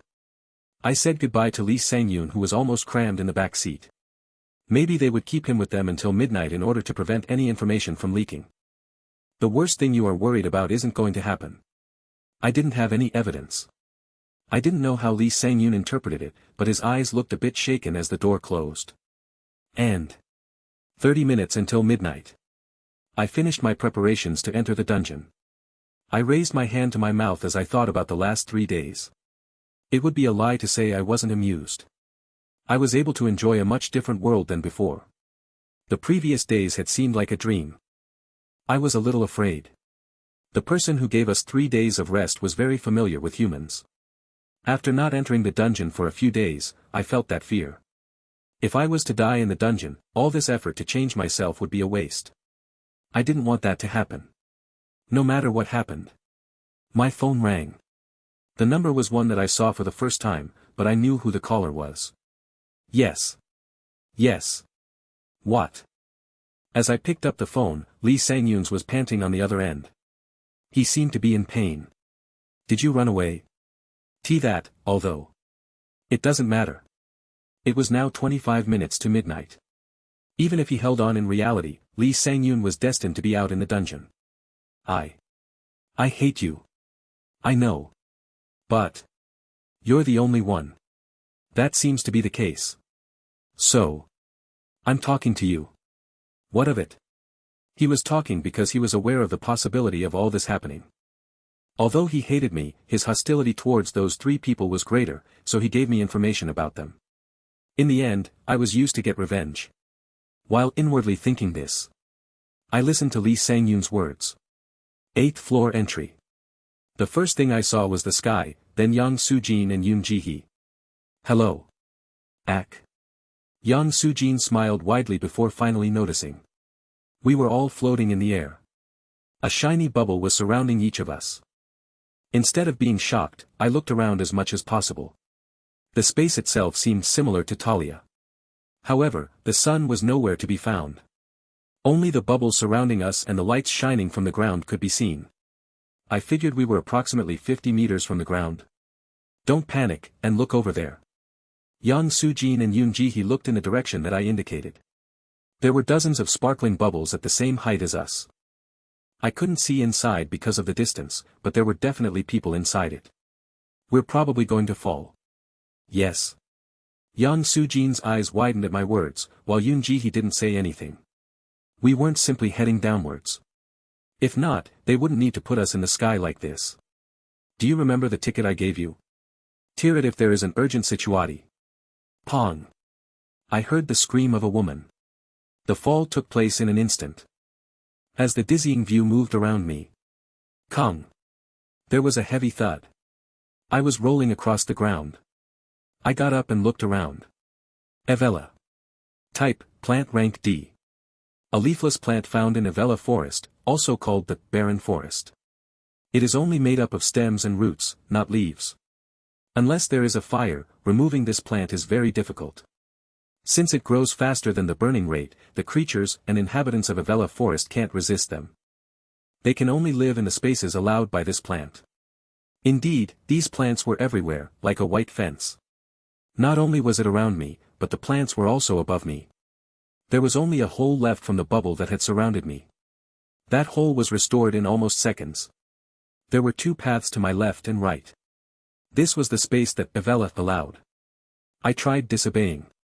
I grabbed a Avella vine from among the wall-like fence and firmly pushed. There was overwhelming pressure despite my muscle strength being 20 points. I could easily break it with my body, but it was instantly restored. I didn't know if the wall of vines was thin or not. It was unreasonable to go through the wall without knowing how thick it was. Due to the fact that it was a forest without light, the limited field of view from the previous floors was back again. In the end, I could only explore the maze instead of going through the wall. I started walking down a path. Rather than silencing my footsteps, I focused on exploring as quickly as possible. As I thought, I soon met a resident. Swick. There was the sound of metal rubbing against something. I stopped walking and raised my head. Surprise appeared on the face of the male hanging above me. Geek. The man fell from above. I took a step back and widened the distance. I honestly thought it was a goblin or something. I had seen the forest from the air. I thought that the bright lights among the vines came from a village of intelligent creatures, but he was a human. Mogit. His skin color was light brown. At first glance, he looked like a mixture of an Asian and a Western person. However, his nose was sharp like an arrow. His hair color was also gray, a natural color that didn't exist in my world. Why? I attack. Won't. I made my pronunciation of Telon as clear as possible. Ha. The other person looked surprised. Then he said, give me Mogit. The level of a talent has risen. Telon, conversation. LV2. Related abilities have increased. Mogit? What is that? The person opened his mouth like he was going to explain, but then his eyes narrowed and he adjusted the daggers in both hands, like I was an enemy. Once I was killed, he could collect the items without any questions. A corpse couldn't converse. The man moved immediately. Fast. Of course, it wasn't that hard to avoid. Tack. I grabbed his wrist and lightly pulled, as I immediately noticed that appearances were deceiving. This guy looked like an ordinary teenage boy. However, the impression of strength I received from grabbing his wrists far surpassed that of Lee Sang-yoon. Was it the difference between species? Even though they looked similar, their physical abilities might be far superior to that of modern human beings. I put strength into the hands holding his wrist. It was very light. His hands dropped the 2 daggers and I blocked the scream that tried to emerge. Hey. Telon. I didn't know what else to call him. I am stronger than you. If you raise your voice then your neck will be broken. I hope you understand. Speak slowly. Evenly. As I pulled my hand away from his mouth, the boy's frightened eyes turned to me. Our warriors will catch you soon. Unlike his bold words, his voice was as small as an ant. It was cute. I asked again. What is Mogit? The invitation of the gods. Describe the function of it. If I rip it, I can go to the sanctuary. Ah. I took out a ticket from my inventory. Is this what you are referring to? Mogit. The boy's eyes shone like it was a treasure. Was it to buy goods they couldn't get from here? The daggers that the boy dropped and the clothes he wore seemed quite shabby. Although they seemed to be natives of the forest, the shabby nature showed how long they had been passed on. Do you have money? Money? It is required to buy things there. The boy didn't seem to understand. We offer a tribute. The gazeva fruit that is carefully prepared. Tribute? Dear God, please forgive the incompetence of our ancestors. Please help us leave here and return to the civilization of our ancestors. We pray. There are no stairways here. They would go down. We are different from you. We can't cross the boundary. We were exiled here. In other words, they couldn't get out of this forest, so they stole the tickets from incoming explorers to pray to the statue. Well, I knew very well that the prayer had no effect. That's why they were still here. There was one thing though. They knew about the concept of tickets and explorers in advance. Were there explorers before this? Is it not just our world? I looked at the boy to ask another question. At that time, a few sentences emerged in the air. I read the message twice. It took some time before I understood the meaning. Indeed. It wasn't entirely useless. Ah. The boy's eyes widened as he looked behind me. There was an expression of relief on his face. I looked back and saw 4 talons. Father. The boy cried out to one of the 4 men. All of them looked much stronger than the boy. They were big and holding sharp weapons. They determined that I was an enemy just by looking. Well, my questions were already roughly resolved just from the previous message that I popped up in the air. If one survived, I could kill them to get their talents. Were they treating me like a monster? The talons rushed towards me. And I found a village 5 hours later. I was going to tear the ticket and go to the 5th floor after 8 hours. Even if Yang Sujin and Yoon Ji-hee tore their tickets, they would still be there for 12 hours. There were Telon villages all over the forest. That was the information I had squeezed from them. There were several villages that guarded the stairs leading down to different exits. They were stairs that the Telons couldn't go down. Cough. As I breathed in smoke, I looked around the village that was already in shambles. It was approximately the size of a primary school playground. There had been dozens of Telons living here. But now, all of them were dead and uninvited guests were resting in the village. Who is this? I really ran into you here. The one in charge was hip-hop. There were at least 10 people around him. I looked around, but didn't see Glasses or Macho. It looks like you're alone. Were you lost in the forest? He spoke casually, but his party was already spreading out, like he had given them unspoken directions. I saw one person block the road into the village behind me. I looked at Hip Hop and said. I discovered the path a few minutes ago and followed it. I'm alone. Hip Hop laughed with satisfaction at my words. The shoes he was wearing seemed to be unusual. Lee Sang-yoon said it was a B-rank equipment. The place they reached on the 7th floor was a factory. Similar to me, instead of fighting the guards of the factory, they chose a smarter way. They fixed the facilities of the factory using the Telon language and received 3 B-rank items as compensation. Right now, I only had C and D rank equipment. Of course, they were weapons, but I couldn't ignore the skills of the people handling them. Even if they had the mysterious ability to shoot fire or freeze an opponent, I could get that much destructive power from other weapons. But they were different. They had overwhelming firepower and talents. Lee Sang-yoon had said this. I will give you a chance to change your mind. How about it? As Hip Hop stepped forward, his shoes started to glow. They were shoes that allowed for incredibly fast movement. Maybe it was the power of the shoes that allowed him to take over this village. As proof, there was dust on some of the party members, while Hip Hop showed only a little bit of fatigue. He made a triumphant expression. I'm not an intolerant person. Some of the ones here only joined me on this floor. Do you see this pretty girl here? I saved her directly. Hip Hop winked at the girl next to him. Appa is really cool. The girl laughed like she was shy. I wasn't sure if that face was pretty or not. Lee Sang-yoon, that jerk was too self-conscious. He makes me want to beat him up even when he is quiet. I feel the same way. Well, I don't want to hit you. But you did do something to my car. Even if you surrender, I have to pay that back. Of course, I wasn't fool enough to surrender and Hip Hop also knew that. He was waiting for me to say no, so he could strike. I opened my mouth. Have you ever read Romance of the Three Kingdoms? What? The look on his face said he hadn't read it. Before he died, Zhuge Liang handed something in his pocket to Yang. What are you talking about? Zhuge Liang believed that the guy called Wei Yan would betray him. So before he died, Zhuge Liang handed a pouch over to Yang. Yang opened the pouch. There was a piece of paper with writing on it. Who will kill me?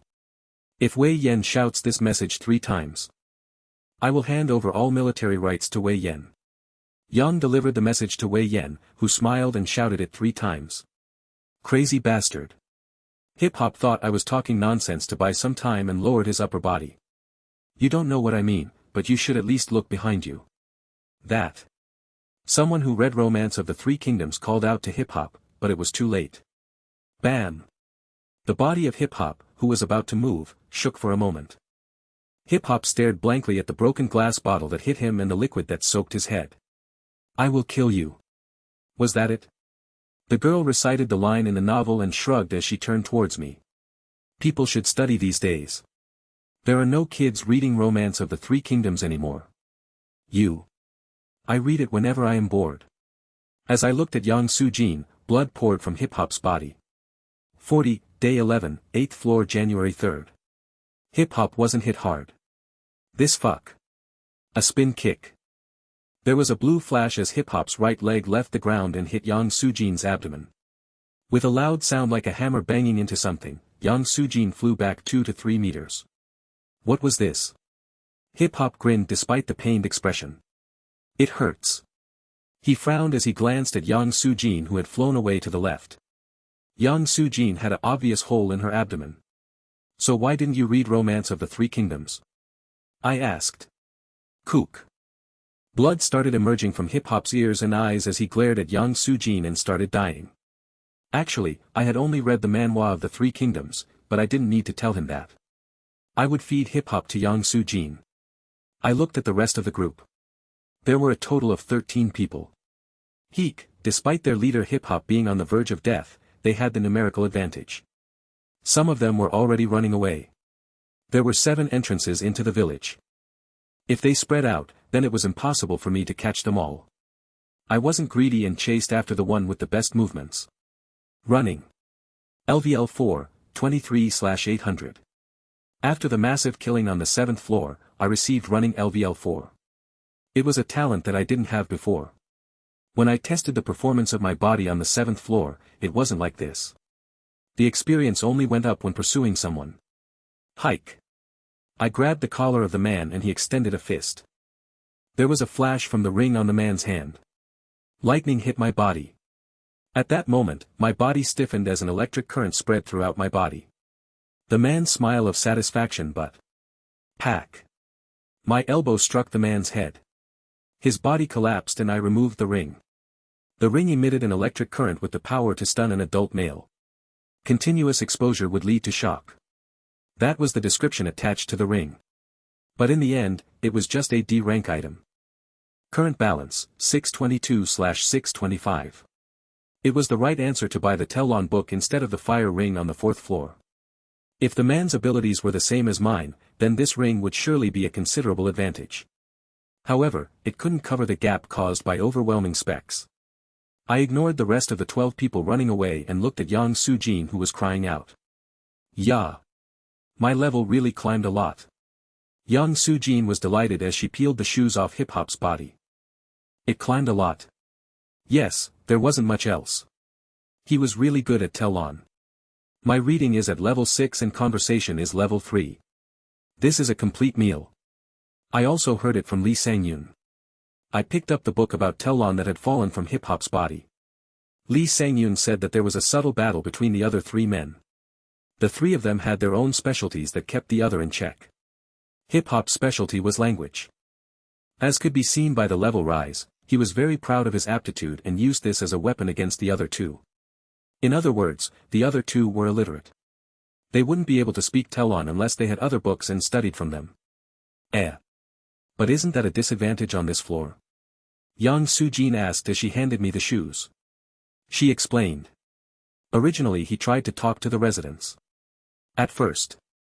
After overpowering the Tellons, Hip Hop had given a few tickets to the thrilled Tellons. He was quite smart. He would know from previous experience that violence wasn't the only answer. The Tellons were amiable after Hip Hop gave them a few tickets and revealed a lot of information. He pretended to be nice to get some answers, except for the villages. There was one more space in the forest that the Avella allowed. It was a space greater than all the villages combined and the only fertile land in the forest. There, the Tellons grew something called cassava. It was the only thing that they ate in this forest. I kicked a pile of burnt rubble. Not long after, plants similar to sweet potatoes poured out. I peeled the skin and bit one. Ah, me too. I'll eat it as well. Yang Soo-jin cried out. I chewed on a cassava. Yang Soo-jin looked at the food like it was trash after eating it. The taste is really dirty. How do they live on this sort of food? However, the nutrients in it were phenomenal. Except for the monsters that lived among the bushes, there was no imbalance in the Tellons that ate it. They used the fertile soil to grow this miracle plant. There is a sacred altar. Appa knows as well. I don't know exactly what it is. I'm the same. The people here don't seem to know exactly what it is. The Tellons I encountered had also given me that information. In fact, the Tellons had no choice. If they wanted to find out what it was, they would have to dig out the field that was their livelihood. It was impossible even if they had a lot of food stored up. Of course, it also wasn't known to the explorers. In any case, it was clear that the sacred altar was the key to clearing this floor. In order to do that, we had to get rid of the method keeping the Tellons alive. Therefore, Hip Hop chose to kill all of the Tellons here. He used the shoes. Fallon Boots, 204th Limited Edition. Equipment item. Rank B. Limited edition model boots created by the professional manufacturing studio, Fallon. It boasts stability and a semi-permanent magic power source that makes it different from conventional booster boots. Due to the complexity of the creation process, only a few pairs were manufactured and it didn't reach the stage of mass production. These are only the boots, not the whole body equipment. Gives in addition 4 points of muscle strength to the wearer. For those with a default muscle strength of 20 or higher, it will only increase by 2.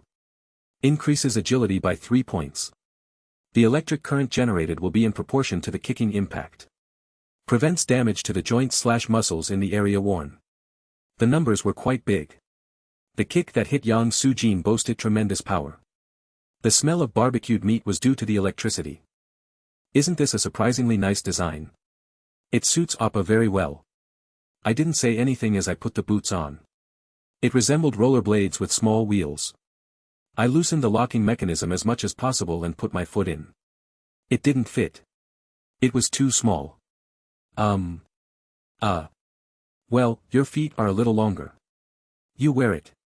Although it was a bit big for her, it wasn't a big inconvenience once Yang Sujin tightened the locks. She jumped higher than usual and shrieked with delight. This is so cool. I guess so. With Yang Sujin behind me, I explored the ruins. There might be one person whose breath wasn't completely stopped. Not long after, I heard little whimpers from a half-collapsed cabin. I kicked the rubble aside to see a dying man and a girl guarding him. Father, the Telon girl trembled as she saw me and embraced the man next to her. The man had already lost a lot of blood and only looked at me with blurry eyes. I'll finish it. Appa? Yang Sujin asked from behind me. I looked at her and she shrugged before speaking. This isn't. I thought about it. There isn't anything to gain from killing them. I mean, at least let them die quietly. I didn't say that there was nothing to gain. I could practice my punching, grappling or torture. If I was vicious enough, then I could eat them. I approached the girl. Then I spoke in Telon. If you say, yes, then you will be able to live. I will do it. The girl screamed and Yang Sujin belatedly made a noise from behind me. Yang Sujin was moaning stupidly. I turned my head. Her expression looked just as stupid as her face. Leave it. This is good enough. Yep. Yang Sujin replied positively with her hands behind her back. I sighed as I looked at the words above the heads of the girl and man. The words were slightly different for each person. I looked at the ones above the girl's head. Waruda. Telon. Sex, female, 15 years old. Health status, good. Citizenship can be granted with the command, grant citizenship. Citizenship can be removed with the command, remove citizenship. In the case of Telons who have been granted citizenship, the coordinates of the territory belonging to the monarch will be communicated. They can move through the stairs to the corresponding area. The girl and man shivered as I granted citizenship to them. The words about whether to accept the citizenship or not appeared before them. The man seemed to understand the meaning. The girl agreed along with her father. Waruda has become your citizen. Kagan has become your citizen. I took their hands and pulled them up. Unlike the man who completely entrusted himself to me, the frightened girl stumbled. Don't worry, Waruda. I whispered. The girl calmed down at my words. I headed for the stairs in the center of the village. As soon as the two people were placed on the stairs, they disappeared. Did they go to Talia? The 7th floor. Yes. The ones who were there first would heal the man. I had wondered when I first encountered the Telons. Were they monsters of the dungeon? Or were they prey to be killed in order to eat their talents? None of that. They were a type of resource. I could take advantage of this floor. Those sent through the stairs didn't come back. It is probably a one-way path. Shortly after I had noticed the message, I offered a deal to the Telons. Granting them citizenship didn't mean they were puppets who would follow my words. But they wanted to get out of here. I told them the story of the City of the Sun, and they were totally captivated as some people disappeared through the stairs. There will be room in Talia for them to grow the cassava. I told them I would grant them citizenship if they followed my instructions. After sending away some useless seniors for free, it was quite spectacular as village after village fell to their knees before me. This was the solution to the 8th floor. Maybe the Glasses, Macho and Hip Hop Trio also had something similar to citizenship. Their stage on the 7th floor was a huge factory. No, maybe it was an industrial city. But at the start, the three of them were scattered. Hip Hop might know the language but he obviously didn't have the right to grant citizenship. If not, there was no way he would make the village like this. Walk around the ruin and see if there is anyone else remaining. Yes. I started looking through the ruins with Yang Sujin for Telons who were in a critical state. It might have been a waste of time. The Telons who couldn't go to Talia were no use to me. But I had nothing to do as I waited. And Wajik. There was a furious sound as a punch was thrown and a hole was created in the Avella vine. Before the vines could recover again, Huang Zhongyu moved through them. Huang Zhongyu, who was also known as Glasses, looked at the party following him. Kwak Cheol Jin. Macho was at the very rear. That gorilla bastard. Even in the midst of moving quickly, he was looking out for himself. But in the end, when it came to fighting, he was needed to kill the guy who took hip-hop's talent. Glasses clenched his teeth. Somehow he had to reclaim hip-hop's talent and the shoes that he was wearing. The 7th floor. Factory City of Fallon. The rewards were distributed to all three of them to reflect their struggle when clearing the city. Due to Glasses having the weakest combat power, he received the magic armor that wrapped around his whole body. Hip-hop was the speaker and he claimed the shoes to aid in his evasion. The most powerful of the three, Macho, had to be satisfied with having the authority of the mayor and could control the facilities of the factory city. It isn't just that. It was strange that Macho had no complaints despite receiving the most useless reward on the 7th floor. There was clearly a hidden feature. So despite the fact that Glasses joined Macho early, he couldn't attack him first. Glasses kept watching and it was clear that there was something more. In the village they found, Macho had watched the indigenous people they oppressed with something like anticipation. The result was really eccentric. Macho said something in the other language and the indigenous people suddenly disappeared down the stairs. They didn't come back again. Glasses asked what had happened, but Macho just sent him a stern look. He couldn't ask the natives. Hip-hop wasn't here. Still, Glasses believed that his armor would protect him from Macho. Then they encountered a party member who was breathing heavily. He announced the death of Hip-hop. It was at the hands of a man and woman. The party started running. No matter what, Glasses had to reclaim Hip-hop's talent. The person who regained it would become the dominant one between the two. Wajik. The armored fist crushed the wall of vines. Glasses breathed out as he looked at the sight before him. A smashed village. Hip-hop's body covered with blood. That was faster than I thought. On the other side of the village, Hichol grinned at Glasses, Macho and their group. It was worth leaving 12 people alive. Hichol raised both palms to the sky. Didn't I say it? I would see you inside the dungeon. With an expression of relaxation and humor that was different from when they saw him in reality, Hichol beckoned with both hands. Come. Glasses and Macho were surprised as they saw me. They were looking at my feet. It wasn't there. Hip-hop's boots couldn't be seen. Are my feet really the most important thing? I raised my index finger and knocked twice on my temple. Here. The thing you want is in here. I studied really hard. Then I walked backwards. Right behind me was one of the entrances to the village. If they didn't chase after me, then I would disappear into the forest. It was clearly a lure. I didn't want to fight against many people at once, so I would defeat them one by one in the forest. They had no choice. Whether I ate hip-hop or not, they knew that I was strong. It was necessary to eat me in order to gain dominance over each other. Pack. Glasses was the first to rush towards me. Macho followed behind him.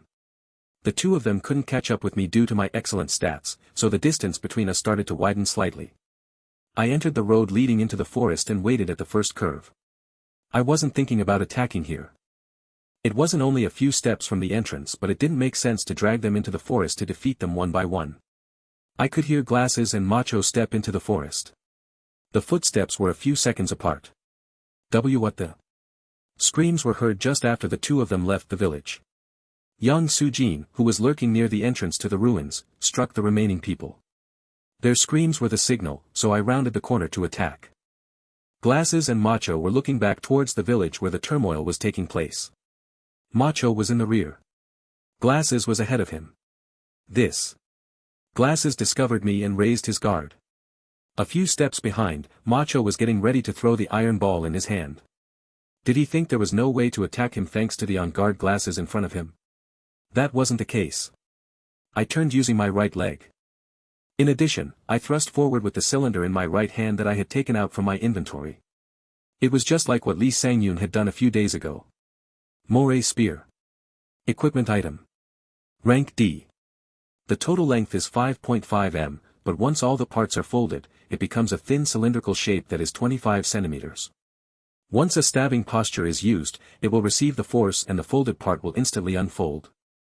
The instantaneous change in length can surprise an opponent, but it needs more power and accuracy than normal spears. The power will increase in proportion to the user's strength, posture, and timing. If the spear strikes something when the unfolding isn't complete, then the power will decrease. There was a sharp sound. The spear flew much faster than when Lee Sang-yoon, the original owner, used it. Once again, C and D rank weapons weren't that good. But it wasn't bad. It depended on the user's skill as well. PUK. There was an elastic texture as the pole extended several meters. The spear was reduced to its original size after completely penetrating Macho's neck. Chuck. There was a noise as the spear formed a cylinder again. Buong. The sound of Glass's fist was heard at almost the same time. As I leaned back and avoided the fist, I took out a vial with one of my hands. It hit Glass's exactly. I stepped back and waited for him to scream. It was Yang Sujin's special mixture that she had used on hip-hop. I don't know what this is. However, I didn't see any bleeding. Glass's was covered in a full body armor, with the helmet exposing his face similar to a motorcycle helmet. There were no gaps for the potion to flow between. Sorry, but this won't work. Glass's declared. I heard a moan from behind him. Macho hadn't died yet. Blood was pouring from his pierced neck, but he was still alive and struggling painfully. If Glass's turned around, then he could kill Macho. He thought about it. I didn't miss the moment when Glass's concentration was shaken for a while and threw a right hook. Jing! Along with the sound of hitting iron, Glass's only paused for a moment. However, I was the one who moaned. Ugh! I had tried hitting him as an experiment. I was prepared for some injuries, but the hardness was beyond imagination. Current balance, 598/625. Decelerated state, leg, 50%, dot. Deceleration. Legs. At that moment, I felt a sticky texture on my feet. As I turned my head slightly, I could see a black liquid on the ground where I was standing. There were a few broken bottles on the ground. He had secretly dropped them. You aren't the only one with useful potions. My shoes were only covered with a little bit. My legs moved slowly like I was drunk. I couldn't avoid Glass's next strike. I bent my arm back and a vibration spread through every corner of my body. Bam! Glass's didn't come that quickly. The power contained in his strike couldn't be seen. But it was solid. Although his fighting skills were worse than mine, it was like his whole body was made of steel. Bam! Bam! Bam! I maintained my guard as I continued to block the strikes. Eventually, my upper body bent over from the hits and I fell to my knees. Pant! Pant! Glass's was breathing hard because his stamina was poor. However, the rough breathing soon stopped as he smiled faintly. Your body is pretty solid. He took out a knife from his inventory. His answer wasn't a hit. He intended to take care of it with one more blow. I managed to raise my hands and blocked the knife with a hand. Indeed. It was difficult to get past the surface of the armor. It wasn't simply strength. I took out another vial from my inventory with my spare hand. It wasn't a drug that I was throwing this time. It was the old, weak version of the poison I received from the 6th floor. What, don't you have the ability to learn? Glass's turned his head and easily avoided it. The vial flew towards Macho was screaming in the back. Glass's immediately looked behind him. Macho had pulled out potions from his inventory and had been drinking them. Thanks to that, it'll be easier for me to finish him off. It's too bad about the treatment medicines. You lost. I stated. What? Glass's asked with confusion. I replied to Glass's question with a fist. I kept holding the knife with one hand while my other hands pounded his face. Jing! There was a tremendous sound as my fist hit Glass's helmet. But the helmet was still fine. Blood burst from my hands. What are you doing? Jing! One more hit. Jing! Yet again. Jing! Another one. Quack! Glass's couldn't even think of attacking me with his spare arm. Well, maybe you can break it someday. Glass's started babbling. Jing! But are you looking at your health bar? Do you know what is funny? I was doing this earlier, but your fists are a lot faster. Jing! Maybe 7 years in the future. Jijiok. Finally. There was a slightly different sound. I swung a fist again. Jing! Piok. This time, another sound could be heard at the same time. Glasses noticed it as well and frowned. Why, was he starting to feel impatience? But it didn't matter. His techniques were terrible. One hand was being held so he couldn't punch effectively. Jing. Piak. What? Now.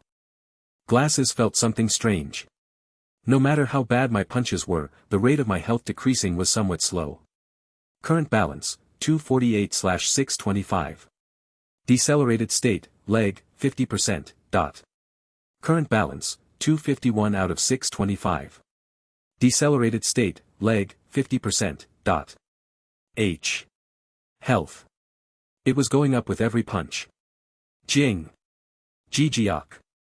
Aka. I was able to tell by the moans that Macho hadn't died. It was little by little, but my stamina was continuously recovering. Macho was bleeding from the neck. In other words, the damage I dealt him was coming back to me as health due to the essence of the leech. Jing. Jijiak. The vial I threw before. I thought I needed to recover more health so I threw it. Even if he died, I would receive a certain amount of talent. Even if he didn't die and drank potions, he would be a great source of health. Anyway, Macho was supplying me with health. Jing.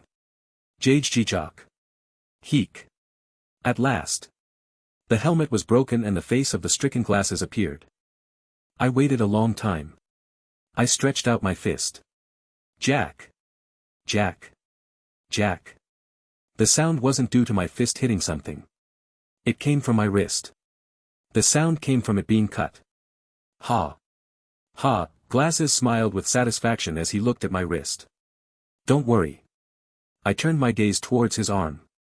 He was still holding the knife firmly. It was a very good move. Now I had lost the function of one of my wrists. Sook. There was no resistance as my wrist was neatly cut off. A smooth section remained in the place where my hand was. What? Glasses thought I was crazy. His face showed that. Glasses looked at me. When I think about it, this happened on the first floor. I muttered. As Glasses made an expression like he didn't understand, I punched him in the face. I didn't use the smooth section. First hit. Second hit. Third hit. On the fourth hit, Glasses stopped breathing. Phew. As words rose up, I approached Macho who was writhing on the floor. Thanks again for everything in the meantime. He was a great source of health. I raised a fist and finished him off. Similar words popped up. Among the words, there were some that stuck out. The monarch of Talia has killed the mayor of Fallon. All the territories of the mayor of Fallon will return to neutral ground. The main territory of Fallon. Ownership of Industrial City, Fallon, has transferred to the monarch of Talia. The coordinates have been registered. Condition, acquiring control over someone else's domain. Complete. Condition, register some residents. Complete. Condition, conquering a territory. Complete. Challenge, exploring has ended. Challenge, conquest, begins. I didn't gain as many levels as I thought. Every time my level went up, the required experience value doubled. The required experience from level 1 to level 5 was 1,500. The required experience to reach level 8 from level 7 was 3,200. Even if I gained the experience of 2 people, it was hard to see a big effect unless I had already accumulated experience. I absorbed the talents from Glasses and Macho. Even so, I didn't see a remarkable climb in my talents, except for a few. First, this was what I obtained from Glasses. Talent has been acquired. Talent, negotiation. The success rate of negotiation with other parties and the ability to gain more favorable conditions will increase according to the level. Eloquence has slightly increased. Negotiation. LV4. Apart from that, the only other noteworthy thing was that persuasion and compulsion increased by 1 level. Unexpectedly, the experience of punching went up quite a bit, but there wasn't a rise in level. In the case of Macho, the level of a talent has risen. Throwing LV2-LV5, related abilities have increased. Talent, throwing. Power and accuracy will increase when throwing something. Muscle strength and health have slightly increased. The level of a talent has risen. Leadership LV4-LV5, related abilities have increased. Leadership LV5, benefits have opened. Technique has been acquired. Technique, proper conduct, increases the abilities of subordinates when they follow your commands that place them or utilize them in the right places. Regardless of loyalty, the ability will rise depending on whether they submit to your instructions. Can't be applied to two user commands at the same time. The rise in abilities will depend on the level of leadership. +1 to the two highest stats. I liked that I obtained a technique, but the effect seemed to be useless to me personally. It would be much more helpful to Yang Soo-jin and Yoon Ji-hee. I looked down at the body of glasses. I attempted to peel off the armor from the crushed body, but it was useless. No matter how much strength I used, it wouldn't come off. Jijiak. Jik. Finally, one section came off. It wasn't peeled off, but the part that gave it strength was broken. The inside of the removed piece was red. It was like flesh had fallen away. I threw the piece on the floor. You were lucky to be able to take off the shoes. A familiar voice was heard from behind me. The equipment made in Fallon are designed according to the user's body from the beginning. There is no way to wear it other than reassembling it in the factory again. I looked behind me, and the stone statue was there. Isaiah. According to him, the old god of the city of Talia. He was also a type of operator who managed this dungeon. Congratulations. Of course, he didn't come here just to tell me this. Or he could no longer bear to not see my face and came to see me directly. That isn't it. Please rest assured. Well, half of it is true. His neutral voice gave me goosebumps. Is this because I conquered something? You must feel obliged to come and pat me on the shoulder. Indeed. You have completed the exploration. I didn't know the last floor was here. At first, I thought there would be at least 20 floors. I moved through the forest while talking. When I came back to the village, there were cold bodies all over the place. It seemed to have been a fairly intense battle, as Yang Soo-jin's sweatshirt was also turned into a bikini. She was kneeling on the floor, hands folded together and eyes closed. What are you doing? I'm waiting to change into a beauty. I have killed quite a lot of people. I thought I would suddenly transform like Appa. I don't think that will happen. Yang Soo-jin opened her eyes and was surprised to see Isaiah. Why did he come again? I don't know. Isaiah was still quietly following me. If my guess was correct, the answer lay with the fertile field. I started walking with Yang Soo-jin. Wait a minute, don't move your arm. As we moved, Yang Soo-jin poured medicine on my wound and took out gauze from the bag. The bleeding at my wrist stopped. However, my HP was still decreasing slowly. Yang Soo-jin looked above my head a few times before asking. Are you poisoned? Perhaps. My fist had punched the poison-soaked armor. But blood isn't pouring from your eyes. It's due to the change in my body. It wasn't enough to kill me, but I felt slight nausea. Take a rest. There is no antidote, so you just have to wait.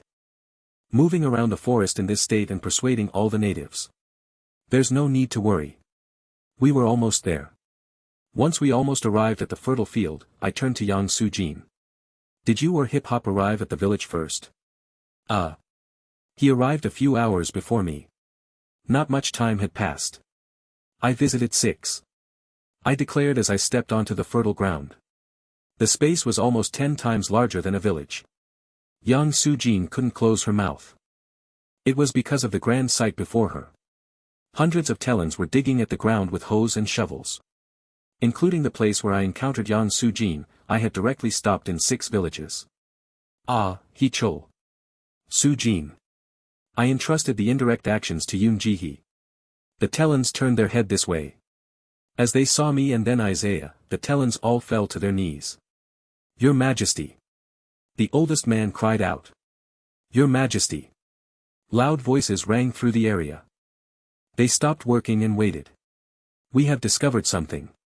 The thing that was revealed wasn't a staircase or an item. There was a square-shaped slab that 5 people could fit on. 2 overlapping circles were drawn over it. Neutral zone, Avella Forest. A person with a ruling authority can occupy it as their territory. This. Occupying the land. That's right. Isaiah answered my thoughts. The start of 6th floor. No, it was from the 5th floor. That reminded me of the difference before and after the 5th floor. I asked, maybe the 7th floors are all cities. Isn't that right? It is a structure that allows a person who completely clears the floor to obtain it. It isn't just the 7th floor. There will be many such neutral areas and cities in the future. However, there is a difference. Not everyone will become a conqueror like you. If you descend several stairs and visit various cities, you will eventually realize the essence. The stone statue has said that the 5th floor was the last floor. That was an obvious trick. It didn't matter how many floors I descended. In the end, it was enough if I didn't die. Furthermore, I could conquer new floors that I encountered. The expression occupying land was perfect. Whether it was monarch or mayor. Take over the cities and gain control of the people. An explorer who satisfied the 3 conditions would gain the power of a conqueror. I gained the right to occupy the neutral zones, not just cities. Basically, there is nothing different from the exploration you have already been doing. What about after the occupation? Your people can freely move through your territories using the stairs. Other explorers can't enter your territory through the stairs. That wasn't what I was asking. He should be well aware of that. Will something change if I occupy the land here? No. Isaiah replied after a moment of silence. Didn't I tell you?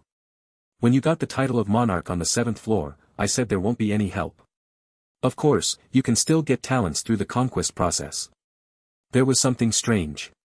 It was like dangling a carrot in front of a child. This was the first time it appeared. No matter if he was an explorer or conqueror, there was no practical help.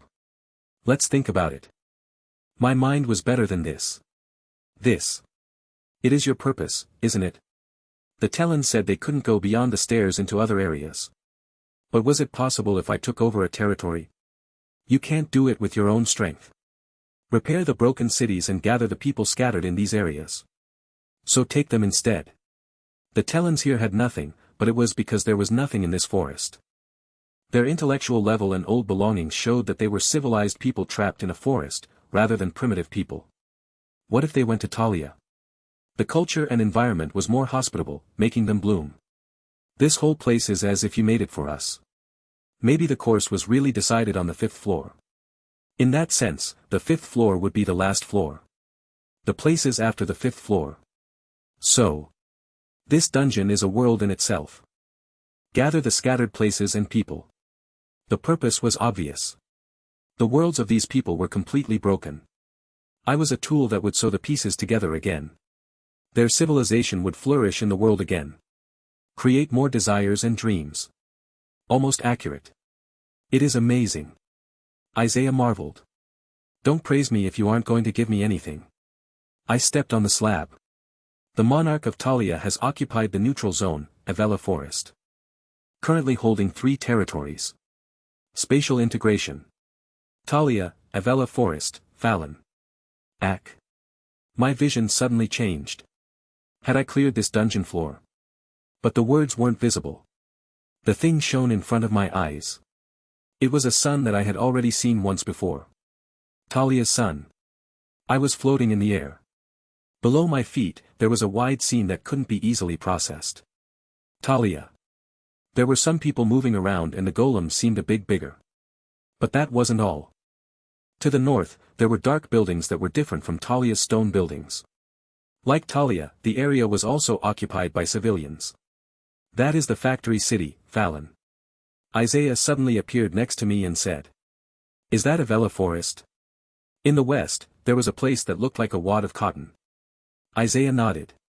It seemed like he just intended to show me the landscape, as we gradually descended and set foot on the ground.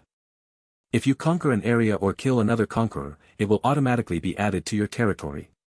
The same thing will happen when you step on the stairs. Wait a minute, then I am now. A conqueror can remain in his territory for as long as they want. But time will flow just like in your world. You will have to wait until midnight to go to a new floor. If time passed as it did in reality, then it would be morning right now. Does that mean I don't have to rule? You can do that. Basically, the cities have their own rules and cultures. There will be some trial and error, but it won't be a problem if you neglect it. Of course, it doesn't change the fact that you are their master and savior.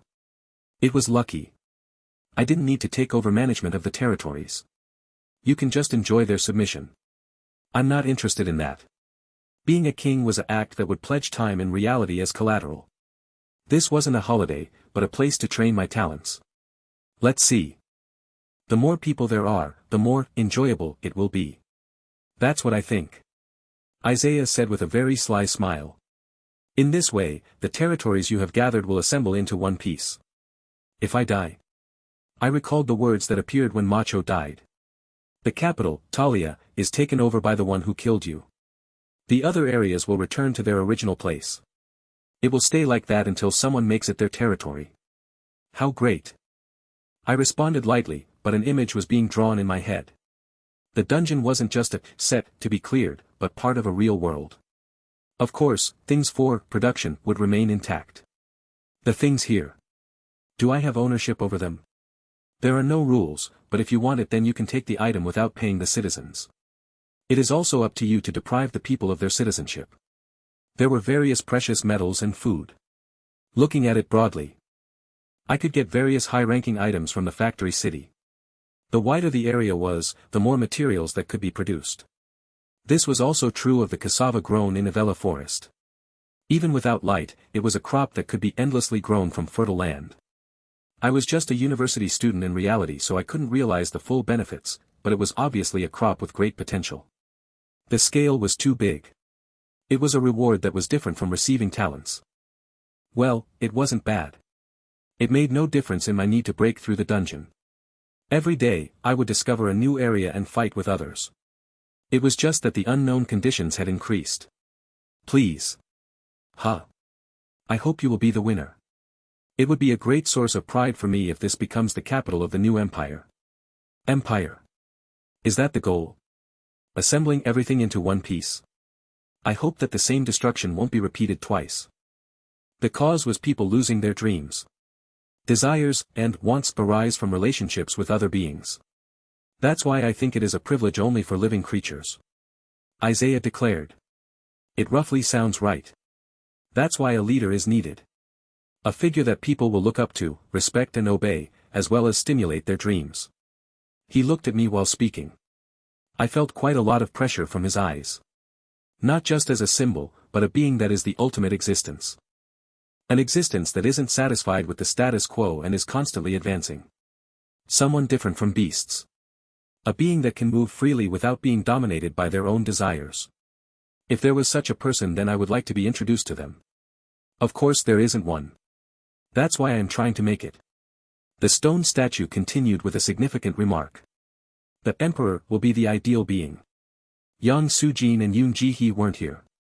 After conquering the forest according to Isaiah's rules, the two people disappeared with the same effect as though the floor had been cleared. I was still affected by the poison. My HP was still slowly reducing. Since my time limit wasn't infinite, it was impossible to relax until the poison had worn off. But there was still work to do. I ordered some talons to carry a corpse out of the forest. They immediately followed my instructions and carried the body of glasses to the factory city. The golems were waiting there. The Phalon guards were stone statues that were much smaller than the Talia knights. Their rank was C+, and they were mostly dormant. Their language-speaking ability wasn't very smooth. Now. Workshop is in downtime. Remaining power source and raw materials are completely exhausted. I wanted to lie down on a bed, but I gave orders to the guards. I called the Talia golems. There were batteries that received energy from sunlight not just inside the golem, but throughout Talia's facilities as well. Can you turn this factory on? In the case of the guards, the power source can be replaced immediately. It will take some time to improve the workshop facilities. I handed over Glass's body. The armor this brat is wearing, can you take it off and recycle it? It is possible once the workshop is running. In the case of additional goods production, the raw materials are insufficient. Keep it. If I wanted to make something here, then I needed to obtain an iron mine or something similar. This was enough for now. My body was shaking more and more. My eyelids kept on wanting to close. I was too sick to do any more. Despite my enhanced body, this was the limit. I used the golems to head to the stairs in the center of Talia. Just as I was about to step on the stairs, king. An elderly person approached me and started talking. He was an elder of one of the villages in the forest. Thank you again for the blessing you have given us. If you command us. I know. Once again, I didn't want to play as a king. Even small villages had experienced leaders, so it would be good if I didn't need to touch it. Just familiarize yourself with this city and how to use the facilities. Well, that is the end. Goodbye. We will keep that in mind. If King wants. Huh. The old man stepped aside to reveal some girls. They were women in their mid-teens and early 20s. In the meantime, they had washed up and decorated themselves, revealing a gorgeous appearance. Once you get enough rest. These attendants. Ah. No need. I don't need them. I raised my arm with the severed hand. Aside from whether I liked them or not, I couldn't do anything with a body like this. In addition, the Talons were similar to humans, but I didn't know what would actually happen. I wasn't going to risk myself in the dungeon by indulging in carnal lust. I wouldn't accept any of them. I stepped on the stairs without hesitation. My eyes were currently at the limit. Blood gushed from my neck as I stepped on the stairs. Return. And. It was 3 p.m. I received a 5th call. Well done. Let's go eat with the other study group members. Yes. The results for the exams of the major subjects came out a little faster than usual. Even if the name didn't appear, the identity could be roughly grasped using the student number. The people who saw my score immediately sent me a message or called me. My rank for systems programming and operating systems was respectively a 3, then 4. For the electrical circuits test, I received the first rank. Of course, I was glad. I had accomplished something I had never done before.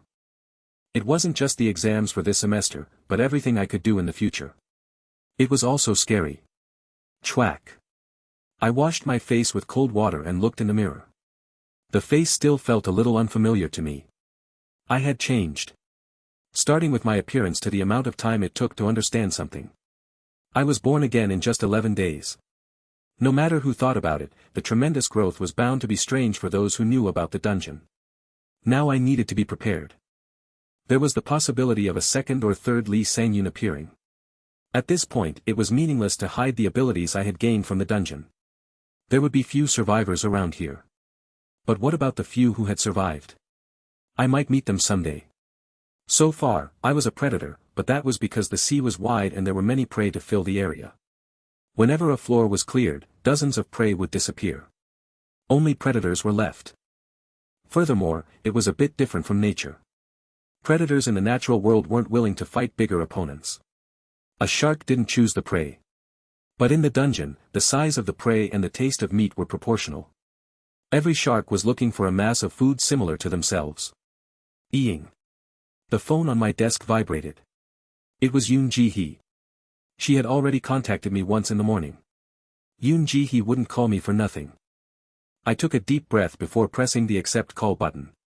Then I picked up the call. And. It was the first time I was riding a car with a driver, except for taxis of course. I looked at the scenery passing through the window. I was alone in the car. There was no Yoon Ji-hee. Chairman Yoon gave direct orders. I'll send a car to get you to the destination. Yoon Ji-hee was stuttering from panic, but I understood immediately. Well, it isn't a big deal. It was serious. He was the chairman of a big company. It wasn't unusual for the old man to expect his words to be obeyed. So I took several deep breaths. Things could happen if I tried to hurt Yoon Sang-gyu. There was no other way. In addition, the scenery passing by was the center of Seoul. I had already looked at the destination on the navigator before the car started. You have arrived at your destination.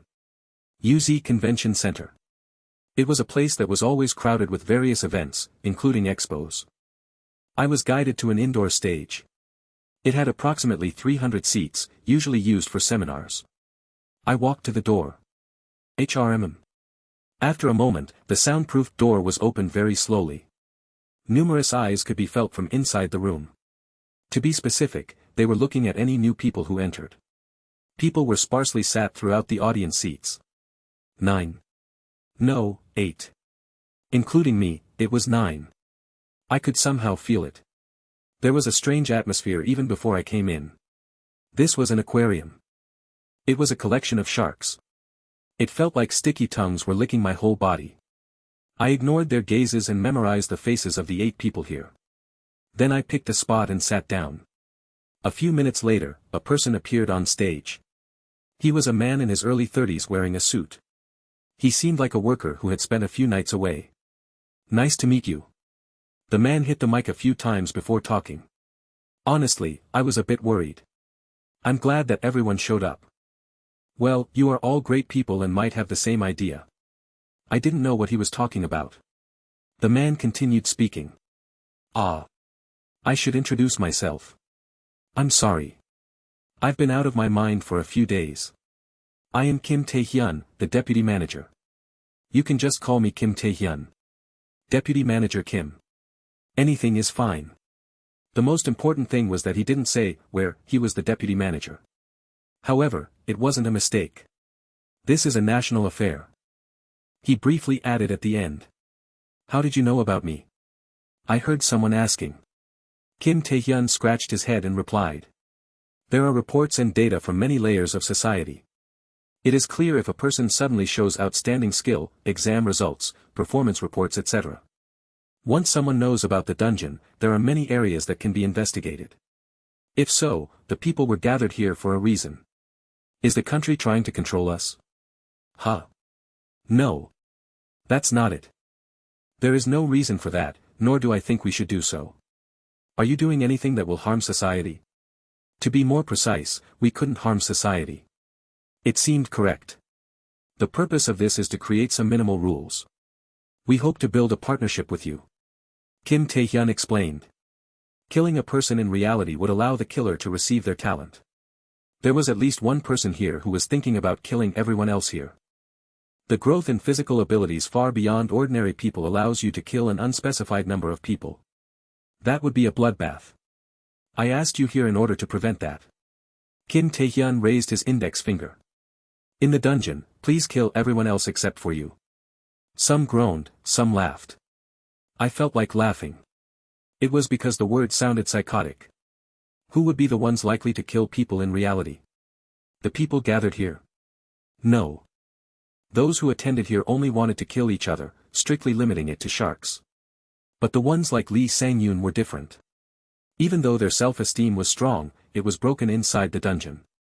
Those people would risk their lives to kill people in reality. We should kill those weak ones. That's why they called us. If the strong minority gathered here handled it, at least reality would be clean. Of course, it isn't for nothing. Some of you are enjoying the benefits of being a leader, so I won't ask you to kill your subordinates without any compensation. Kim Tae-hyuk clapped and men in suits emerged from the back of the stage, pushing a few carts. You will be able to come out of the dungeon with the body part of a person killed. If you bring a recognizable source of identity, such as a fingerprint, you will be paid a certain amount of points per person after some investigation in reality. However, in reality, no one would die. Society would be calm without any problems. That's what they wanted. While Kim Tae-hyun pulled open the lid of a box, I paid more attention to Kim Tae-hyun. I wasn't in a position to speak. But I could feel assured about something. Kim Tae-hyun was a formidable psycho. I will be happy to swap this for points. They are just samples, so if you have any questions then please ask. Once the boxes were opened, everyone let out a groan. Everyone should have the default ability to take this into the dungeon. They were guns painted in different colors, like toys. Placed together, they seemed like explosives. This isn't a very important question. Kim Tae-hyun said like he suddenly recalled something, drawing the attention back to him. He threw a surprise hook. If you are a king, then please raise your hand. What was this? It was the perfect response to the situation. In fact, the place became quiet. Kim Tae-hyun had casually asked this question. Naturally, there was no one who would raise their hand to say, yes. Kim Tae-hyun's eyes widened. It was no wonder. Something happened that he didn't expect. He never thought that there would be someone who would raise their hand. If you are referring to a city, then I have one. I raised my hand. All eyes followed Kim Tae-hyun's gaze towards me. Why had Kim Tae-hyun asked this? In the first place, it was a ridiculous question. Who was a king?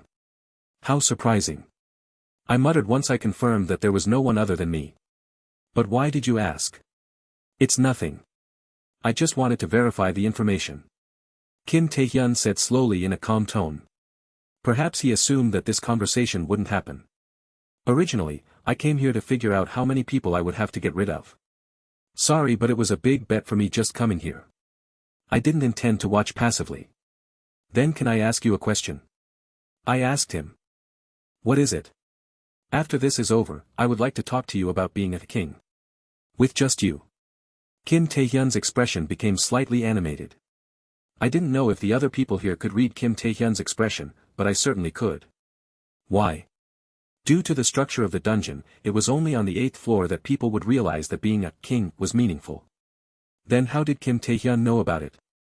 Other than the people here, was he also a shark? No. Kim Tae-hyun had a person who was a king and conqueror on his side. The chances were high that it was Kim Tae-hyun.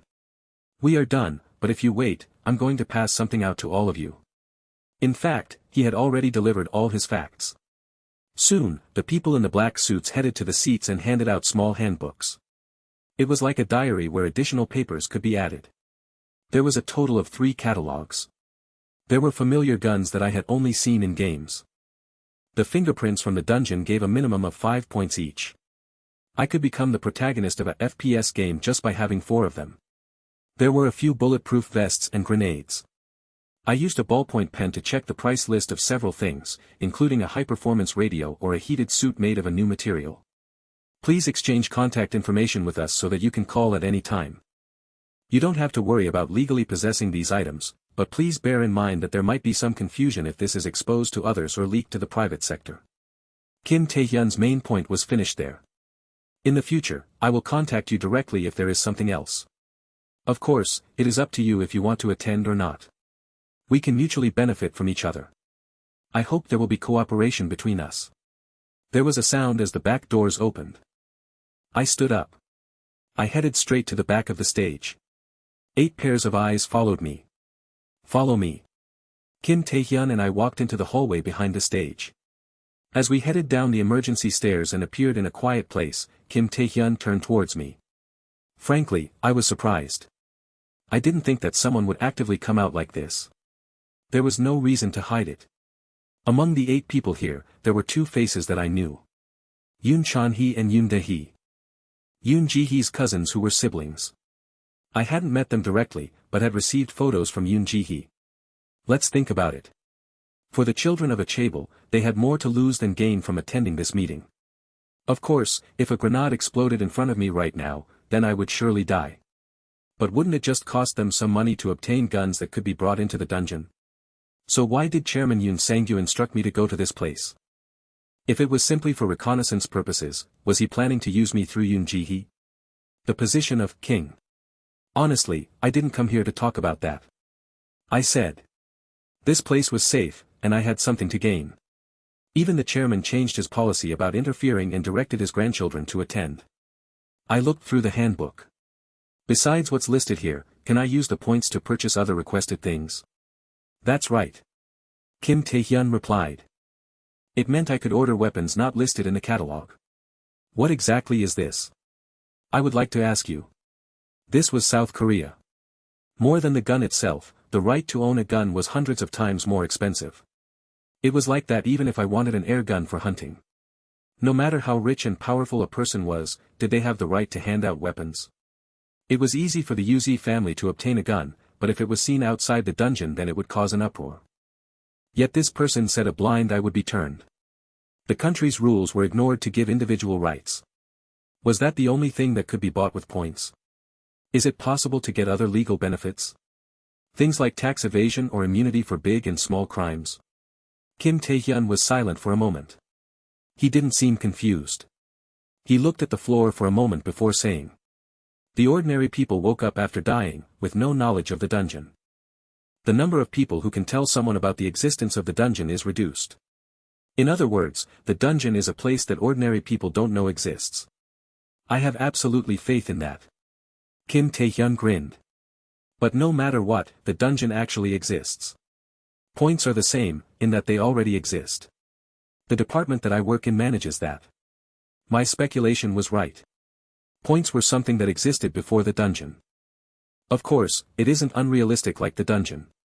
The rules are simple. Sometimes, the country can't afford to pay a performance-based compensation to an individual. If the country doesn't have what the individual wants or can't give it, the person will be angry. Then getting paid in points. Points are for the sake of convenience. It works so that order doesn't collapse in society as a whole. So, it was a type of reserve fund for corporations to gain immunity. Then I had another question. What was the credit for the reserves? What could I gain if I saved the points for later instead of changing it for a gun straight away? You don't have to use the points earned straight away. You can rest assured about that part. Hee-chul can contact us at any time. Kim Tae-hyun said my name for the first time. It's a system that has existed much longer than you think. Anyone can use the points. The way to use it depends on the person. Applying it to things like stealing or killing. I didn't know how many people used points, but no one could use points for such a purpose. Starting with taxes, there were a number of laws people would have to deal with as their social status increased. If I didn't ask, there is no obligation to tell you. You have to speak clearly. If you want additional items added to the catalog, then contact us later. If I didn't know the truth about points, then I would be wasting it on something else. Who among the 8 people outside would be in a position to know about the points? I could presume that Yoon Chan-hee and Yoon Da-hee came for this purpose. I don't think there is any problem. If you don't have the status to know about it at first, then you will soon be out in the dungeon. Kim Tae-hyun replied. I think that is a very poor criteria for judgment. Let's see. Society is already in transition. The bloodlines have already been filtered to a certain extent. I'm a little old-fashioned. Kim Tae-hyun gaze swept over my whole body. Well, I suppose there are some exceptions. If I hadn't told you about points right now, I think you would have discovered it eventually. Sometimes the first impression could be wrong. Just like this time. I was often mistaken for an office worker due to my dark circles and clothes, but I wasn't one. HRMM. Then are you questions over? Even though you raised your hand about being a king, I don't think there is anything else to say about it. I nodded. Good. Well, I enjoyed it. As we walked, a door to the stage opened wide. A person wearing a suit hurried out. Kim Tae-hyun watched him with a confused expression before saying to me, well, I was nice enough to answer some questions. Now I have a little question. Did you have to take the risk of revealing yourself as a king for that? You might think so. The suited person came this way.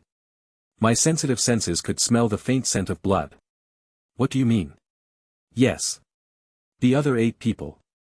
Will they really leave without any conflicts? Why? Kim Tae-hyun frowned and realized a tempo too late. He had good insight, but it was still too late. The suited person was able to successfully approach this side. Pang! There was a small explosion that was approximately 1 meter in diameter. Cook! Despite quickly defending with his arms, Kim Tae-hyun coughed blood and was thrown back. 5 to 6 meters. Kim Tae-hyun slipped and hit the ground. I had already pulled my body back. You, Kim Tae-hyun looked up at me with a puzzled expression. The front of Kim Tae-hyun's body was severely burnt. Although his life wasn't at risk, it was obvious that he wouldn't be able to act right now. I'll tell you in advance, but I'm not involved in this. I said to Kim Tae-hyun.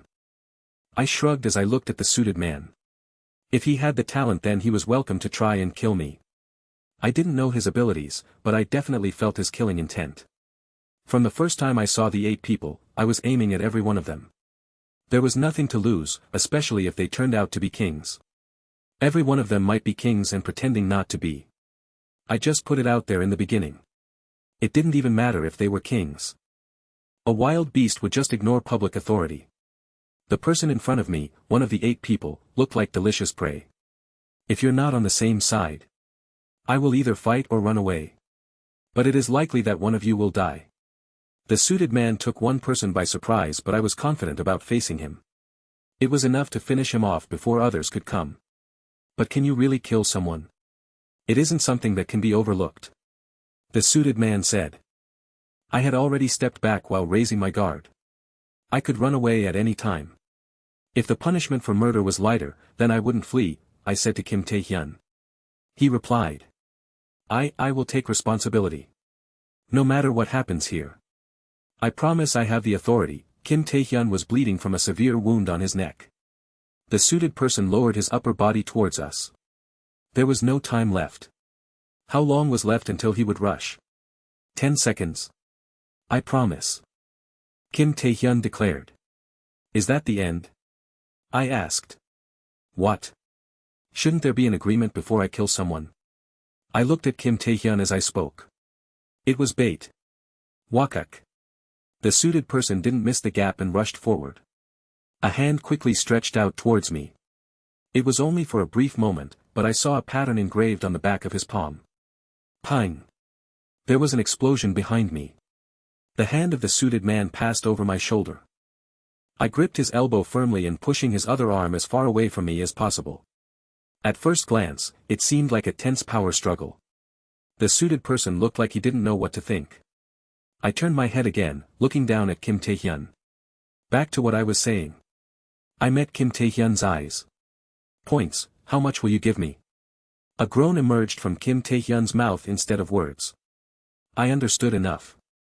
It seemed like he was still making calculations. Sook. I felt the suited man's arm stiffen from where I was holding it by the elbow. It was very light, but the weight of the arm had changed. He had taken something out from his inventory and was holding it in his hand. I put strength into both arms and pushed. The suited man wobbled and I used the gap to kick him in the abdomen. Kong. The suited man was thrown backwards and the dagger in his hand fell down. I looked at Kim Tae-hyun again. 72.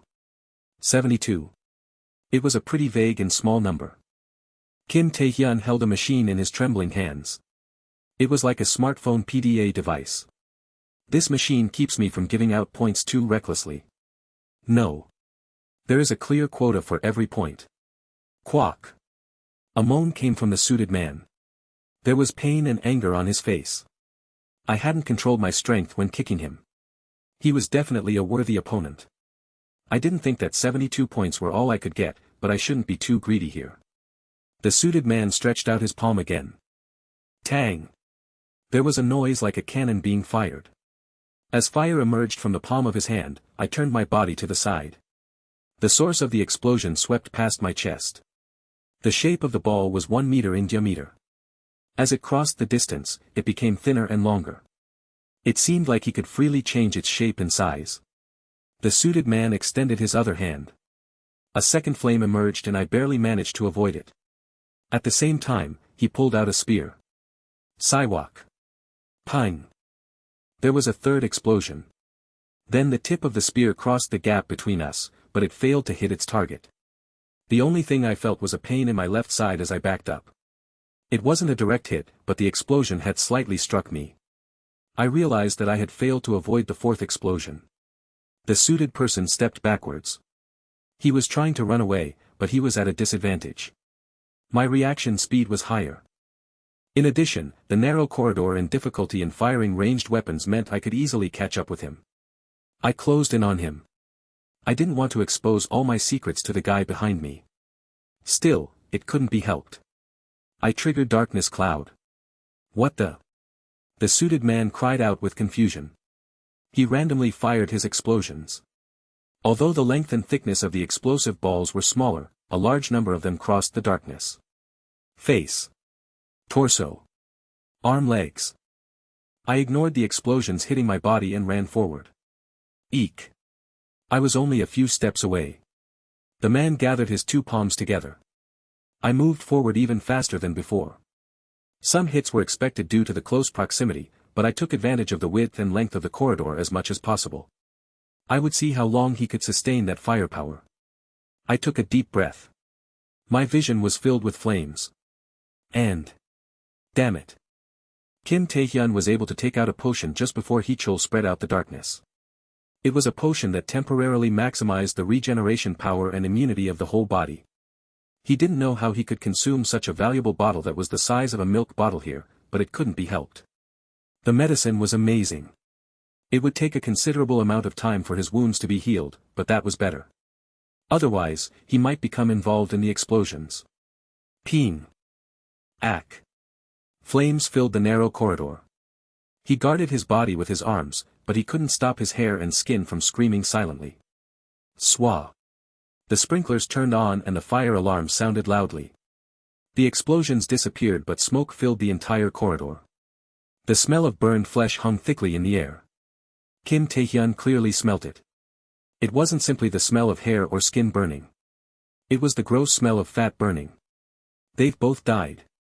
It wasn't the worst thing he faced, but it was right up there near the top. For Kim Tae-hyun, explorers were resources. Killing them to gain their abilities wasn't the only solution. He had the benefit of being a spokesperson for the country, as well as acquiring talents as an explorer. His plan was to climb to the top using these two things. This could become a reality through the dungeon. In the history of mankind, the leaders had never been a flawless Ironman. A sole willpower that reigned over the ignorant majority. Still, his perspective was different after the dungeon. While some people dismissed the dungeon as nonsense, he was quick to understand. I have no interest in being king of the world. He would be the hand behind the world's king. Kim Tae-hyun took a step into the smoke. There was a shape inside the smoke. The person turned towards him. It was Hee-chul. You're alive. As he moved further and the smoke cleared, Kim Tae-hyun involuntarily cried out. Hee-chul had no clothes left on his body. No, to be precise, he had no skin or anything else. It was more appropriate to call it the charcoal silhouette of a person. Red muscles were exposed between the blue and dark area. The suited man was lying collapsed at Hee-chul's feet. Tae-hyun assumed that he was caught up in the power of the explosion that he himself created. Hey! Hee-chul didn't answer. There was no movement. Hey! Kim Tae-hyun pulled out a gun. Keeping Hee-chul alive wasn't bad, but an opportunity like this was rare. There were explosions, so he had pretty sound justifications for the deaths. Although he didn't design this situation, he had caught the perfect prey on his fishing line. If the suited person hadn't blown up the hallway, then Kim Tae-hyun wouldn't have received this chance. It was really for that reason. It absolutely wasn't because of the fear that he couldn't control this person. Kim Tae-hyun whispered to himself. The moment he lifted his gun. Chobiak. Hee-chul turned around. He had confidence in his skills. He was an excellent shooter. Since he was always carrying a gun, Tae-hyun was able to bring the gun with him from the first floor. Of course, his shooting and firearms talent had a high level. There was probably no one better at shooting in Korea than him. But he couldn't pull the trigger. That thing in your hand, the distance between him and Hee-chul was enough. It was obvious that Hee-chul couldn't move properly with his burnt muscles. I'm not sure how to interpret it. A steady voice came out as the mouth of the charred human body opened. Pull.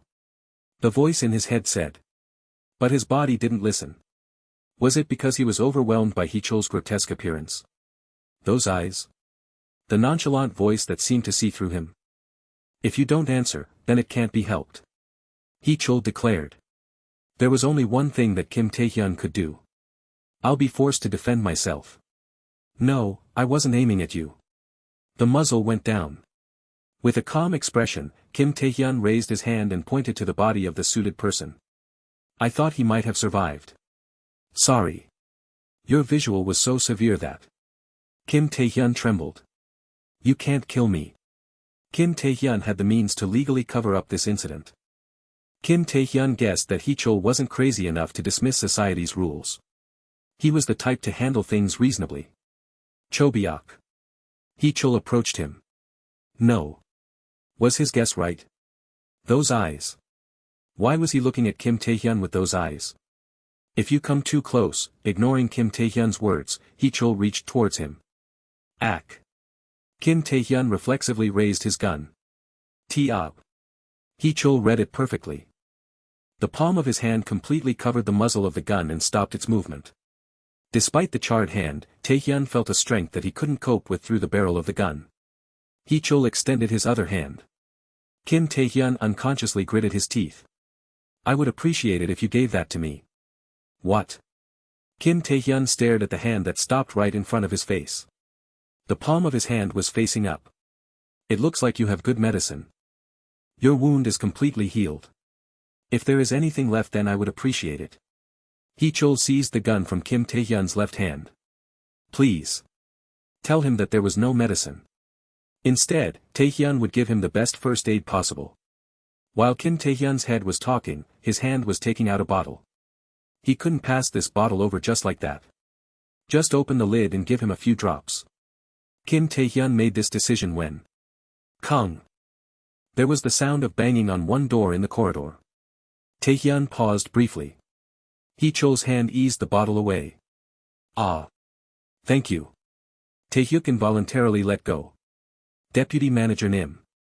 A door on the other side of the corridor opened and a group of people in black suits poured out. Among them were the remaining 7 explorers, not including Hee-chul and the suited man. They happened to hear the sound of the explosions and came running. Okay. You. The people in suits swallowed as they saw Hee-chul. Can you bring me something to wear? Hee-chul said in a polite voice. Of course, the rest of his things had disappeared into his inventory. The men in suits looked at Kim Tae-hyun, who nodded. Some people quickly left to get clothes for Hee-chul. A lot have gathered. Hee-chul looked at the rest of the people after putting on his clothes. Sorry if I scared you. Instead of saying anything, I have something to tell all of you. For those who were aiming at me because I am a king, new skin was covering the burned skin. Hee-chul's appearance was really grotesque. If you encounter me on the next floor, then you should look elsewhere. Just like a demon from manhwa, Hee-chul spoke with a face that was half-healed. I will recommend you to go straight down the nearest stairs instead of giving into your vain greed. The sharks didn't panic at his words. Hee-chul didn't mean to scare them. Hee-chul said one more thing. Of course, at the end of the day, I will also be the one going down the stairs. Most of the larger sharks took it as a declaration of interest. If you keep repeating this step and going straight down the stairs, then you'll be able to stay safe until the end. Hee-chul took the initiative. I thought they would bring me a blanket at most, but Kim Tae-hyun's brought me pants, a t-shirt, jacket and sneakers. After changing clothes and looking in the bathroom mirror, I examined something I learned today: essences could also be absorbed. Essence, Elder Salamander. The fire lizard's mark will be inscribed on both hands. It is possible to switch it from an active/inactive state through a command. Fire and heat resistance have increased by 10%. This won't turn off as long as your HP doesn't fall below 1. The average body temperature will rise by 1 degree. There is no physical deterioration caused by high body temperature. You have become 5% more vulnerable to cold air. Technique, Fire Lizard's Mark, a technique that controls the energy of a salamander through the inscriptions on both hands. You can shoot out flames of various sizes and shapes, as well as in the form of explosions. They are magical flames, but consume the user's hunger and HP instead of magic power. If either of these numbers aren't high enough, then it can't be used. The maximum firepower will rise in proportion to the level. Precision has increased. Once active/inactive is used, it requires 5 minutes for the next inactive/active. Become 50% more vulnerable to the cold when active. Current level, LV1, 1/100. It was certainly a pleasure to gain the technique that almost killed me, but my resistance against the cold had further weakened. It was already weak due to the leech essence. Moreover, the suited man wasn't a king. I hadn't seen a message about gaining a city. He might not have tried this if he had such a position. The fire lizard's mark. Active. The same pattern as the suited man appeared on the palm of my hands. I imagined a flame. I imagined the explosion that attacked me earlier. Wakak. At that moment, a very delicate flame rose from the palm of my hand. Of course, it was an intentionally small fire. Was it due to my imagination being enhanced in the dungeon? I was able to create a much cleaner flame compared to what the suited man blew from his hands. As I heard footsteps coming into the men's bathroom, I formed a fist. Then I turned towards the entrance of the bathroom. Have the rest of the people been sent back? I asked Kim Tae-hyun, who had just entered the bathroom. Of course, I didn't order it, but Kim Tae-hyun was bound to do so. It was the most obvious action after explosions had occurred. I had done such a widespread provocation that it was unknown what type of conflict would have occurred if Kim Tae-hyun left it alone. Take this. Kim Tae-hyun threw a piece of paper at me. It was laser-printed paper like a bank sheet. The ID of a virtual account to handle electronic money and the password were written. The account contained 72 foot points, the number I earned today. I asked a question in a blunt manner. How many points to cover up murder? It varies. The answer came back straight away. It's because the value of human life isn't the same. I personally disagreed with that, but it wasn't the place to discuss the value of human life. In addition, it will be different depending on how they are killed and the situation going on around them. We look at the convenience of covering up the murder. For example, if there were thousands of witnesses in the middle of a city, then it would cost thousands of points. Kim Tae-hyun continued. But Let's see. If there are no witnesses and the victim doesn't have a nuisance job like a journalist or lawyer, it will be around 50 points. He seemed like a salesperson describing a product in the catalog. I could understand the meaning in his eyes. If there was a mysterious and sudden death, the police would turn away if the victim didn't have a special background. Yes. That was exactly what I wanted to know. For example, even if I was stronger than Yoon Sang-gyu's grandchildren, I couldn't attack them first. Their status wasn't a joke. But they didn't have to worry about that. I had a weaker status. They might try and use their points to bury me with no hesitation. Is this an unfair game? The man who attacked us before is in a lower bracket than you. Maybe he noticed this unfairness and acted. I bent down and tied my shoelaces. Then I asked. What about theft? Theft. For example, if I steal someone's wallet, then is there a difference between stealing from an ordinary person and high-class person? Kim Tae-hyun narrowed his eyes. There isn't a single person who would use points on such a wasteful thing. At least, I've found that throughout my career. But it isn't certain. Kim Tae-hyun was silent for a moment. It depends on the material worth. It depends on how much capacity the victim has to punish you. If it is a simple pickpocket, then it should be around 2 points. I roughly know what you are thinking. Oh really? If you try to hack in order to gain more points, then it's useless. Points are a distinct credit asset that this country deals in. A person with a mere background shouldn't make a fuss. Kim Tae-hyun had almost growled out the words. If I think about a pickpocket. I got up. As soon as I got up, I moved closer to Kim Tae-hyun. Ah. Kim Tae-hyun gave a short moan but didn't pull his body back. He thought I was trying to scare him. I asked because of this. I pulled out a gun from the waistband of my pants. It was the gun that I had taken away from Kim Tae-hyun. I'm quite greedy, so I took this without knowing. I put the gun back in the holster revealed by my open coat. I continued keeping an eye on Kim Tae-hyun. Now. Haven't I given it back? You seem to keep on misunderstanding me. Why are you so scared? Today, you keep trying to eat. He suddenly stopped talking in honorifics. Kim Tae-hyun shot me a blazing look. There is nothing to worry about. This is my job, so I can push aside my personal feelings. But you should keep something in mind. You're just a brat. What? You're just a struggling 23-year-old university student. Did I warn you about hacking? I must have been crazy. Whoa. I withdrew from Kim Tae-hyuk. Kim Tae-hyun finished talking. He took a deep breath. Then he suddenly spoke in honorifics again. Well then, this is the end of our business here. Indeed. I hope you're not angry anymore. Please go safely. After those meaningful words, Kim Tae-hyun left the bathroom first. I followed behind him. In the corridor, I headed the opposite way from Kim Tae-hyun. As I headed down the emergency exit, I recalled my talk with Kim Tae-hyun. Hacking. Ha. I sneered. Hacking a virtual account? What did he think the computer engineering department taught? I honestly hadn't thought about it until Kim Tae-hyun said it. Well, there were the doors, and I pulled one open. I left the convention hall and pulled out the phone that I kept hidden in my sleeves as soon as I mixed in with the crowd. It was Kim Tae-hyun's phone. I got his attention by pretending to return the gun, then I stole his phone. Instead of trying to break the pattern lock, I looked at the side of the phone to see if there was an external memory. Bingo. After pulling it out, I squeezed the phone with my hand. I put it in my pocket and continued destroying it. Yujik. In an instant, a ping-pong ball-sized piece of plastic was left in the palm of my hand. It literally went down the drain. I didn't know if this phone was for business or personal use. If I picked well, then there would be a list of clients in the contacts that the department was responsible for. Obviously, there would be information about the other explorers gathered at the convention center. Who they were. What they did and where they lived. As Kim Tae-hyun said, it was an unfair game. But so what? I had made a declaration of war. I didn't expect everyone to be scared of me. I had to fulfill those expectations with strength.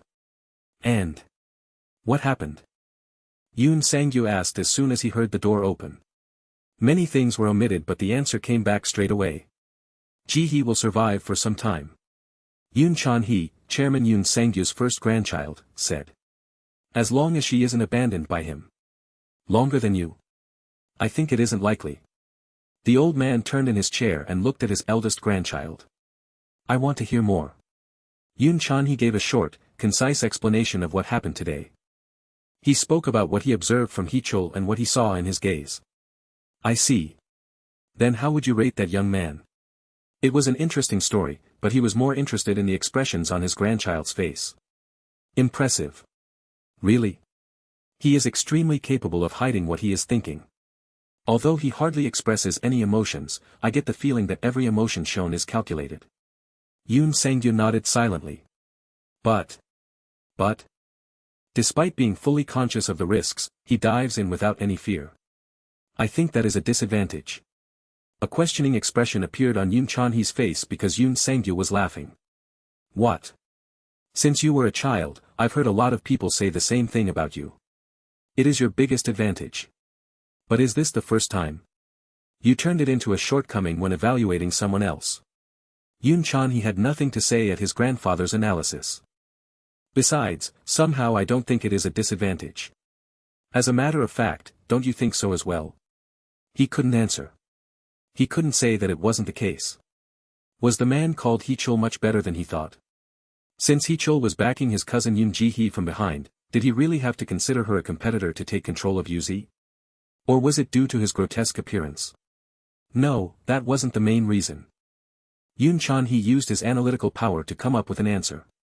He is a little different. Up until now, Yoon Chanhe had met many people. He was superior to all of them. They either respected him or were jealous of him. When he looked at it, the quality of Hichol's gaze was similar to theirs. Hichol was a dog barking at a tree that he could never climb. But one thing was different. Yoon Chanhe had assumed that Hichol's personality was a disadvantage.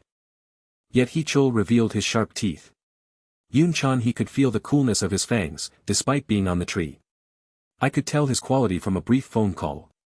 You talked to him? He is an interesting type. Isn't it? If you face him and survive, then you will have learned a lot.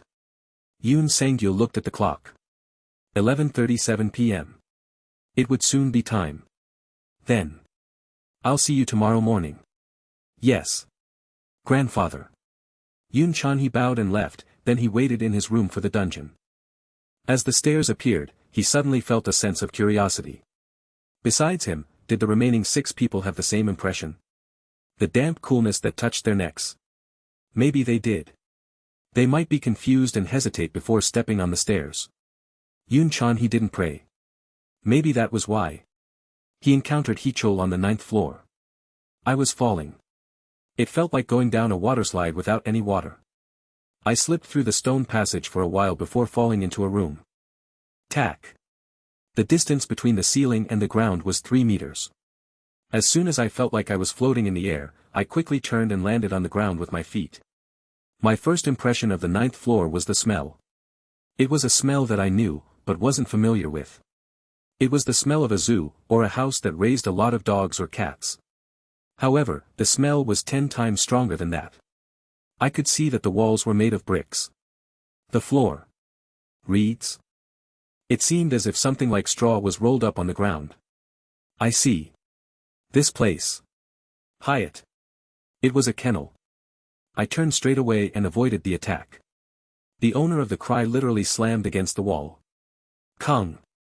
There was a heavy sound and shaking as the heavy weight collided with the wall. Splatter ape. Type, primate-based. Variant. Rank C+. Created by the druids of the Empire, these chimeras are for the purpose of being a weapon. It has the intelligence and strength of a primate, mixed with the violence of a reptile. They desire killing more than anything else, and they relieve their desire for violence and murder on weak prey. In short, it was a gorilla covered in scales. The other features were the eyes and nails. It had the yellow eyes of a reptile rather than that of a gorilla. The hands also transitioned into knife-sized fingernails. Hi-ya-ya, the gorilla shook its head before preparing to jump in again. I formed a fist. Rank C+. It was the same rank as the lizard man on the 6th floor that almost wiped out a large number of my group. Fortunately, I was lucky enough to win at that time using an item I had obtained. And now. Hyatt. It jumped towards me. It boldly aimed to overwhelm me with its size. The height was 2.5 m. I slammed my fist into the smooth abdomen. Bam! It was like punching a rubber tire, but I didn't get the feeling of my fist sinking in. The gorilla shrieked and pulled away from me. The sharp nails pierced through the clothes of my back and cut my skin slightly. Are you angry? Hyatt. I had seen a TV documentary about the momentary speed of reptiles. The gorilla swung its long arms at a high speed. I narrowly avoided the nails. More and more red lines appeared on my body. It seemed like the limiting factor was the gorilla's endurance. The speed of the swinging arms slowed down and it gradually became less accurate. I immediately took advantage of it. I moved close and continuously struck the abdomen. Bam! After the second punch, I felt something solid breaking. The gorilla stepped back, but its stamina had already fallen, so I narrowed the distance again. After repeating this 2 more times, the gorilla's knee was broken. There was fear and horror on the face that looked up at me. My fist struck that face. Ha! After the gorilla collapsed, I placed a hand on my waist and restored my breathing. I took short breaths. Current balance, 722/741. This was the result of evading as much as possible with limiter release off. It would be been much quicker if I took a few risks and dived in. Although it would be more complicated if I needed to handle more than 2. Hiya, as soon as I thought that, 2 big ones showed up in the darkness. Although my wounds weren't deep, they licked their lips like I was tasty. I'm sorry. One of them was impatient and rushed in first. The tough experiment is over. There was only a simple test left. I pulled back slightly and pushed my palms forward. Then I imagined the biggest explosion possible. There was a loud roar and a flash. I couldn't determine the exact appearance, but I was certain that the gorilla had died instantly. Current balance, 552/741. I didn't even think of lowering my palms as I looked in front of me. The straw strewn on the ground and the first corpse were on fire. In front of me were broken iron bars. The corpse of a gorilla had crossed through the iron bar and was caught in another one down the corridor. Almost half of its torso had disappeared. Sook. I turned my head at the sound of footsteps. What was that expression on the remaining gorilla's face? It was like it had seen a ghost. Maybe its instincts were saying something. I was surprised as well. I muttered and raised my palms again. Hiya. Hiya. The gorilla turned around and ran away. Once again, I imagined an explosion. Unlike earlier, it was a specific explosion. It wasn't unnecessarily long and thick, but there was sufficient destructive power compressed within it. Launch. Tang. There was a sound similar to an exaggerated gunshot. The gorilla collapsed. I wasn't thrown back by the explosion because I had aimed for the legs. Current balance, 541/741. I approached the gorilla. The length was lacking, so the explosion hadn't penetrated its thigh. I received some damage, decreasing my health by 10 points. However, that was restored due to my blood-sucking ability. Since the first explosion had consumed 170 HP, it was a costly power that consumed a lot of my health. Hi. Hi. Hi. I brought my hand directly over its head. Since it was an instant attack that killed the gorilla, my HP rose slightly instead of decreasing. I exited through the iron bars and stepped into the corridor. The corridor was quite long. There were many rooms with iron bars on both sides, and I was in one of them. As soon as I took one step, I raised my right hand. Tang! A long thin blast burst out and hit the thigh of a female in the darkness. Kayak! The female screamed and fell to the ground. Based on her clothing, she wasn't a Telon. Take your hands off the ticket. Your hands need to tear it quickly. Or I will shoot this out one last time and see who is faster. The woman's hands left her ticket. I stepped on her torso and picked up the ticket. Spare me. I'll do whatever you want. The woman begged. Food. The woman stared at me before pulling a bag from her inventory. A calorie bar and water emerged. I accepted and chewed on it. I was able to recover HP with my blood-sucking ability, but it didn't apply to hunger. If you spare me, treat your injury. If I see something resembling a ticket in your hand, then I will shoot your head. I observed the woman. She was tall with good skin. The gym clothes she was dressed in seemed quite pricey. Judging by the shape of her body, she exercised for health purposes. The woman poured a potion onto her leg. I will submit to you if you spare me. There is also information that I know and lead the way. I interrupted a second time. The woman stared at my face for a moment before pulling a lantern out of her bag. Then she started walking down the corridor. I stared at the light from the lantern as I moved after her. Your party. Party. The friends I ran around with broke up on the 8th floor. I'm not sure, but we fell separately. That's why I reflexively attacked you. I was prepared to a certain extent. On the 8th floor, Yang Soo-jin and Yoon Ji-hee didn't descend normally through the stairs. They were automatically bounced after I occupied the area. Then were they sent to the forest staircases. But after the forest was integrated into Talia, all the stairs had faded away. I was forced to use the staircase in the center of Talia. Maybe both of them were on this floor, but I hadn't met them yet, or maybe they had gone to another floor. They might not be able to reach the next floor unharmed. You. What is your name? I am Jang Yoonmi. You don't need to know. After leaving the corridor, there were railings and paths leading to the left and right. Before I picked the way, I turned and carefully examined the walls on both sides of the entrance to the corridor. Rather than a pig pen, it seemed to be a fully equipped facility. A type of facility like this would always have a map at each intersection. Ah! Map, Jang Yoonmi cried out. I looked in the direction that Jang Yoonmi indicated and studied the map. The kennel was here. Breeding room and 1-3 research centers. There were personal offices and housing for people of various positions. A dining room. There was also a cryopreservation and incubation room. You can read the words. Incredible. What do you think? Huh? I could see Jang Yoonmi's surprised face due to the lantern light. She didn't know what I was asking. Where do you think we should go to? Ah. I guess. There is the place called the cryopreservation and incubation room. Indeed.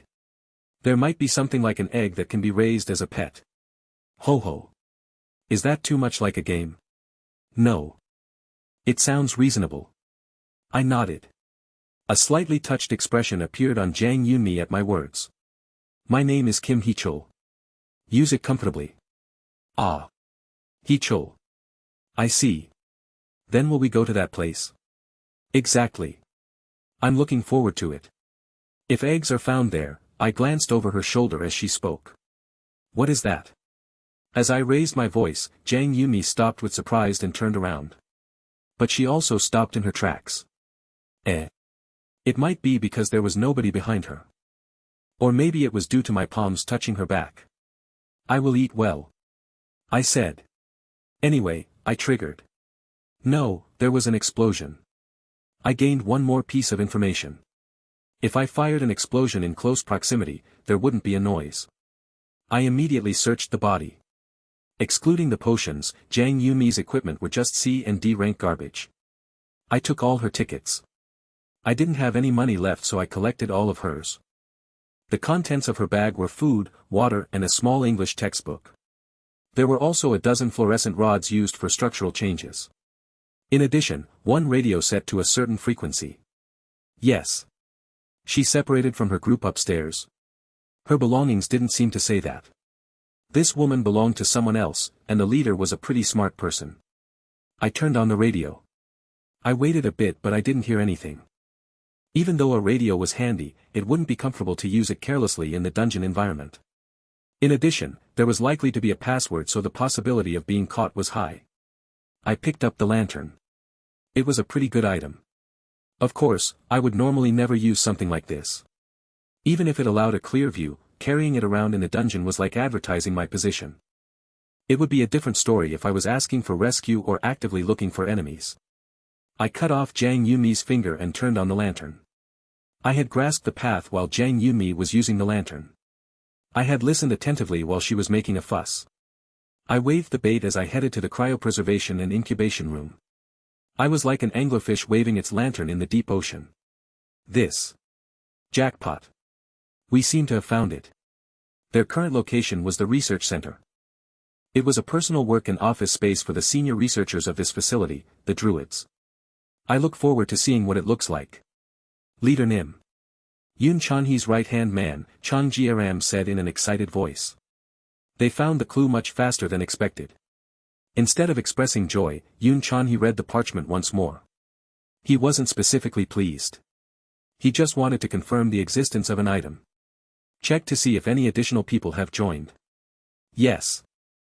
Yoon Chanhe looked at a map of the facility on one side of the laboratory. Manual creation was his forte. His followers weren't just trained in the dungeon, but also in reality. It was thanks to that training that he was able to grasp this floor easily. In a situation where their field of view was limited, the first thing to do was use the luminous stick to display their location.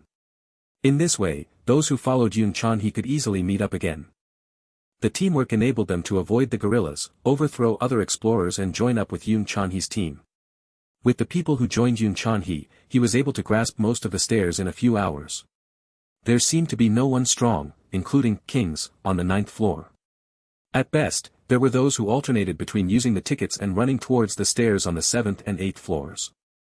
As more subordinates joined and reported the place where they started, Yoon Chanhe was able to grasp half of the dungeon. There were no other large forces apart from his group. This conclusion led him to a slow, stable search instead of a drastic exploration. The result was the item in his hands. It contained the work that the researchers of this facility were pursuing. It was a report on the finished product. There seems to be no additional members. Chang Jieram said as he returned to the laboratory. It has been quite a long time. Something must have happened to the 6 people. Jang Yunmi, Lee Tae-hoon, Kwak Chong-sung, Yeom Chong-jin, Oh Jin-soo, their dead bodies hadn't been found yet. Maybe they were in the part of the map that Yoon Chanhe hadn't explored yet. It was the passage leading to the hatchery and 3rd feeding room in the west. Even so. Do you think there is something more risky in the core of this facility? Certainly, the monsters on this floor are different from the previous ones. Chang Jieram glanced at his left arm that was still recovering. If it wasn't for the potions, then his arm wouldn't be healing after a one-on-one fight against a gorilla near the starting point. He was someone who trained to fight against 4 people, so he was able to suppress 1 gorilla. Of course, that had happened when Yoon Chanhe wasn't around. In addition, Leader Nim wasn't with them. Yoon Chanhe had met 3 subordinates immediately near the start. They were subordinates who didn't excel in combat. He used them to hunt an equal number of gorillas. We're ready, so we'll go when you give the word. Do it. Chang Jieram left and Yoon Chanhe looked at the map again. Chang Jieram's hypothesis made sense. The hatching facilities were at the core of this facility. Something there might have killed the 6 people. But would such a key area be set as the starting point for explorers? That wasn't the dungeon that he knew. If he didn't have a key then he couldn't hatch it, and he wouldn't have received the clue if he started there. Let's go. Yes. The 19 people in his group moved in unison at his instructions. They followed Yoon Chanhe's instructions with no complaints or hesitation. They appeared. 11 o'clock. A group of 5 gorillas attacked them in the central hall. His subordinates carried out the tasks assigned to them with amazing organizational power. Unique talent, number 55 management. It was the ability to detect the abilities of others as well as situations where those abilities could be used properly, dramatically improving the talents and abilities of those in his group. Yoon Chanhe didn't care about the battle. It was a policy that he created himself. He knew there would be no losses as long as they followed his orders correctly. He just stared down at the parchment as his subordinates got into a formation. It was the journal of the senior researcher who once managed this place. The sowing stage had no difficulties. Lowering intelligence and forming obedience to humans has succeeded. It seems like the desire to tame the sacred beast will come true. An unexpected problem occurred. Even though digestive organs were formed, its nutrition is done solely through an energy transfer from the divinity.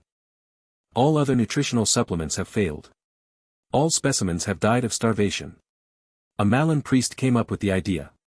What if we directly supply the energy that is the basis of divine power, not actual divine power? Human desire. Number 115, has showed improvement. A parasitic object in the host has been created. There is just one problem. Only one person can be a host. With the desires of just one individual as a driving force, it will be difficult to extract the full performance of the sacred creature. At best, it will just be a common beast. It seems necessary to improve it even further. The improvement of number 175 has failed. There has been no progress in the last 15 attempts. The sacred creature doesn't follow any instructions except for those that come from the one who has become the host. It is impossible to even control who will become the host. The larvae instinctively detects the best host around it. Once the host has been chosen, the parasite will begin synchronization and will take a form that reflects the host. The plan is terminated. All of this was an impossible experiment. Fortunately, the Emperor seems interested. He thinks of it as a special pet. I've decided to prepare one fertilized egg as a present. If I am lucky, then I might be able to recoup my budget. I will prepare one with the best traits. The journal ended there. The egg in the incubation room was probably the sacred creature. His personality wasn't the type to go crazy over something like this. But this time, Yun Chanhe's heart beat a little faster. It was for a practical reason rather than emotional. It was a sacred creature for someone called the Emperor, so he could see the advantage of becoming the master of a creature like that. The suppression has been completed. There are no injuries. Yun Chanhe nodded as he heard Chang Jieram's report. The gorillas had already disappeared from his interests. He wanted to get his hands on the sacred creature. At this moment, it was the only thing that attracted his attention. And I knew why gorillas weren't seen here. It was cold. Really King cold. Current balance, 722/741. A cold state. Health will be reduced by 3 points per second. Current balance, 719/741. A cold state. Health will be reduced by 3 points per second. Disable. After getting rid of the patterns on my hands, the cold state disappeared. Due to the penalty of the inscribed patterns, I was weaker to the cold when it was activated. Apart from that, I also had the cold penalty from the salamander and lizardman essence. My body was weak to the cold, but the place itself was some type of frozen storehouse. Display cabinets filled the space. Beyond the frosted and translucent glass, eggs of various sizes and shapes were frozen. Sometimes instead of the eggs, there was a green liquid with a fetal life form floating around. Every time I looked at one, an explanation of the creature popped up. Perhaps it would take me a whole 2 days to see all of them in here. Maybe this was the reward of the stairs. Just like the cassava in the forest, some of the frozen creatures could be used as livestock or resources in my city. I looked at the floor and the ceiling. There were pipes stretching from the cabinets and along the walls. The longer I followed it, the warmer it became. As I entered a space at the end of the incubation room, it was so warm that I didn't need a hot pack. Instead of a wall of shelves, it contained something else. The pipes were gathering towards a device. It was a rectangular device, similar to Talia's generator. The letters on the device said it was a machine that used geothermal heat. I moved away from the generator and stopped in front of a device that reached my waist. It looked like the World Cup trophy. The shape was a pedestal that supported a sphere. The sphere was the size of a soccer ball and seemed like it was made out of amber. There was something inside it. The fuel. Dugan. It sounded like a big drum was ringing through the space.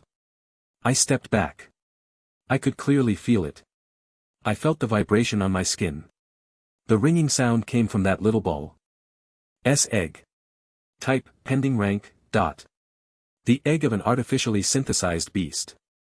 It was an object to be presented to the Emperor of the Bondi Empire, but ultimately didn't meet its scheduled master. It still doesn't have a form or any abilities. In order to break it out of the shell, it is necessary to remove the pressure that is maintaining the surface of the egg. Duong. The surface of the egg ran unceasingly while I was reading the words. A dim shape seemed to be swimming inside it. Duong. Hey. Wait a minute. It felt like the egg would crack at any moment, but the surface still seemed fine. The pedestal of the egg was connected to the generator through a pipe. On one side of the generator was a control panel with levers and buttons. I focused on deciphering the structure. There was no liquid crystal, but there were stones piled up on one side like an abacus. Perhaps. The incubation room was basically in a cold state. There was the word heat next to the numbers, so it seemed like the generator could be used to get rid of the cold. Right now, almost all that heat energy was concentrated on the egg. I got a sense of the operation but trying to move the levers. Key, Master Druid's master key is required. I immediately imagined the office area that I saw on the map of the facility. Get the key from there. Operate the generator here to awaken the egg. This would power up the rest of the facility. An image of the 9th floor was immediately drawn. Unfortunately, I couldn't leisurely take the time to do this process. Chobiak. Footsteps were heard from far away. It wasn't just one. There were at least 10. Those guys. Apart from the very first woman I killed, I encountered a total of 6 people who brought lanterns. After killing and checking their belongings, they had the same configuration of items as the woman. Even though I moved across a fairly large area, 6 of the 7 people I encountered were all under the same leader. The meaning was clear. That leader would be the only obstacle on this floor. It was likely that he had gathered all his companions together and come here. This meant he also found some clues. The rules were simple. Attack and defend. Those people had found the key and were searching for answers here. I had to stop them. Here, a person's voice was heard. I had memorized the location of the nearest staircase just in case of an emergency, so I immediately acted. Darkness cloud. Activate. What is this? I didn't fear the number of footsteps and boldly ran forward. If they didn't have an item similar to my pendant of magnification, then they would see me when I was within 1 meter. In other words, if I attacked with darkness cloud activated, then they wouldn't be able to see me.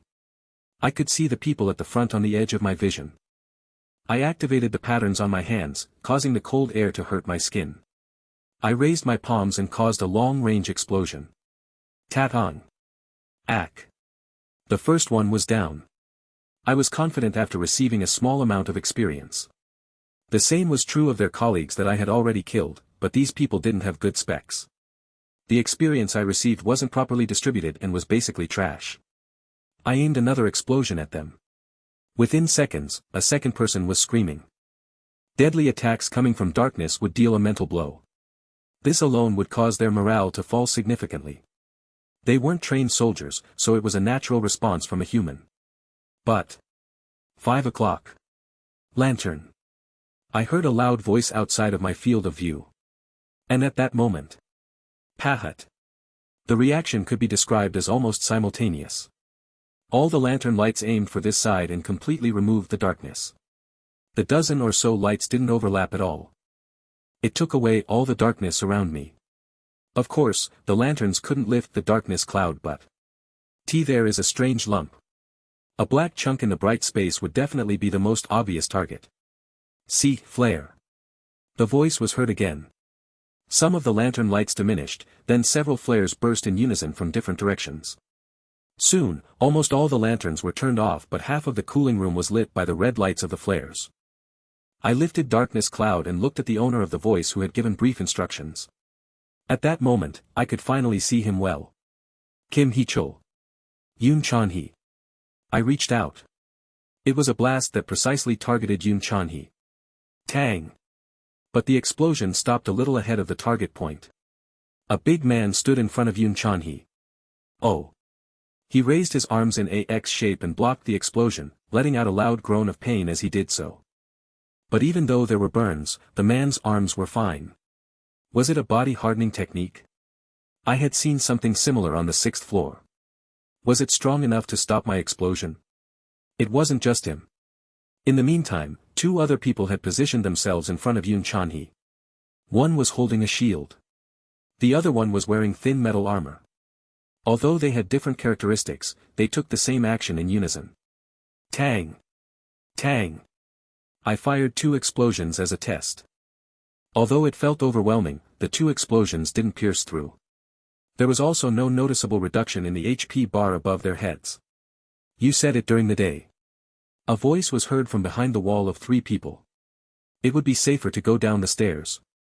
I can say it again if you want to hear it once more. I responded casually while searching for an appropriate answer. Instantly turn to the side and aim at the people behind the wall. Using a maximum output explosion at the wall in front. No. I think you will be the one to listen this time. I made a decision. Number 2. No matter how solid they were, I had even managed to blow a hole through the gorillas. I put forward one hand and imagined an explosion that was as large as possible. Jiak. A sharp sensation struck my left thigh. Current balance, 432/741. Frostbite. Health will be reduced by 12 points per second. Frost was stuck to the entire left side of my body. Icicles the size of a child's hand were stuck to my left thigh inside. Gigiok. I destroyed the next icicles coming from the same direction. It was coming from a direction that wasn't brightened by the flares. The direction was from the entrance to the incubator. The flares were in the 9 o'clock and 10 o'clock direction from me, causing a very narrow gap that the light from the flares couldn't reach. I knew this, but I hadn't thought about it. It meant that part was deliberately darkened. I wasn't the only one who used the technique of having a conversation to buy time and earn attention. I've heard a lot of rumors about you. A man in his mid-20s walked out of the darkness. He had been walking slightly behind the party from the beginning. Nice to meet you, I am Chang Jiaram. The man waved his hands and pieces of ice were created in the air and flew towards me. Was it magic that deal with ice, similar to Yoon Ji-hee's wind magic? Current balance, 362/741. Frostbite. Health will be reduced by 12 points per second. A ridiculous amount of my health was reduced. I needed to somehow supplement my health with blood-sucking. I leapt through the ice and aimed my palm towards the crowd around Yoon Chan-hee. Tang! Ugh! Although my health was reduced by more than half, that health was almost instantly restored. The distance was much wider compared to when I was facing the gorilla, so the damage was smaller, but the person I hit had lower health than the gorillas. As a result, there was damage. Various arrows were fired from behind the shield and the projectiles hit my body. Current balance, 329/741. Frostbite. Poison. Health will decrease by 17 points per second. Very good. I avoided the barrage of ice and arrows and threw my body behind the nearest shelf. Current balance, 262/741. Frostbite. Health will decrease by 21 points per second. Once again, a large amount of health was reduced, probably due to my weak cold resistance. However, if I turned off the patterns then it was as good as being unarmed. My fist had less power than the explosion and I wouldn't even be able to hit anyone. I took out the potion received from Kim Tae-hyun. But it just changed the 21 decrease in health to 0. The amount and type of recovery depended on how much was drunk. I couldn't help laughing. Properly. These guys acted really properly. I imagined that it would be difficult to deal with an organized group, but to think my first opponents turned out like this. If I wasn't alone then things might be different. Even just one more person could distract or attack from the other side. I wanted to see her. Su-jin. Really? There is a staircase near the entrance to the hatchery. Yoon Chan-hee's voice was heard from beyond the shelf. If you somehow make it down there, then you won't die. There wasn't any sarcasm in his voice. Yet it was clear. It wouldn't be so bad to give it a try. Isn't your specialty carrying out risks? Did this bastard have bad feelings towards me? I could definitely feel those emotions. It was a declaration of war. I've received orders to keep you alive until he gets back from the work. Chang Jiaram said as there was the sound of walking. Yoon Chan-hee was going inside the incubation room. Of course, it wasn't that he didn't care about me. He knew that the explosions from my hand were powerful. He would just maintain the state of confrontation without taking any risks. It was until Yoon Chan-hee came back from the incubation room. Gigiok. As the temperature around me fell, frost started to form. It was due to Chang Jiaram doing something. Current balance, 276/741. Frostbite. Poison will decrease health by 3 points per second. Damn it. Despite the effect of the medicine, my health was being reduced again. My eyes gradually closed as I became drowsy. Honestly, it is the first time I have seen you myself. Based on the stories, you seemed really great. Chang Jiaram's voice came closer. But not anymore. No matter how good a person is. The height that you can climb is fixed. Someday, you will meet a rock and will surely break. A taunt. If I left this place then there would be projectiles and icicles that would turn me into a beehive. It couldn't be solved using darkness clouds since they would just aim at the darkness. No matter how hard you try, an egg can't break a rock. Chang Jiaram continued. I see. I answered in order to try and maintain consciousness. Indeed. But honestly, you already know that. You must have felt like this all along, before briefly living a happy dream inside this dungeon. Current balance, 193/741. Frostbite. Poison will decrease health by 6 points per second. It was becoming cold. My eyes closed. I wasn't sleepy, but it felt like I was. The helplessness I felt before entering the dungeon. The feeling of not being able to do anything further due to the circumstances. Just go back to that life. Close my eyes as the cold. See. Huh. What? Ah. You jerk. I raised my nails to my forehead. I scratched down using all my strength. The half-frozen skin was torn. Now I regained some consciousness. I opened my eyes. I no longer felt sleepy. Come to think of it. That bastard is a bit younger than I am. Yes. People are prideful about age. Aren't you? Well, it doesn't matter as long as I can eat you. I knew I didn't have much time. I couldn't see the answer. The only thing I had done was stop myself from falling asleep. So. Somehow. In order to win. I moved my feet. And. It was starving. Originally, it should have emerged from the egg a long time ago. The egg shell was the best environment where it could live almost semi-permanently. The hunger didn't just come from hunger. It wanted to taste. The sweetness that it had never experienced before. Duong. The tiny body shook as it heard sounds nearby. How long had it been? There were things to eat nearby. If only there wasn't this eggshell suppressing it. It wanted to taste straight away. There were more than a dozen delicious tastes, but there was a special flavor among them. It wanted to eat. It was an instinct even before the ego was formed. And it waited. The shell broke. And. The conditions are met. Talent awareness. Unique talent, number 99 underdog. It was like before the birth of a wolf. Let's look at the situation a few minutes before the underdog talent was fully realized. A cold that caused the body to freeze. The fear of death and losing everything. Chang Jiaram's taunt that scratched at the nerves. The waking of the beast that had been sleeping. It was none of the above causes. And. Ha. My exhaled breath froze in the air. It couldn't be helped. I had to give this up. I cancelled the inscriptions. Current balance, 166/741. A cold state. Poisoned. Current balance, 192/741. A cold state. Poisoned. As soon as I gave up the patterns on both hands, frostbite turned into cold.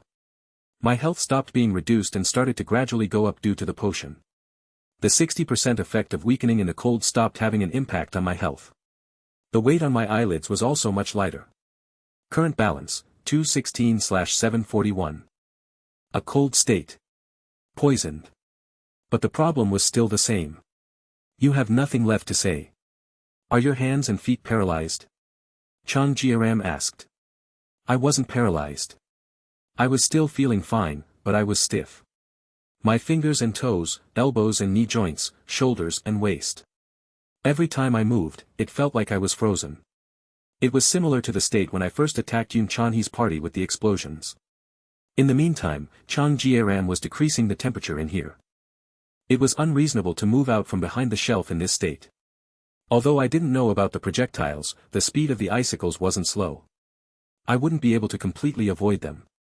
Furthermore, I was bound to suffer even more after giving up the inscriptions and moving to a close combat situation. I checked the essences. Essence, Rock Lizard Man. As long as the owner grips it, muscle strength +2. Increases HP regeneration by 100%. The rate of restoration will dramatically increase against injuries such as burns. There is a slight decrease in the basal metabolic rate of the body. Immune against various heat-sensing abilities. Body's resistance to cold is decreased. You have become 50% more vulnerable to cold air. Essence, Elder Salamander. The Fire Lizard's mark will be inscribed on both hands. It is possible to switch it from an active/inactive state through a command. Fire and heat resistance increase by 25%. This won't turn off as long as your HP doesn't fall below 1. The average body temperature will rise by 1 degree. There is no physical deterioration caused by high body temperature. You have become 15% more vulnerable to cold air. I could remove the Lizardman and Salamander essences to reduce the cold resistance penalties that they gave me. However, maybe that wasn't the answer. Rather than 100 points, I thought about something that would give 50-60 points. I pulled out a bag from my inventory. There were tin cans that I brought in order to help with the cold. Of course, it was an item I purchased in reality for a wood fire. I never thought they would be used for this purpose. Slide. I opened the lid of the can. Juruk. Then I poured the kerosene over my head. The smell of a gas station caused my nose to ache. What is this smell? I didn't have time to prepare. Current balance, 356/741. A cold state. Poisoned. Half of my health had recovered. After waiting for my strength to come back, I placed a hand on my chest. Slide. I slid my finger against the lighter and a flame touched my skin. Wakak. The flames instantly skyrocketed. Current balance, 364/741. Burning. Poisoned. Current balance, 366/741. Burning. Poisoned. Current balance, 369/741. Burning. Poisoned. My HP was increasing rather than decreasing. Increases HP regeneration by 100%. The rate of restoration will dramatically increase against injuries such as burns. Fire and heat resistance have increased by 25%. This won't turn off as long as your HP doesn't fall below 1. The effect of the potion and regeneration synergized with each other, causing my skin to repeatedly recover from the burns. It wasn't just my skin that was repeatedly being burnt and restored. A huge amount of heat penetrated my skin and entered my nervous system. Pain tolerance LV9. 36799/51200. It wasn't just my skin being regenerated. My nervous system was screaming out from the abuse that continued without the possibility of death. Yes. Scream. I screamed so that people could hear me. It looks like a fire, but how long can you last? I jumped over the shelf. The eyes that confirmed the identity of the burning wood were astonished. The distance between me and Chang Jieram was around 5 meters. He turned his way and extended both palms. Surprisingly, his reaction speed was still fast. Jijiak. Icicles flew along the trajectory of his hand and flew towards me. The moment I landed on the ground, I spun one foot in order to avoid the attack. Victory was possible if I was in this state. I could certainly avoid the icicles. Chang Jieram also moved, dodging back diagonally as he shot the icicles. They flew in a straight line. Instead of chasing after him using the shortest distance, I slipped sideways. Ugh. Even though none of them had hit yet, a groan emerged from Chang Jieram's mouth. He had finally realized it. When the first icicle hit, Yun Chanhe and Chang Jieram had maintained an angle of 60 degrees around my position. But it was a little different now. In order to freeze me as I hid behind the shelf, Chang Jieram's position was in a line between the shelf and the group behind him. As long as I avoided the icicles, I could approach while maintaining this positioning, even if it was slow. His companions were right behind him. As I moved closer, the more icicles that Chang Jieram fired at random. They scratched against my sides and forearms. But it was different from earlier. The frost wasn't established at all. They were more like thick needles than icicles. Everybody spread out. The stuttering cry popped out as the distance between us narrowed. It was different. The followers of the orders were the same, but there was no one with an extremely fast and sober mind like Yun Chanhe. The distance was too narrow for people to completely follow Chang Jieram's order. I triggered Darkness Cloud. There was a mass of darkness that was a few meters in diameter. However, Chang Jieram had already seen this technique once and was aware of its weakness.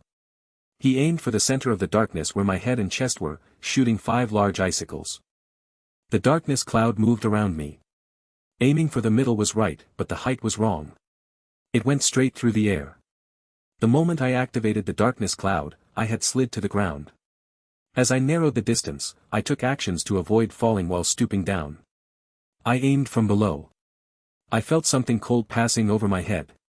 After the sliding tackle, I firmly pushed against the ground with my hand. My body rose up and I threw a kick. Jijiak. Thick walls of ice were covering Chang Jieram's face and body. I didn't know if I could penetrate through them, but that wasn't my aim from the beginning. Bakak. My kick successfully hit his right shoulder. Chang Jieram's upper right torso was pushed back. Current balance, 439/741. Burning. Poisoned. Around 35 health was returned due to blood sucking. The subsequent kick hit his left hand, that he had subconsciously raised to block to body. This time, 27 HP was received. Chang Jieram's body couldn't overcome the impact of the kick and jerked to the right. I didn't kill him, but now Chang Jieram couldn't completely use his two hands. Tiang. Chang Jieram's body rolled several times on the floor, and was still completely covered in ice. However, it wasn't a form of armor. Inside the mass of ice, Chang Jieram with disabled arms could be seen. It was like a type of airbag. I flew straight towards the mass of ice. It was to use it rather than break it. Tang. Tetang. The various arrows aimed at me hit the lump of ice instead. The other people kept attacking despite hitting Chang Jieram. They knew his strength. In fact, despite the numerous attacks striking against the surface, the ice showed no signs of damage. I tested out how hard the ice was. Tong. Jiak. A fist-shaped mark appeared, but it was only on the surface of the thick ice. The ice also affected my hand. If I swung my fist constantly then I would be able to break it, but the problem was the lack of time. It had already been a few minutes since Yun Chanhe left the party. I needed to clean up this situation as quickly as possible and then stop Yun Chanhe. If I couldn't, at the very least, I could eliminate his weapons. Not all the people over there would have the same defensive skills as this chunk of ice. I took out another can from my inventory. My body, where the flames had almost subsided, once again became covered with oil. Wakak. I was now familiar with this sensation as I walked towards the ice cube. Let's finish this quickly, I declared. A barbecue party. And it could clearly feel it. The pressure on the eggshell was gradually weakening. Duong. Duong. Duong. It was finally going to be able to get out. Its beating became more vigorous than before. The larva, trapped in the egg, pulsed. Yes. Wait a bit more. Yun Chanhe was surprised at the vibrations coming from the small egg as he manipulated the levers of the generator. It took a little time to learn, but he quickly recognized the levers that controlled the egg. Buwang. The generator quickly recovered its power. The pressure on the egg lifted, revealing a light green color instead of the amber. Duong. There was one last beating. Rattle. Fluid emerged through a crack in the egg. It extended its head. It took its first breath. The thing that emerged from the egg looked like a caterpillar. Yun Chanhe stood in front of it. At first glance, it looked disgusting, but it would eventually take a form suited for its master. Come. Yun Chanhe opened his arms to it. Seek. It jumped like a bullet from the egg and into Yun Chanhe's body. This person had been hoping for a partner, it could clearly feel his emotions from a distance. Above all, he was a master with a solid and stable desire. Like a cub held by its mother, the larva melted into Yun Chanhe's skin. Yes, to the sacred creature, Yun Chanhe was. I am your master. He was the best prey. Duong. The ringing sound spread from his chest to his head. A stupid moan emerged from Yun Chanhe's mouth. Ah. You. The sacred creature was to be delivered to the emperor. The journal cut off there. There was one egg in the hatchery. Yun Chanhe wasn't rash. He-chol had probably made the same judgment. It was clear that the egg was to be delivered to the emperor. But that was the end of the journal. Still, it was, before completion. The researchers wanted to create a sacred creature suitable for the emperor. It would contain superior traits that would be qualitatively different from the previous experiments. The result was a failure. The nature of livestock was to be dependent on humans and submit to them. The work of erasing the realization that there were beings higher than humans didn't succeed. It recognized that the human wasn't its master, but its food supply. They were just food itself. Ah. Ha. Yun Chanhe's image of the world was devastated. His desires and willpower were being sucked out by the sacred creature. The feelings that it had never once experienced in its life. The feelings of defeat, despair, humiliation and inferiority inside Yun Chanhe's head. Of course it was irresistible. However, this was his mind. Yun Chanhe focused his mind. You. Get out of my head right now. But the sacred creature didn't listen. Shut up. You. It wasn't a matter of mental power. Even if the world was different, Yun Chanhe was a human. His opponent was the fragment of a god. It was also a monster that had superior traits combined with magic. The larva, who had already tasted desires, didn't stop eating. Yun Chanhe put up a good fight. But just as a child succumbed to their parents, he lost control of his legs. He sank to the ground and urinated.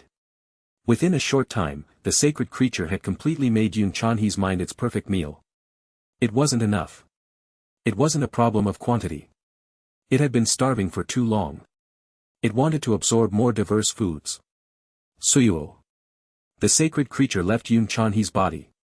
That had already succumbed to the sacred creature. But it wasn't the end of the delicious food. There was one food nearby that seemed absolutely tasty. Chobiak. The sacred creature was attracted by the desires it felt, not the footsteps. What is this? He breathed out. Hichul, whose body was in a mess due to the fire, stared at the bug in front of him. Really? A creepy bug. The human who came in a while ago. The sacred created had a taste. It was a type of flavor. It felt perky from devouring Yun Chanhe just a moment ago. No, it was more than that. This person tasted rough. An unrefined, raw material. A tree that had a stem but hadn't yet found the direction to grow in. Well, the sacred creature didn't dwell on the details of the delicious meal. It had just eaten the most delicious thing and now the second tastiest had come to it. Hichul took a fighting stance. The sacred creature that devoured Yun Chanhe was the size of 3 adult men. He judged it to be a physical opponent and was ready to fight. The sacred creature rushed straight forward. Hichul raised his fist and shouted. However, the sacred creature didn't have a solid form and Hichul's fist hit the air. Soon the sacred creature penetrated him. There was an image of another world as hell began. And... Heek. Heek. Chang Jiaram sighed with relief as the ice fell down. Heek. His arms were a mess from just 2 kicks. He endured the pain and looked around. The lifespan of the flares scattered around was almost over. It wasn't hard to see the devastation. Other than him, everyone else was dead. Nonsense. No. Chang Jiaram was in a panicked state as he headed towards the hatchery. Hichul had clearly headed to the place where Yun Chanhe was. Leader Nim. If he is caught. It wasn't just the loss of lives. It was all the possibilities that Yun Chanhe had. He greatly improved the amount of experience gained by guiding a person's propensities and talents. Research had already been done on the differences in experience gain according to the quality of the individuals. Yun Chanhe was the conductor who moved his subordinates. Now this bastard had driven Chang Jiaram to the edge of death. Yun Chanhe clearly believed that Chang Jiaram's power alone could solve the problem. Chang Jiaram didn't fulfill his responsibilities. It was over. Close to 20 potentials had disappeared. He didn't seem to realize that both arms were broken as he moved his feet. Somehow, he needed to help Yun Chanhe. He wanted to apologize. Leader Nim. At that moment, he saw Yun Chanhe on the opposite side of him. For a moment, Chang Jiaram didn't think it was Yun Chanhe. The person in front of Chang Jiaram was strange. There was no focus in his eyes and saliva was dripping from his mouth. I am really sorry. Leader Nim. Go. Huh. Yun Chanhe staggered but Chang Jiaram barely kept him upright with his injured arms. The generator could be seen over Yun Chanhe's shoulder. Kim Hichul had collapsed in front of the generator and was experiencing spasms. He was still alive. Leader Nim. This. He didn't understand what was happening on the other side, but his body shook like he had wandered into a nightmare. However, the certain thing was that Yun Chanhe was in front of him while Kim Hichul was acting like that. They would be able to kill him. If Yun Chanhe could kill him then he would recover from the damage he suffered. Let's go. Yun Chanhe shivered. Once again, Chang Jiaram was forced to doubt that the person in front of him was truly Yun Chanhe. He was always a calm and cool guy. A strong person who wasn't confused no matter what he encountered and always found the best solution. What? I know what you are thinking. There was only fear. Just like a dog in a fight, Yun Chanhe's only choice was to succumb to it. But he. Kill, Yun Chanhe looked back. The fear in his eyes was enhanced as he saw Hichul. Something will come out. If we... No, you can't. I refuse. It is impossible. So. We have to go. Go. Go. Huh. Let's go. Please. Chang Jiaram got goosebumps. He would dismiss it as nonsense, but Yun Chan he was like an idol to him. That idol was now looking like this. It seemed like he had completely lost the thing that made him shine. Chang Jiaram didn't know what the enemy was, but he couldn't afford to handle it. I understand. Chang Jiaram lifted Yun Chan he. He turned around in order to leave the incubation room. However, he looked back at Kim Hee-chul one last time. Yun Chan he must have experienced something like this. The spasms on the ground looked really painful. It wasn't a situation for Chang Jiaram to worry about Hee-chul, let alone feel sympathy. And I held my neck. Kyo, a moan emerged from my mouth, but the pain wasn't physical. My real body was lying on the ground. Was this a dream? Or was it my imagination? I was back in my original body. It wasn't the strong body from the dungeon, but a weak desk-bound body. The reason why I couldn't move my body was the worm clinging to my neck. It is easier if you give up. It will happen regardless of what you do. I want more. It wasn't my words that were constantly echoing, but the worm's. The worm kept talking to me. The voice imitated me, causing an irritating sensation. It was just like what I felt just before freezing to death due to Chang Jiaram. That helplessness that bothered me all my life until I entered here. I closed my eyes tightly. It was a dream mouth, but I bit my lip so hard that it bled. Somehow, I needed to do something to get this worm off me. Although the pain was effective, the pressure only weakened for a short while. Bam! Strong hands grabbed my head and slammed it into the ground. Images of several people protruded from the head of the worm. They were people who I knew. The shape that suppressed my head was my father's. I told you to stop. People should know when to give up. My father's voice sounded normal, but all the power drained from my body. I was a child again. In my childhood, I was a child who had to follow the voice of my parents, who had absolute power over me. You can't get everything you want in life. Isn't this selfish? This time, it was my mother's voice. Another hand touched my neck. Hey! Is anyone out there? Everyone is preparing for private tutoring. Do you have money to prepare for the contest? I know you worked hard, but these are the results. There were my teachers from middle school, high school and university. In addition, some school sunbays and employers. In my life, there were always voices and hands pushing me down from above. Finally, I heard the last voice. Give up and submit to me. It was the first time I've heard this voice. A mysterious voice. It contained more authority than my father in my childhood. Softer than my mother. The voice made it feel like the owner had everything. You are weak. Stay still and just listen to me. I started struggling. But my body didn't move. Numerous hands were holding me down and their voices were speaking in unison. Follow their commands. Say yes. Relax. No, I couldn't relax. I knew how easy it was to entrust my will to the people above me. But, it wasn't an important issue. My elementary school years. The lessons I had after school. I didn't remember much save the musical instruments. At that time, it was the most interesting and fun thing that I had done. After going a few times, I had to quit the lessons after school. My parents thought it was an expensive hobby, and useless. That wasn't the only thing I remembered. It was just the oldest memory in my head. This isn't something that just anyone could do. If you don't have talent then you'll regret it later. It's better not to look at it. That was what my parents said. There was no regret in their words. It wasn't something that could be done as a career, and they doubted that I had the talent. But it wasn't because of my parents' cold evaluation that I spent the next few nights sniffling. It was because I couldn't touch the instrument that had given me so much fun. They just dismissed it, despite the fact that it wasn't what I wanted to do. Why are you fighting so hard? You won't be able to resist anyway. Why? I had been asking myself that same question on the road I had been walking so far. In fact, I answered it several times. Why fight, when it wouldn't make a difference? In my position, what more could I gain? It didn't matter. Even if I had nothing to gain. I might flop to the ground because I had failed miserably. But this was all through my will. Only my will. My choice. I didn't want my will to be crushed by someone else.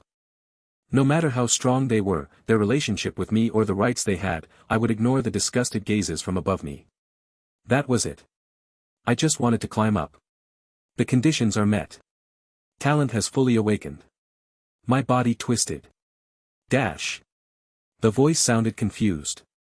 This unlucky bastard. In the end, it was just a worm. I didn't know what its identity was, but I wouldn't be adversely influenced by it. My body started to change.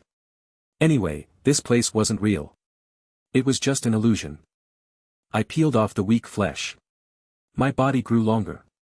Rough hairs grew all over my body and claw-like nails emerged on both hands and feet. What?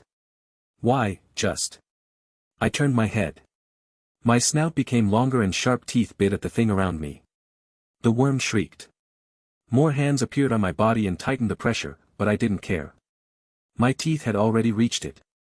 I just bit. I tore at it with my claws and bit in. It hurts. Hurts. The voice sounded like a little child. This unlucky bastard. The worm was already caught. I bit it as it cried painfully and struggled.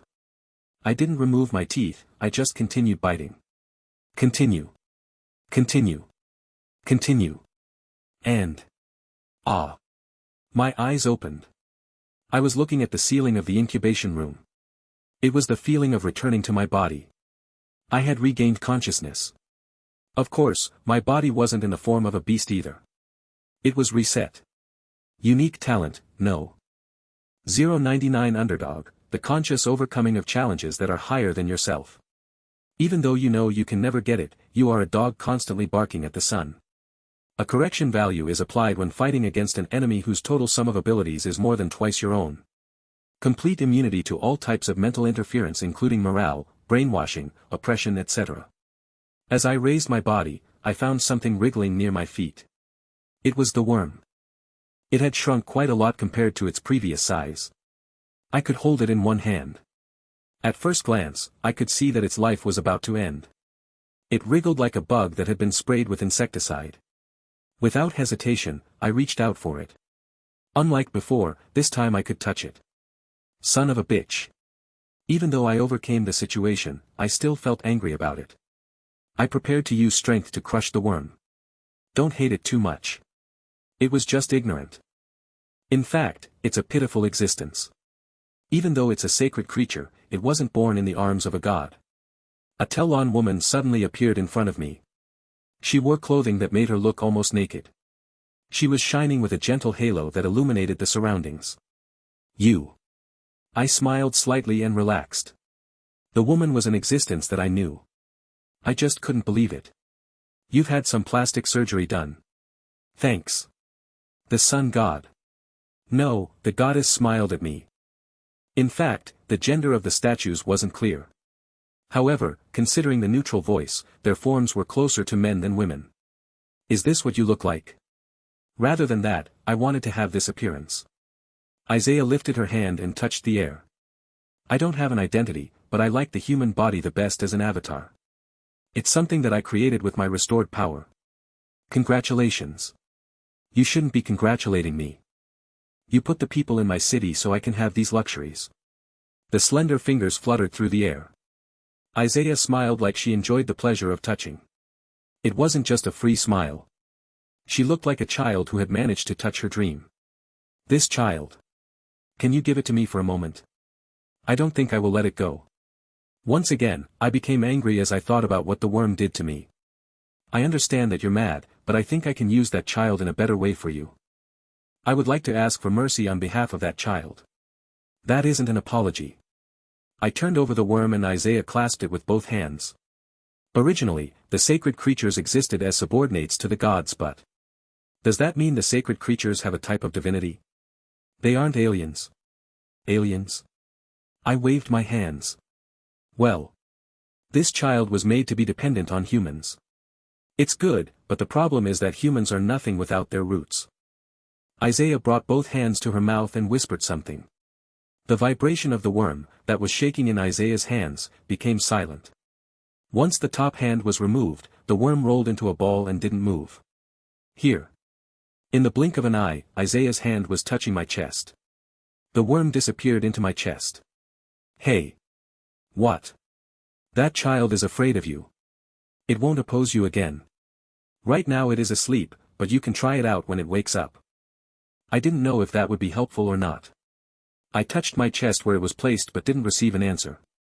Then I walked towards the generator. A piece of metal was embedded in the control panel. The master key. Yun-chan he had plugged it in. All the power that had been poured into maintaining the egg shell was recovered and the extra power was still full. I manipulated the levers. Soon, vibrations started to spread out from the generator. The ceiling and wall lighting devices were now working. The incubation room is activated. Neutral Zone, Imperial Research Facility 042, Druid's Workshop. I didn't power up the entire facility. Perhaps. As soon as I fully powered up this facility, it might be cleared and integrated. I left the generator for a while and moved outside of the incubation room. The corpses of Yun-Chanhe's people were still there. However, I didn't see the mass of ice that was Chang Jieran. Only pieces of the melted ice were visible in his place. I missed him. He probably wasn't on this floor anymore. The situation didn't seem that bad.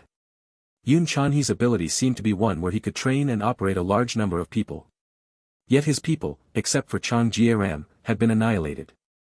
At this point, the number of explorers was shrinking, so it would be difficult to regain all those people. Plus, Yun-Chanhe had experienced the same thing I had with the sacred creature.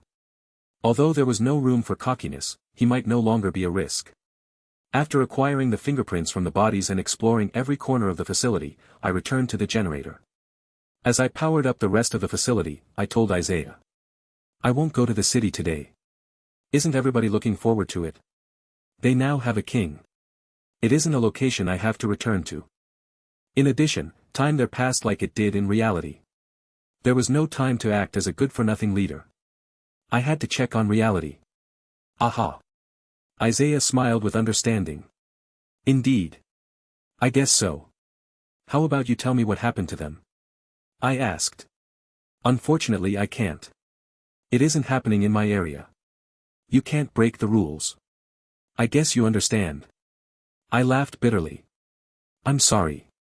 Isaiah said. It didn't matter. I hadn't expected a lot. I immediately manipulated the generator. See you next time. Yes. I am looking forward to it. As power spread throughout the facility, words appeared.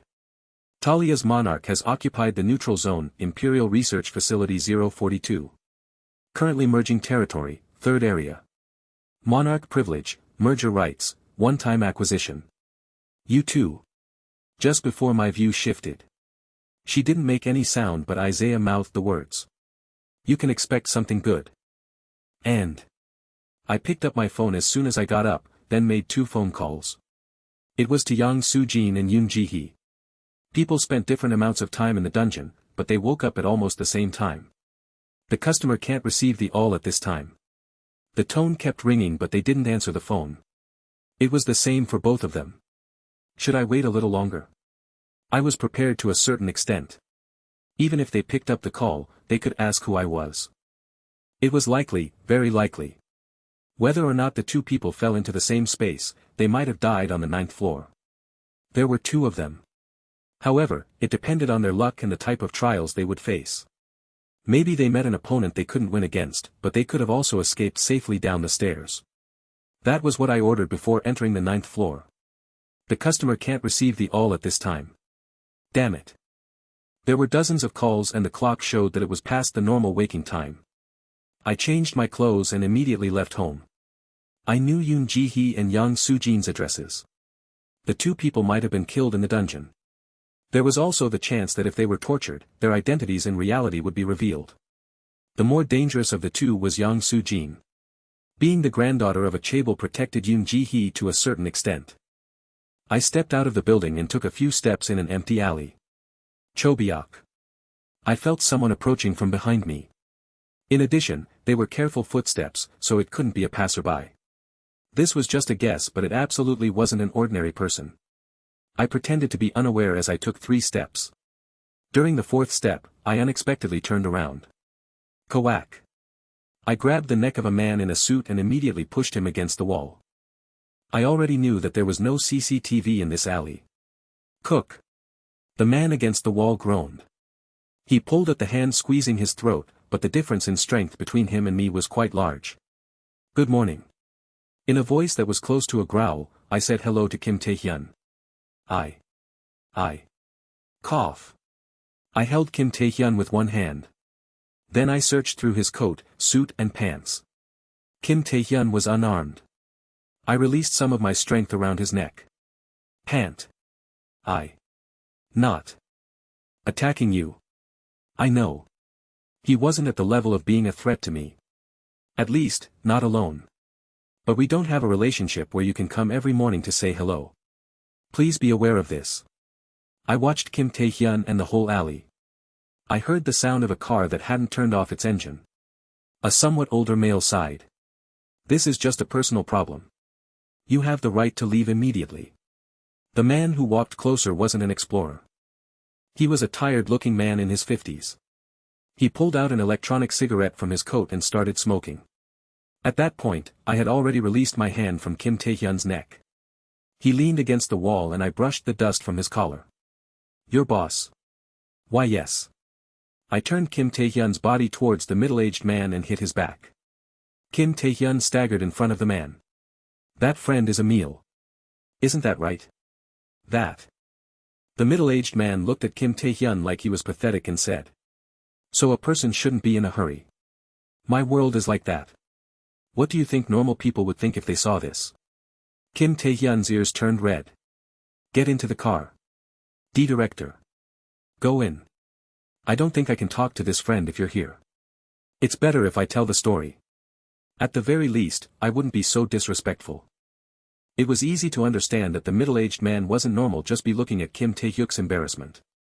The middle-aged man started talking. On the third day, he came and gave me a direct report. It was about the dungeon. The middle-aged man pointed to where Kim Tae-hyun had disappeared before taking a step closer to me. Every morning. I decided to check the status of his abilities through various physical tests and intelligence tests. I called his bluff. I had to make certain that his skills definitely improved in the dungeon. I think that is a smart method. If they were aware of it, a person could survive in the dungeon simply by going down the stairs, even if they didn't grow. Well. Although he is like this, it seems like he was doing fairly well. At least, until last night. The director sighed. But he was tearful as soon as he woke up this morning. He didn't obtain anything in the dungeon. He ran away. He said he met a good opponent. In his own words. The director trusted Kim Tae-hyun, so it must be right. If he ran away, with his pride, then it meant he met a really strong opponent. There is a problem. The information about the opponent isn't in our data. That is strange, but can't there be some gaps in your data? The big data has only been accumulated for 11 days. The director looked up at me. 9, including you. Yesterday, you ate one of them, making it 8. That is how many people we figured had that excellent survival gene. Things started to slowly make sense. How many of those people are out? If I include you. There is one more person who survived, but he isn't in a mentally stable condition. 9 people had gathered yesterday under the government's call. Of course, I didn't think all the people would be gathered. But even I thought at least 80%, more than half, were gathered there. There are at least 5 monsters I don't know about. Furthermore, in the future, they will become stronger and smarter. I don't know if I can find them in the future, but Kim Tae-hyun said they would be impossible to control. Especially since yesterday's actions. At that time, my phone rang. The director motioned for me to pick up the phone. Yes. Appa. It was Young Soo-jin. Your absence was truly awful. Where are you now? To be honest, it was a really welcome voice. But instead of laughing, I controlled my facial expressions and spoke calmly. I'll call you later. Young Soo-jin noticed quickly. I understand. She immediately lessened the volume of her voice and whispered. Ji-hyuni is with me. Yes. I have a city now. After hearing her words over the phone, the public official in front of me wasn't my main concern. Monarch privilege, merger rights, one time. It is possible to submit it to a conqueror who owns a territory, and if the conqueror agrees, it is possible to merge territories. Once the submission is completed, all territories, citizens and vassals will be integrated into the territory of the monarch. A vassal is basically a citizen, and this right can be deprived at any time by the monarch. As long as a person has citizenship, they can stay in the monarch's territory. The merger rights can only be presented to those who own more than one city. It was a compensation I had obtained from clearing the 9th floor. If I use this, then territories can be integrated and we could enter by the same stairs. We would surely meet again. But I didn't know for sure what happened to Yoon Ji-hee. The only thing I knew was that the city was in Yang Soo-jin's hands. If so, what would happen to Yoon Ji-hee if we merged? First. Are you listening? Ah. Director Oh Chang-shik, the middle-aged man who introduced himself with that name, sighed. Well. My actions weren't very polite. Despite hanging up the phone, I was still thinking about that conversation. However, the information hadn't passed by me. Beyond imagination. Out of control. These words summarized the problem that Director Oh had. Kim Tae-hyun was weak. He wasn't my rival. Rather, he was only in the Explorer department and was therefore appointed as the administrator. Kim Tae-hyun's assessment abilities were excellent. His bloodline allowed him a senior position and his ambitions matched with national interest. The situation was already a little shaky due to what happened yesterday. Director Oh said in a pitiful voice. Yesterday's ambush and explosion. Kim Tae-hyun used his authority to settle the situation, but his bosses couldn't help questioning him. Although he might be able to handle a large number of people with his gun. The means by which Tae-hyuk controlled the explorers was authority, not force. Even so, the explorers might cause extraordinary outbursts, so he must have the power to control them. Although I had lured the one who attacked yesterday, it was quite possible that another person with such aggression would have attacked Kim Tae-hyun. In the end, Kim Tae-hyun had shown his incompetence yesterday. If there wasn't enough, there was what happened last night.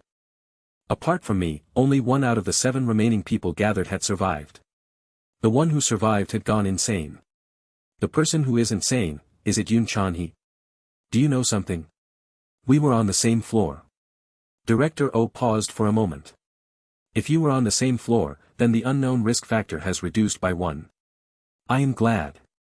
Yoon Chan-hee and I were probably the only kings placed on the same floor. In other words, there were 5 people who killed the ones chosen by the government.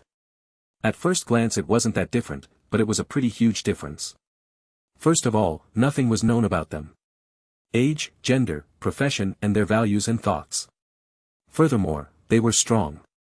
Not only did they manage to overwhelm the existing 5 people, they had gained strength by eating those 5 people. I couldn't imagine the abilities they would have right now. I thought that all the strong people were gathered yesterday, but there were those who I couldn't grasp. To make matters worse, Kim Tae-hyun was left behind on the 9th floor. He was weaker in strength. There was no way to overcome it with social means. If one of those unknown threats committed a brutal murder, then the government would have no answers. Let's look at an example. I had gained manhwa-like strength, it wasn't that strong in the 21st century. Probably around a tank.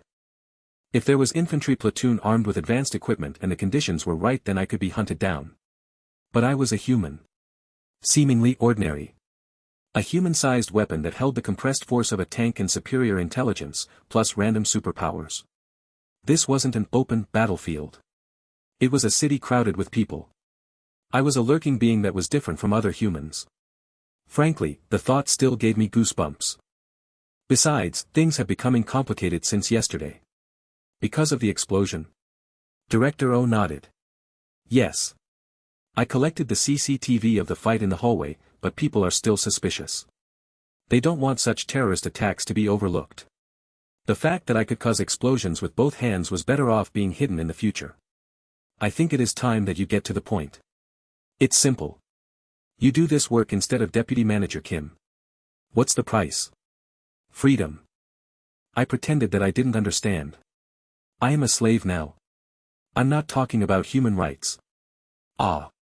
It was just as I thought. I believe that you are well aware of the work that my department is doing. In addition, what you can get from us.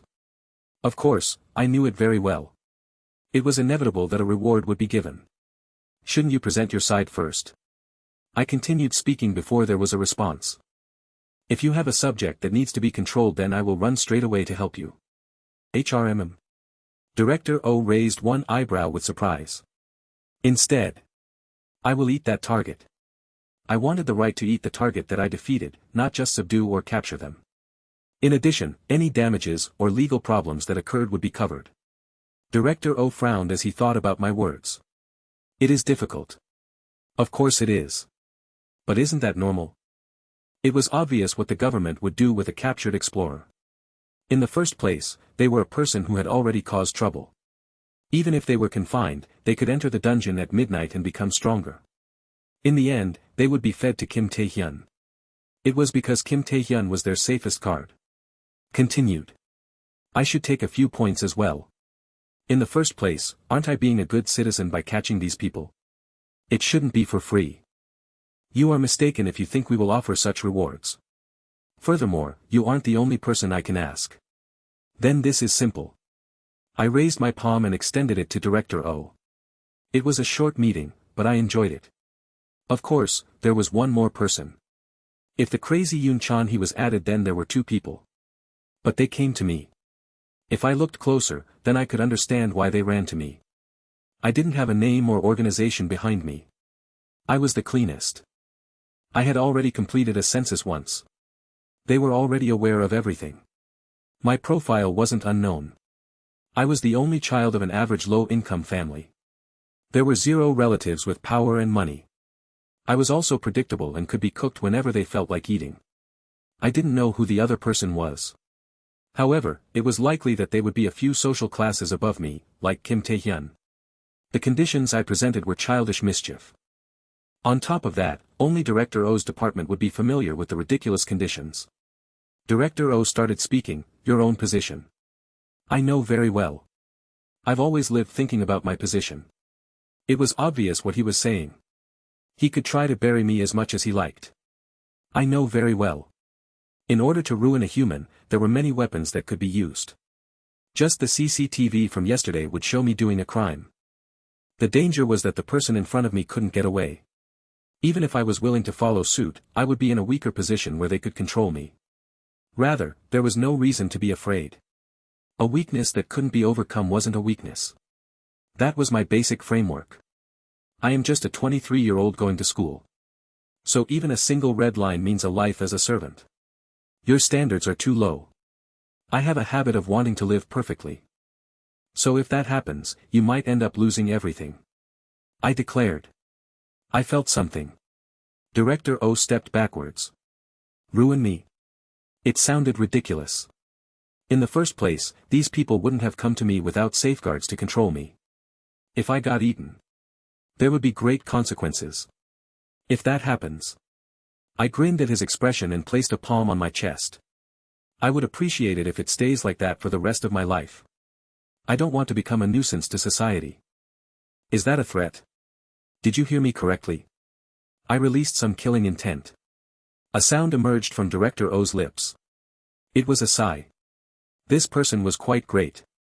He had heard beforehand from Kim Tae-hyun, but it was different seeing it in person.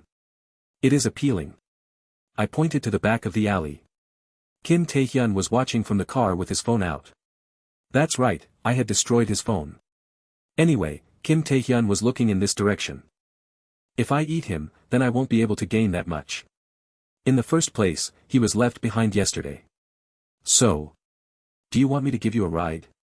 At least one of us will keep growing bigger. That is the structure of the dungeon. Don't bet on a helpless guy like that, bet on the big one in front of you. Anyway, I was a simple person. Without any background, I was just a person who existed alone. They could paint the background. I think I had given them enough hints. Well, I don't think we have any more to talk about here. If you don't have any more to tell me, then I'll be going now. I gave Director O a few minutes. He had nothing to say. I also needed more time to think. I was going to eat lunch with Yang Soo-jin. I should also listen to Yoon Ji-hee's story. I looked at my phone as I started walking away. It was because I didn't think that Director O had anything more to say. Do you mind giving me some of your time if you are free right now? What for? It is a completely different matter from what I've said so far. Think of it as a personal favor. What was this? I brought my phone to my mouth. Director O didn't seem to want to say anything else. What do you want? Get in the car and go somewhere with me. Or you can go back. I glanced between my phone that showed Yang Sujin's number and Director O. It was intuition rather than logic. I didn't trust Director O, but he didn't seem like the type to use a trick in such a short period of time. Okay. Kim Tae-hyun saw this as he leaned against the car. He looked at my face with surprise and said. Director. This. Get in. We are going to the bomb shelter. Kim Tae-hyun stared at my face like he wanted to say something. However, Director O just turned his head away and got on the passenger seat of the car. Between the front seat and back seat, a sliding plate was installed. As soon as the car started, Director O closed this up and made the back seat soundproof. As I said earlier. This isn't official. There is no conditions for you but. I don't think I can talk about the compensation at the moment. I think you've succeeded. Right now, everything was unknown. He had successfully stimulated my curiosity. But it made no sense to go this far if it was a deception. The car headed to the outskirts of Seoul. It was only a few minutes outside of the city but the surroundings were green. At that bottom of a mountain, there was a tunnel that headed into a bomb shelter. I am going to show you an explorer. One more in addition to Kim Tae-hyun. They aren't a public servant, we aren't even in a position to touch them. A person that couldn't be touched. I soon realized that it had quite a few meanings. I want you to see her and tell me your opinion. A few minutes later, I faced a monster. In addition, another unique talent. Reality in the movies was a lot different from the real world.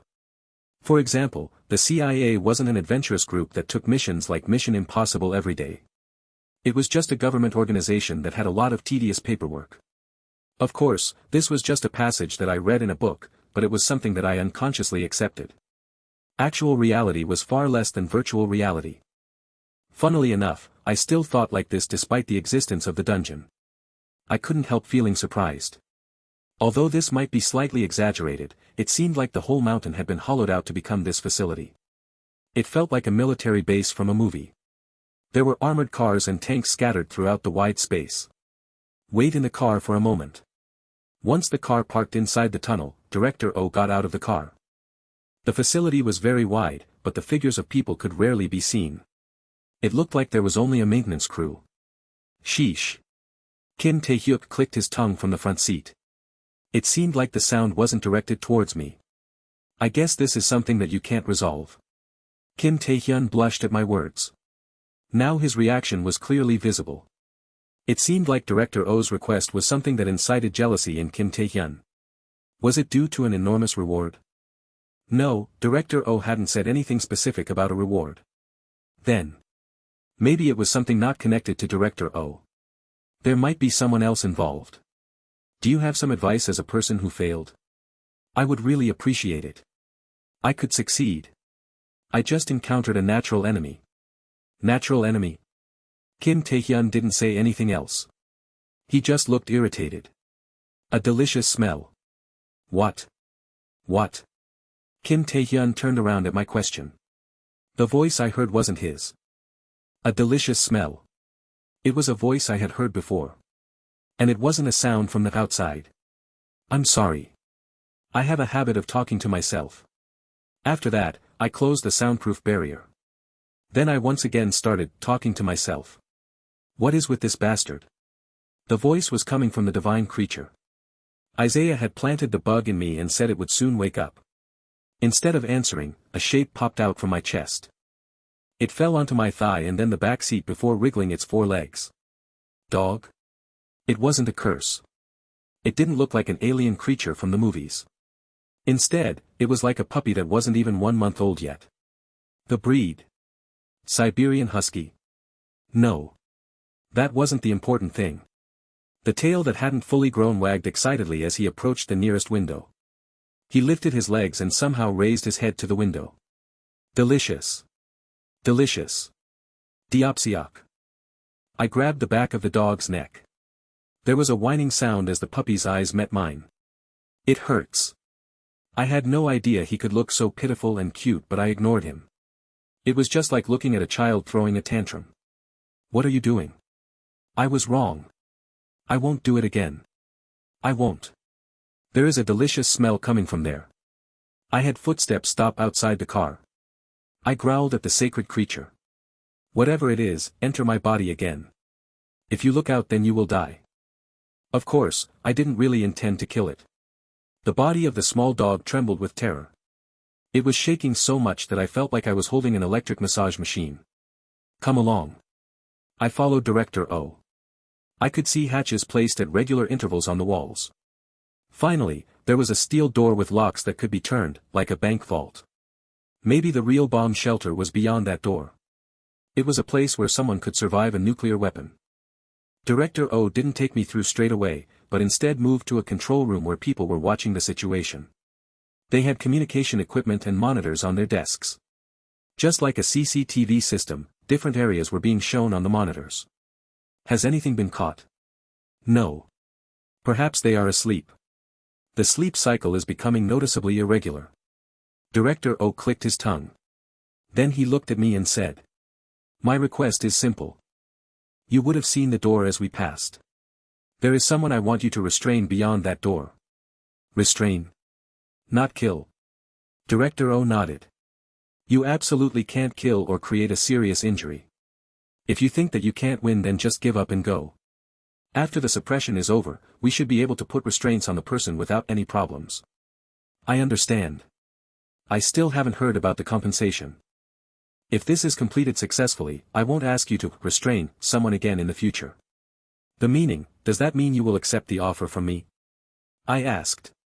I will permit it. Director O nodded and we left the control room. Outside, armed soldiers were waiting. Their uniform wasn't that of simply soldiers. Although they were armed with tasers instead of normal guns, there was clearly tension on their faces. Based on the premise that you successfully subdue the person inside. I will accept all your requirements. Okay. We crossed the bomb shelter. As we moved, I asked Director O. Is there anything else I should know? Not really. But is there anything that you want to ask? There were many things. Who is inside? I'm not in a position to say. But the candidates had already been narrowed a lot. A human who could use this shelter at their own discretion. In the first place, they aren't confined in there, are they? I understood the director's silence as agreement. I had looked at the CCTV. It looked like a comfortable living space. It was a place suitable for refuge rather than confinement. Even if this was a bomb shelter, there were various places more suitable to confining someone. Therefore, I guessed that the person wasn't trapped because they couldn't be controlled. A person might abuse the secure air base for dungeon exploration. In addition, the location of this place was confidential. There was virtually no threat to reality. Ching. The door to the bomb shelter was opened. The soldiers aimed their tasers at the entrance. Director O's body was shaking. Close the door as soon as I enter. I stated. Then. I won't even think about running away. I asserted before taking a step inside. Rather, it stops a path of retreat. You look confident. Director O laughed bitterly. Good luck. Thank you. Ching. The door closed and I looked at the open space before me. It was the living space that I had seen on the CCTV. It looked like a VIP room from a luxury hotel. Of course, that wasn't what I was looking at. Well. I took a few steps and saw the bodies. They wore suits instead of soldier uniforms. The bodies of unarmed men.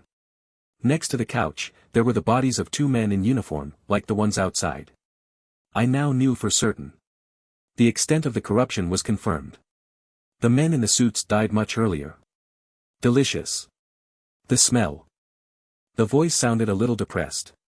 Just like when I opened my stats window, I asked a question in my mind. What is the delicious smell? Just my food. At that time, I ate a food that smelt good. Master as well.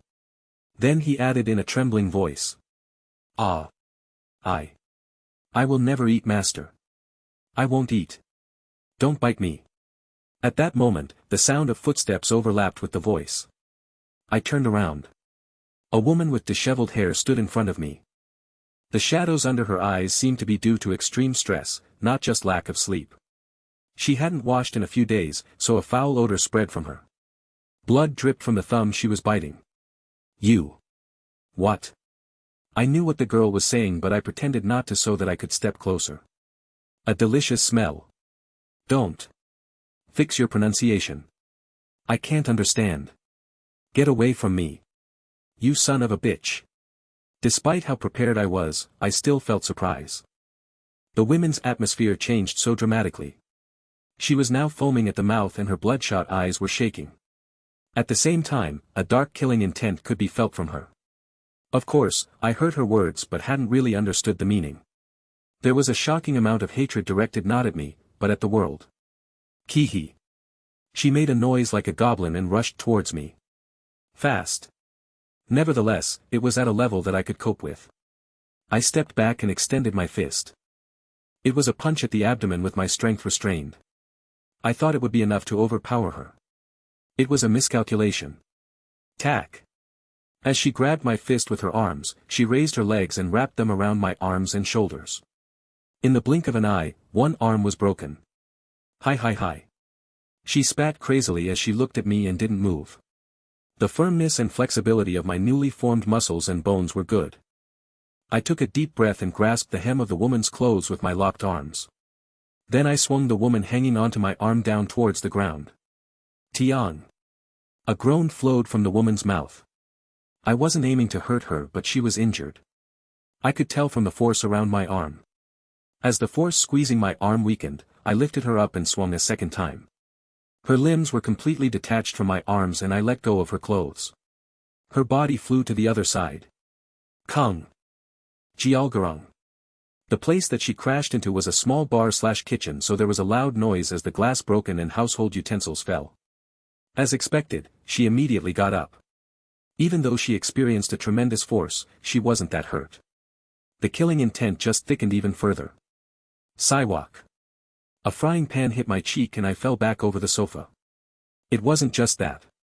She threw all types of pots and utensils before rushing over to me. One hand was holding a knife used for meat. Hit. As she threw the knife at me, I slid down.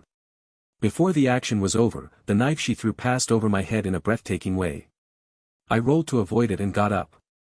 I triggered Darkness Cloud. But surprising, apart from a momentary stiffness, she avoided my outstretched hand in the darkness. She backed away a few steps and stared for a moment, before continuing with her throwing attacks like she had spotted the core of the darkness. She seemed to have something that improved reflexes. I wasn't sure whether it was a talent or technique, but her movements couldn't be explained with simple agility. Furthermore, just looking at the physical abilities, she was the most outstanding among the individuals I had met so far in the dungeon. If I encountered her after just finishing the 7th floor, then I would probably be covered in blood by now. Hi. He. But my patience had already reached its limit. I lifted Darkness Cloud. Hyatt. She grasped a frying pan and knife and rushed at me once again. The frying pan was aimed at my head while the knife headed towards my body. Puke. A cold blade was stabbed in my abdomen. I got you. I grabbed her wrists and growled. She seemed to want to use the same move as before, but I wouldn't fall for the same trick twice. Whick. As I held her wrists, I swung her entire body towards the ground. Despite not using my maximum strength, the impact from hitting the ground was no joke. I pulled out the knife stuck in my abdomen and slammed the blunt end down. Indeed, her face flattened like a pancake. A groan emerged from her mouth as her crushed nose started bleeding. I got on top of her. And I waited. Hey. Shortly afterwards, the soldiers arrived with Director O. Didn't I tell you not to hurt her? It is just a broken nose, not a serious injury. My words were irrefutable. Director O gave a command to the soldiers. Soon the soldiers approached and placed her in a straitjacket. That will have no meaning. Perhaps after entering the dungeon and becoming stronger, she will just tear out of it. If it was put on me, then I would be able to tear out of it straight away. I know. But a mother wants to talk to her daughter for a little bit. She hasn't been able to be knocked out for a few days. I nodded as I looked at the people clearing the bodies in the room. Anyway, I have fulfilled your request. Yes. In the future, I will leave the explorers to you. If you can't control them, then I give you the right to kill them. I can give you this position if you want. This was a lot easier than I thought. Su-young. Shortly afterwards, a woman in her 50s entered the bomb shelter. She held the cheek of the woman called Su-young in the cleaned room and cried while saying something. No matter what she did, Su-young was still out of her mind. She even bit the woman's hand touching her cheek. In the end, the most important thing in this world is power. Director O said while smoking his electronic cigarette. In other words, you have to kill general explorers with your own hands. He was standing at the threshold of the bomb shelter with me. He looked at the painful reunion of the middle-aged woman. Then he started explaining. The sign started on the third day. On the third day that she left the dungeon, she sliced apart one of her friends. Did you settle it? I still think about that day. Even though he had done many dirty work behind the scenes, he still reacted to that horror. The next day. I thought about gathering people like you together. There was a bitter taste in my mouth. Although it might be sensitive information, there was a reason why the director told me this. A few days had passed, so there was no evidence remaining, and first of all, he thought that I already knew the identity of the middle-aged woman. It was natural. Anybody with common sense would know that face. Anyway, thank you for the trouble. The additional compensation for this work. To be honest, I can't do it right now. Since that person is crying like that. But I'll submit the report later. I will surely keep my promise. I believe you. I replied and took a few steps. It was towards the inside of the bomb shelter. Towards the middle-aged woman and Su-young. Hey. Director O knew where I was heading and grabbed my arm. I told you. You don't need to do anything with that girl anymore. I will keep my promise. Yes. I also told you that I believe you. But I touched my abdomen. My natural recovery had grown to such a degree that an injury like this was easily healed. But I had still been stabbed by a knife. There is something I need to get. With those words, I gently pulled my arm away from Director O. I immediately headed to the sofa where Su-young was. You. The woman, who was crying as she watched her daughter try to bite her, looked over at me. I think it is terrible. I lowered myself to my knees and faced Su-young. If there was a way to get your daughter back, what would you do? Even if a person she didn't know was saying this, it was putting words into the ears of a desperate person. It was why cancer patients were deceived by scams and bought panaceas. This woman had confined her daughter, who had become a serial killer, instead of subjecting her to the laws of the country, so I knew her mindset. If you can, anything. Think about your words carefully. Although this is a fairly important story. I smiled as I looked at the First Lady. Why don't you try talking about it with your husband? Director O, walking urgently after me, stopped in his place. I turned and looked at him. What? There is a way you can fix Su-young? He asked. I'm not sure. There is one way that might work.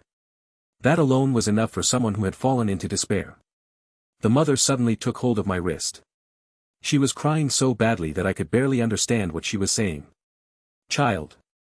Her father is the president of this country. I mean. Madam.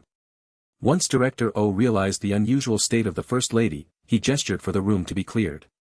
Please calm down before talking again. Director O took me to a corner of the room. What are you up to? Can you really fix her? What is the method? I told you that I'm not sure. I received a clue after seeing her. If there was such a thing, then you should have told me first. Of course, this situation would have then ended much more quietly. But I had spoken to the First Lady who didn't know much about this.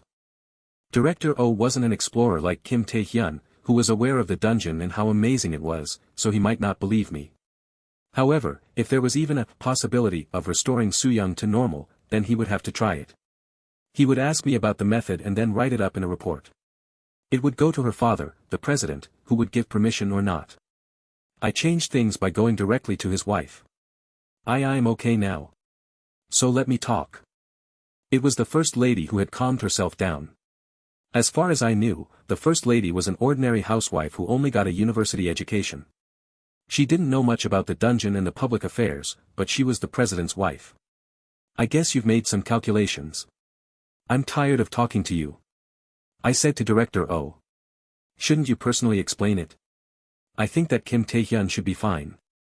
It has already become like this. I said bluntly, and Kim Taehyun walked over to the First Lady to explain.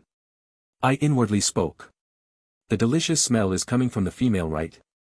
Yes. The worm, no, the dog answered. What is that smell exactly? Apart from me, do the rest of the people here have it? Other prey. They don't smell delicious. There won't be much to gain if I eat them. I don't want to eat. I thought about his words. You said you could smell it, but I smell differently from the one you ate in the dungeon. Huh? Dungeon? What is that? I am sorry, but I don't know. Don't bite me.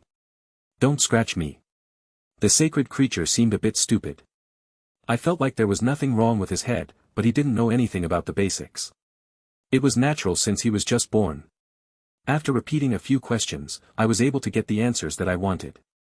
On the 9th floor, there was no prey that smelled delicious other than Yoon Chan-hee and me. I walked over to Soo-young. #% at #% at #%%%. She cursed in Korean.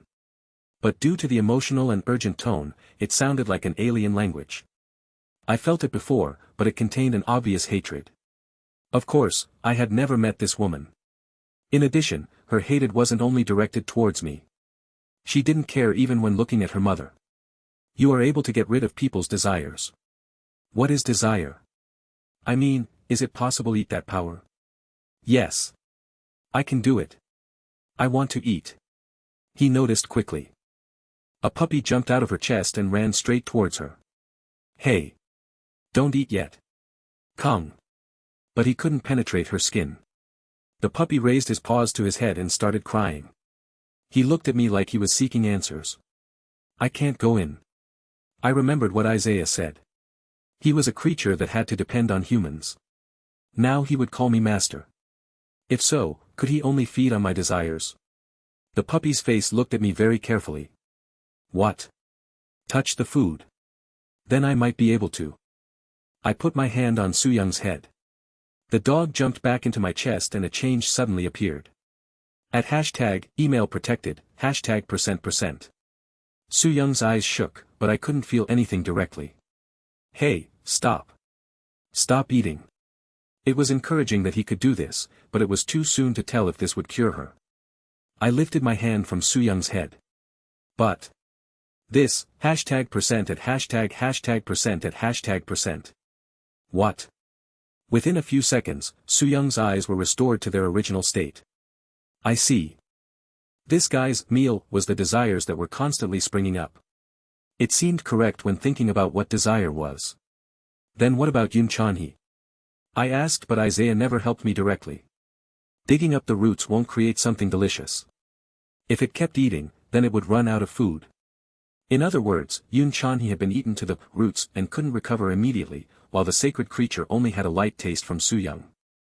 If so, it was impossible for his madness to be cured. Yes. Do you think the method will work? Director O's voice was heard. I got up. This was it. The best conditions. Of course. Just now. I tried to contact the president, but he is busy with matters of state and I wasn't able to talk to him. Ah. Of course. Director O's voice sounded slightly nervous. He knew that whatever I wanted, it would be impossible to give it to me with just the authority of the wife. Therefore, I wouldn't heal this woman even if I knew the way. That was what he thought. Ah. It doesn't matter. I looked behind me. I saw Director O and the First Lady. I think I can improve her aggressive state. Don't worry about the compensation, and I will do what I can for now. In the end, isn't the person the most important thing? That, I am really grateful. Please, I am begging you, my Soo-young. The First Lady grabbed my hand while Director O was asking, what are you planning, with his eyes. I just grinned at him before turning back to Soo-young. $% $$ and $% and dot. Speak up. I whispered so that no one could hear and raised a hand to her face and shoulder. Eat. Until I say to stop. The meal began. $% at $%. A reaction appeared as soon as her desire started to be eaten. It was the breaking of the will that Yoon Chan-hee and I experienced. $this. #email protected, $, stop. $% and. Soo-young. Don't interrupt. I grabbed the shaking body. The woman's killing intent gradually faded until fear and horror appeared on her face. That's it. I pulled away my hands. Ah. Su-young swayed for a moment. She raised her head. There was no more killing intent in her eyes. There was just a strong feeling of fatigue. Mama. Su-young. I stepped away from the melodramatic scene. The cleanup inside the bomb shelter was over. There was only me, the mother and Director O. How surprising. Let's see. Did you think I was just running my mouth? In fact, there was no chance of that. I was running my mouth, but there was no need to hurry if Su-young was cured. The value of the reward presented to me would be much weaker than what it could be. Of course. If she was healed. I don't know how many hours it will take, but her madness will come back. What? You purposely. In the first place, curing her is impossible. Of course, if she goes crazy again then I can make her sane again. But it's just temporary. The sacred creature said it was possible if the root was destroyed, but then it wouldn't be much different from dying in the dungeon. Whether it was the will of the First Lady or the President, her parents didn't want anything to happen to their daughter. That was a very good sign for me. Once the madness returns, I was the only one who could, temporarily, restore their daughter. You are a more thorough type than I thought. That doesn't sound like a compliment. Even though I made a promise with Director O, there is no obligation for both parties to observe the promise. They might find that I was easier to eat, or Kim Tae-hyun might suddenly become stronger on the next floor. I could be abandoned at any time. But now things had changed. Please explain it to the First Lady as well. She will be quite heartbroken once she knows that there is no cure. Now the only way for the President's daughter to lead a good life was me. It was an advantage that only I could have. Why don't you explain it? I don't want to lose my image. In addition, I should look at the condition of the patient a bit more. Oh, I also have a request that I would like you to listen to. I went to the bathroom and cleaned my body. The knife stab wound was almost better now. I opened the emergency first aid box, sterilized the wound and attached a bandage. I left the bathroom and looked around the kitchen, which was a mess. There were many food and drinks in the refrigerator for Su-young. I took out a bottle of juice and approached Su-young, who had removed the straitjacket. Although it was still unsure if her condition had truly improved, her mother had taken off the straitjacket. How are you feeling? Su-young was the daughter of President Jin Su-cheol. Jin Su-young looked at me. She received the juice without talking and turned her gaze to my face. I was well aware that my looks were good in a superficial society. She asked me, how? Did you? I'm sorry. It is like the basics of a business empire so I can't tell you. I smiled and changed the topic. Is it a unique talent? The talent that Su-young got on the third day. It was a combination of information received from Director O and my own speculations. Of course, I didn't explain my process of reasoning. Yes. That's right.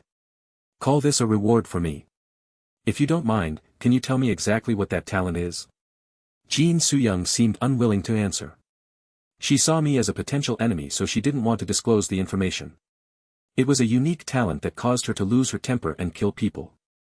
There wouldn't be a proper explanation for that. If the answer is difficult then don't say it. I could say that.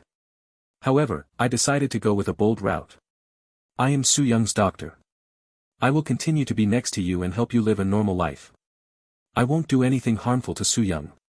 To be precise, I wouldn't do anything for the moment. Depending on the variables in the future, I might eat and possess her talent. Therefore, I wanted to know the details. Jin Su-young hesitated for a bit before reaching for the table next to the sofa. Paper and a pen were placed there. I accepted the paper that Jin Su-young handed over. Unique talent number 044 Butcher, you are constantly filled with the desire to kill others. The more dignified and noble the blood on your hands, the greater the urge to spill more. The instinct for killing is not necessarily the most fundamental, but it is certainly the most essential instinct. It is the most recognized instinct. When dealing with creatures, you will receive a real-time awareness of the best way to kill the enemy using all the means you possess. When dealing with creatures, you will always get the enhanced status. You won't become tired when dealing with creatures. I read it then looked at Jin Su-young's face. She explained, from the moment I got it. I couldn't control myself. So. It was something to think about. This woman. Hey. I turned my head. Director O had a grim expression on his face. He handed his phone to me. Your request. To bring someone. I sent Kim Tae-hyun. I was sure he would do his best to bring them here safely. Then. Take it and see. I took the phone. The caller ID on the screen showed Kim Tae-hyun's name. Kim Tae-hyun's voice was heard before I brought the phone to my ear. However, he didn't seem to be speaking into the phone. His voice echoed like he was a little distance away. Yes. I received the call. Why did you ask me to bring this person? What? He sounded angry, but concern and anxiety was behind it. Win. His voice became muffled. Appa? It's me. Once I spoke, Yang Soo-jin's voice became clear. Appa sent this pushover. Pushover? I already met him. I could hear Kim Tae-hyun groaning. On the 9th floor. After finishing the conversation, I handed the phone to Director O. It isn't a big deal. The deputy manager will come back safely. Well, it looks like something did happen. I think it's the result of something he did. I explained. I thought about it again. I looked at Jin Soo-young. As if she was suddenly burdened by my gaze, Jin Soo-young blushed and turned her head away. I wasn't looking at her in that sense. This woman. I had two unique talents, Atlas and Underdog. I realized that unique talents were different from ordinary talents and techniques that could be gained in the dungeon. Very different. The first time I had some questions was on the 5th floor. At the time of the minigame, I chose a brutal way to reduce the number of challengers. Even those who were watching were bothered by my cruel torture. Of course, it was a reasonable method, but somewhere in my mind, I felt a sense of discomfort. Thinking about a rational method and putting it into practice were entirely separate matters. On the 6th floor, it turned into a certain conviction. Even if the situation was unavoidable, I solved the problem with violence. I killed everyone except for Yang Soo-jin and Yoon Ji-hee.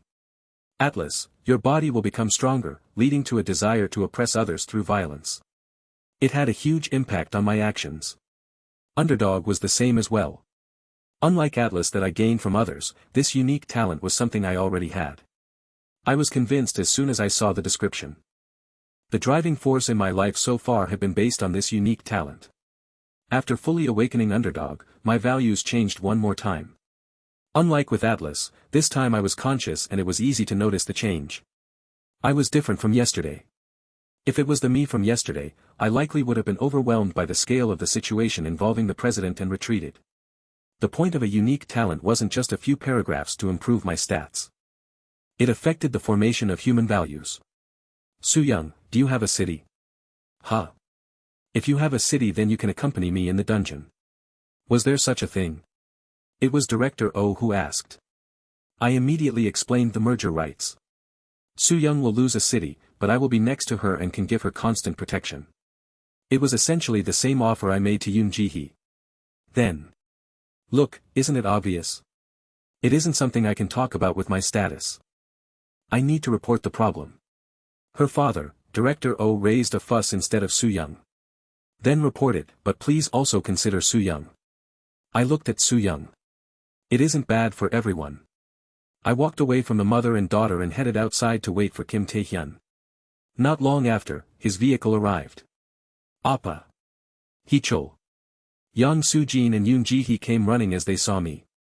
Their reaction was more than I expected, so I was pleased. I never imagined that they would be able to capture a city. What happened? It wasn't a big deal. Whether we were lucky or not, the only one we encountered on that floor was the pushover. Yang Soo-jin nodded towards the car.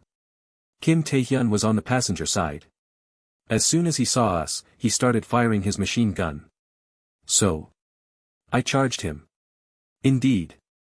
Kim Tae-hyun's main weapon, that Yang Soo-jin experienced yesterday, was a gun. He had the ability to fire a shotgun with the same accuracy as a pistol. Unfortunately for him, Yang Soo-jin wouldn't die unless her head was completely destroyed. I used the boots from the 8th floor to avoid any tricky shots. Still, wouldn't it be hard to deal with him alone? What? Aren't you neglecting Ji-hee-uni? Ji-hee. Ji-hee-uni used the wind to deflect the bullets. Thanks to Uni, he was more likely to hit himself with the bullets. Yang Sujin boasted proudly and Yoon Ji-hee just laughed shyly. I see. I thought about Chang Jieram. Chang Jieram was able to use his icicles to incapacitate me. If someone learned magic and accumulated the skill, would the power gradually rise? After hearing their story, I explained about the merger rights. Then I told them that it would be used by Jin Soo-young. What? Are you going to leave us? Yang Soo-jin's eyes narrowed. You know. I heard that the president had a daughter. You don't need us anymore after getting such a great girl. It is like this. What is that? A joke. Yang Soo-jin poked out her tongue. Geez, this woman. Yang Soo-jin's expression suddenly froze. It was the same for me. We both gazed towards Yoon Ji-hee. Yoon Ji-hee's face was pale enough to be painted white. Her eyes were huge and were shaking like there was an earthquake with a magnitude of 7 or higher. They looked like the eyes of a dead fish. Kook, no. Ji-hee Uni. Ji-hee. Don't. Suddenly, in the bomb shelter, a strong wind blew. Please don't throw me away. There were hiccups at the end as Yoon Ji-hee burst into tears. The wind became stronger. What the? The people still remaining in the bomb shelter were confused. The parked car shook slightly. Uni. It isn't like that. Yang Soo-jin grasped the situation and hugged Yoon Ji-hee. It is a joke. No, we won't get rid of Uni. Then she glanced at me. No, why did she joke like this in the first place? It is true. The both of you. You have value and aren't worthless. The wind stopped, but Yoon Ji-hee's eyes were still wide open. The tears stopped flowing, but she looked like she could burst out crying again at any moment. Think about it. What would happen to Ji-hee if I integrate with Sujin City? Will Ji-hee be able to come along with Sujin? It wouldn't change even if she could come along. Frankly speaking, there was no sense that Yoon Ji-hee would be profitable in reality. But I had experienced it on the 9th floor, having sure companions in this dungeon would be a tremendous advantage. If so, I would rather you continue to be by Sujin's side. Yang Soo-jin was strong enough to clear the 9th floor. In addition, her brain wasn't too bad either. Like I just saw. Yoon Ji-hee's abilities had reached this level, so the two of them would be able to survive by working as a team. Of course, it's dangerous. But after listening to your story about the 9th floor, I believe that both of you will grow and I can join you at a later time. I trust in Ji-hee's abilities. This is something that is possible. The wind stopped blowing completely. Behind Yoon Ji-hee, Yang Soo-jin was making an O shape with her fingers. I called both of you to check your safety in reality and to help with support before entering the dungeon. Absolutely never. I'm not talking about breaking apart this group. Yes. Yoon Ji-hee wiped away her tears. She seemed convinced. I glared at Yang Soo-jin. As I patted Yoon Ji-hee's shoulder, Yang Soo-jin mouthed some words. So why are you using that woman? I replied. I don't know yet. In the first place, this story only applied if Jin Soo-young accepted. After telling both of them to wait, I approached Director O again. The director spoke with an expression that was brighter than before. I told her father. It was a short call, but the response was good. Honestly, I feel less worried. Of course, if you think of taking advantage of Soo-young by using her as a hostage. Director O was serious. His age meant he had a lot of experience and was guarded, but there was one disadvantage. This man didn't know everything about the dungeon. So he didn't understand Jin Soo-young. Did Soo-young agree? He was surprised that I asked such a question. He thought she would surely accept the offer. You haven't heard from her yet? That's right. Right now, Madam is having a conversation with her. She was a woman who became mad due to some misfortune she suffered in the dungeon, only to kill a friend in reality and be trapped in a bomb shelter. What would Jin Soo-young be thinking? Until an hour ago, she hadn't even been able to think clearly. This living space in the bomb shelter. Assign it to both of my people as well. This isn't a space that you can use easily. But don't I have to cure Soo-young's mind? You can think of them as my resources. If you want to continue working with me in the future, then it is necessary. As we talked, the First Lady left the room with Jin Soo-young. I have an official ceremony to attend. I'm really grateful. Student, thanks to you, I have Soo-young. It isn't a big deal. Rather, do you mind if I ask you something? What is it? I wanted to ask your permission, but I have some people with me. For the time being, I would like to be housed with Soo-young alone. Director O and the First Lady's expressions hardened. It sounds strange, but it can't be helped. I said that it can't be cured, but the signs can be monitored. Can't we look for a cure while watching what happens? There were CCTVs in the bomb shelter. If I did anything strange to Jean Soo-young, then they would know. If Soo-young can regain her spirit, I will do so. First of all, treating Soo-young is the most important thing. Of course, if she ends up hurt, she spoke with the face of a mother protecting her daughter. Don't worry. I will personally persuade my husband. She continued. Then. But if Soo-young says no, then you don't need to ask your husband. Anyway, it will be better if she can be treated in less time. They didn't exactly understand the dungeon, but it was certain that minimizing damage caused by Soo-young would no longer be a problem. I passed Director O, who was smiling bitterly, and entered the room with Jean Soo-young. Jean Soo-young stood up. I asked her, yes, have you thought about it? Yes. She nodded with a determined face. Let me tell you ahead of time. I scratched my head. In the end, the answer is fixed. It doesn't matter even if Soo-young replies with a no. Jean Soo-young looked at me with shock.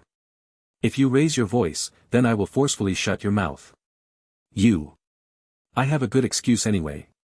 After explaining that you were crazy, I will drain your head until it is completely empty. Haven't you experienced it once? What do you think will happen if I continue without stopping? As I was draining her, I felt a killing intent shooting from her. The killing intent wasn't from her talent. It was because she saw me as an enemy. It was the same as the killing intent she sent from the beginning.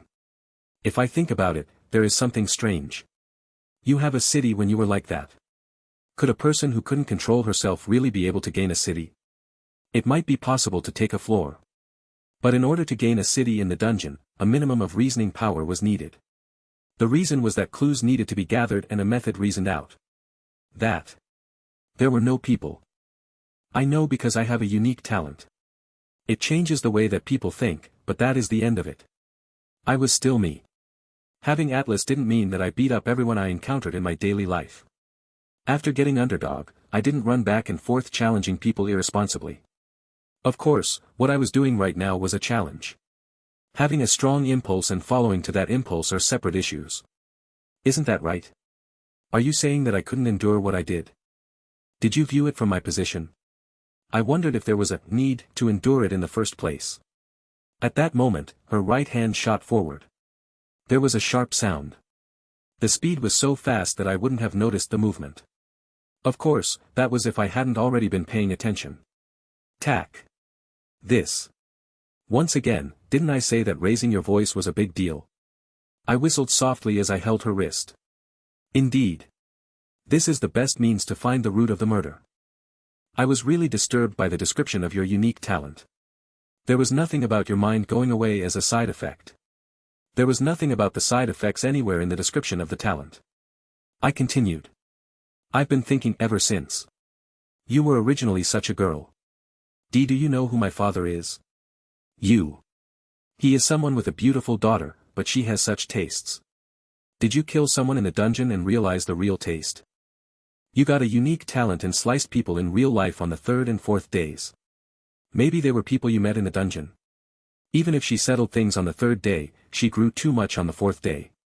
Director O and her parents used their power to cover up her mistakes, making it feel like a terrible tragedy was nothing.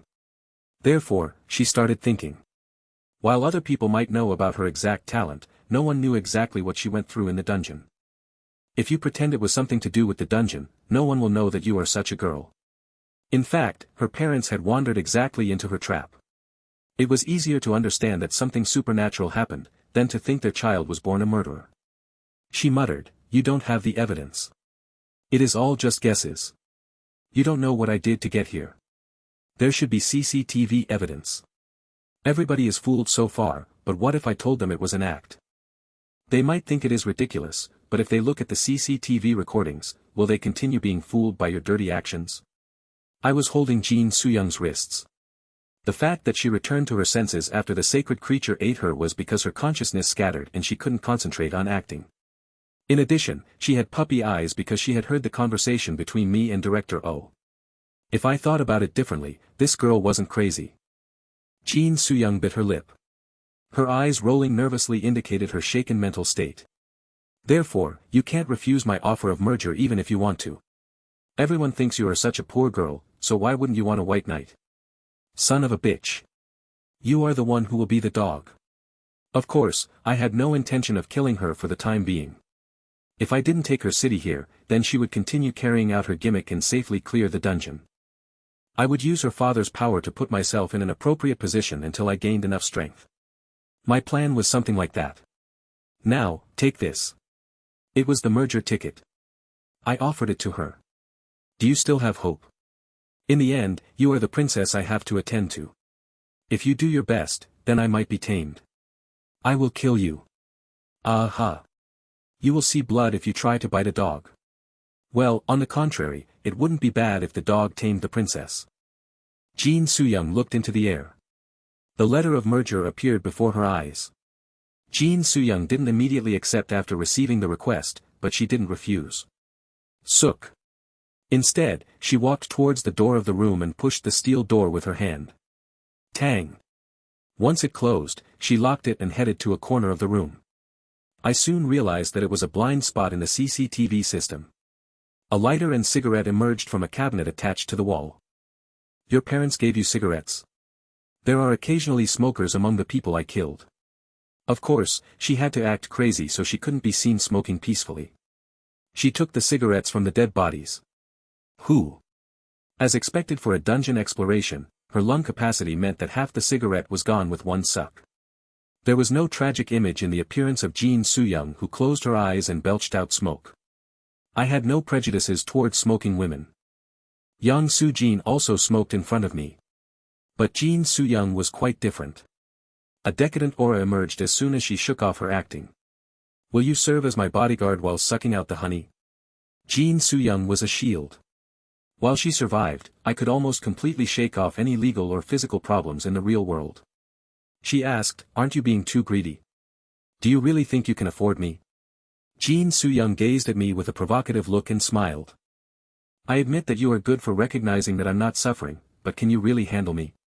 I'm telling you ahead of time, but as soon as my act reappears, I am going to kill you. As soon as we enter the dungeon, I will go after you and try to kill you. Don't take on something that you can't handle. You should just accept the reward for treating me just now. But thanks to that, it made my act more natural. Chobiak.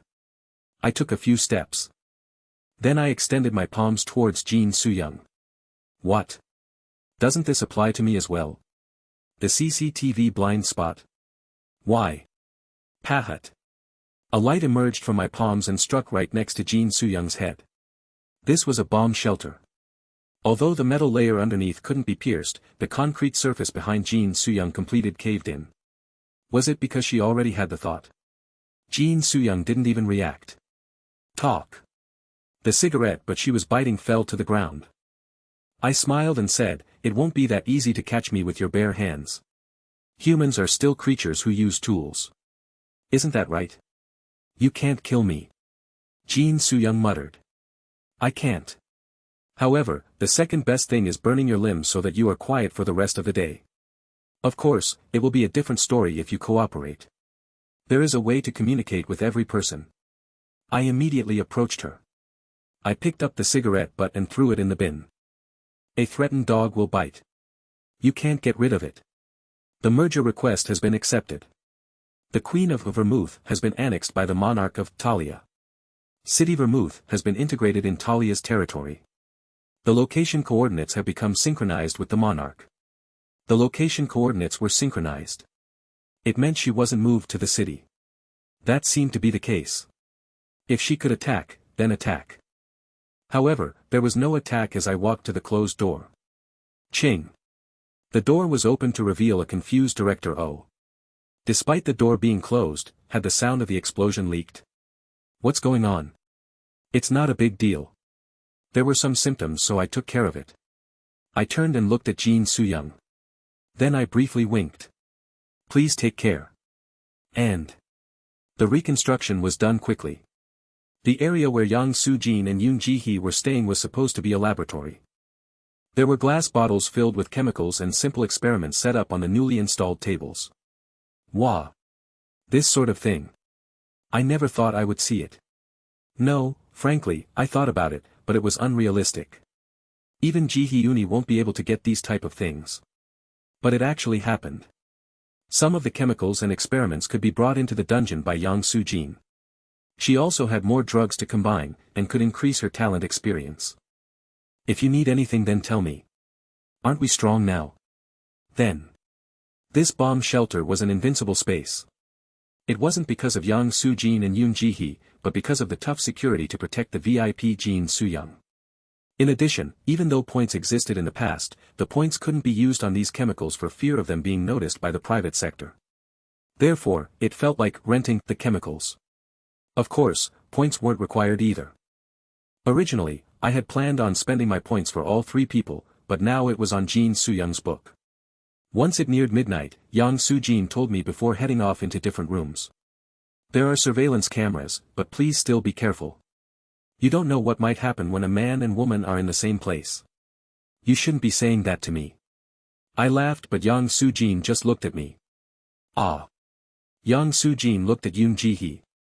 Although it wasn't as much as before, there was a dark shadow on her face. Soo-jin cried out, then have strength. Appa. Fighting. Uni should do it too. Fighting. Please be careful. I said and started to leave. Yoon Ji-hee spat out briefly just before I closed the steel door. Fighting. I waved my hand and headed for our room once the door closed. There was a bit of time left, so I headed to my private bedroom.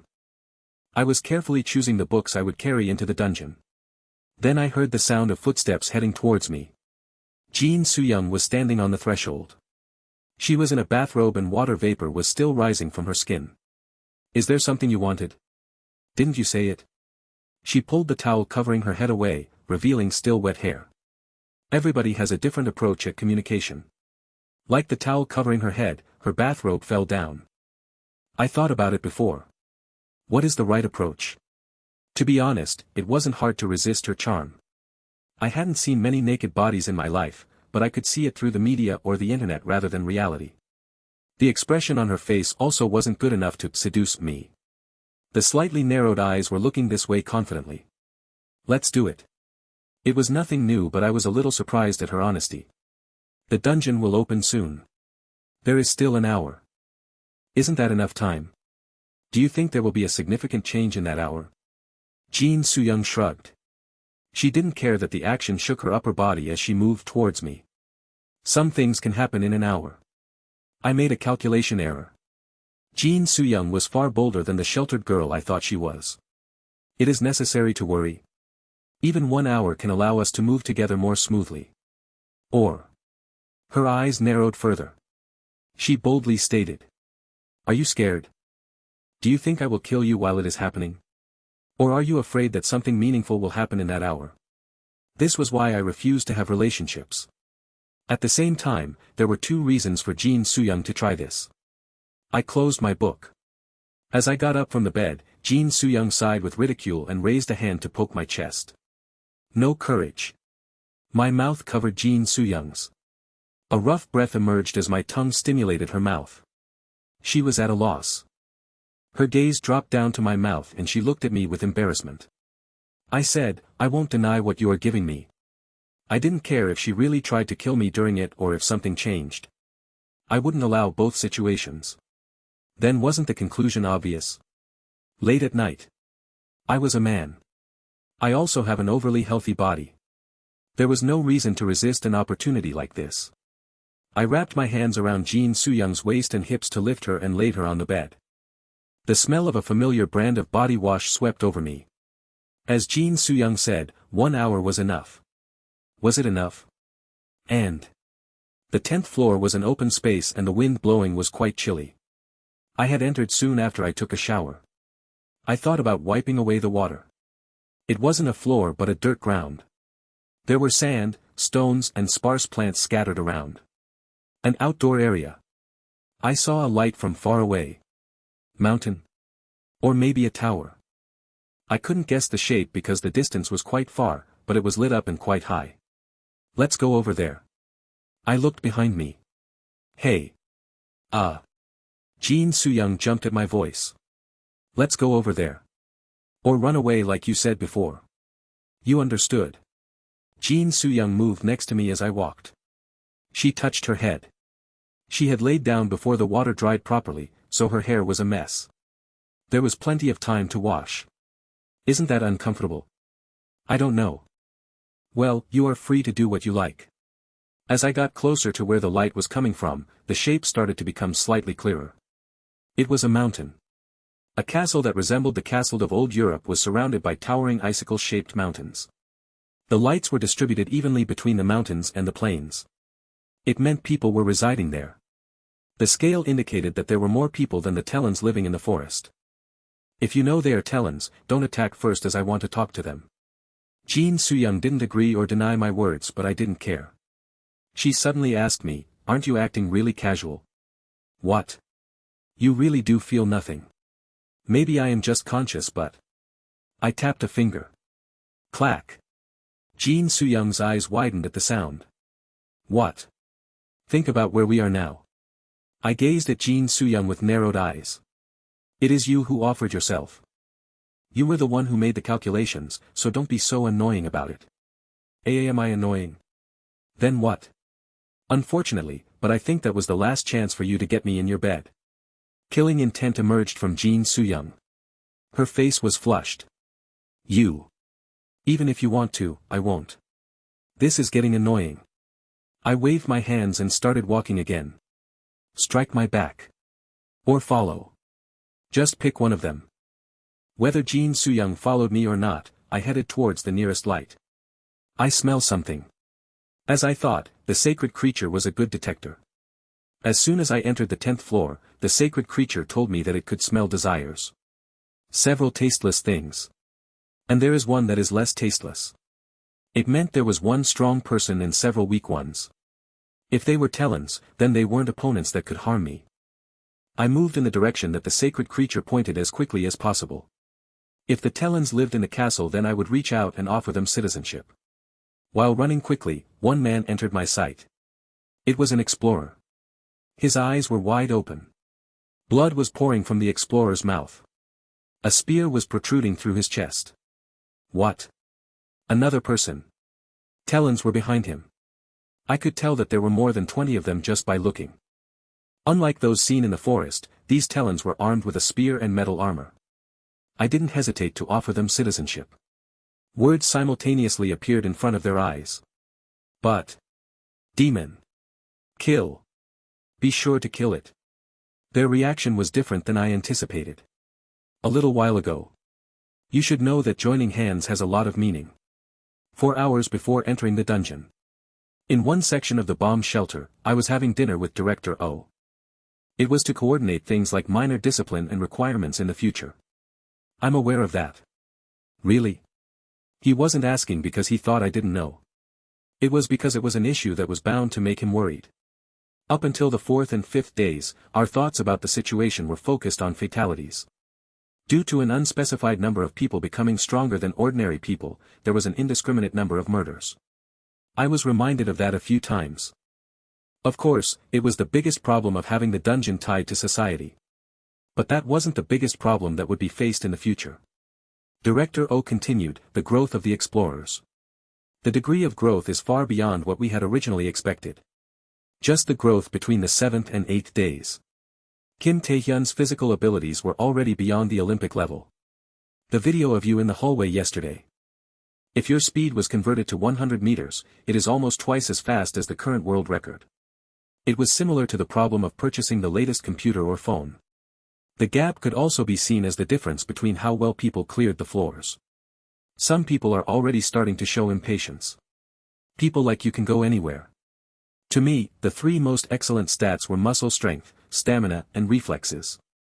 At 23, 21 and 21 respectively, the upward momentum was slower, but it didn't stop. What about the spirit, rather than the body? I could fully comprehend a book of programming in less than 20 seconds. Is Director one of those people? To be honest, I have been skeptical a few times.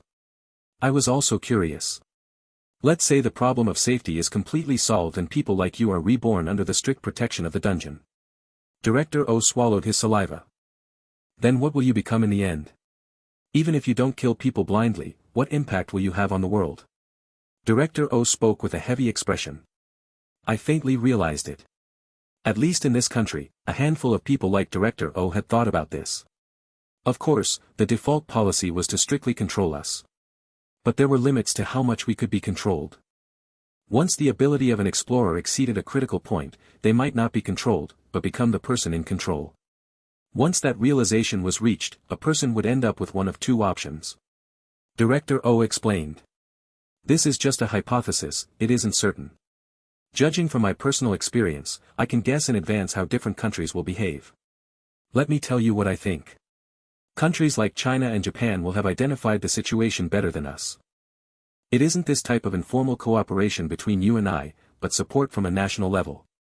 They will eliminate problems at national level. Exactly. Those countries would give full support. Or, if there was an immeasurable threat, get rid of it altogether. When I thought about it, I wouldn't have been particularly positive to those two approaches. It was because they hadn't yet grasped the full situation. Kim Taehyun's visit and my presence at this place was due to Director O's discretion. Director O spoke. Jin Soo-young's father. You still won't call him the president? It is burdensome. In some ways, it feels like a jinx. Director O pushed the lunch wrappers to the side and placed both hands on the table. In any case, her father is expecting something similar. His wife just seems worried. However, he might be delighted that his daughter is an explorer. Is his daughter going to be a super-secret murder weapon? Director O frowned at the joke. She is a powerful individual. If he uses political propaganda, then she would be called the perfect superhuman. If a country supports the explorers, they are probably doing it due to this thought. Maybe, unlike his wife, the president might be aware that his daughter was acting differently. It wasn't just to prevent the public from criticizing his daughter, but a personal project. It might be awkward, but I didn't think all of this security was to protect her. Furthermore, the daughter who later became a superhero could be used for himself. Well, this was just a guess. So do you want me for something like that? I thought about it when I saw you. In the end, it is something that you will have to face. Of course. But it hadn't reached that point yet. I was just a university student in my early 20s. Even if the heads recognized me as a problem, using large-scale national power on me wasn't realistic. Eventually though, it would happen. I disliked having someone standing above me. I would live as I wanted without being bound to anyone. This was my driving force. 10 days ago, it would have been naive if I wanted to go against authority. I wasn't a graduate student, the parents of the students I private tutored hadn't paid my fees for a few months and I didn't have a strong reputation among the seniors. But now, I didn't need to worry about those things. It was natural that I would finish this semester with top grades. Money problems. Before entering the dungeon, I was inexperienced, but I had outsourced work as an amateur developer. Now I could tap the keyboard and get the job done 10 times faster. Then was the conflict around me over? No. There was even more at the top. Even I didn't know that I would climb so fast. I don't know if Soo-young can go to the end, but personally, I don't think she has that ability. I asked, isn't this conversation a bit dangerous?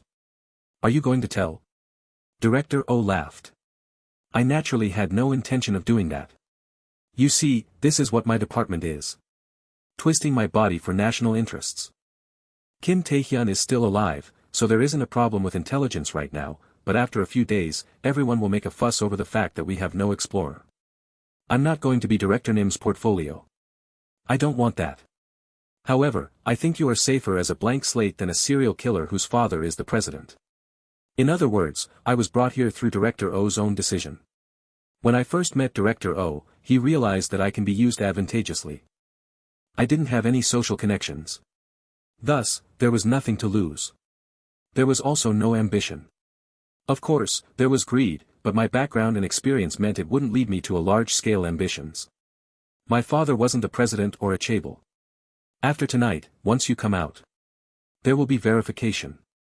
Verification? It is a simple test of your body's abilities, brain, personality and aptitude. You see it as numbers, right? That's right. But we have no way of knowing this. You could lie as needed. Hide or inflate things. Due to this, we need to verify your figures. Director O once again pulled out his electronic cigarette, but the cartridge was empty. Of course, this is one-sided information, so you don't need to answer if you don't want to. We still have Su Young, so we can offer her the necessary supplies in her current situation. Director O rose from his chair. But think about it. You haven't fully grown, and your mind isn't good enough yet. Then he held out a hand for me to shake. It was a hectic day. But thanks to that, things became faster. I look forward to the future. Of course, the best thing for me will be for Kim Tae-hyun to become even stronger than you tonight. It was hard to say that there was no chance of that happening. Director O asked me, I heard that the purpose of the dungeon is to make an emperor. Yes. Maybe it is an accurate word, but it isn't always possible in a world like this. There is no way someone can become an emperor here. Since childhood, I wasn't the delusional type. I didn't want to become an popular celebrity, sports star, or the president. Anyway, Director O headed to the bomb shelter. From there, the process leading up to midnight had already been described. Yang Soo-jin and Yoon Ji-hee gave me encouragement, and that incident happened with Jin Soo-young. Now, I was thinking about the word emperor. And chime. Chime. Chime. It sounded like cymbals being hit. One of the talons was tapping a thin sheet of metal. Then in the darkness, noises were heard and more people with spears appeared. Kill. There were no questions asked as they aimed the spears at me. This place was different from the forest. Perhaps there was a leader, or it was a more advanced society. The Telons already knew that the letters represented an offer of citizenship. They intuitively understood the phrases. Therefore, just knowing Telon made it easy to recruit the people in the forest. But now, they called me a demon, so it was hard to understand this drastic reaction. No, it was a reaction that only came out once the words appeared. Whick. I spread back and raised my palm while narrowly avoiding a spear aimed at my head. Tang. A light flashed and one person in the front collapsed. The reaction was encouraging. Rather than pouncing at me in unison, they stared at me with a mixture of fear and confusion. I didn't miss that gap. An explosion occurred in the space where the man fell down. Although clearly trained, the Telons couldn't respond immediately to unexpected situations. I firmly shoved at the chest of someone on my left with both palms. Then I aimed a fly kick at the one on my right. They were attacks that demonstrated power rather than practicality, but I realized how to deal with large groups based on previous experience, kill some and the solidarity between the others would weaken. The fear from the first explosion gradually spread as I raised my palm at an angle. I didn't aim at anyone but shot out the biggest and loudest explosion possible. Ping. With that, the situation was over. There were cries and noises heard as they escaped. Soon they disappeared from my sight and the voices gradually faded. Aren't you going to slice me? I asked Jin Soo-young, who was a small distance behind me. The process of contacting and fighting the Telons was also a method of provoking her to attack me. Looking back, I could see a deadly weapon in her hand. She had an expression of a child wanting to eat the sweets put in front of them. The ingredient that caused conflict wasn't appetite and self-restraint, but desire and fear. I continued, well, you are better at suppressing yourself than I thought. Shut up. If she rushed over, I was going to show her an overwhelming defeat. I wouldn't kill her, but would make her hesitant to repeat the same behavior. It was already much better than I thought. Can you speak Telon? I asked. Yes. What do you think? I pointed to the Telons on the ground and to the castle on the mountain. Kill everyone. As I narrowed my eyes, she added a few more words. You offered them citizenship, right? That's why you were called a demon. So there is an education that makes people who offer citizenship demons. It is based on a religion. Go on. Already in my. Now it is your city, but there are people living there. If you add these people here, then wouldn't a cult obviously form? It would be lucky if it wasn't called hell. She covered her head and pulled out a cigarette and lighter. She covered it so the light of the cigarette wouldn't be seen in the darkness. As she blew out smoke, Jin Soo-young finished her words. Religion isn't the answer. If you are going to occupy this place, then it would be best to clean it up before eating. Jin Soo-young's eyes flashed as she said this. If you do that, then I can help you. I could understand the reason why Director O said no despite Jin Soo-young's background. I also agreed. TL note, please read this announcement post.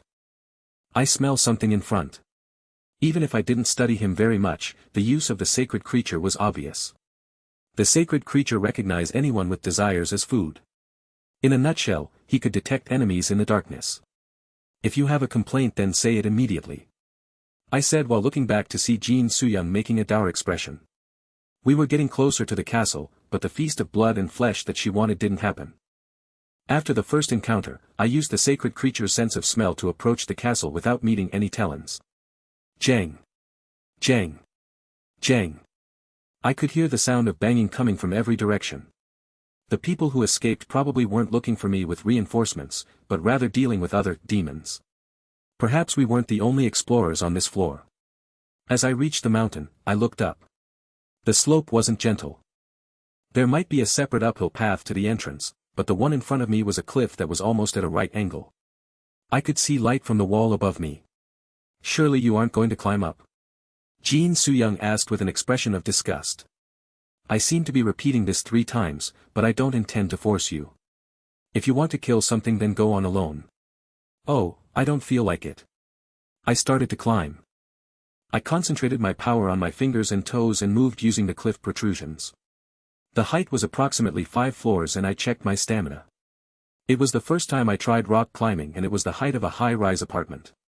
Once I was at a height of 1 floor up, Jin Soo-young looked up at me and called out. Is there really a need to kill the boss?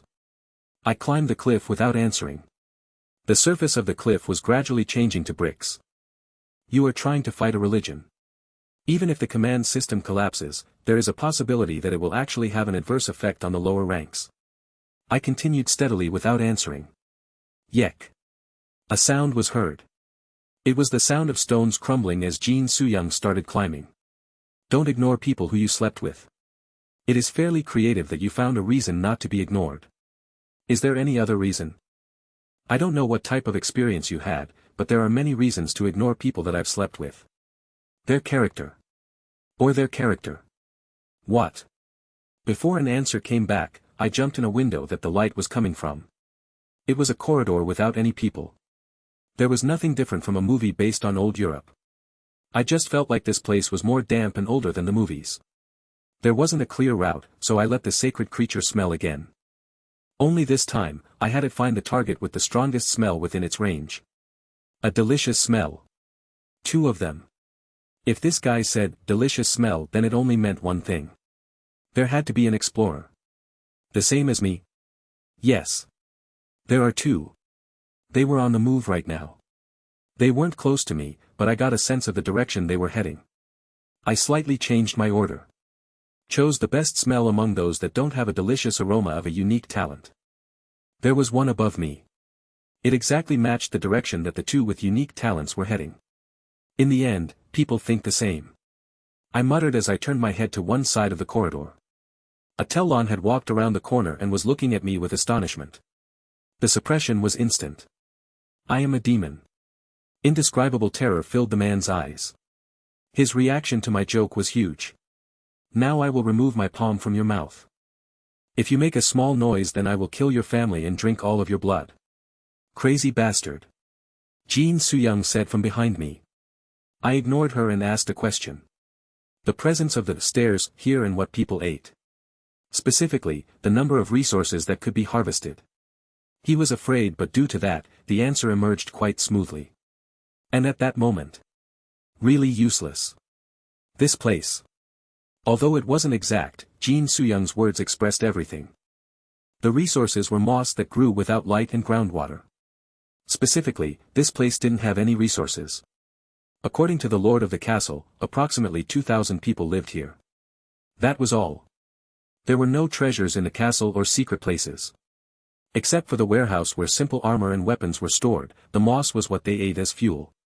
It was obviously inferior compared to the cassava of the forest. I was able to see clearly due to the light from the hallway. The equipment and hygiene were better here, but the development and resources of the forest were much better. It was enough to say that the people here were malnourished. A barren wasteland and 2,000 religious fanatics. Well, there is even a lord. I don't think there is anything to gain from here. Jin Soo-young nodded as she talked. There aren't even treasures or secret places. I will. What, you aren't killing them? Yes. Jin Soo-young stared with outrage as I knocked out the man in the corridor. Just throw him out the window. If you get caught later, then it will be annoying. Can't you just kill him? No. Why? I don't need to touch his life. Ha. Jin Soo-young laughed before leaning her head out the window. How funny. Below the window, lights were running around. There were the sounds of gongs like fierce battles were occurring elsewhere. I thought you were a broken sociopath, but you're human after all. Pretending to have principles but changing that behavior every time. I stared at Jin Soo-young.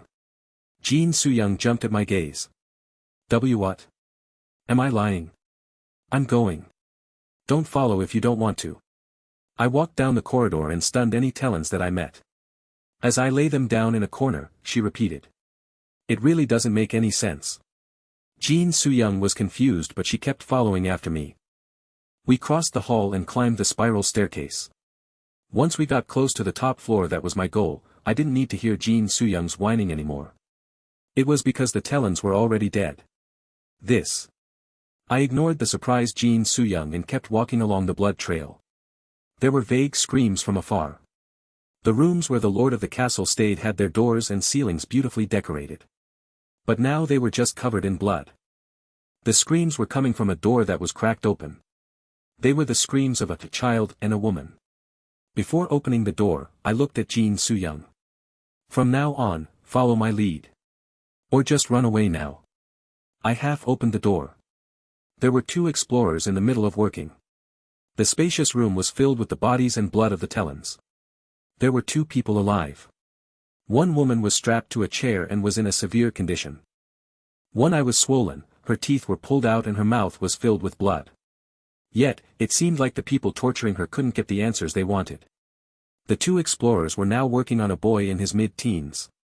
He looked clean compared to the woman, but one arm was hanging limply. The other arm was being held by a hulking man. The woman was his sister or his mother. She screamed as the boy was tortured. Are there any results? When asked, #% at happyface at #%. There was an answer in a language I couldn't speak. Chinese. Mandarin. The number of explorers had been reduced, so it seemed like the dungeon matching system now connected it to overseas explorers. I worried about it for a moment. Should I speak in English?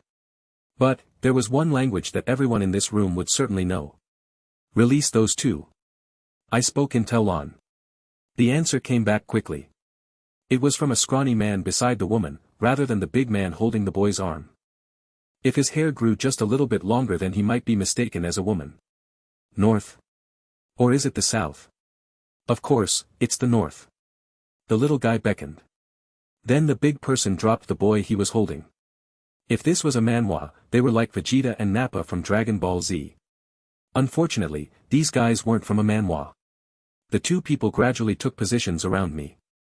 I said, they don't speak no matter how you torture them, yet you don't leave this floor. There must be treasure here. The first impression was that the little one was a little stronger, but it was confusing since the big guy rarely opened his mouth. The little one continued speaking in English.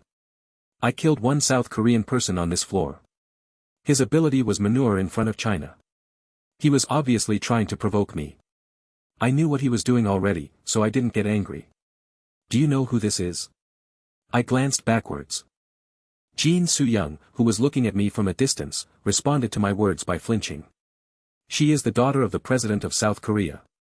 Even if you are supported by the country, she is in a different class. Hey. What? Jin Soo-young's eyes became bigger.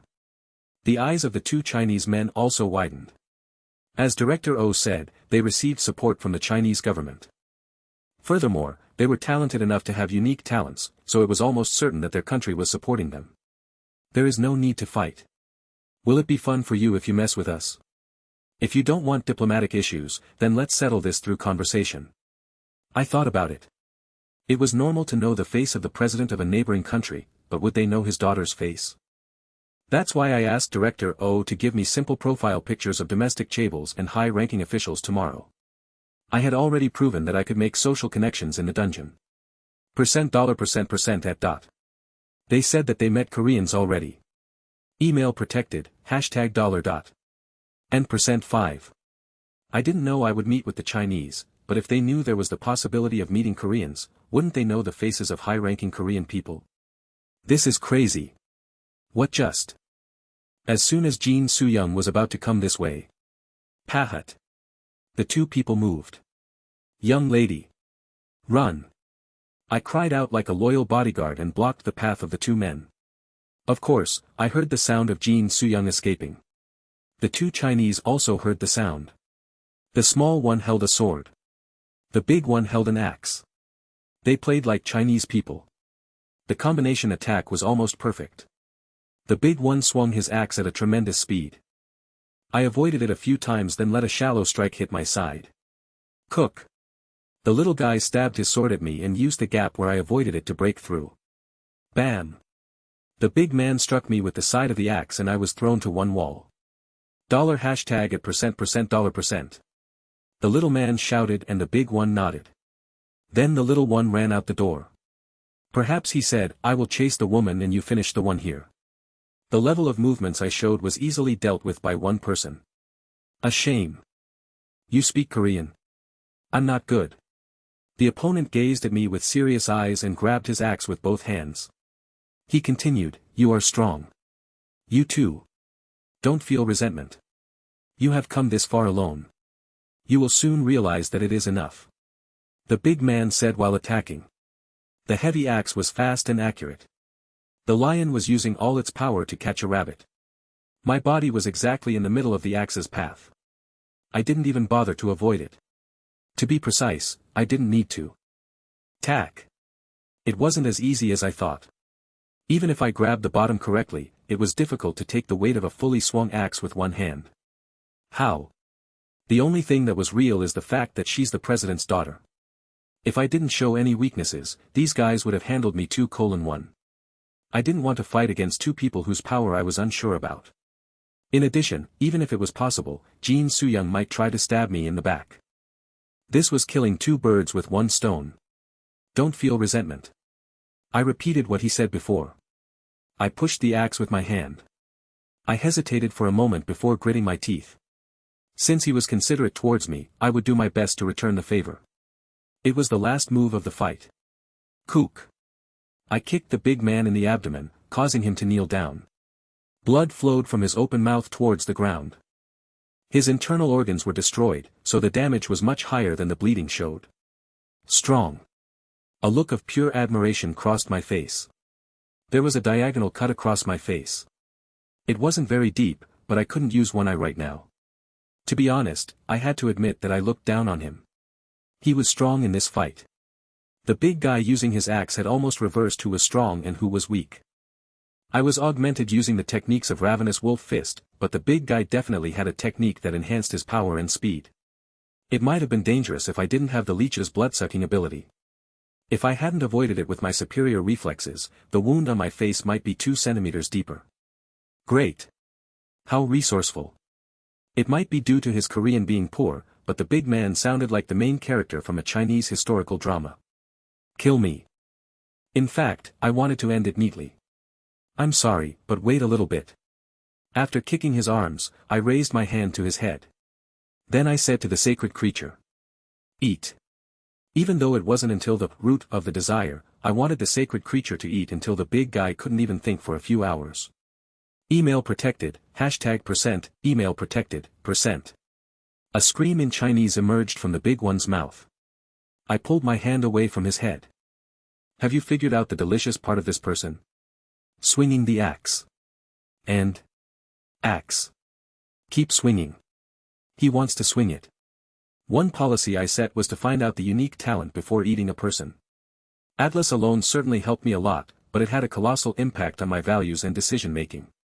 It was also one of the numerous reasons why I didn't eat Jin Soo-young. Even though I could tolerate it, I didn't want the basic thought of, I want to kill a person, attached to me. So the sacred creature would have a taste and measure what the person's strongest desire was. It is just wielding the axe. And, moving strangely. The problem was that the sacred creature had the expressiveness of an infant. I studied the big guy's face for a while. It was completely blank now, but that guy had been very serious when fighting. Even though he was weaker than me, he enjoyed everything about it. I believe you. After praising him, I ended it. Axe technique. LV9. 23567/25600. Just killing the one with the axe greatly increased my experience from LV4. When considering that 2400 was the sum of the experience at LV3, it was a tremendous amount of experience that was more than 10 times larger. Even my punching talent was only at LV8. Unique talent has been acquired. And crazy bastard. I'll kill him. Jin Soo-young cursed Kim Hee-chul as she kept running. But it was quite loud before. When she first ran away, she looked back because there was a thud. She saw Kim Hee-chul get thrown by something and hit the wall. Is he dead now? Jin Soo-young thought it was possible. If the enemies didn't think it was possible, then one wouldn't be chasing her in the first place. As Jin Soo-young realized what she was feeling, she stopped moving for a moment. Crazy. Why at this time? However, her stamina was already near the bottom. She restored her breathing as she looked around the corridor. There was a door on the right side. Please don't have anyone in it. Jin Soo-young prayed as she opened the door and slipped in. Kayak. The Telon woman hiding inside shrieked. Damn it. Jin Soo-young cursed under her breath. But there was no point in murdering her. Such a bother. The small Chinese man opened the door after hearing the woman scream. Then Jin Soo-young realized that there was a window in the corner of the room. However, the Chinese man also realized it as he stepped sideways to block her access to the window. Ha! Now she had to fight. She felt resigned and took out her weapon. Clang! It was a chain. She hadn't taken it out during her fight with Hee-chul because she had to seem crazy, but this weapon made Jin Soo-young's fights go much more smoothly. It was the Chinese man who moved first. His sword seemed to dance as he stabbed at her belly. She avoided it and threw the weight at one end of the chain sickle. Jin Soo-young soon realized that something was strange. What the, he isn't a big deal. To be precise, she could easily see his strikes. In this state, he was much weaker than her. Then why had Hee-chul been struggling? Was the big Chinese man much stronger than this one? Ugh. As Jin Soo-young thought this, the Chinese man groaned. His swordsmanship was good, but Jin Soo-young's chain sickle was flamboyant enough to overwhelm it. In addition, it wasn't just Jin Soo-young's weapon. Chang. She swung the end and hit the sword, while the sickle pierced straight through the gap. This ended it. As the Chinese man was conscious of the sickle heading for his head, he allowed her to kick his body twice. This was the result of her talent that showed her the best route to subdue the opponent. She was able to instinctively move in a complex manner during the fight, something that was mostly possible for experienced fighters. Sheesh. Although she missed a critical strike, Jin Soo-young swung his chain sickle again. It was a design from a few centuries ago, but if it had been a little larger then she would have stabbed him in the neck. Jin Soo-young being taller than the small Chinese man helped a lot. Little bastard. Jin Soo-young spat out the phlegm caused by smoking and said. That was her mistake. Even if the language was different, it was obvious that he had picked up some parts. Do you understand? This kid's face is turning red. Damn bitch. The Chinese man rushed at her and the attacks that Jin Soo-young received were different from before.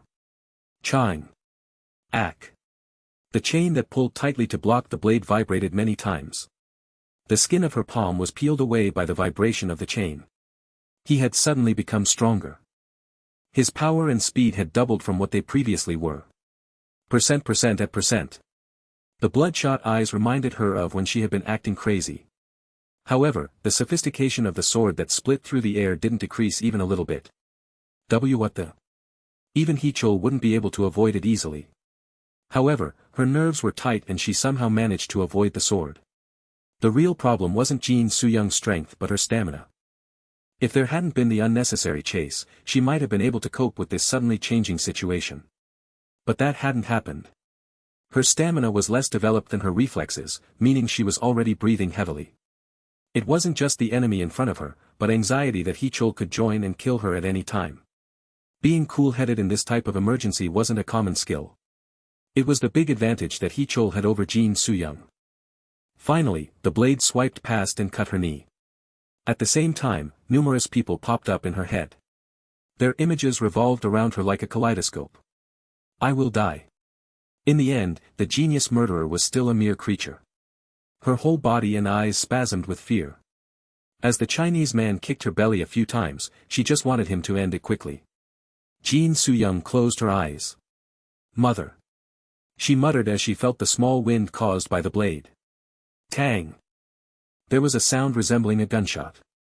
You came too far down. He-Chol's voice was heard from the window.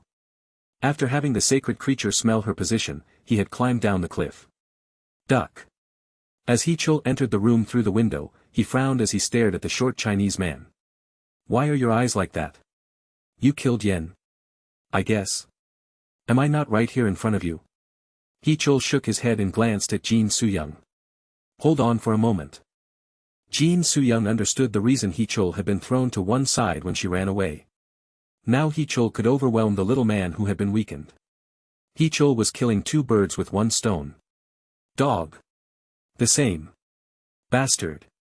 It was uncomfortable. But at the same time, she was relieved. She didn't feel any pangs in her stomach. Was it the joy from surviving? Perhaps.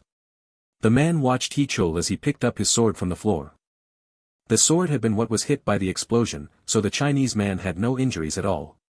He-Chol didn't attack until he had picked up the sword and lowered his posture again. You. Are you looking down on me?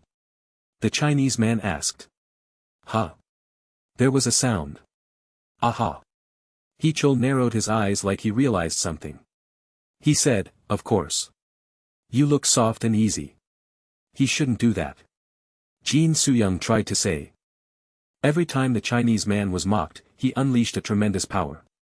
#@. He-Chol wasn't able to understand the words as the little man swung his sword. Just like what happened in Jin Soo-young's case, his power and speed had doubled. However, the sword still didn't lose its sophistication. It's great, but, He-Chol's eyes calmly read the trajectory of the real sword among the myriad of fakes. Neither the Chinese man or Jin Soo-young wouldn't have thought that He-Chol would dare to stick his finger in the blade of the sword. Indeed, your talent is likely to be damaging if I eat it. He-Chol's hand held the blade. Just a few minutes ago, he had caught a big axe, but there was a difference in the speed and movement of an axe and a sword. Unique talent, number 008. Warrior. Through a constant desire to become stronger, constantly develop your techniques and reach a higher place.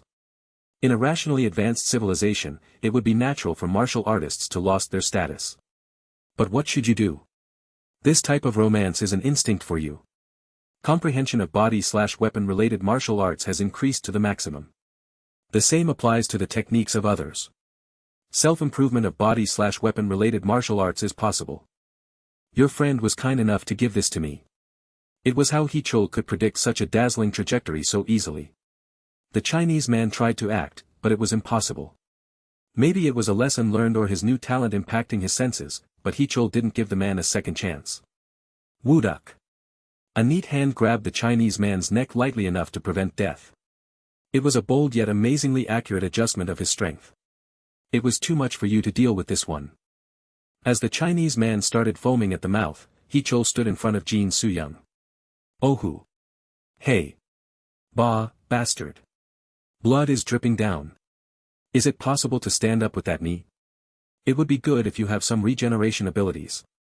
He-Chol talked to Jin Soo-young as he pulled her up. Let go. This. If you say it one more time then I really will do it. Now let's see what it looks like. He-Chol left the collapsed Chinese man on the floor and headed up the stairs. He planned to go back to the top. The Chinese hadn't noticed, but the treasure of this floor was there. The two people on the top floor were in the same state as they were before. Perhaps these two were the owners of the castle. Outside the window, the noisy sounds of fighting were still continuing. It might be because the Chinese had wiped out most of the people in the castle, but it seemed like the tragedy inside wasn't known yet. It was better to get this done before it became louder. See. Sister sis. Oh, she is your sister. The boy groaned and stood up as I untied him. After all, it was only one arm that was broken. His legs trembled due to fear. Be. Bad people. Not demons. The boy looked at me with an expression like he didn't understand my words. What is your name? I pulled out a bottle from my inventory. It was the potion taken from Kim Tae-hyun that I hadn't used much of. Now there wasn't much left. I poured a small drop on my finger, forced the boy's mouth open and shoved it in. Ugh. Kek. Kiak. Did he think that he was eating poison? Then the boy felt something and he touched his broken arm. I asked, has the pain gone away? The bones should be recovering. The boy took one step back and stood in front of his sister. She was hidden but I could hear constant groaning. If you give me a good answer then I will drop the same thing into your sister's mouth. Crazy. Dog scum, it wasn't a good answer, but then Jin Soo-young spoke. You had such a thing. Give me a little. I ignored her and looked at the boy, who shrugged his shoulders. I am. Kino. Even though he was crying a lot, he quickly grasped the situation. The boy, Kino, continued speaking. We have no treasure. I told those people earlier several times. We just inherited this castle and the residence. Ah. I don't care about that. I interrupted and checked that the woman hadn't stopped breathing before continuing.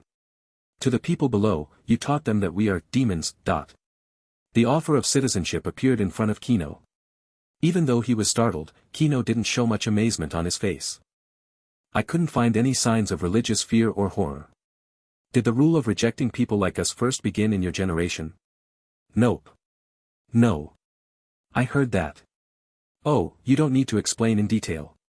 What I really want to ask is the reason for such an education. Sometimes the ruling class themselves were brainwashed by the myths and propaganda that they created, but I couldn't find any signs of that in the child in front of me. It was evidence that there was a purpose for that rule being created and taught. Kino explained. The words in front of me. If I respond to this revelation, then I know that our land will be merged with yours. I learned that from my father and so on. But I learned that the result of such a unification has always been hopeless. Through my experience in the jungle, I knew that several explorers had visited the dungeon before our world. So it was natural for some areas to have experience with integration in the past. A king integrated this territory a few times, but there were always disputes with the residents. We weren't the only people living there. Currently in Talia, two forces existed. The inhabitants of the forest and the residents from Jin Soo-young city. Even if they were Talons, it was clear that they would have cultural differences. It would be strange if there were no disputes. Maybe they were still fighting now. My ancestors constantly brought the matter before the king to mediate the strife, but the king. He didn't solve the problem at all. According to the rules of the gods. We haven't been here long.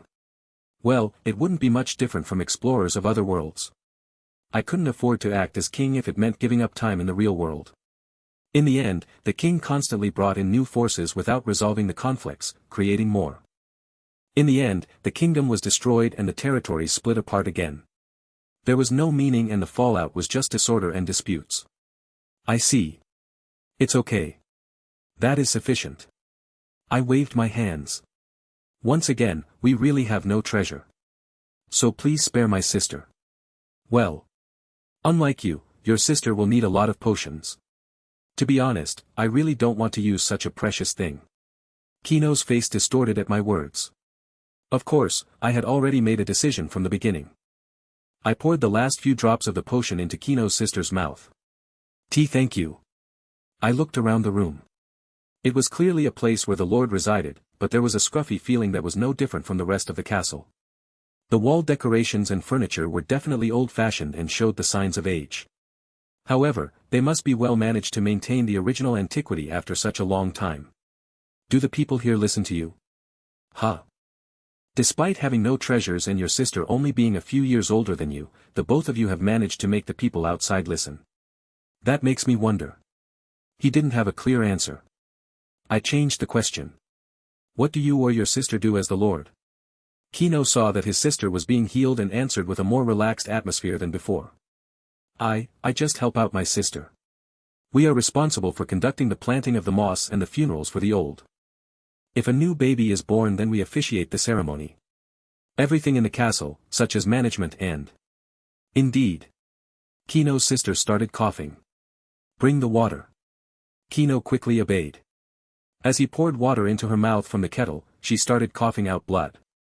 I poured the rest of the water on her face. A face that wasn't that much older than Kino was revealed. If Kino looked like he was in the second year of high school, then she would be around a third-year university student. Ah! Eyes with deep double eyelids stared at the ceiling. Then she became astonished as she saw me. As her eyes flashed, I quickly stepped back. Then I gave Kino instructions. "Calm her down. Do it until we can have a conversation." Kino ran into his sister's arms. He touched his sister's cheeks, that were neatly restored, and whispered a few words while sobbing. "You are a saint." In the meantime, Jin Soo-young was sitting down to alleviate her pain. Her voice was quite clear. "Yes. Doesn't the sight fill you with pride?" "Not at all." Jin Soo-young frowned. I looked down at her. "I thought your mind wasn't bad." "What? Still. You should study more, like your father. Your mind will improve if you read a few history books." Leaving the speechless Jin Soo-young behind me, I walked forward again. Kino had told his sister that I had saved them. However, her eyes didn't seem friendly as she gazed at me while hugging her brother. "Thank you for sparing the life of me and my brother, King. It's nothing. But we won't follow you. Shouldn't you listen before deciding?" Obviously, there was a place somewhere in this castle where integration was possible. Of course, it is possible, but you should have seen it. Even if you bring the people of this land to your territory, only chaos will occur. You won't be able to keep it. Aha! I was impressed. Is that why you developed the rules of the religion? I just finished what father planned. At first, it was just a rule to reject the offer of citizenship. However, wouldn't a third party frown at the thought of a religion? In fact, Jin Soo-young had already described the residents of this place as fanatics. Great. To an outsider, this was just a barren territory with fanatics. The idea of integration would be dropped instantly. Even if they killed the lord for the sake of treasure, the territory would just be ignored instead of integrated. But rather, I needed to integrate this land. You know the integration place, right? Please guide me. The woman's eyes shook. What? Didn't I tell you? This place. Yes. I still want to do it. If you are looking for treasures, of course there was a time when my family had relics. But after several integrations, one remains. I pointed my finger and declared. You. Kino's sister. Aren't you at the top of this religion? Despite the religion only have a short history, you only need to say a few words and the residents will follow you. I will never. I will give you the right to rule. I heard Jin Soo-young take a sharp breath from behind me. It was the same for the woman. What? It is like I said. I will give you the right to rule my territory and all the people living in it. So far, I hadn't paid much attention to the governance of my city. When I thought about it, the city was definitely part of the dungeon. Even Isaiah would get more power the more the city was active. Instead of neglecting the inhabitants, was there a way to organize them into one community? I think your skills are sufficient. In history, the means that the ruling class used to justify their rights varied. They could monopolize information only they knew, promote social discipline or lead ceremonies. Of course, that alone didn't make them a ruler. Sometimes it was necessary to borrow the power of armed forces or wealth, but that wasn't the case in this castle. It was the planting of moss, management of goods and various ceremonies. It felt like they had squeezed everything possible from this land. The difference was more prominent compared to the forest. A culture and rules were maintained here under a unified leader, compared to the forest where the population was scattered. My city has a son. There are no metals to be used as raw material yet, but there is a blacksmith for quality goods and breeding grounds for livestock. I will leave it to you. Their ancestors had been tired of the chaos. But, that was when their ancestors were one of the many neglected. They didn't have a position as the ruler. But by what authority? Authority? Why worry about it? It is my authority. I could still wield ultimate power in the city. I could give and take citizenship away at will. I just couldn't pour my effects into the city due to time being the same as reality. I can give you as much authority as you like. I will support you. Well, a more reliable guarantee should be given when thinking about the people who would come in the future. I want you to be my empress. I just threw a word that I thought of. It seemed they needed to discuss it. I moved away and gave a signal to Kino. The boy had distanced himself from his sister without knowing it while listening to the conversation. I approached his sister's chair and bowed. After lowering myself to my knees so that we were eye level, I placed my hand on her thigh and asked. What is your name? Mino. Yes. Mino. I need a companion. Someone who will rule my city when I'm not there. Don't you also want your people to live in a better environment? These are people who followed you and your family faithfully. They deserve to see the sun. Eye contact was always effective.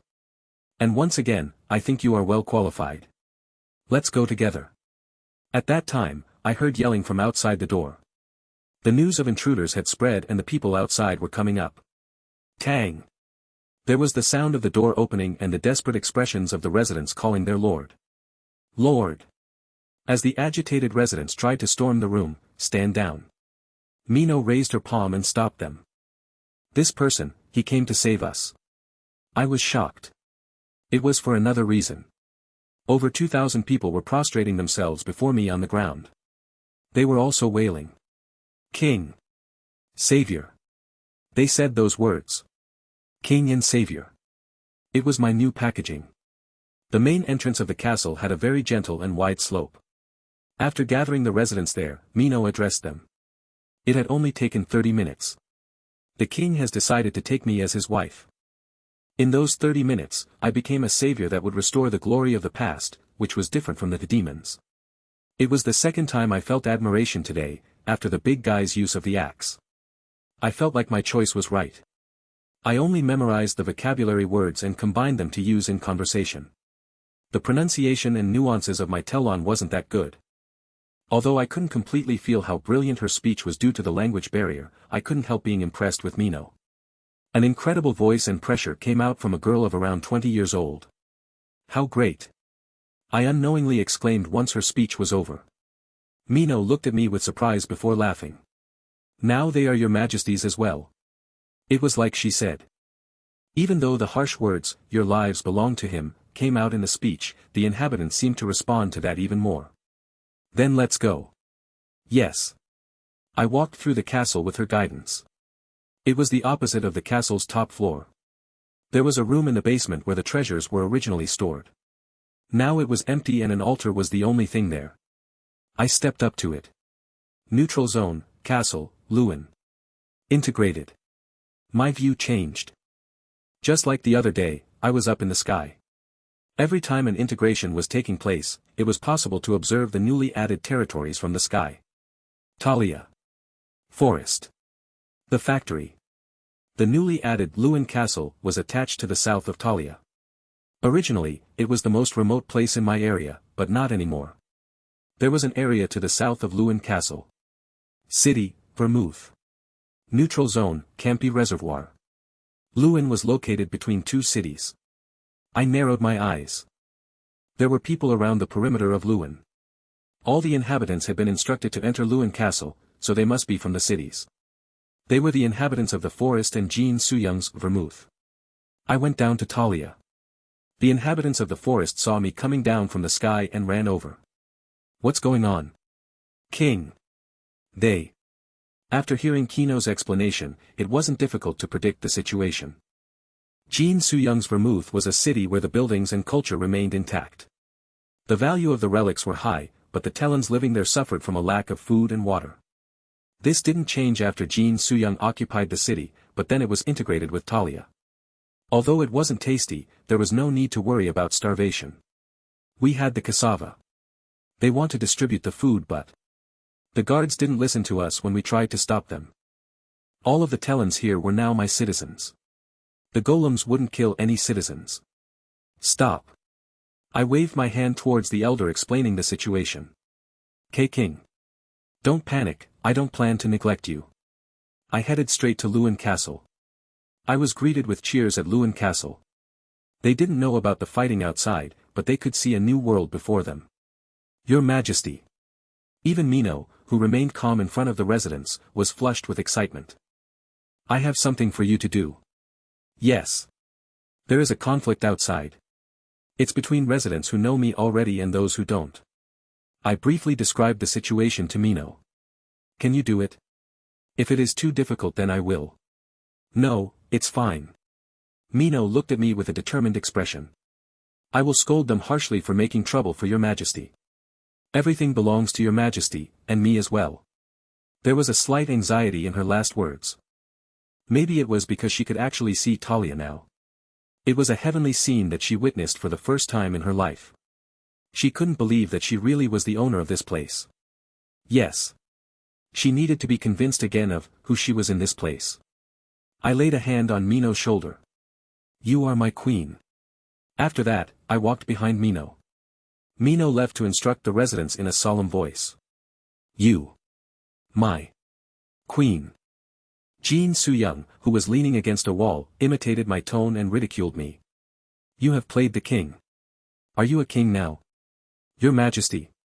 How can that be? Princess Nim. The conversation seemed to be an exchange of compliments, but there was a degree of sarcasm if one listened closely. I'll carry you. I don't want to. Don't be stubborn. Really. I put a hand under her legs and on her back. You. I've met a lot of crazy girls lately, but you are probably at the top of the tower. Did Japan call this a princess embrace? No matter how busy, there was no way eyes wouldn't gaze at me as I walked down the castle. Jin Soo-young complained, see, change your posture. Just uphill. Didn't I tell you? Don't be stubborn. Remember this next time you are injured. I headed down from the castle towards Talia. After entering the city, the army of Luan Castle was already moving in unison to successfully control the two forces with no blood loss. Great. What?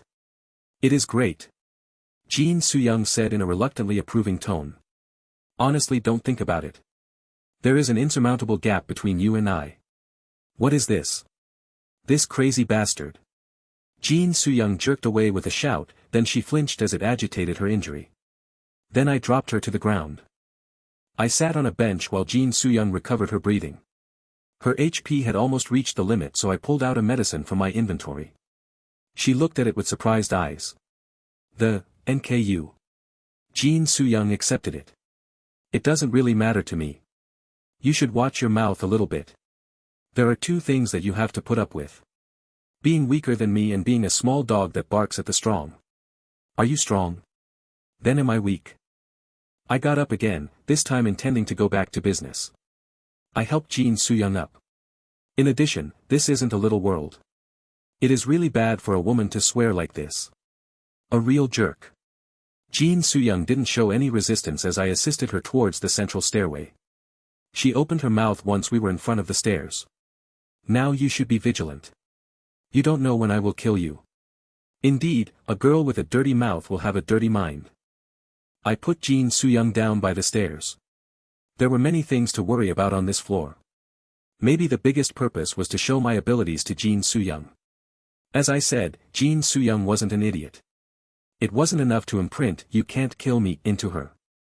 I didn't know what was going to happen, but if she noticed a gap, then she was going to try and kill me. I will become the emperor. I told Jin Soo-young in a serious voice. The ruler of this world?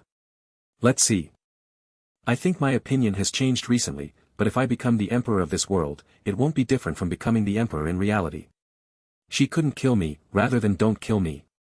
I was far above Jin Soo-young. I wanted to instill the fact in her mind that there wasn't much value in stabbing me in the back compared to following me. Go down the stairs first. I have a lot of work to do here today. I also wanted to check the result of the experiment. When you see Director O, tell him that we met some Chinese explorers. I was going to roll Jin Soo-young down the stairs. Wait a minute. What? I have one thing to ask. I raised an eyebrow. Jin Soo-young spoke with a serious expression. Will you sleep with that woman? What? I pushed Jin Soo-young down the stairs. And the contents of my experiment weren't much. The Chinese swordsman. I didn't kill him. Once his body was in a critical state, the roots of his desires were extracted. He wants to kill those taller than himself. Also a big body. All the good-looking people. It was a review of the tasty part that the sacred creature ate. Complex. I had expected a little bit, but it was very precise. Perhaps he changed his physical inferiority complex into combat power. Of course, there was a risk, but obtaining a unique talent would have a food effect. However, I had no intention of taking it. Unique talents weren't the only sweet parts. The root of his desire was a desire based on an inferiority complex related to the body. If he obtained a better body, then the sense of inferiority would lessen. Wasn't it similar to a mental state? That's why he fed the sacred creature. He instructed the sacred creature to eat the desire itself. Hey! Still nothing. I asked the sacred creature, but there wasn't a reply. The sacred creature almost screamed as it devoured the Chinese man's desire. Shortly after that, the sacred creature fell asleep straight away. Well, I just guessed that he was asleep. It was probably due to a sudden sense of satiety. Anyway, I didn't experiment with the Chinese man in that state. I placed a ticket in his hand and tore it. My servant, Jin Soo-young, came to me after I occupied the area. But generally, others would be forced out as soon as I took over an area. But what about this? What if a ticket to the 5th floor was used? It was an item that would automatically return a person to the place it was torn after 12 hours. The Chinese man was already half dead. Once he returned to reality, he wouldn't have a significant influence due to his desires being eaten. However, he might be able to stay in the occupied area using this method. It was a loophole that I could use. The remaining time was about 10 hours. I wouldn't be able to do anything until that time was over.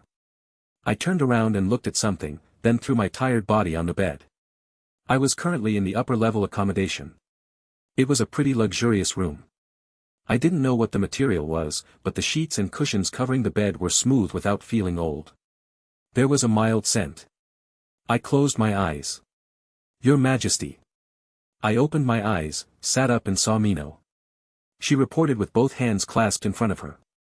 Everybody has obeyed Your Majesty's authority without any problems. No one was hurt or killed except for 2 people who clashed before the first suppression occurred. Well done. I rubbed the sleep from my face and removed my feet from the ground, placing them back on the bed. I'll be sleeping now. Then. There was no meaning. There was still a lot of time left, and I didn't need to intervene in anything. Now. Is that what you are saying? Yes. Now. Recently, I didn't have a lot of time to lie down like this. I'm going to take a nap, so take care of everything. Please. I lay down and closed my eyes. As I felt a weight on the other side of the bed, I realized 2 things. My skills in Telon were still poor. I used simple words and often didn't understand the meaning of idioms. For example, sleep. I opened my eyes. The second thing was that I just thought of this as a good place to stay. As king of the castle, it was natural to take the best room in the castle. The best room in the castle. Then whose room was it? You stupid bastard. So. If you look. I hadn't thought of it. But I needed to say something now. She was trembling in front of me right now. Ah, she had mistaken my words and had taken off her clothes right away. She didn't need to do that. I had to admit my mistake and take responsibility. As the coffee-colored skin neared my nose, the identity of the scent coming from the bed became clear. Suddenly, I remembered what Jin Soo-young said before she descended. PFF. Mino's nervous face became grouchy because she thought I was laughing at her. Why? Do you? No. I'm sorry. I solemnly apologized. I tried my best to keep my manners. The moss from Lewin Castle was able to be dried and drank as a tea. According to Mino, the drink used to be exchanged with other regions. Now that the other areas were gone, they ate it to gain as much nutrients as possible. Anyhow, it wasn't bad when I drank it. It was like a herbal tea with a slight sweetness. I didn't like hot drinks like coffee, but it was a taste that I would buy at a cafe. I drank it and the sweat on my body dried. I suddenly felt like it was a waste. Your Majesty. I turned my head and saw Mino. This was her office. She was standing next to the desk while holding a kettle. Would you like some more? Yes. Unlike me, Mino had already washed. However, her skin was still damp and I could smell the scent of her body. As I became aware of the smell, I felt something rising inside me again. I hurriedly drank the cup again. Ah, it is too hot. Yes. So please drink up. I looked at her mouth and neck before suppressing the boiling feeling inside me. What was this? It felt like something was crying out in my heart. A little bit more. A little bit more. It seemed like the body and mind had become one.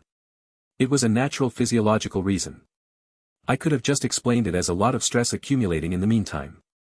I was a man and it wasn't strange for a man to like a woman. But I had Jin Soo-young a few hours ago. It was a few times. Now I couldn't stop thinking about correcting the mistake that I made before in rejecting Mino. Therefore, I ended up drinking as much tea as possible. Mino looked down with a red face like she knew what I was thinking. Fortunately, it seemed like she wasn't offended. Anyway, I would investigate this strange feeling after I finished my task.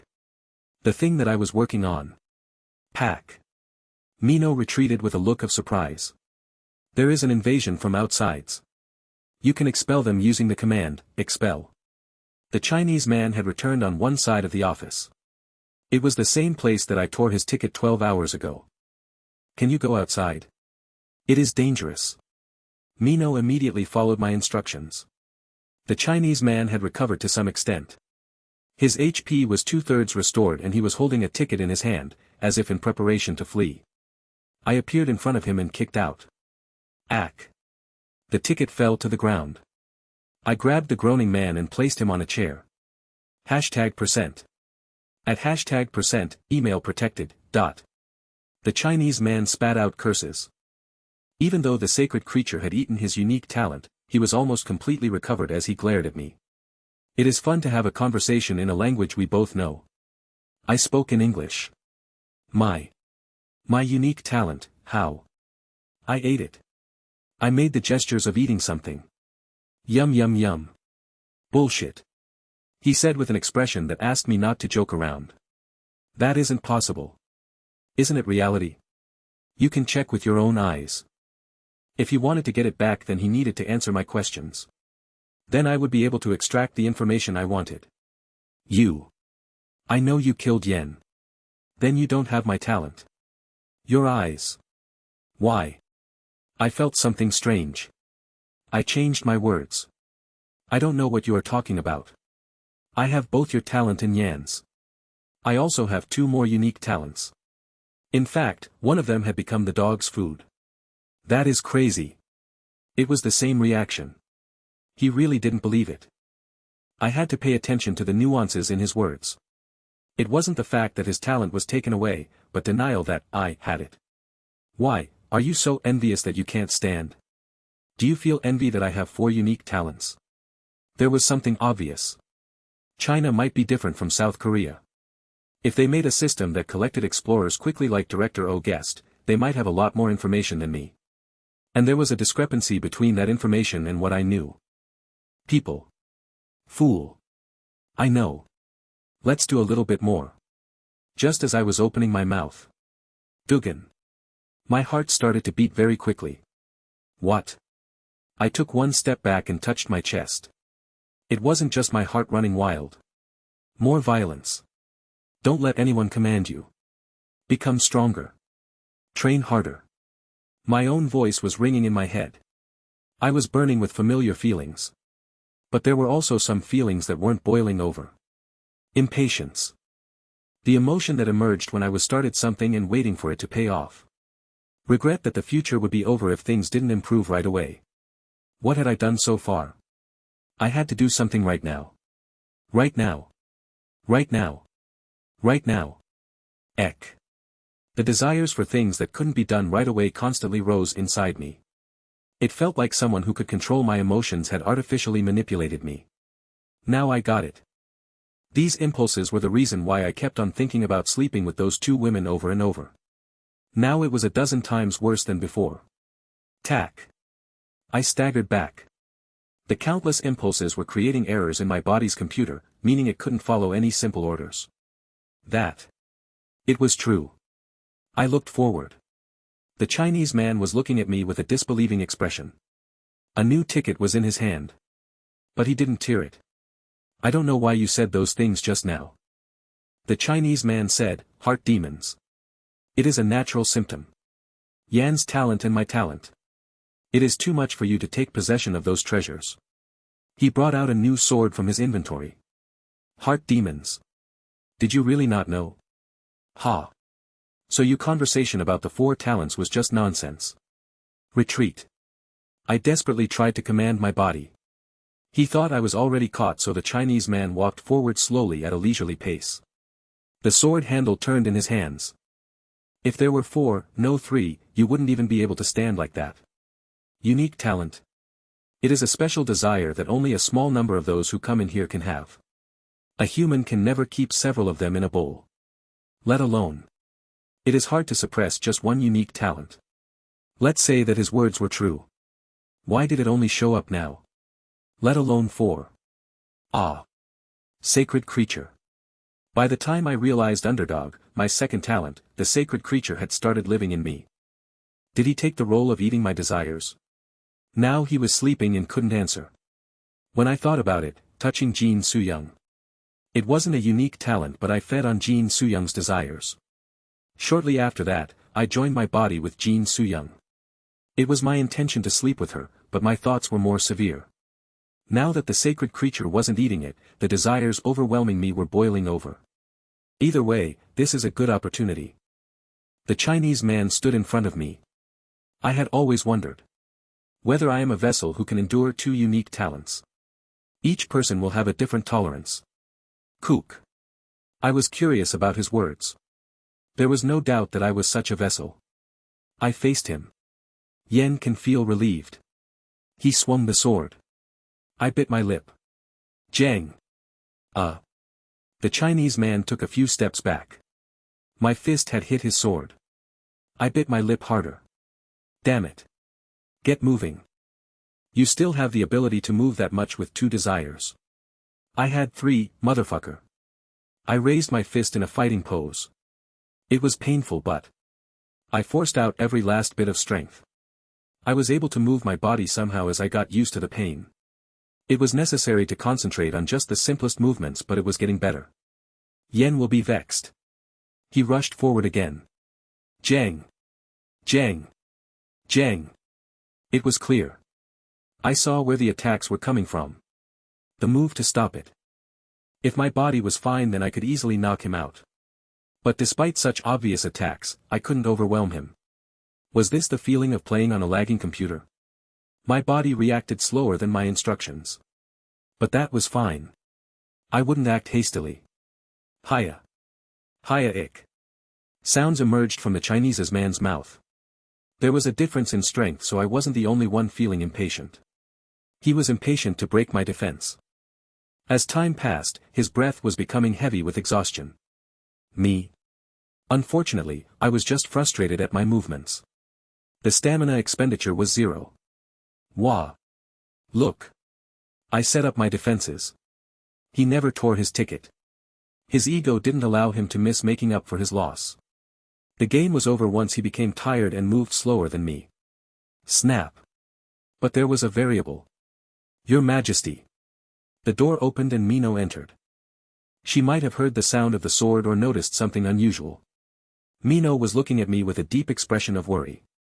I managed to control my expression, but it was apparent to the Chinese man. Tack. The Chinese man jumped towards Mino. I followed him as well. But these damn legs. Get moving. Kill that guy. Kill him. My heart cried out. It wasn't a direct instruction to anyone. Yes. There was an answer. Something popped out of my chest and crossed my vision in an instant. In fact, there was one more thing. I couldn't connect it. The sacred creature I knew was just a small dog. Kwajik. Even though he was short, he was firmly biting the neck of an adult man. Ack. He swung his head and shook the Chinese man like a doll. Piak. The creature on the ground was far from the appearance of a fearsome beast. Ah. Ah. Mino sat down with fright. The origin of her fear didn't care about Mino. He just looked at the Chinese man, who almost stopped breathing and headed towards me with a wagging tail. Master. The dog had a body length of 3 meters and painted as it saw me. Sacred creature, materialization complete. The species is unable to be identified. The name is unable to be identified. Me, give me a name. I didn't know if the Chinese man's unique talent would ultimately affect me. But one thing was for sure. The price-performance ratio of the dog was very good.